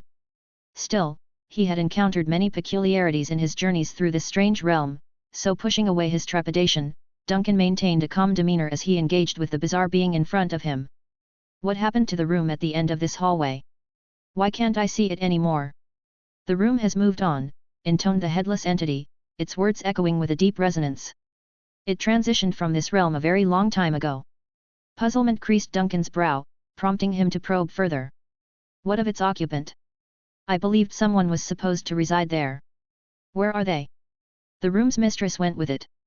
They both left our plane of existence together many years ago," the headless one explained. "But how can that be?" Duncan questioned, his voice tinged with disbelief. "I was under the impression it had only been a short while. For you, perhaps it feels recent." But here, the figure paused, emphasizing its next words, "Things that seem to have occurred moments ago might have transpired millennia ago. And events you believe to be in the near future? They are distant epochs ahead." This enigmatic explanation left Duncan grappling for understanding. Was he in a place where time behaved erratically? Was this mansion somehow anchored at the edge of a temporal anomaly? His thoughts drifted to the brass key, the very key that had guided him to this perplexing abode. A sudden realization dawned upon Duncan as he felt a cold sensation enveloping his hand. Looking down, he found the brass key resting there, its form seeming to radiate an otherworldly chill. Upon his acknowledgement of the key, the headless figure seemed to react, its form quivering subtly. A deep, muffled sound came forth from its chest. "Ah, you are the fabled guest bearing the brass key. My sincerest apologies for not recognizing its significance earlier. Do you seek our mansion's mistress?" "The mistress?" Duncan asked, trying to mask his growing confusion. "You mentioned she left with the room. How can I seek someone who's already gone?" "There are dual mistresses associated with this mansion," the figure elucidated, its tone ever patient, reminiscent of a seasoned servant. "One mistress, bound eternally to her chamber, has now vanished alongside it. The other, the true mistress of this estate, has never once stepped within its confines." As Duncan processed this revelation, a single name surfaced in his thoughts: Frost Queen Rhaenora. Was she the enigmatic mistress tied to her room? A nascent theory regarding the identity of the second mistress began crystallizing in Duncan's thoughts. "Who is this other mistress you speak of?" he pressed, locking eyes, or rather, focusing intently on the headless entity before him.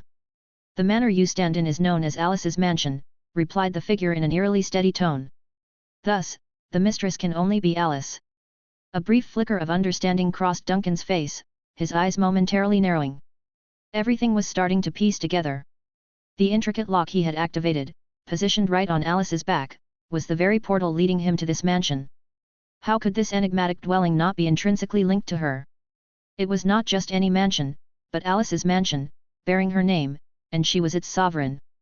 As for Nora, she seemed more like a resident bound to her room, confined within its walls, lending her an essence of being an exalted captive rather than a reigning mistress. The tale as narrated by Rhaenora started to make more sense. She was entrapped in the drifting nexus, designated to oversee the ancient god replica situated in the ocean depths. Currently, thanks to some mysterious shadow from subspace, this illustrious captive had managed to flee with her chamber, while the mansion's primary guardian, the warden, roamed its outskirts. Despite his deductions, Duncan found it challenging to juxtapose Alice's playful and innocent demeanor with the commanding presence of the mansion's mistress or even the guardian of this peculiar realm. Setting aside these contrasting images, he composed himself and returned his attention to the headless figure. Why doesn't the mansion's owner, Alice, ever step foot within her own domain? Duncan inquired, the hint of skepticism evident in his voice. She resides in the garden, the headless figure informed, having been in a deep slumber for ages, and it's not yet her time to awaken and reclaim her home. A deep slumber in the garden. Duncan mused aloud, attempting to maintain an exterior of calm even though a myriad of questions churned within him. Is it possible for me to meet her there? Indeed, you may, the figure responded without hesitation. Despite the absence of eyes, Duncan couldn't miss the lingering focus directed at the brass key he held. With the key you possess, you're granted the authority to access any part of this mansion, including the entrance to the garden. If you would kindly follow, I'll escort you there, the figure intoned.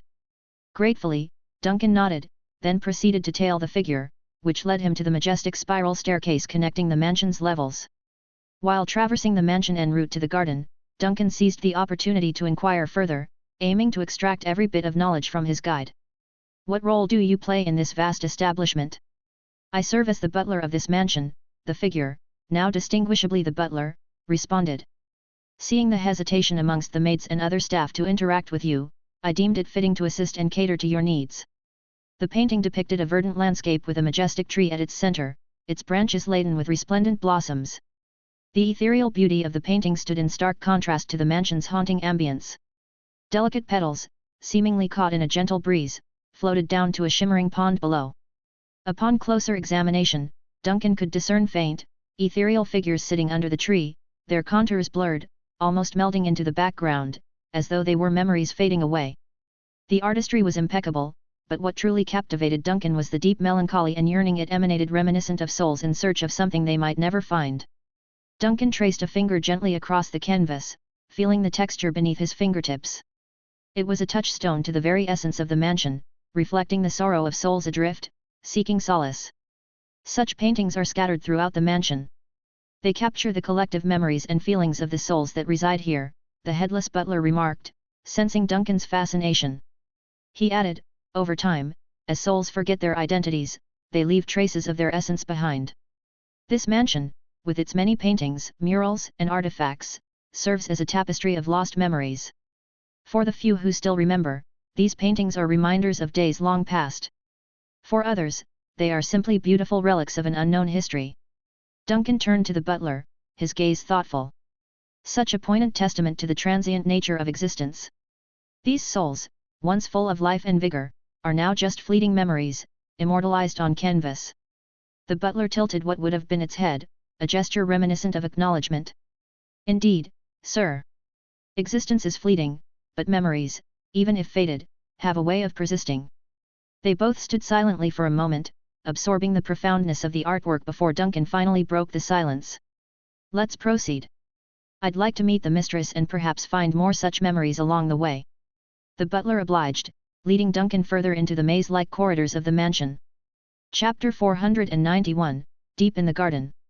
The arresting visual that immediately captured Duncan's attention was a large, captivating oil painting that hung prominently on the wall closest to the mansion's elegant spiral staircase.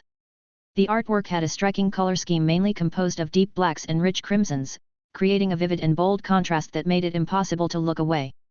This particular painting was one of several that graced the expansive walls of the luxurious mansion, each portraying its own chaotic scene that felt as if it had erupted from a wild, feverish dream.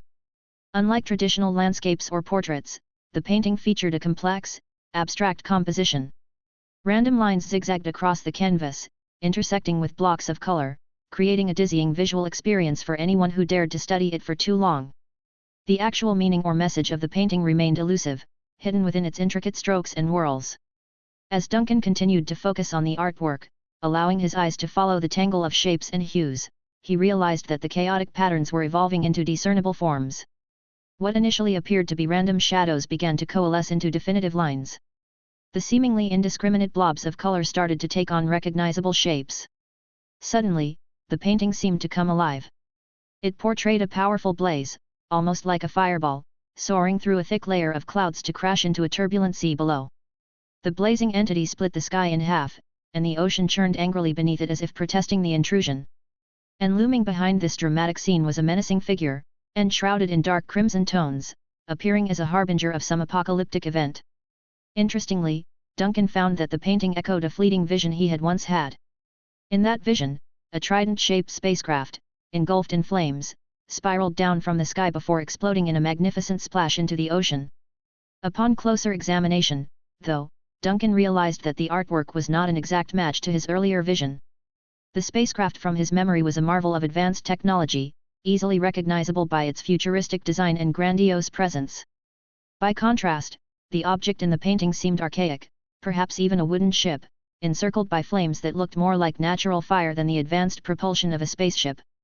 It was as if the artist, who might have lived in medieval times, had been driven to the edge of sanity and had dreamed of a futuristic vehicle. However, lacking the context or the vocabulary to fully understand what he had seen, he was forced to interpret this advanced technology through his own limited artistic lens. This resulted in a painting filled with ambiguous symbols and unsettling imagery. Just as Duncan was deeply engrossed in his contemplation of the painting, he was interrupted by the voice of the mansion's headless butler. "Are you intrigued by this painting, sir?" the butler inquired, breaking Duncan's intense focus. Intrigued, Duncan asked with a note of curiosity, "What can you tell me about the origins of these oil paintings that adorn the walls of this mansion?" "The paintings have always been here, sir," the headless butler replied in a tone that was measured and composed, betraying no urgency. "Always?" Duncan pressed, his voice tinged with an air of confusion. "Do you mean since the very moment this grand structure, known as Alice's mansion, was erected? Or perhaps you mean since Alice herself took on her role as the mistress of this estate?" "From the dawn of time, sir," the butler intoned, "prior to any events or existences one could possibly conceive of." Duncan's brow furrowed involuntarily, his face a tableau of perplexity. The butler's reply felt cryptic, frustratingly nebulous, almost like a riddle without an answer. He scrutinized the headless figure before him, but reading emotion or intent from a being without a face proved impossible. What remained were courteous but empty words. Taking a moment to marshal his thoughts, Duncan formulated two more questions. "Does the painting we were discussing have a name?" Can you elaborate on its subject matter? The painting is, in fact, nameless, as are all the paintings that grace these walls, the butler informed him. They exist for their own sake, free from the constraints of titles or interpretations. As to what it portrays, I must regretfully admit that the subject exceeds my comprehension. Surely, as the housekeeper of this place, you should be familiar with its many nuances, shouldn't you? Duncan prodded, a touch of disbelief entering his tone. I am merely a servant, sir. This mansion harbors an array of enigmas, protected and secluded in its depths. The knowledge of such mysteries is not intended to fall within the scope of a servant's responsibilities. A brief flicker of irritation twitched at the corners of Duncan's mouth. Part of him wanted to push the butler further, to pry more information from him, but he quickly squashed the urge. This was Alice's mansion, a place with its own peculiar customs and unknown dangers. Challenging the butler could jeopardize the safety of Alice herself, so he resolved to tread carefully. Taking a deep, quiet breath to regain his composure, Duncan's eyes drifted over the numerous paintings that decorated the expansive hallway. Each was a cascade of colors and abstract forms, but unlike the painting that had initially captivated him, none of these seemed to morph or change under his scrutiny. Finally, he spoke. Let us move on, he said, feeling a pang of regret as he tore his gaze away from the mesmerizing artworks. Turning to the headless butler, he issued his next directive. Please lead me to the garden you mentioned earlier. The headless butler executed a slight bow of acknowledgement before turning to continue their guided tour of the mansion. Leading Duncan across the opulent landing on the second floor, they descended the intricately designed spiral staircase.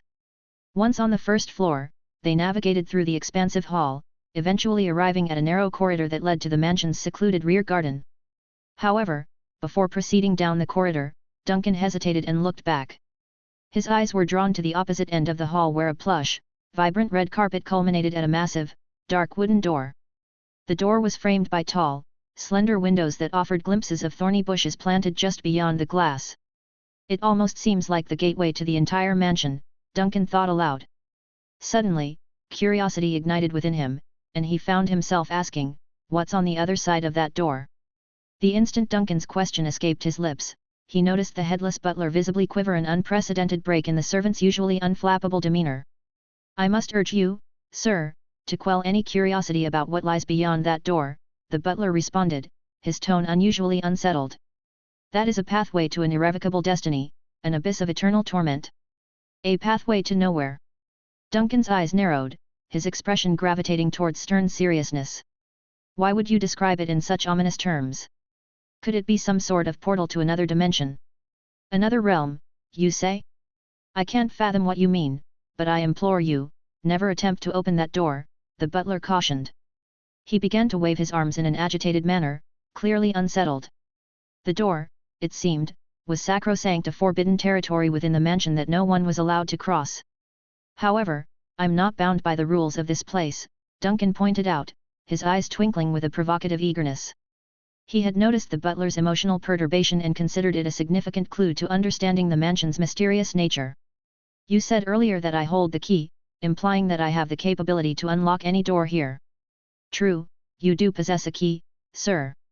But employing it on that particular door would be a grave mistake, the headless butler warned, his tone steeped in palpable anxiety. Despite being constrained by his role and perhaps by rules he couldn't divulge, he made increasingly frantic gestures and used more urgent language to dissuade Duncan. For the sake of everyone within this dwelling, I beg you not to unlock that door. What really is behind that door? Duncan fixed a hard, unyielding gaze on the butler, his voice imbued with grave seriousness. The butler seemed to falter for a moment, stuttering as though struggling to organize his thoughts into coherent speech. Behind that door, beyond that door, he hesitated, lies a world in ruins. An apocalyptic doom is imminent, and that door serves as a seal holding back the end of days. I beseech you, do not unseal that threshold and unleash the apocalypse upon us. Duncan's eyebrows knit together in a deep furrow as he absorbed the headless butler's frantic and fragmented revelations. The words "a world in ruins" and "imminent apocalyptic doom" reverberated unsettlingly in his mind. Could it be that the mansion was not just an enigmatic residence but a fortress against some looming catastrophe? After a few moments of intense contemplation, he took a deep breath and exhaled, as if discharging the weight of the unsettling information he had just received. Don't worry, he finally said, offering a reassuring nod in the direction of the headless servant. I had no intention of opening that ominous door to begin with. The relief that washed over the butler was almost palpable. Despite the absence of a head or face to express emotion, the sudden release of tension in his posture was unmistakable. Your words earlier had unsettled me greatly, admitted the butler, his tone regaining its measured cadence as he resumed his guided path. I urge you to refrain from making such distressing inquiries in the future. The apocalypse has already consumed much of the world, and this mansion is the last sanctuary. Duncan remained silent, carefully observing the butler's demeanor as they walked through the narrow corridor. Eventually, they reached a glass door framed with dark, robust steel. The steel framework divided the translucent glass into a variety of geometric shapes, each filled with etchings of flowers and plants. The overall aesthetic was oddly disquieting, as if a fairy tale world had collided with a darker, more ominous realm. The mistress is awaiting you in the garden. Please make yourself comfortable, said the butler, twisting the door's handle and taking a step back. You're not coming with me? Duncan asked, visibly surprised. The garden is a private space reserved for the mistress and those who possess the key. Even the gardener only enters when it's absolutely necessary, the butler clarified. Should you need assistance, a slender rope is available near the entrance. Pull it, and I will come to the gate immediately. Thank you for leading me here, Duncan responded, diverting his attention away from the butler's unsettling presence. With a gentle push, he opened the creaking glass door, crossing the threshold into the secluded garden. The immediate shift in atmosphere was astonishing. As the door swung shut behind him, his eyes were bathed in brilliant sunlight, a stark contrast to the mansion's otherwise gloomy, enigmatic interior. Sunlight. Actual, life-affirming sunlight. It struck Duncan that, within the heart of this eerie, labyrinthine mansion, there existed a sanctuary filled with the warmth and light of the sun. Duncan's sense of wonder soared as he delved deeper into the garden. His eyes roamed over the lush scene before him, taking in intricately designed flower beds bursting with a multitude of colors, shrubs sculpted to perfection, and meandering pathways flanked by vividly green grass. The garden seemed to revel in an ethereal warmth that suffused the air, lending a surreal glow to every leaf and petal. However, as he tilted his head skyward, that initial sense of awe started to wane, replaced by a nagging discomfort. What met his gaze was far from the ordinary sky one would expect to see outdoors. Instead, he was confronted by an eerie artistic interpretation, almost childlike in its execution. Patches of blue, interspersed with crude white cotton-like clouds and simplistic golden rays, made up a fantastical sky. The center was dominated by an equally amateurish doodle of a sun, radiating lines of golden light. It was from this sun that the garden drew its otherworldly illumination. Despite the whimsical charm of the overhead tableau, Duncan felt a deep sense of unease gnawing at him. This wasn't just a quaint sky, it was a harbinger of the garden's underlying strangeness. Shaking off a shudder, he averted his gaze from the peculiar sky and turned his attention back to the garden's earthly aspects. Soon, his eyes caught a peculiar splash of color that seemed out of place amidst the greenery and blooms. Driven by a blend of curiosity and apprehension, he moved briskly toward the source, dodging through clusters of thick shrubbery and skirting a diminutive wall adorned with an array of flowers. As he reached the area where several pathways converged, he found himself in a secluded clearing at the garden's heart. The atmosphere here was markedly different, hushed and solemn. Dominating the clearing was a single figure seated tranquilly, as if absorbed in deep meditation or perhaps caught in the throes of sleep. This figure rested against a grand marble column, which itself was covered in ivy and flowering vines. Yet, as Duncan edged closer, he realized that the romantic imagery of the flowering tendrils was marred by an unsettling detail. Numerous sharp, black thorns peppered the vines, coiling menacingly around the figure's form as if holding her captive in a vegetative snare. Duncan's breath was caught in his throat for a moment as he processed the dichotomy of the beautiful yet imprisoning spectacle.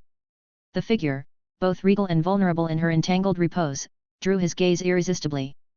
Alice, he finally managed to utter, the word barely more than a whisper, laden with a complicated mix of concern, bewilderment, and anticipation. Chapter 492, Doll's Drawing Board. When Duncan first laid eyes on the figure, resting peacefully amidst the vibrant blossoms and foliage of the garden, a familiar sensation surged within him. The name tied to that figure started to form on his lips. However, just as he was about to utter it, he caught himself, a shiver of realization running down his spine. Memories flooded back from a recent incident at the opulent dormitory. He had mistaken the chilling face of Raynora, known as the Frost Queen, for someone else. Could this be another similar case? A mix of curiosity and unease began to well up in Duncan's heart. Treading carefully, he moved closer to the slumbering figure, eager to confirm its identity. As he knelt down to take a closer look, details began to emerge. The telltale spherical joints that pieced the figure together and the unmistakably smooth, colorless complexion, as white as freshly fallen snow or pure porcelain, were evident. This had to be Alice. His concern was quickly replaced by a rush of relief.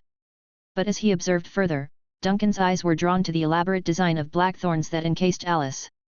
These thorns sprung from the surrounding flower bushes, wrapping and winding around Alice's delicate, porcelain-like form, crafting an ornate yet somewhat eerie semblance of a skirt. It seemed as if Alice was cradled by the very flora of the garden, completely unaware of Duncan's presence or his voice calling out to her. Being wary of the sharp thorns, Duncan tenderly reached out to touch Alice's face, whispering, "Alice, can you hear me?" His fingers met a cold, unyielding surface, much like that of a dormant doll. There was no reaction from Alice, she remained undisturbed in her deep sleep. Duncan's gaze then caught a peculiar detail tightly grasped in Alice's hand was what appeared to be a painter's board. Although the same thorny vines snaked around her wrist, Duncan noticed gaps that indicated the board could be carefully removed. After a moment of hesitation, Duncan gently gripped the edge of the board. He carefully extracted it, always casting a nervous glance towards Alice, fearing his actions might disturb her. Yet, she remained still, ensconced in her dreams. Duncan breathed a sigh of relief and shifted his focus to the board he had freed. Before him was a canvas painted with wild bursts of colors and unpredictable lines, eerily reflecting the strange sky that dominated the garden overhead. The artwork had the raw touch of a child's hand, capturing surreal and abstract scenes. The canvas displayed a captivating vortex of colors, with a plethora of shades spiraling dynamically, occupying a vast portion of the painting. The remainder of the artwork was dotted with shimmering points and intersecting lines that gave the impression of a starry constellation. And right at the very epicenter of this colorful tumult, there was a deep, throbbing shade of red that seemed to demand attention. Even though the artwork appeared childishly simple and naively executed, there was something about that deep red core that made Duncan feel uneasy. It emanated a potent aura of danger, and the more Duncan stared, the more familiar it felt. Rummaging through his memories, trying to locate a similar sensation, he finally pinpointed it. It was in this very mansion, Alice's mansion, specifically on the elevated landing of the second floor near the ornate spiral staircase, where another artwork had once riveted his attention. This painting showed an immense ship engulfed in fierce flames cascading downwards from the vast skies. And there it was, lurking behind the fiery descent of the ship, that same unsettling, hypnotic, deep red glow. With a deepening frown, Duncan pieced it together. This was not the first time he had come across this peculiar red hue in the mansion. Its repetition was no mere coincidence but rather a foreboding signal of events that were yet to unfold. But what did this red hue symbolize? Was there a hidden meaning behind its luminous gleam? Perhaps it was an omen of a looming, inescapable calamity shadowing his every move. Or maybe it was a metaphorical representation, an ominous prelude to an apocalyptic event. He remembered a cryptic warning from a decapitated butler about the dangers of opening the mansion's grand entrance door. What could be behind those doors? Was it the source of this hauntingly mysterious dark red aura? The thought gave Duncan pause, but he was not one to act impulsively. Although intrigued about what lay beyond the doors, he recognized the importance of restraint. He was determined to unravel this mystery, but not at the expense of plunging the mansion into turmoil or jeopardizing Alice's well-being. Taking a moment to steady himself, Duncan inhaled deeply, letting the cool air fill his lungs. He lifted his gaze to the sky overhead, which bizarrely mirrored the naive doodling that covered the canvas in his grasp. Beside him, amidst the blooms, the porcelain figure continued its undisturbed rest, holding on to the secrets of this conundrum. Was there a connection between the painting, the sky, and this lifeless doll? Was Alice, perhaps, the artist behind these enigmatic creations? As Duncan sifted through the revelations shared by Raynora, a profound realization began to form. Initially, he had thought of Alice as a random fusion of Raynora and the guillotine, a theory also suggested by the Frost Queen. But the more he pondered, the more it seemed that Alice was much more than just an external representation of these elements. While the exterior, Miss Doll, might have been constructed from such components, the soul within was an enigma, housing profound mysteries that seemed to transcend Raynora's own understanding. An analytical thought crystallized in Duncan's mind. In the realm of digital data, if a copied file contains more content than its original, it can only mean one thing: additional information was embedded during the duplication process. Immersed in this sea of contemplation, Duncan felt the weight of the silence around him, pressing down like an invisible force. He lost track of time, lost within the labyrinths of his thoughts. Eventually, he let out a long, drawn-out sigh, signaling his intent to return to the present moment. With utmost care, he aimed to place the painting board back into the doll's hands, wishing to restore everything to its original state and effort to prevent any potential disturbances within this unpredictable mansion. But just as he was about to position the board securely within the doll's grip, he noticed something peculiar on its backside. Marks that he had previously overlooked now stood out prominently. His instincts immediately heightened, and he quickly inspected the back of the board more closely. These weren't just random scratches, they were methodically inscribed lines of text. The engraved message read, "The messenger brings news from afar. The chosen clan raised the lost ancient stars and molded them into a sacred crown.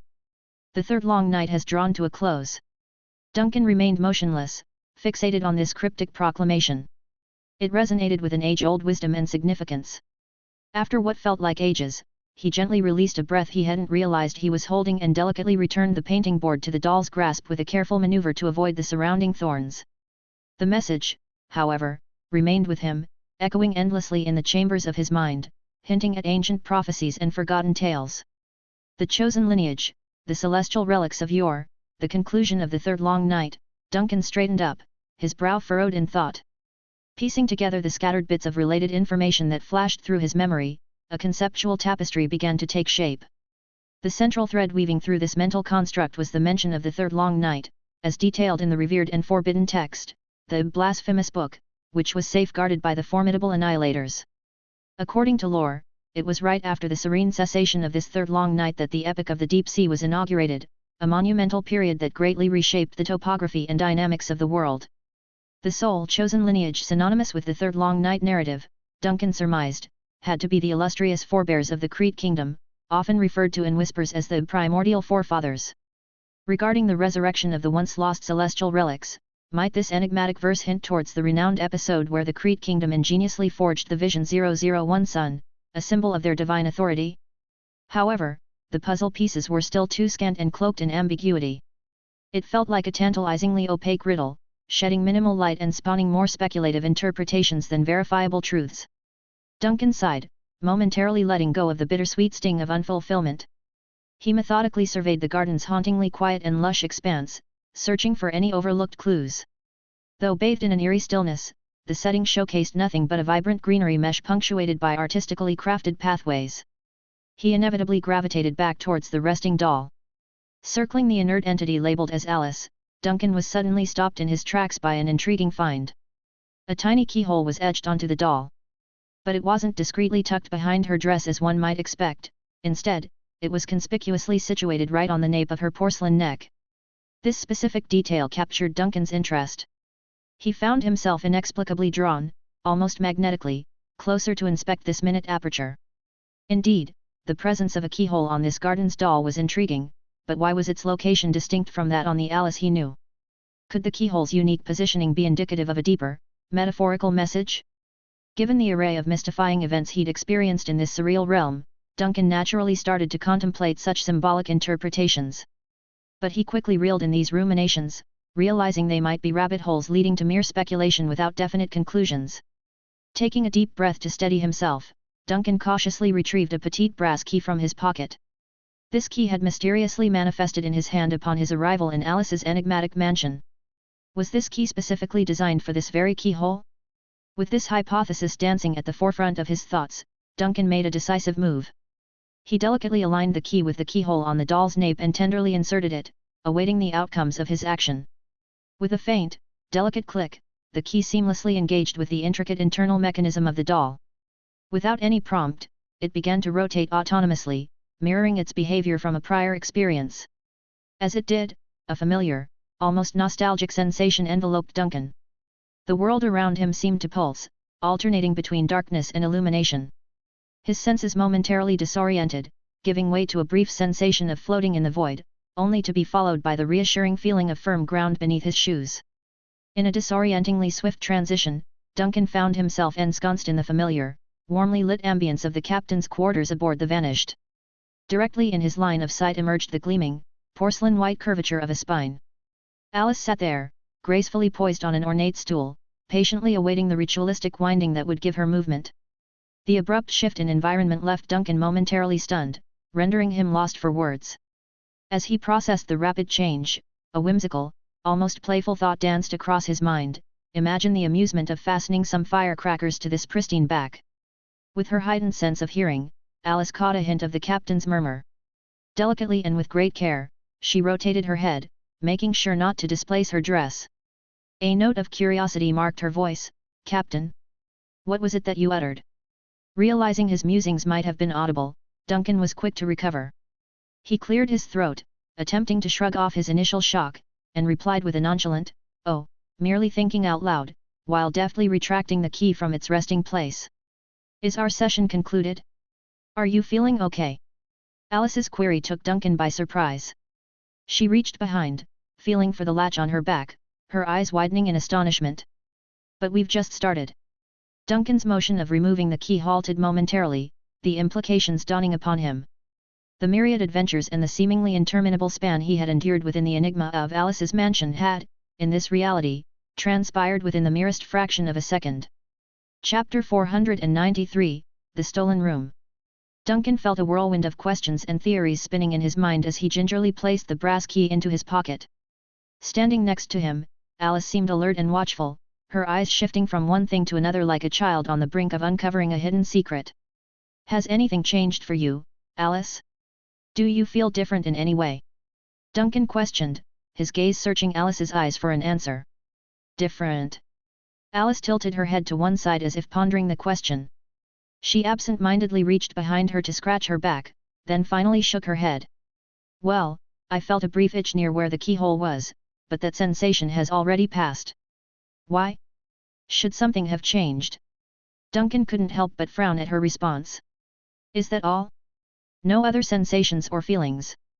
Alice looked back at him with genuine curiosity. "That's everything." "Why do you ask? You look rather serious. Do you know what that key is supposed to unlock?" Gathering his thoughts, Duncan hesitated briefly before settling down on the bed opposite Alice. "What may have seemed like just a moment to you was actually a much longer span of time for me. I found myself in a bizarre place, an immense, antiquated mansion named Alice's Mansion." Alice, who was designed to resemble a Gothic-style doll, widened her eyes in a combination of astonishment and confusion as Duncan recounted his tale. Not wanting to hold anything back, Duncan delved into the details of his experiences in Alice's mansion. He described the things he had seen and heard, as well as the bizarre underwater adventures he'd had, including his encounter with a mysterious entity known as the Frost Queen, Raynora. He was fully aware that Alice might only comprehend fragments of his story, and even the parts she did understand could be bewildering. Yet he chose to reveal everything to her because he believed she deserved to know. He refused to underestimate her by thinking, "She won't get it anyway," and thereby keeping her in the dark. Alice maintained an empty expression while listening to him and didn't speak until several seconds after he had finished talking. "Wow," she finally said, clearly overwhelmed. She ran her fingers through her hair, her face edged with confusion and a hint of regret. "I'm sorry, Captain. I don't fully understand what you're saying. My thoughts feel muddled." "You're not slow, Alice. All of this is extraordinarily complex," Duncan reassured her, having anticipated her reaction. He shook his head and gave her a reassuring smile. "I'm baffled myself. We have a plethora of clues, but they're all fragmented and disconnected. We are far from piecing together this elaborate puzzle." Alice nodded, absorbing what she could from his words. She then furrowed her brow, deep in thought, before her curiosity seemed to resurface. "Tell me, were there many other people in this mansion? And was it true that none of them had heads?" "When I was inside the mansion, I met only one person, a man who introduced himself as the butler of the estate," Duncan began, recounting his unique experiences. "He mentioned that the mansion is full of inhabitants, but that they prefer to remain hidden. What I found most unsettling was that they all appeared to be headless servants or attendants." Alice knitted her brows and murmured to herself as she grappled with the information. "Could this strange phenomenon be connected to my guillotine ability, which allows me to behead people?" "It's a possibility," Duncan replied, keenly aware of Alice's unique power. "Some of these mysterious attendants might actually be the souls of people you've decapitated using your ability." He paused, choosing his words carefully before adding, "However, the butler did mention that the mansion serves as a sanctuary for drifting souls who have found refuge there. These souls did not appear to be victims of decapitation. Duncan fell silent for a moment, lost in thought. I wonder if your guillotine ability might somehow influence the appearance of the souls in the mansion, making them seem headless, regardless of how they actually arrived there. Alice nodded, showing signs of understanding. Her eyes then narrowed as if recalling something. And what about Rhaenora, the Frost Queen? You mentioned she disappeared. Is that true? Indeed, her room vanished, just as she had predicted, Duncan confirmed. She had said that if the connecting point, which turned out to be an ancient god's wrist, were to be destroyed, the drifting nexus would lose its anchor, much like a ship set adrift after its ropes have been severed. Suddenly, Duncan's words trailed off. He seemed absorbed in his thoughts, his face lined with contemplation. Captain? Alice prodded, puzzled by his sudden silence. What's on your mind? Duncan didn't respond immediately. Only after Alice nudged him a second time did he break his silence. I'm pondering what Rhaenora meant when she spoke of the drifting nexus. Was she referring to just her room within the mansion, or could she have been talking about Alice's mansion in its entirety? Alice looked a bit bewildered. Does it make a difference? It makes a significant difference, Duncan explained. If Rhaenora meant that the entire Alice's mansion is the drifting nexus, then destroying the connecting point should have caused the whole mansion to vanish, not just one room. However, if the drifting nexus is confined to her chamber, then what exactly is its relation to the rest of the mansion? Does the link between her room and the larger structure not qualify as a connecting point? Duncan paused and focused his attention on Alice. Most crucially, when I wound the clockwork key into your mechanism, I was transported to Alice's mansion. This suggests that the strongest tie exists between you and that mysterious place. You might even be integral parts of the same entity, he continued. If a drifting nexus requires a stable connecting point to exist, then you, Alice, would logically be the most stable and significant of those points. Alice listened intently, her eyes wide with concentration as she tried to grasp Duncan's complex narrative. Despite her best efforts, she found herself lost in the intricacies of the tale. Yet, Alice had always been genuine in her approach to life, and so she candidly asked, "What are you talking about exactly?" The room where Rhaenora, the Frost Queen, resided showed clear indications that it had been forcibly separated from the rest of the mansion, Duncan elaborated. Initially, I didn't think much of it. But reflecting on it now, I suspect Rhaenora might have deliberately concealed something crucial from me. You see, the term drifting nexus should apply to the entire Alice's mansion, which has a deep connection to you. Based on what I observed, the mansion isn't unstable, it doesn't drift on its own. So I've started to wonder if Rhaenora used the opportunity when I destroyed the ancient god's wrist and potentially weakened some cosmic connection to deliberately isolate her room from the main structure of the mansion. Alice strained her mind to comprehend, trying to piece together the information Duncan had just shared. This time, she seemed to understand the basic premise. So you're suggesting that the Frost Queen saw a chance when you disrupted things and unhooked her room to make her escape? Kind of like how mutineers might take lifeboats from a ship under the cover of a thick fog. Alice inquired, trying to relate it to something she knew. Duncan looked momentarily surprised by her analogy. That's an unexpectedly fitting description. How did you come up with that? Mr. Goathead often tells me stories of treacherous sailors using fog to steal lifeboats, barrels of alcohol, cheese, or even salted fish from a ship, Alice said, elaborating on her inspiration. In his tales, a brave and wise captain would then traverse the entire ocean to reclaim even something as trivial as stolen salted fish. Would you pursue Rhaenora like the captains in Mr. Goathead's stories? Duncan looked puzzled, almost bemused by her tale. Let's momentarily ignore the oddity of sailors stealing salted fish and why a captain would sail across the sea to get it back. The problem is, I don't even know where to start looking for Rhaenora. And really, it should be you who seeks her out, given that she stole something connected to your mansion. After all, you are the mistress of Alice's mansion. Fair enough, Alice quickly conceded, shaking her head. To be honest, that room was originally hers to begin with. But what confuses me is her motive. You said earlier that a drifting nexus, when detached, might end up anywhere, even in the terrifying subspace. Why would she take such a drastic risk? Duncan paused, sinking into deep contemplation before finally speaking. Yes, that's the real question, isn't it? He thought back to the Rhaenora he had met, a tragic figure wrapped in metaphorical chains from birth to her fall from grace. Even in exile at the ocean's depths, she seemed imprisoned by an unending nightmare. She had described her existence as being forever trapped in a cage, even when the physical bars were gone. And now, it seemed, she had managed to escape but took that cage along with her. Maybe she sought freedom, Duncan mused quietly, the word hanging in the air like a question. But could the entire enigma really boil down to something as simple, yet complex, as freedom? As the submersible ascended through the depths of the ocean, the needle on the control panel quivered with increasing frequency. The gentle rocking of the vessel, a sign that they were getting closer to the water's surface, became more noticeable. Through the thick glass porthole, weak rays of sunlight began to pierce the surrounding aquatic darkness, signaling that they were emerging from the abyss. However, despite nearing the surface and its accompanying sunlight, the gloomy atmosphere cultivated in the deep ocean didn't entirely dissipate. It was as if an ethereal weight from the boundless void below was rising alongside them. Invisible tendrils of unease seemed to extend upwards, almost like arms reaching out to hold back the intrepid explorers who had dared to venture into these untamed depths. Duncan's mind was awash with a whirlwind of thoughts, a kaleidoscope of revelations that were as exhilarating as they were perplexing and unsettling. Whether it was the enigmatic soul of the Frost Queen, who had lingered with ancient gods in the abyss for half a century, or the chilling implications that threatened to overturn accepted views of reality, any single notion was enough to shiver the spine of even the most stalwart and pious individual's light of day be damned.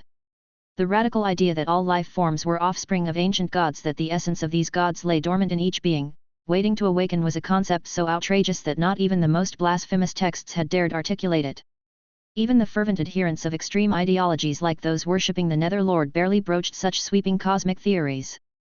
The sunlight penetrating the ocean became increasingly bright, a stark contrast to the gloom that still held sway in their hearts and minds.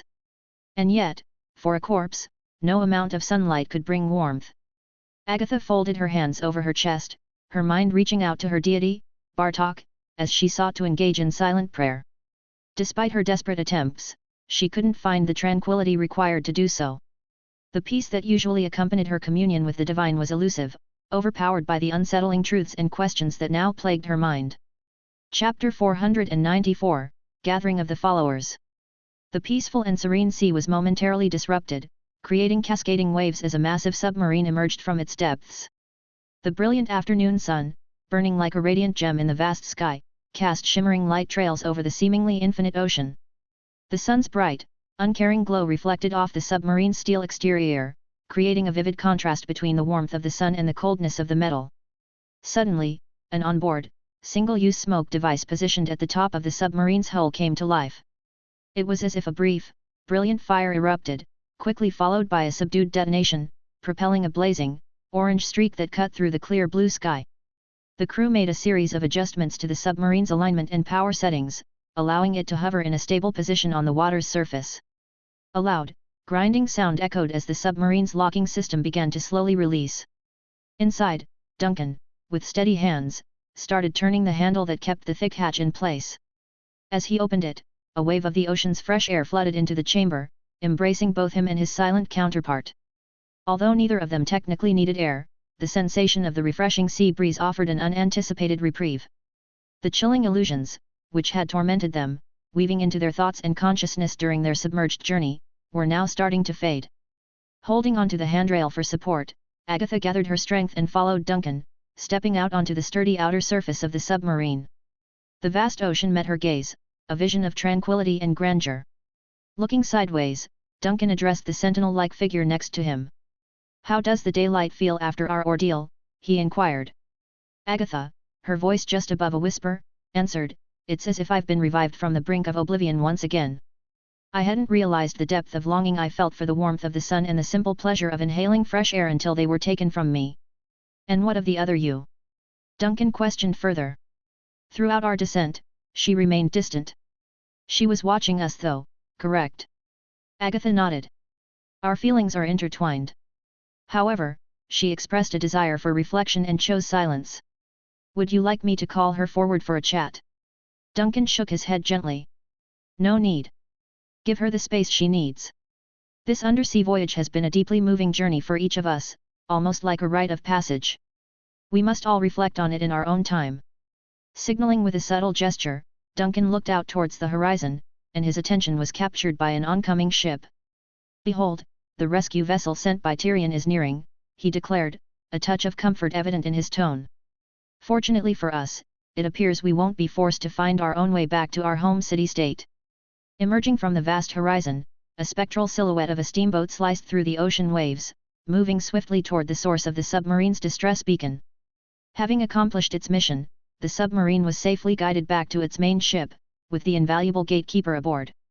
Receiving this report via the pneumatic messaging system, a wave of relief washed over Tyrion, who had been fervently waiting for an update in the southern port's command center.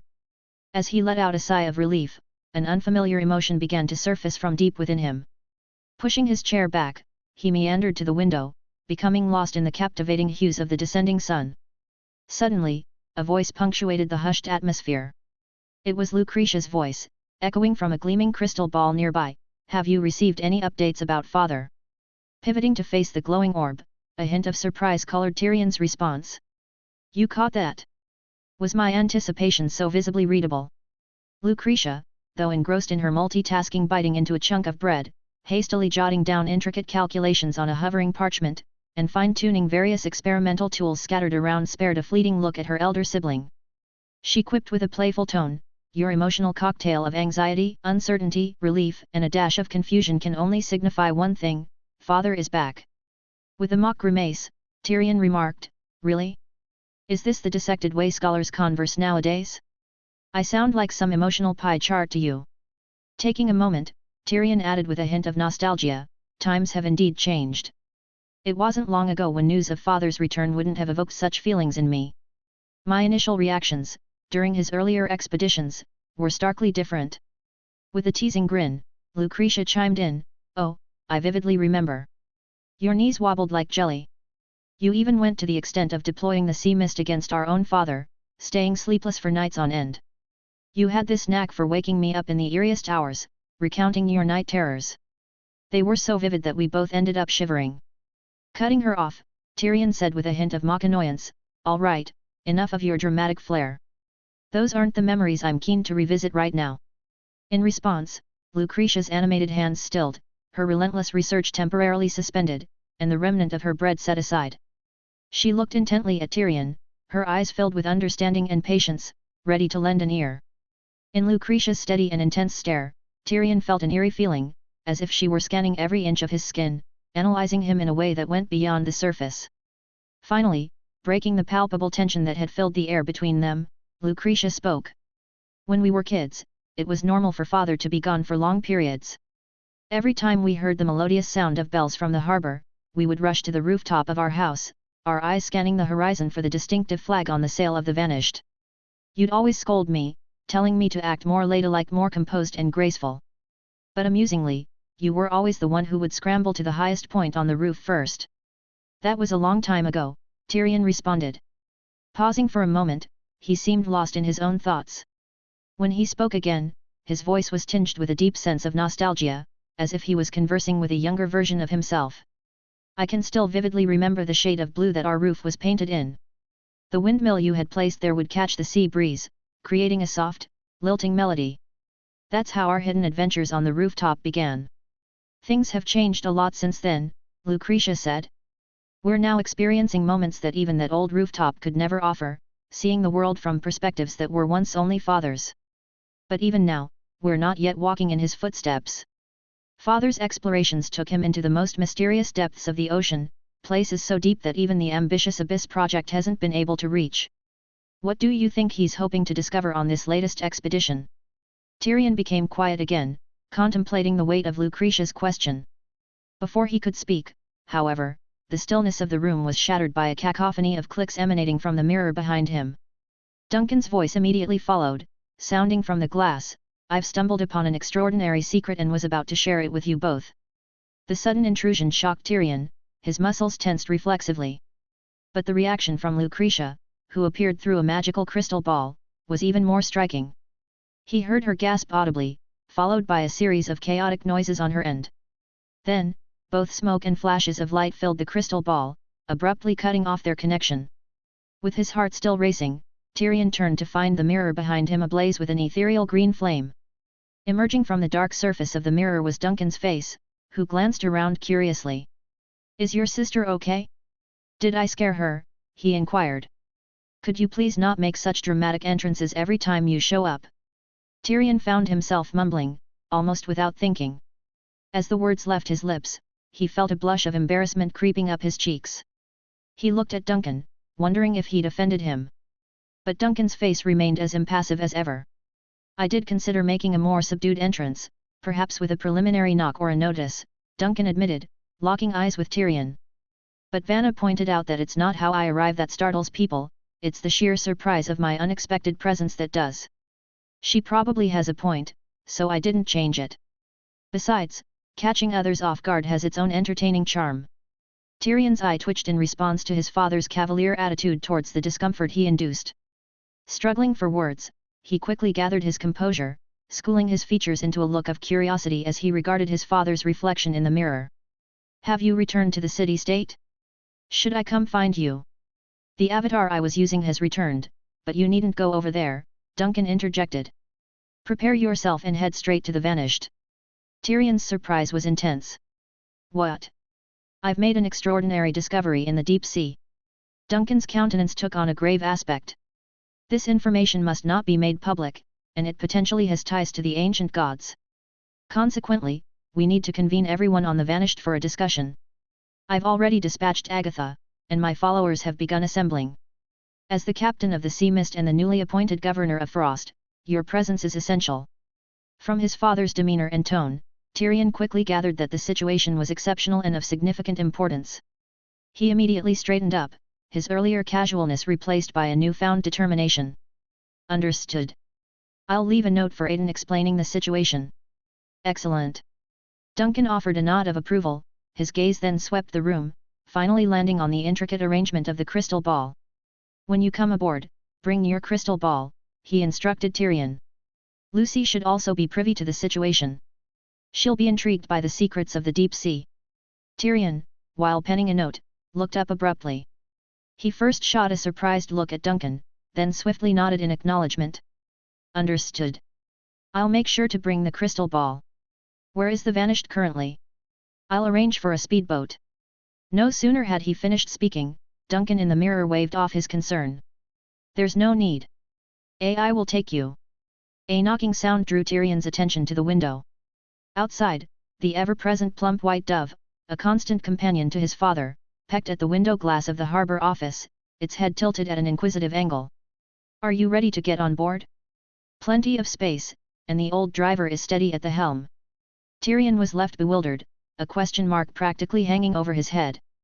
The Vanished's dining room was the customary meeting point for its crew members. The expansive dining table had been meticulously wiped clean and glistened under the soft light while radiant oil lamps dangled from the columns surrounding the table, casting a warm glow. The ship's faithful followers gathered on either side of the table, creating an atmosphere of anticipation. Vanna and Morris maintained a strict, upright posture. Shirley and Alice seemed lost in their thoughts, engrossed in a world of their own. Nina and Dog, on the other hand, were engrossed in their books, their focused attention evident in their furrowed brows. Yet, today, the tableau was complemented with two unfamiliar faces. Clad in the garb of a blind nun, Agatha occupied a spot at the extensive table. She sat motionless, her lips whispering silent prayers. Adjacent to her, Lawrence, attired in a crisp white coat, nervously clutched his pipe. His gaze flitted around the cabin, scrutinizing every minute detail with an expression of mounting unease. Lawrence's ship was currently moored in the adjacent waters, with his first mate diligently attending to the ship's affairs. Unaware of the specific circumstances, Lawrence, the captain, found himself summoned to the flagship. The unfamiliar surroundings filled the old captain's heart with trepidation. It was his maiden venture onto the Vanished. Stepping aboard this legendary phantom ship, a vessel rumored to have returned from subspace, Lawrence found himself amidst the trusted followers of Duncan Abnemar. They were assembled in this venerable and solemn cabin, awaiting directives from Duncan's command. They had a clear understanding of the identities and origins of the present company: the animated puppet, the fragment of the sun, the sentient demon, the exiled inquisitor, the legendary scholar teetering on the brink of madness. Now, Lawrence was himself a part of this extraordinary assembly. He could never have conjured such a scenario even in his wildest flights of fancy or hallucinations. After all, he was just a retired captain of an exploration vessel. How on earth did he find himself in this situation? Chapter 495, The Atmosphere of the Vanished. Positioned strategically on one side of the hefty wooden table, Lawrence found himself cautiously observing the nuances of everyone in attendance. Simultaneously, he maintained an acute control over his own expressions and muscular movements to prevent revealing any internal emotions. During of which, he intends to seamlessly blend into this peculiar assembly without standing out as a newcomer or foreign element. A torrent of tales about fabled detectives and daring voyagers surged within the depths of the old sailor's mind. Yet, just as quickly as they had arrived, they retreated, like waves of the ocean that crash against the shore only to roll back, abandoning the sand in their wake. This left him in a disarray of disconnected thoughts, absent of any valuable or direct references for his current predicament. After a period of luxuriating in the labyrinth of his own imagination, he summoned the necessary courage and leaned towards Agatha, the individual nearest to him. "Do you have any inkling as to when Captain Duncan might make his appearance?" he inquired in a soft whisper. "I'm unsure," Agatha responded, her voice barely more than a murmur. "He's waiting until everyone has convened," he said. "We just have to be patient." "Are there any particular protocols or procedures I should be aware of?" Lawrence pressed on, his voice still a secretive whisper. "This is my first time participating in such a gathering." "Coincidentally, it's my first time as well," Agatha confessed, folding her arms over her chest in a gesture that suggested silent prayer. She mirrored Lawrence's vigilant survey of the cabin. Although the faces encircling the table were all recognizable to her, it was her maiden visit to this particular vessel. "But I wouldn't worry too much. We've had dealings back in the city-state, and everyone has proven to be quite amicable." Lawrence acknowledged her advice with a nod but found his nerves preventing him from settling into a state of calm. He couldn't resist stealing a glance at Vanna, who was situated outside their tight-knit cluster. A familiar figure, Vanna was a renowned inquisitor hailing from Pland. "Your Honor," he began, his voice tentative. "It's my first time attending such an assembly. If I inadvertently commit any faux pas later, I'd greatly appreciate your assistance." Before Lawrence could complete his request, Vanna hadn't even been afforded the opportunity to respond when Shirley, who was perched opposite them at the table, abruptly interjected. "What? You expect her to cover for your lack of manners? Let me tell you, old man, her fits of rage are much more explosive than yours. Remember that time she performed the jumping chop?" Vanna interrupted Shirley's boisterous monologue with a well-timed cough. Meanwhile, as the exchange momentarily derailed Lawrence, Nina, seated directly across him, set down her book. She glanced around the room and murmured, "I'm famished. When is the meal being served?" Shirley replied with a dismissive shake of her head. "The meal won't be served for quite some time." Nina seemed perplexed. "Then why did we come to the dining hall? Didn't you hear the captain?" "There's an important matter to discuss," Shirley explained. Nina admitted she had missed the announcement. "I was engrossed in my book. Uncle Duncan mentioned meeting in the dining hall, so I simply brought it along." Nina shook her head in a flustered manner. "Who has food?" she inquired, glancing hopefully around the room. "I have a stash of cookies and dried, salted fish," Alice declared, a grin of delight spreading across her face. She rose from her chair, enthusiastically plunging her hand into the deep pocket of her skirt and retrieving a handful of treats.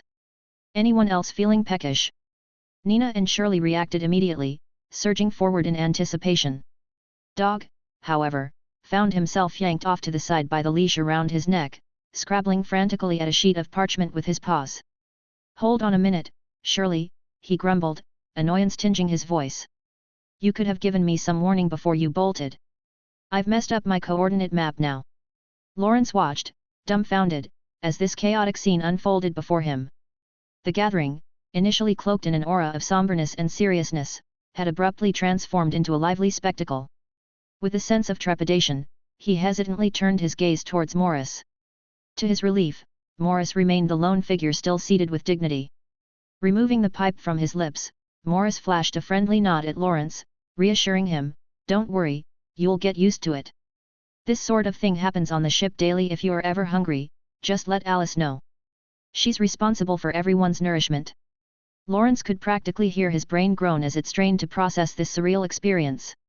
Struggling to find his voice, he eventually managed to stutter out, I'm not actually hungry." No sooner had he finished his sentence than his peripheral vision detected a flickering green light by the entrance of the dining hall. An immediate sense of alertness washed over him. He readied himself to caution everyone, but just as he was about to speak, the door swung open. To his surprise, it was not the proprietor of the Vanished who made his entrance. Instead, it was Tyrion, swaying slightly, clutching a suitcase, and wearing an expression of bewilderment as he surveyed the scene that greeted him in the dining hall. Surely, in the midst of scaling the table, dog, left dangling in mid-air, Nina, clinging on to Alice, and Alice herself, the living doll with an icy regal countenance, with one hand laden with cookies and the other bearing dried fish. The gatekeeper of Frost and the inquisitor of Pland were situated opposite each other at the table, their expressions unreadable as they calmly placed their hands over their foreheads. The unexpected arrival of Tyrion captured everyone's attention. Even Shirley, who was in the process of cramming fish into her mouth, paused her actions. Numerous pairs of eyes at the table simultaneously turned to appraise the newly appointed Frost governor. The force of their synchronized scrutiny even compelled the Iron Admiral, accustomed to navigating treacherous storms and colossal waves, to instinctively retreat a half-step. However, having previously witnessed the unusual atmosphere of the Vanished, Tyrion quickly regained his composure. Regulating his expression, he proceeded to approach the lengthy table, greeting everyone in an amicable manner. His demeanor was poised and courteous, devoid of any hint of his infamous past life as a pirate who had ruled the frosty seas for half a century. "Apologies for my tardiness, I encountered a few complications while preparing," Tyrion confessed as he navigated his way towards an unoccupied seat adjacent to the long table. He heaved his substantial suitcase onto the table's surface and scanned his surroundings. "Is my father not here yet?" As if on cue, just as Tyrion finished his inquiry, Duncan's voice materialized at the head of the long table. "I am here." In the blink of an eye, a surge of emerald flames erupted at the end of the table, spiraling upwards before exploding in a spectacular shower. As the flames rained down onto the table, the figure of Duncan materialized from within, assuming his position at his designated chair. The following instant, accompanied by a chorus of ethereal whispers, the cabin was awash with an enchanting green luminescence. From the cavernous bowels of the cabin, a disconcerting creaking noise echoed ominously. Morris detected the subtle shift in the atmosphere. He could sense the fundamental essence of the ship itself transforming, shifting into a defensive stance. Following this realization, the ship's voice resonated from within the flaming spectacle. "The issue I am going to discuss today is extremely delicate and hazardous. As such, we require the utmost level of protection. The Vanished will now navigate its way into the spirit world. Throughout the gathering, those with robust faith should remain alert to their mental states.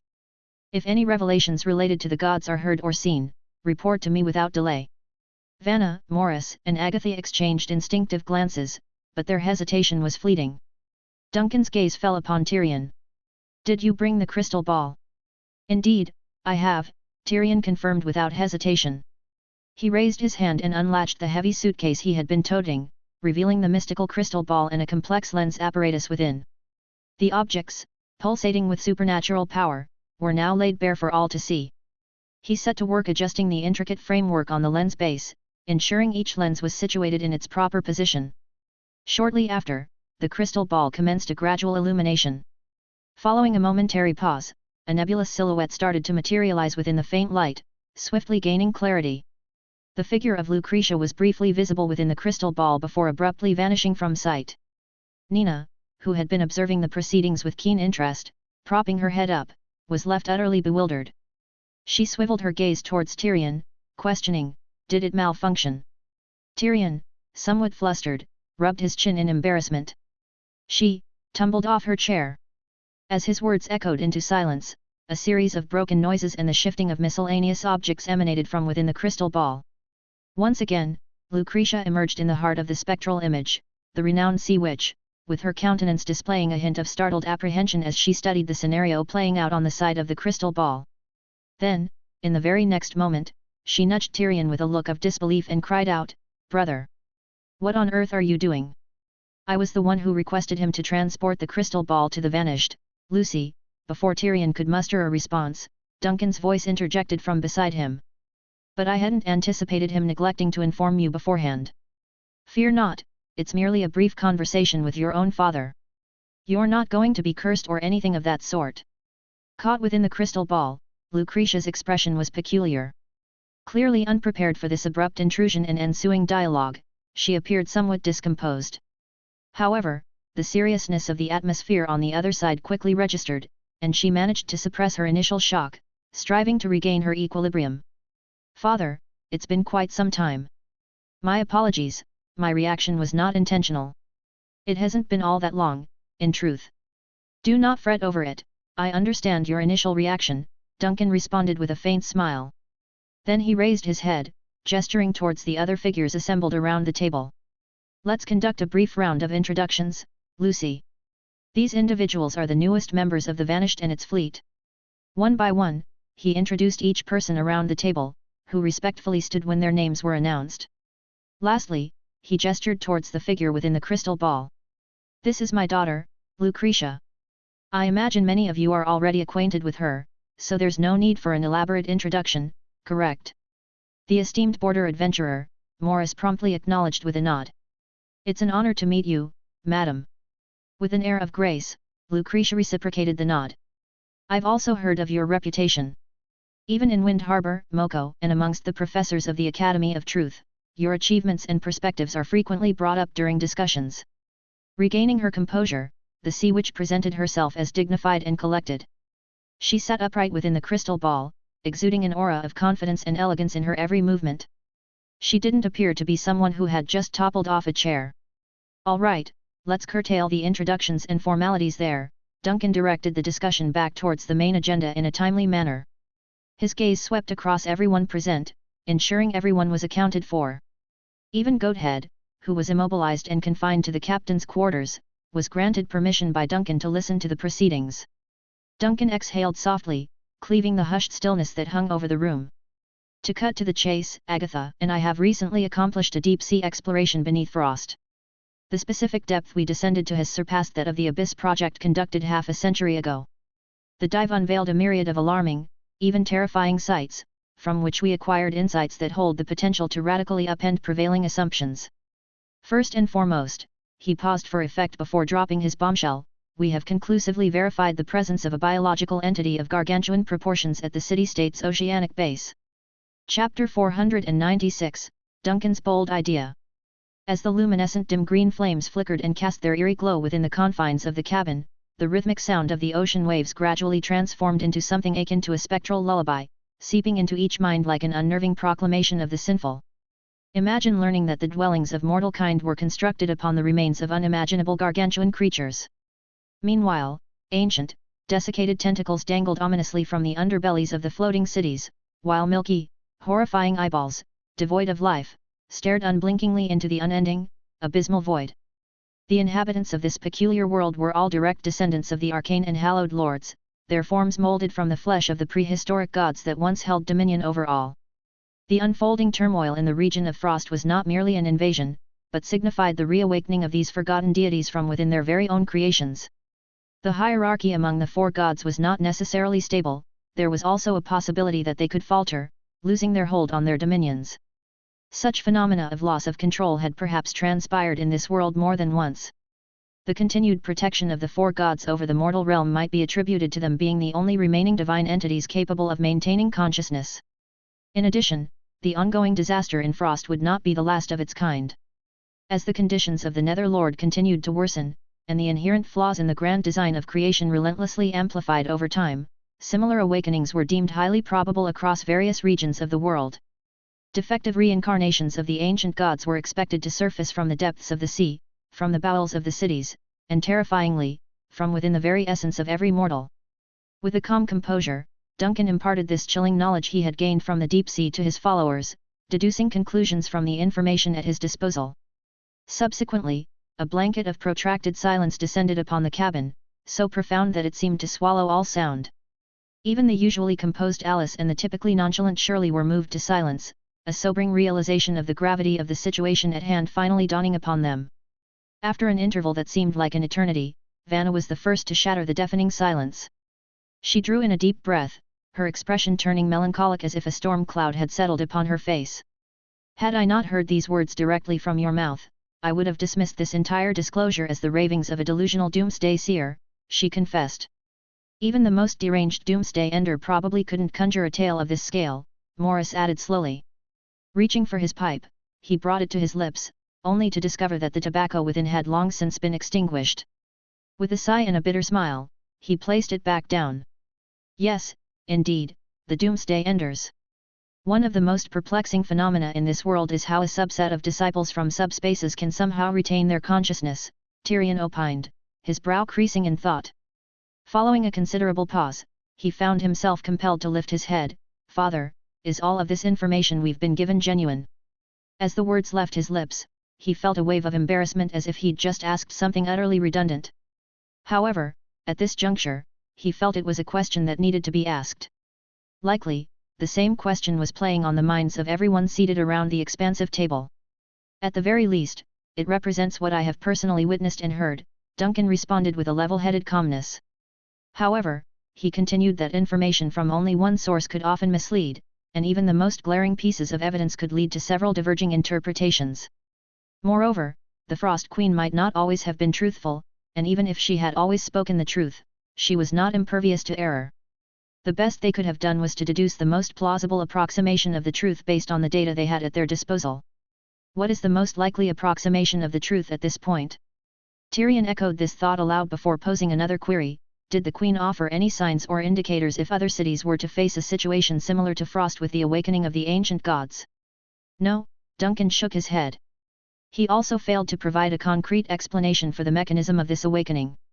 It seems the only way to understand this process might be to dive into the depths of the abyssal sea and verify the state of the Netherlord's true form. At the utterance of these words, several pairs of eyes immediately honed in on Dog, who had been attempting to make himself inconspicuous in a corner. Don't look at me, Dog nearly leapt up in surprise, vehemently shaking his large head. This isn't something I can facilitate. I don't have the means to approach the vicinity of the Netherlord, let alone transport anyone else there. But you have been able to open the passage to the abyssal deep sea, and even managed to assist Shirley in escaping through this route. Duncan looked intently at the sole shadow demon in the room. You also previously mentioned that the Darkhound is a demonic breed originating in the vicinity of the Netherlord, and your homeland is situated adjacent to the Netherlord. In the past, the shallow passage could merely skirt the periphery of the shadowy realm, serving solely as an escape route. Dog hesitated for a moment when he found himself at the receiving end of everyone's gaze. However, left with no choice, he decided to unveil these secrets, which had served as the key to his and Shirley's survival for many years. Unlike the ocean in reality, the abyssal deep sea is a realm far more intricate and uncanny than any you could possibly conceive. It doesn't represent a singular entity, and its disparate regions do not exist contiguously. You may attempt to gaze from the shallow depths into the fathomless recesses, but traversing it is impossible. Even if you were to devote 10,000 years to the task, you wouldn't reach your destination. In that place, distance is an illusion, and so too is movement. I've been cast out from the abyssal deep sea. While I can't elucidate the specific principles involved, it could be that my exile is due to the development of my conscience. For many years now, I've been incapable of opening the passage leading to the vicinity of the Netherlord. Furthermore, I'm not exactly a welcomed entity amongst the denizens there. Even a fleeting transit through the safe zone in the shallow region is enough to attract the wrath of countless demons. Moreover, putting all these deterrents aside, I can't easily transport people there. Shadow demons can only traverse the passage with their symbiotic contractors. Meaning, I can only escort Shirley, I'm unable to bring anyone else along. Dog rattled off this lengthy explanation, then carefully observed the reactions of those around him, particularly focusing on Duncan's response. Pulling his neck back a little, he added, I assure you, Captain, I'm not fabricating excuses. The challenges are indeed numerous. However, Duncan didn't seem irked by Dog's litany of difficulties. He merely fell into deep thought for a moment before speaking in a contemplative manner, so you're implying that the spatial construct of the abyssal deep sea is discontinuous. That's a somewhat accurate interpretation, Dog contemplated for a moment before nodding his agreement. I can't provide a detailed explanation. Currently, I'm poring over Professor Brondal's book 3 Conjectures on Asymmetric Spacetime. Perhaps upon completion, I might be able to present a clearer explanation. Duncan paid little attention to the latter part of Dog's statement, continuing to ruminate before posing another query, but I remember you mentioning that during a period when the Vanished completely lost control, it managed to tear through the entirety of the abyssal deep sea. At this, Dog's expression, abstract though it was, underwent an instant transformation, his entire skeletal frame becoming rigid with a jarring creak. Believing that Dog might be struggling to recall the event, Duncan nonchalantly added some supplementary details, you said it plummeted from the real world into subspace, then resurfaced, repeating this cycle of oscillation across various realms, each time crashing through the entire spirit world and the abyssal deep sea. Does this mean that during its rampage, it managed to shatter the spatial fissures within the shadow realm of the demons?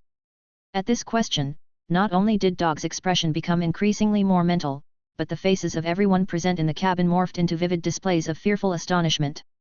A wave of incredulity swept across the room, even encapsulating Lucretia, who was present virtually via the crystal ball. "Cap. Captain," Dog's raspy voice finally managed to emit a sound, every fragment of his bone structure quivering, "please don't entertain such frightful notions.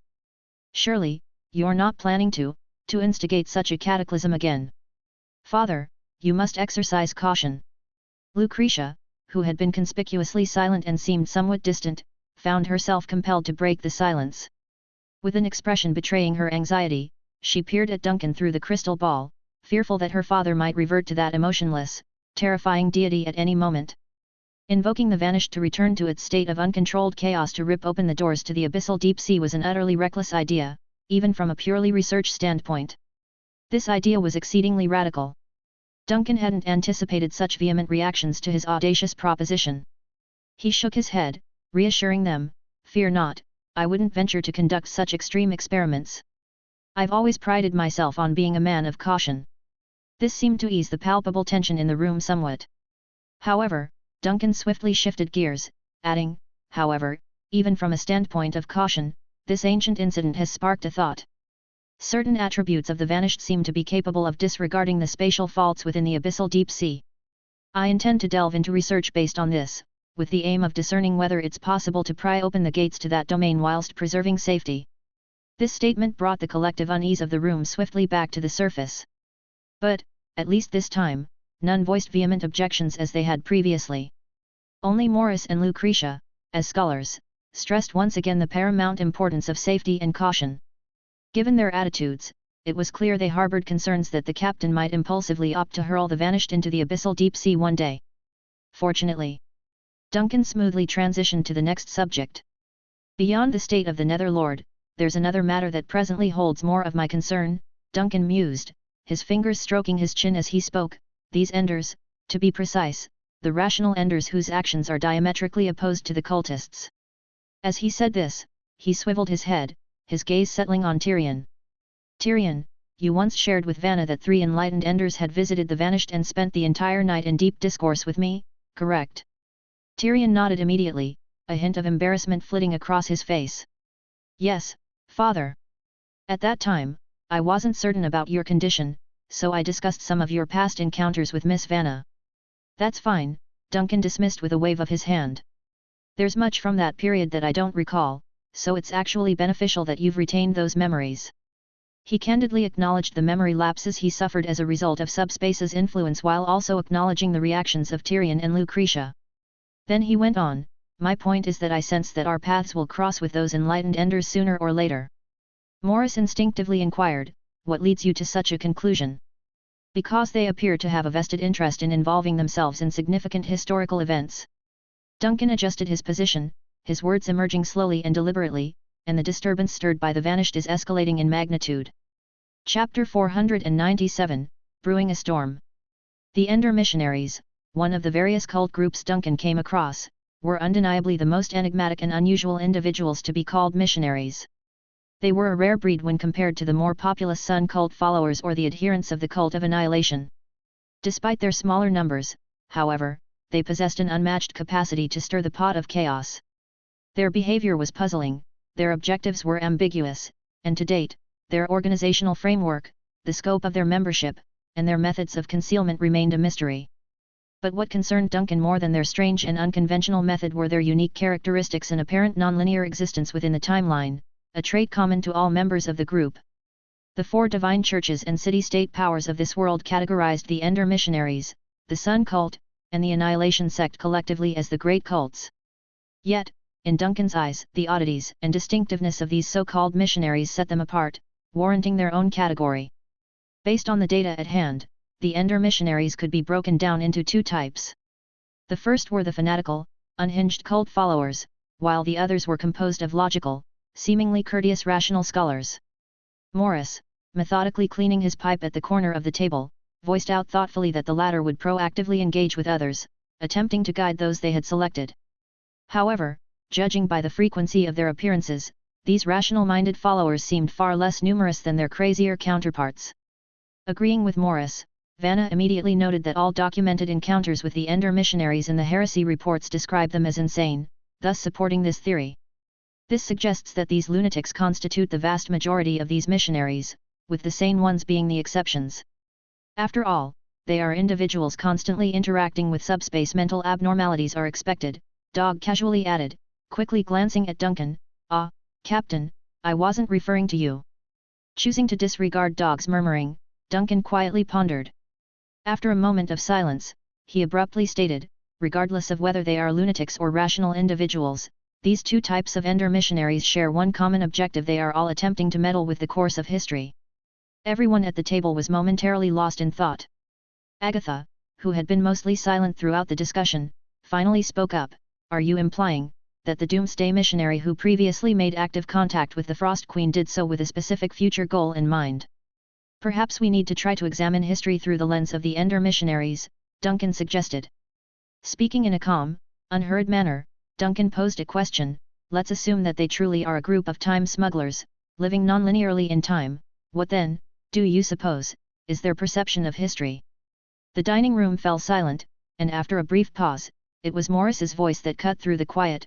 "Everything that has happened can be undone by identifying the appropriate point of alteration. Indeed, the actions of the three missionaries who visited the Vanished over a century ago, and the enigmatic scholar who interacted with the Frost Queen 5 decades ago, have profoundly influenced the trajectory of history. From an interventionist point of view, the activities of both the irrational and rational Ender missionaries are fundamentally the same." Duncan nodded in agreement. "The distinction lies in their goals. The insane missionaries appear intent on completely obliterating history, while the rational ones seemingly strive to amend history, nudging it towards an expected direction." Amending history, Vanna's brows knitted together in concern. "That's a dangerous concept. The Flame Bearers have always been dedicated to safeguarding our history from external disruptions. They had been the church most involved with the Ender missionaries, and according to the doctrine of Ta Rujan, history possessed its own integrity and purity. It mustn't be tampered with, otherwise it's a desecration of time itself. And what if the goal is to restore a history that has already been dismantled?" Duncan queried, promptly adding, "Of course, I am not referring to the actions of the Ender missionaries, it's just a question that genuinely intrigues me." "I apologize, but that ventures into the more profound and complex tenets of the Flame Bearers," Vanna responded after a moment's contemplation. She bowed her head slightly in an apologetic manner. "Among the four divine churches, they are the most mysterious in their actions and the most enigmatic in their doctrine. My understanding of them is rather limited." "I see," Duncan acknowledged, slowly nodding his head as his eyes swept over the table, settling on the figures of Agatha, Vanna, and Morris. "We are missing an expert on the Flame Bearers," he sighed softly, almost to himself. At his words, Vanna's and Morris's expressions shifted subtly, while Agatha remained impassive, perhaps because she was still new and didn't react swiftly. Oblivious to the implications of his words, Duncan casually voiced his thoughts before swiftly changing the subject. "Vanna, do you believe that the Flame Bearers are aware of the existence of the rational Ender missionaries?" Shaking off the slightly irreverent thought that had crept into her mind, Vanna took a moment to ponder before replying with candor. "I can't say for certain, but logically, they should have at least some degree of awareness. The followers of Ta Rujan have been grappling with these heretics and nefarious forces intent on wrecking history for millennia," Morris chimed in, nodding in agreement. "The Flame Bearers are highly proficient and astute in this field, and given the available information, these rational Ender missionaries have been active for at least a century. Unless they surfaced only those 2 times during such a lengthy period and managed each time to evade surveillance perfectly, the Flame Bearers Church must have noticed them. I can't fathom why the Flame Bearers don't seem to have initiated any substantial action to intervene. I'll attempt to reach out to the Storm Cathedral to see if Her Holiness the Pope can extract any information from the Flame Bearers," Vanna offered promptly. She continued, "Regardless, rational cultists often inflict more harm than mere lunatics. Even though they might appear amiable for now and even seemingly well-intentioned, I find it hard to believe that a group of people, constantly dealing with subspace, can maintain genuine rationality and goodwill." Vanna abruptly realized the implication of her words. After a moment of surprise, she quickly turned towards Duncan and added, "Ah, I didn't mean you. Duncan remained impassive as though he had heard this disclaimer before. He waved dismissively to indicate he took no offense. After a pause, he slowly voiced his thoughts. We need to reach out not just to the Storm Cathedral, and the matter we need to discuss extends beyond the Ender missionaries. Those in the room exchanged looks, with Vanna being the first to grasp his meaning. You want to raise the alarm for the outside world, just as before. Duncan nodded solemnly. Perhaps, the earlier situation was even more perilous. The ancient gods' awakening event in Frost might be imminent, or even currently underway. Beneath some city-state, a faulty replica of the awakened ancient god might already be stirring. After all, there's only one Frost Queen while the vast sea houses countless city-states. In order to avoid being caught off guard, we need to inform the various churches and the senior officials of the city-states about this looming crisis. As he finished, he looked up at the figures flanking him on both sides of the table. Vanna, reach out to the Storm Cathedral. Morris, attempt to establish contact with the Truth Academy. Agatha, you should have a direct line to the higher UPS of the Death Church. Share everything we've deliberated upon here today with your respective churches as fully as possible. This includes the real structure underneath the city-state, the circumstances surrounding the Netherlord, and the intelligence on the Ender missionaries. In addition, Lawrence, you are in charge of brainstorming a more dependable method of issuing a warning to the Explorers Association that won't incite panic, a warning pertaining to the awakening of the ancient gods. The seafarers navigating the boundless sea are an observant and seasoned lot. They are adept at discerning any anomalies lurking in the corners of this world. Tyrion, resolve the matters of Frost as soon as you can, then seek a way to liaise with other city-states in your role as Governor of Frost. Similarly, without inducing panic, try to help other cities construct a warning system for the vision of the ancient gods' awakening. He poured out all this in one breath, then gathered his thoughts and further underscored the point. Remember, provide the churches with as comprehensive information as possible. After all, they are somewhat skilled in the realm of the supernatural and have ample manpower. Concerning the city-states and the Explorers Association, tread cautiously. This implicates many ordinary citizens. Ponder over how to issue this warning without unveiling too much concealed knowledge. Remember, our aim is not to reveal to them the secrets of the deep sea but to ensure they remain vigilant for possible strange occurrences that may arise in the city-states and along the maritime routes. Does anyone want to add anything? Duncan raised his gaze and calmly observed everyone seated around the table.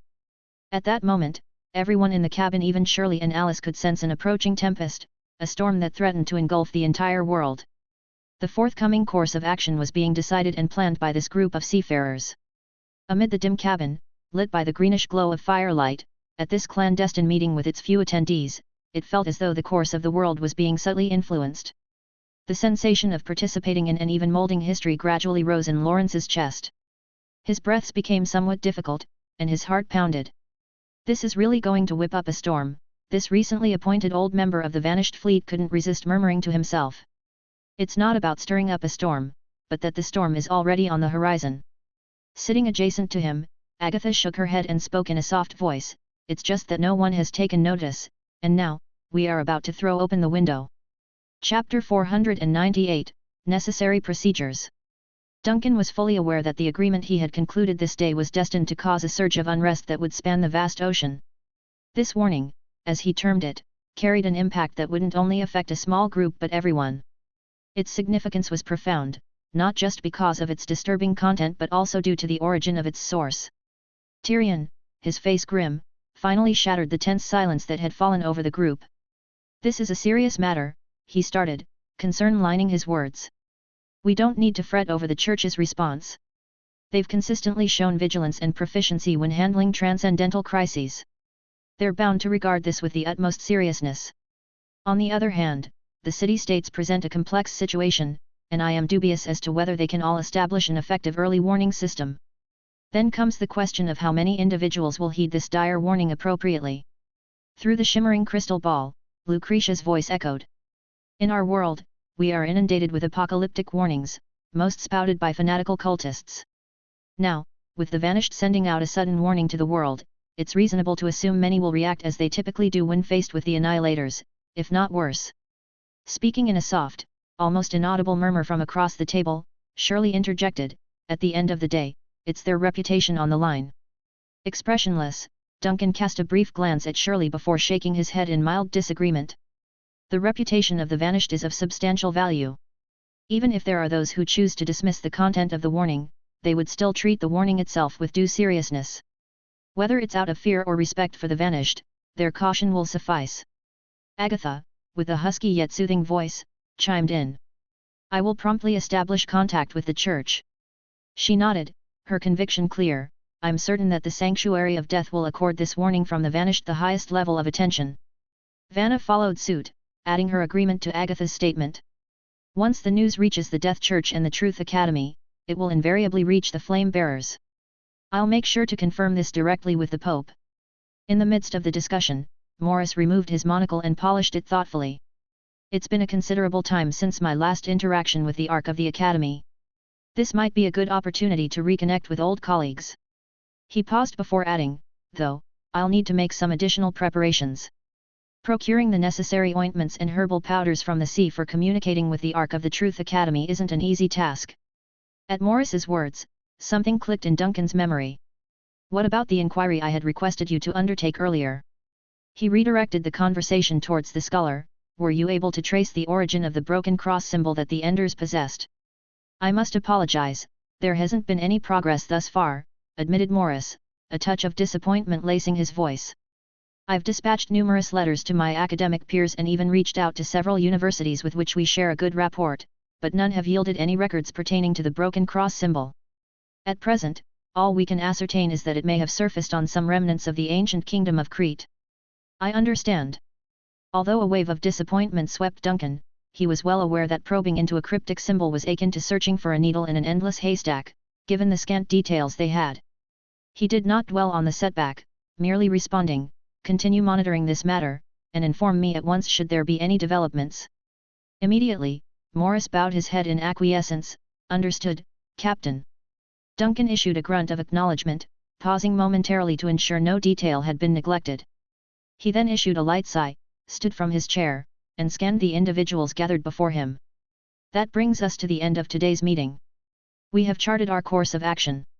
Should any queries arise later, do not hesitate to seek my counsel. At the far end of the table, a sense of relief washed over Lawrence, who had held his breath in anticipation. The meeting hadn't been as bleak and frightening as he had envisioned, nor was it inundated with odd rituals or stringent, bloody regulations. However, the very notion of being under Duncan's watchful eye at any moment had placed considerable strain on him. Being the newcomer in this setup, he had been on edge throughout. Now, he could finally ease up. However, just as he was about to heave a sigh of relief, he noted that the others around the table didn't appear ready to disperse. Instead, including the esteemed scholar Morris, most of them seemed to be looking forward to the next session. Was there more to discuss? Just as Lawrence was contemplating this, Nina's voice rang out from across the table, finally, we've got the business talk out of the way. Let's eat, I'm famished. Today, we're having a feast. A grand feast, chimed in Shirley, her voice ringing with excitement. Today being our meeting day, we have a hearty soup simmering in the pot. It's the perfect time to serve it, Alice declared as she rose from her seat. I'll fetch the serving cart. Bewildered, Lawrence watched the unfolding scene, struggling to comprehend the sudden shift in proceedings. He turned to Agatha, the person closest to him, only to find a similarly puzzled expression etched on her face. At that moment, Duncan's voice echoed from the head of the table, addressing the unspoken questions lingering in Lawrence and Agatha's minds. It's our tradition to share a meal after discussing business. That's the rule on board. After business discussion, we share a meal. Lawrence echoed, the surprise in his voice unmistakable. For a moment, he thought he had perhaps misinterpreted something. Yet, the truth of the matter became apparent when he observed the living doll Alice wheeling in an oversized food cart back into the room. The ancient cart let out an incessant squeak with each movement, bearing numerous containers, each one brimming with piping hot food. Lawrence watched in sheer disbelief as Alice meticulously arranged the food on the table, with Shirley and Nina flitting about to assist in setting out the plates and cutlery. His nostrils filled with the enticing fragrance of the spread freshly baked bread, a plethora of fruits and vegetables, and several other familiar food items, all unmistakably fit for human consumption. However, the most intoxicating aroma emanated from a simmering pot of soup perched at the far end of the table. Once brimming with the delicate, tender flesh of a mysterious fish species, the delicious soup now bubbled gently on the stove. The steam that rose in wisps from its surface lent an eerie illusion of life to the curled pieces of meat within, as though they were twitching and writhing amidst the hot vapors. But on closer scrutiny, this apparent convulsion revealed itself to be nothing more than an optical delusion, a phantasm that had never truly occurred. Compelled by an inexplicable urge, Lawrence rose from his seat, his eyes locked onto the simmering bowl of fish soup. Unable to identify the type of fish that swam in this savory broth, he was nevertheless gripped by a powerful intuition that pounded in his chest, the cumulative product of years spent braving the boundless expanse of the sea. Despite lacking any form of supernatural ability, this ordinary man had developed an uncanny instinct for perceiving the extraordinary. It was a sense that had once alerted him to imminent perils, which could lead to tragic loss of lives and catastrophic shipwrecks. "It's fresh fish," Duncan beamed at Lawrence and Agatha, newcomers to this gathering, "caught just today. I had to travel a fair distance from Frost's main island to nab it." "Fish? A fish retrieved from the treacherous depths far from safety, far from the sanctuary offered by the islands?" A disturbing suspicion began to coil itself in Lawrence's mind, but the pleasant Morris quickly reassured him from nearby. "Your instincts are correct, Captain Lawrence. But rest assured, it's an integral part of the initiation process here. It poses no threat now. Aboard this ship, it's merely sustenance." While Lawrence digested this bewildering information, Alice had already set a bowl of the steaming fish soup before him. However, as she moved towards Agatha, Alice halted, her face edged with confusion. "I can't consume anything," Agatha confessed, a slight blush coloring her cheeks. "This body I inhabit is nothing more than a lifeless vessel. It's lost the ability to take pleasure in food." "Don't mind that," Duncan dismissed her concern with a casual wave of his hand. "It's technically a ship rule, but in reality, it's more akin to a social gathering. If you can eat, then eat. If not, a conversation is equally effective in fostering camaraderie." He paused mid-sentence to glance at the crystal ball resting in front of Tyrion. "Remember to eat your dinner, Lucy." I'm eating," Lucretia hastily assured him. "Looney has prepared baked apple pie and a salted meat pie for me." Upon hearing this, Duncan nodded in acknowledgement, a warm smile playing on his lips as he lifted the wine glass by his side. Raising it high as the convivial host of the evening, he declared, "To the day we've gathered here, let's toast." The subtle sensation of vertigo that had previously clouded his senses gradually dissipated, as well as the spectral green flame flickering at the periphery of his vision also slowly evaporated into thin air. A refreshing sea breeze swept across the deck, momentarily piercing through his haze of confusion and bringing a fleeting moment of clarity to his muddled mind. The events that had transpired during the gathering on the vanished, the ghostly ship, still seemed ethereal and dreamlike, a lingering touch of surrealism infused within his memory. Determined to regain full consciousness, Lawrence shook his head vigorously as if physically attempting to clear the fog from his thoughts. He then meandered to the edge of the deck, staring pensively at the sea that was gradually succumbing to the encroaching darkness of the night. The faintly glowing silhouette of the vanished, still afloat not too far from the white oak, appeared otherworldly. The entire experience felt utterly surreal. To be a part of a congregation on such a mystifying phantom ship, to interact with an array of bizarre entities ranging from sentient puppets, sun fragments, and creepy demons, to explore the arcane mysteries of ancient gods and apocalyptic revelations within the spiritual realm, it was all so fantastical. And then, under the watchful scrutiny and witness of the shadowy being from the subspace, they partook in a communal meal, savoring flesh and blood of an offspring from the ocean's depths. Finally, as the gathering came to a close and the brisk wind of the real world caressed his face once more, the mental tension and numbness began to ebb away. Lawrence found himself regaining his human faculties of rational thinking as the peculiar and relaxed sensations from the gathering faded into oblivion. Only then did Lawrence slowly begin to comprehend the true nature of the extraordinary episode that had just unfolded before him, yet he found himself at a loss for words to articulate exactly what he was experiencing at that moment. A regular individual would have been paralyzed with fear, petrified, or at the bare minimum, they would have been repulsed when reflecting upon the exotic fish they had consumed.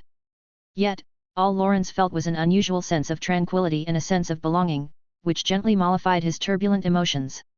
The taste of that particular dish was truly exquisite. Chapter 499, A Calm Day. Inside the chilling and grandly domed office, housed within the city-state governor's mansion, stood Tyrion. He was positioned before a mirror, and with the utmost precision, he adjusted the array of gleaming medals and ribbons that adorned his chest. His countenance bore the mark of a single eye, an imposing sight that verged on the frightening. But the addition of a crisp, new executive uniform and a chest full of shiny awards managed to soften his severity, morphing it into a trustworthy authority figure, precisely what the city needed in a stern chief executive at this crucial moment. Taking a measured breath, Tyrion shifted his gaze to the other side of the spacious, domed office. There, two ageless sailors were diligently affixing the new city-state flag to the wall. Adjacent to the flag, there remained a line of inspiring words, indelibly etched near the door from half a century ago: "Let as many people survive as possible." Tyrion observed these enduring words in a silent, reflective manner.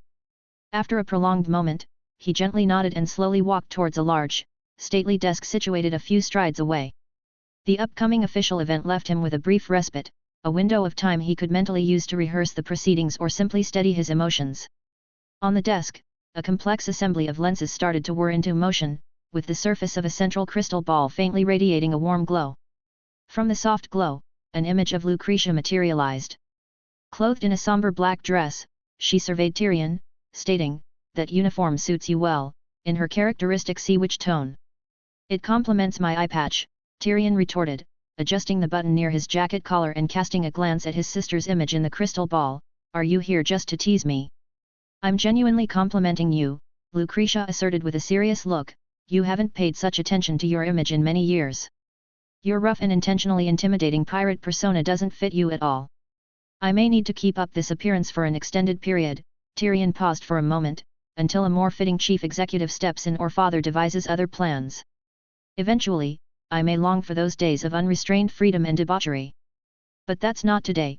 Lucretia's lips curled into a faint smile. "What's it like, about to be inaugurated as a city-state's chief executive?" "I've heard rumors about a forthcoming parade where you'll present yourself to the public." "The parade is aimed at soothing public nerves," Tyrion explained, convincing them that order has been restored and that the city-state's leadership remains accountable. "I'm not particularly thrilled about this part, but it's a necessary step. As for what it feels like to be the chief executive..." He paused momentarily, then shook his head and resumed speaking.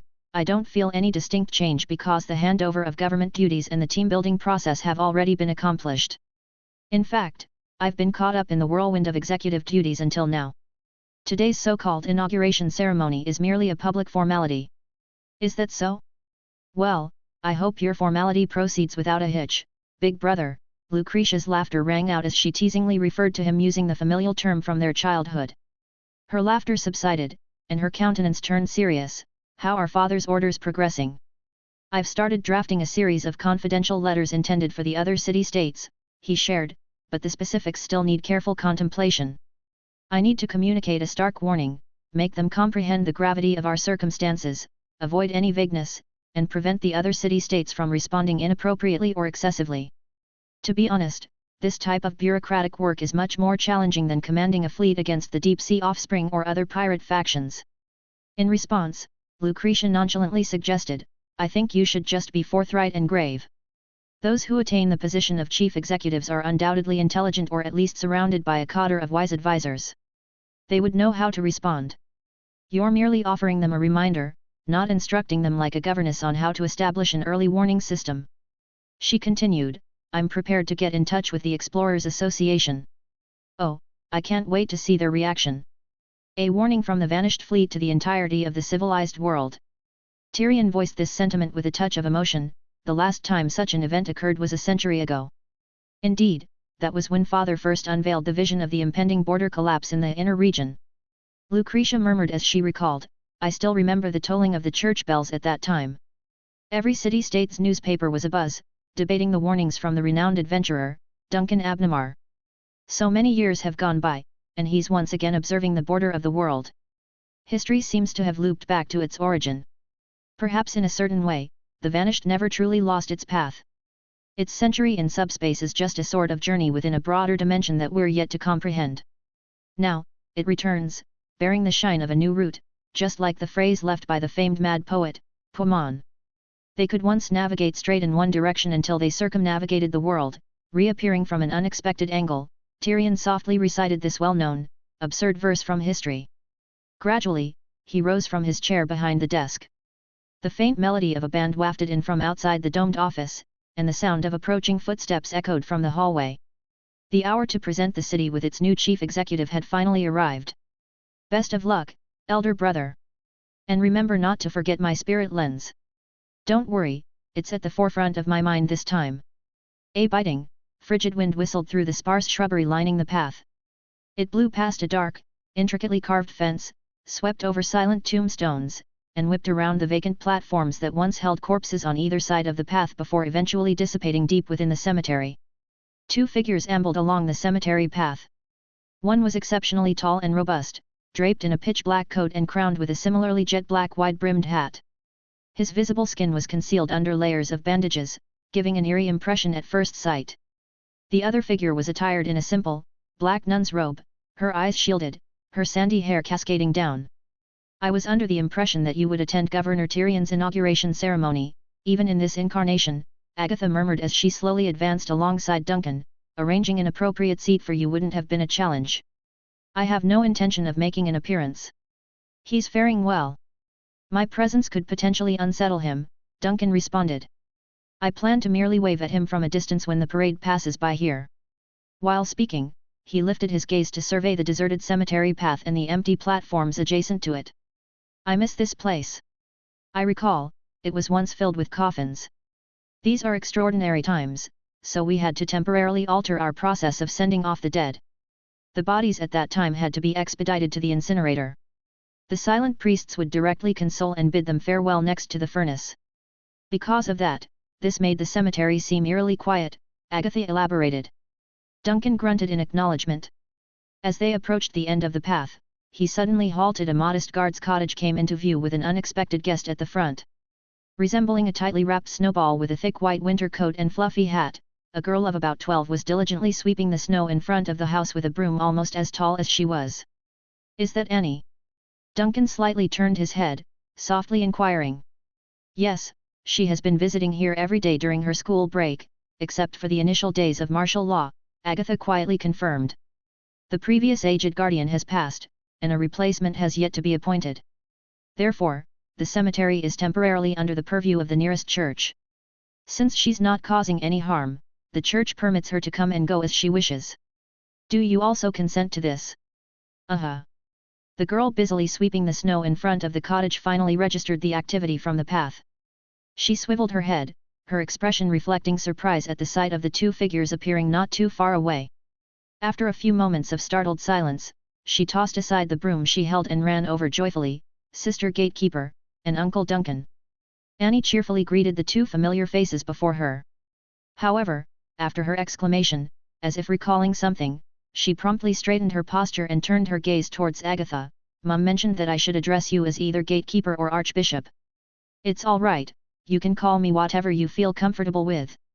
Agatha chuckled, reaching out to gently pat Annie's hat. Aren't you cold? Not at all, Annie shook her head, then she grasped Agatha's hand and pointed towards the cottage not too far away. Your hands are freezing. Come warm up by the fire. I've also brewed some herbal tea.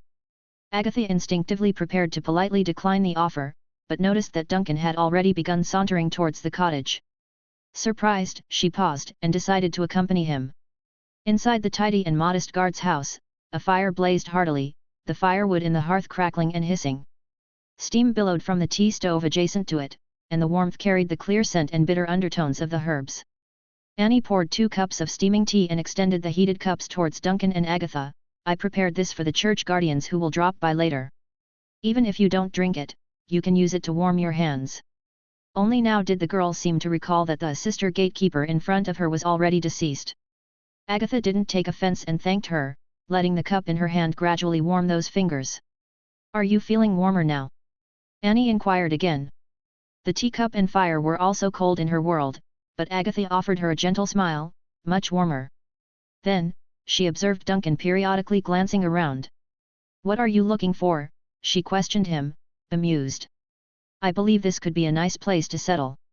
Duncan withdrew his gaze from scanning the room and spoke to Agatha. After all, maintaining an avatar like this in a house seems somewhat extravagant. Agatha looked taken aback, gradually understanding his implication.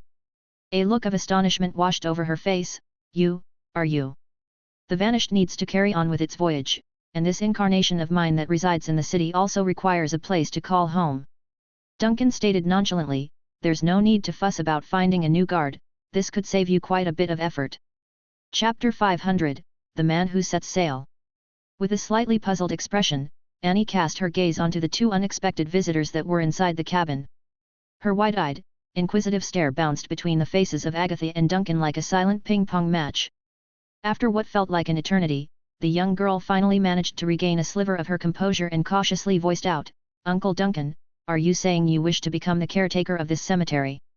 "Maybe," Duncan retorted nonchalantly, throwing a glance towards Agatha, who still wore a look of utter astonishment. "Is it not possible? Is it a prerequisite for a cemetery caretaker to be a retired guardian?" Finally regaining her footing, Agatha quickly countered, "No. It is true that cemetery caretakers typically tend to be retired guardians. However, I am confident that I can secure such a position for you if I advocate for it. The main issue isn't about finding you the job, it's, are you sure you want to remain here, in this cemetery, to take on the role of a caretaker?"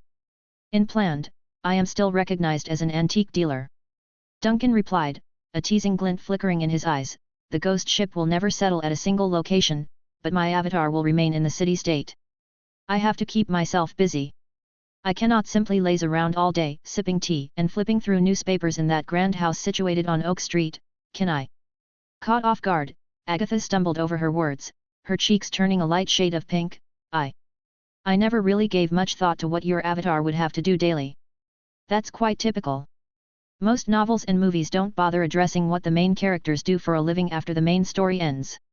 In reality, you're stuck handling the responsibilities of two individuals while Tyrion is swamped with paperwork for the entire month." A hearty laugh escaped Duncan's lips. "As for me, I find it monotonous to pilot a ghost ship that never docks and aimlessly drifting on the boundless sea for the whole day. Living a mundane life in the city-state helps me retain some semblance of human behavior. It's my way of—" Agatha cut him off instantly. "I'll sort it out for you immediately. You can begin your work at the cemetery as early as tomorrow." "Duncan, I hadn't finished yet." "I've already heard everything that matters," Agatha retorted, her face taut with seriousness. "Rest easy. Even if the highest cathedral interferes, I will make sure you can peacefully perform your duties as a caretaker in this cemetery. Although I think you might have read a little too much into my words, it's not a significant issue," Duncan responded, slightly taken aback. He then steered the conversation towards the actual job. "So, what are the typical responsibilities of a cemetery caretaker?" "In truth, the job is not that demanding. The primary role of the caretaker is to maintain the peace within the cemetery, to ensure the supernatural forces remain undisturbed. In addition, you will be required to log the entries and exits of both the living and the dead at the cemetery.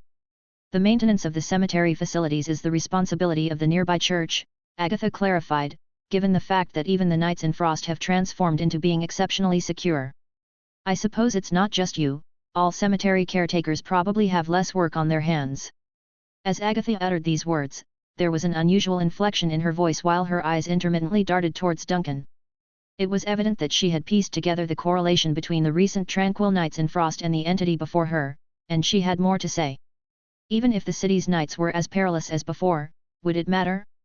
With such a caretaker presiding over the cemetery, would there ever be incidents of supernatural disturbances again? She surmised that even if some entity from subspace were to emerge from a coffin, it would likely be promptly thwarted by the new caretaker. Nevertheless, this was a positive development. Duncan was oblivious to the thoughts swirling in Agatha's mind. He had not anticipated anything too complex. He simply wished to find something to occupy this physical form of his. Taking into account the last lingering will within this body and his connection with this cemetery, he eventually decided to stay and assume the role of the new cemetery caretaker. He would continue to stand guard over Frost from this vantage point, nurturing and protecting this city-state, much like his life and planned. The cup of hot tea in his hand had gradually lost its warmth, and Duncan set the cup down on a low table beside him. Rising to his feet, he silently scanned the humble room. The modest, austere decor bore the imprints of the previous inhabitant. Adjacent to the door, an old hunting rifle, quite the relic, was securely mounted on an iron hook. The bolt gleamed, reflecting the firelight from the side. Duncan observed the aged hunting rifle for a moment, offered a slight nod of approval, and exited the small cabin. The lively tunes from a street bordering the cemetery drifted over. Interspersed within the music were the echoing pops of fireworks. Annie scampered out of the cabin door behind him, tuned into the distant noise, and joyously tugged at the corner of Duncan's attire, the new governor's convoy is about to traverse the cemetery area. Many people are still apprehensive of the new governor. Lowering his gaze, Duncan's eyes twinkled with amusement. You don't appear to be scared in the slightest. I'm not afraid. Mom said the new governor is a city-state protector, a hero.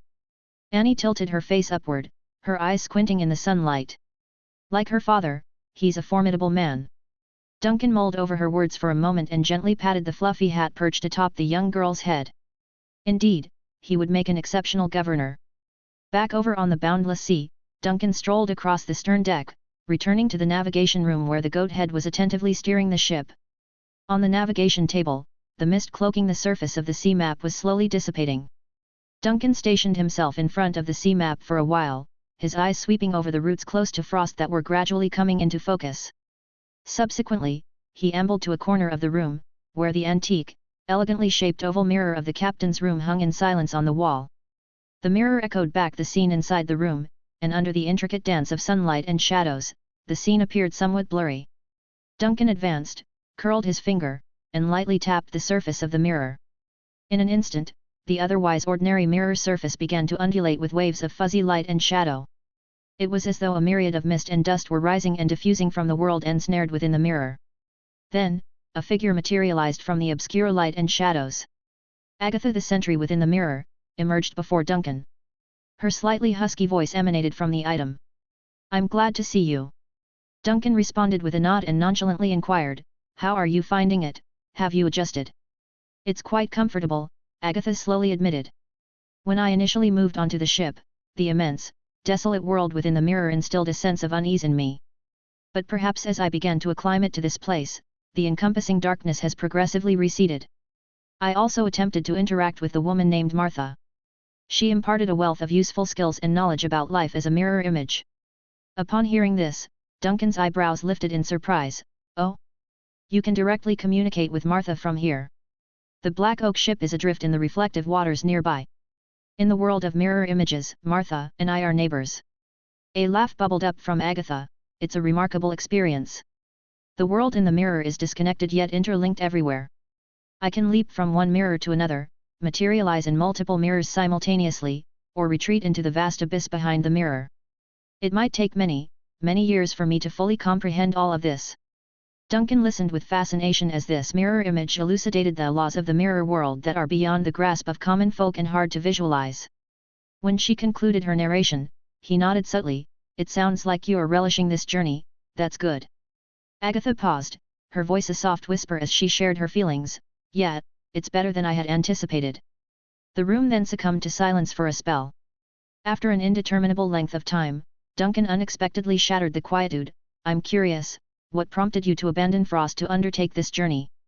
This will likely be your most unheard journey in this lifetime.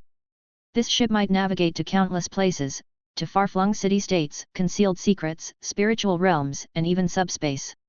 Agatha plunged into deep thought within the mirror, taking this query to heart.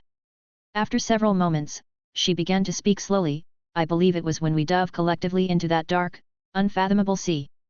Duncan remained silent, merely observing the figure in the mirror, awaiting her continuation.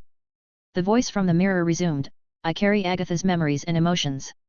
Within those recollections, I was born in Frost, surrounded by family and friends. I studied and underwent training, endured the church's trials, as well as the familiarity of those streets, those old bell towers, those long-forgotten objects. Everything feels so intimate. All these elements reside in my mind, lucid and profound, akin to experiences I've personally lived through.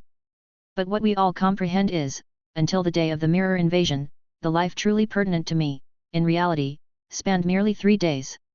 Thus, when my consciousness was revived, and when I returned to this world in the guise of a mirror image, I've found myself constantly pondering over this question: am I gatekeeper Agatha, or a person who merely inherited someone else's memories and was reborn into this world? She paused then, letting herself brew over those words. As a mirror image, her eyes were luminous, and at that moment, they were fixed intensely on the captain outside the mirror. You're correct, one cannot perpetually exist as the shadow of another. Almost all of my life memories are derived from a different individual, but even so, there are 3 days within that memory that are distinctly mine. Yet, if I were to remain in Frost, that fleeting 3-day life would inevitably be engulfed by more substantial and profound memories. I can't sever my ties with that city. I can't evade my human frailties as a mortal. I'm fated to be a shadow, a regret-filled shadow ensnared within memories.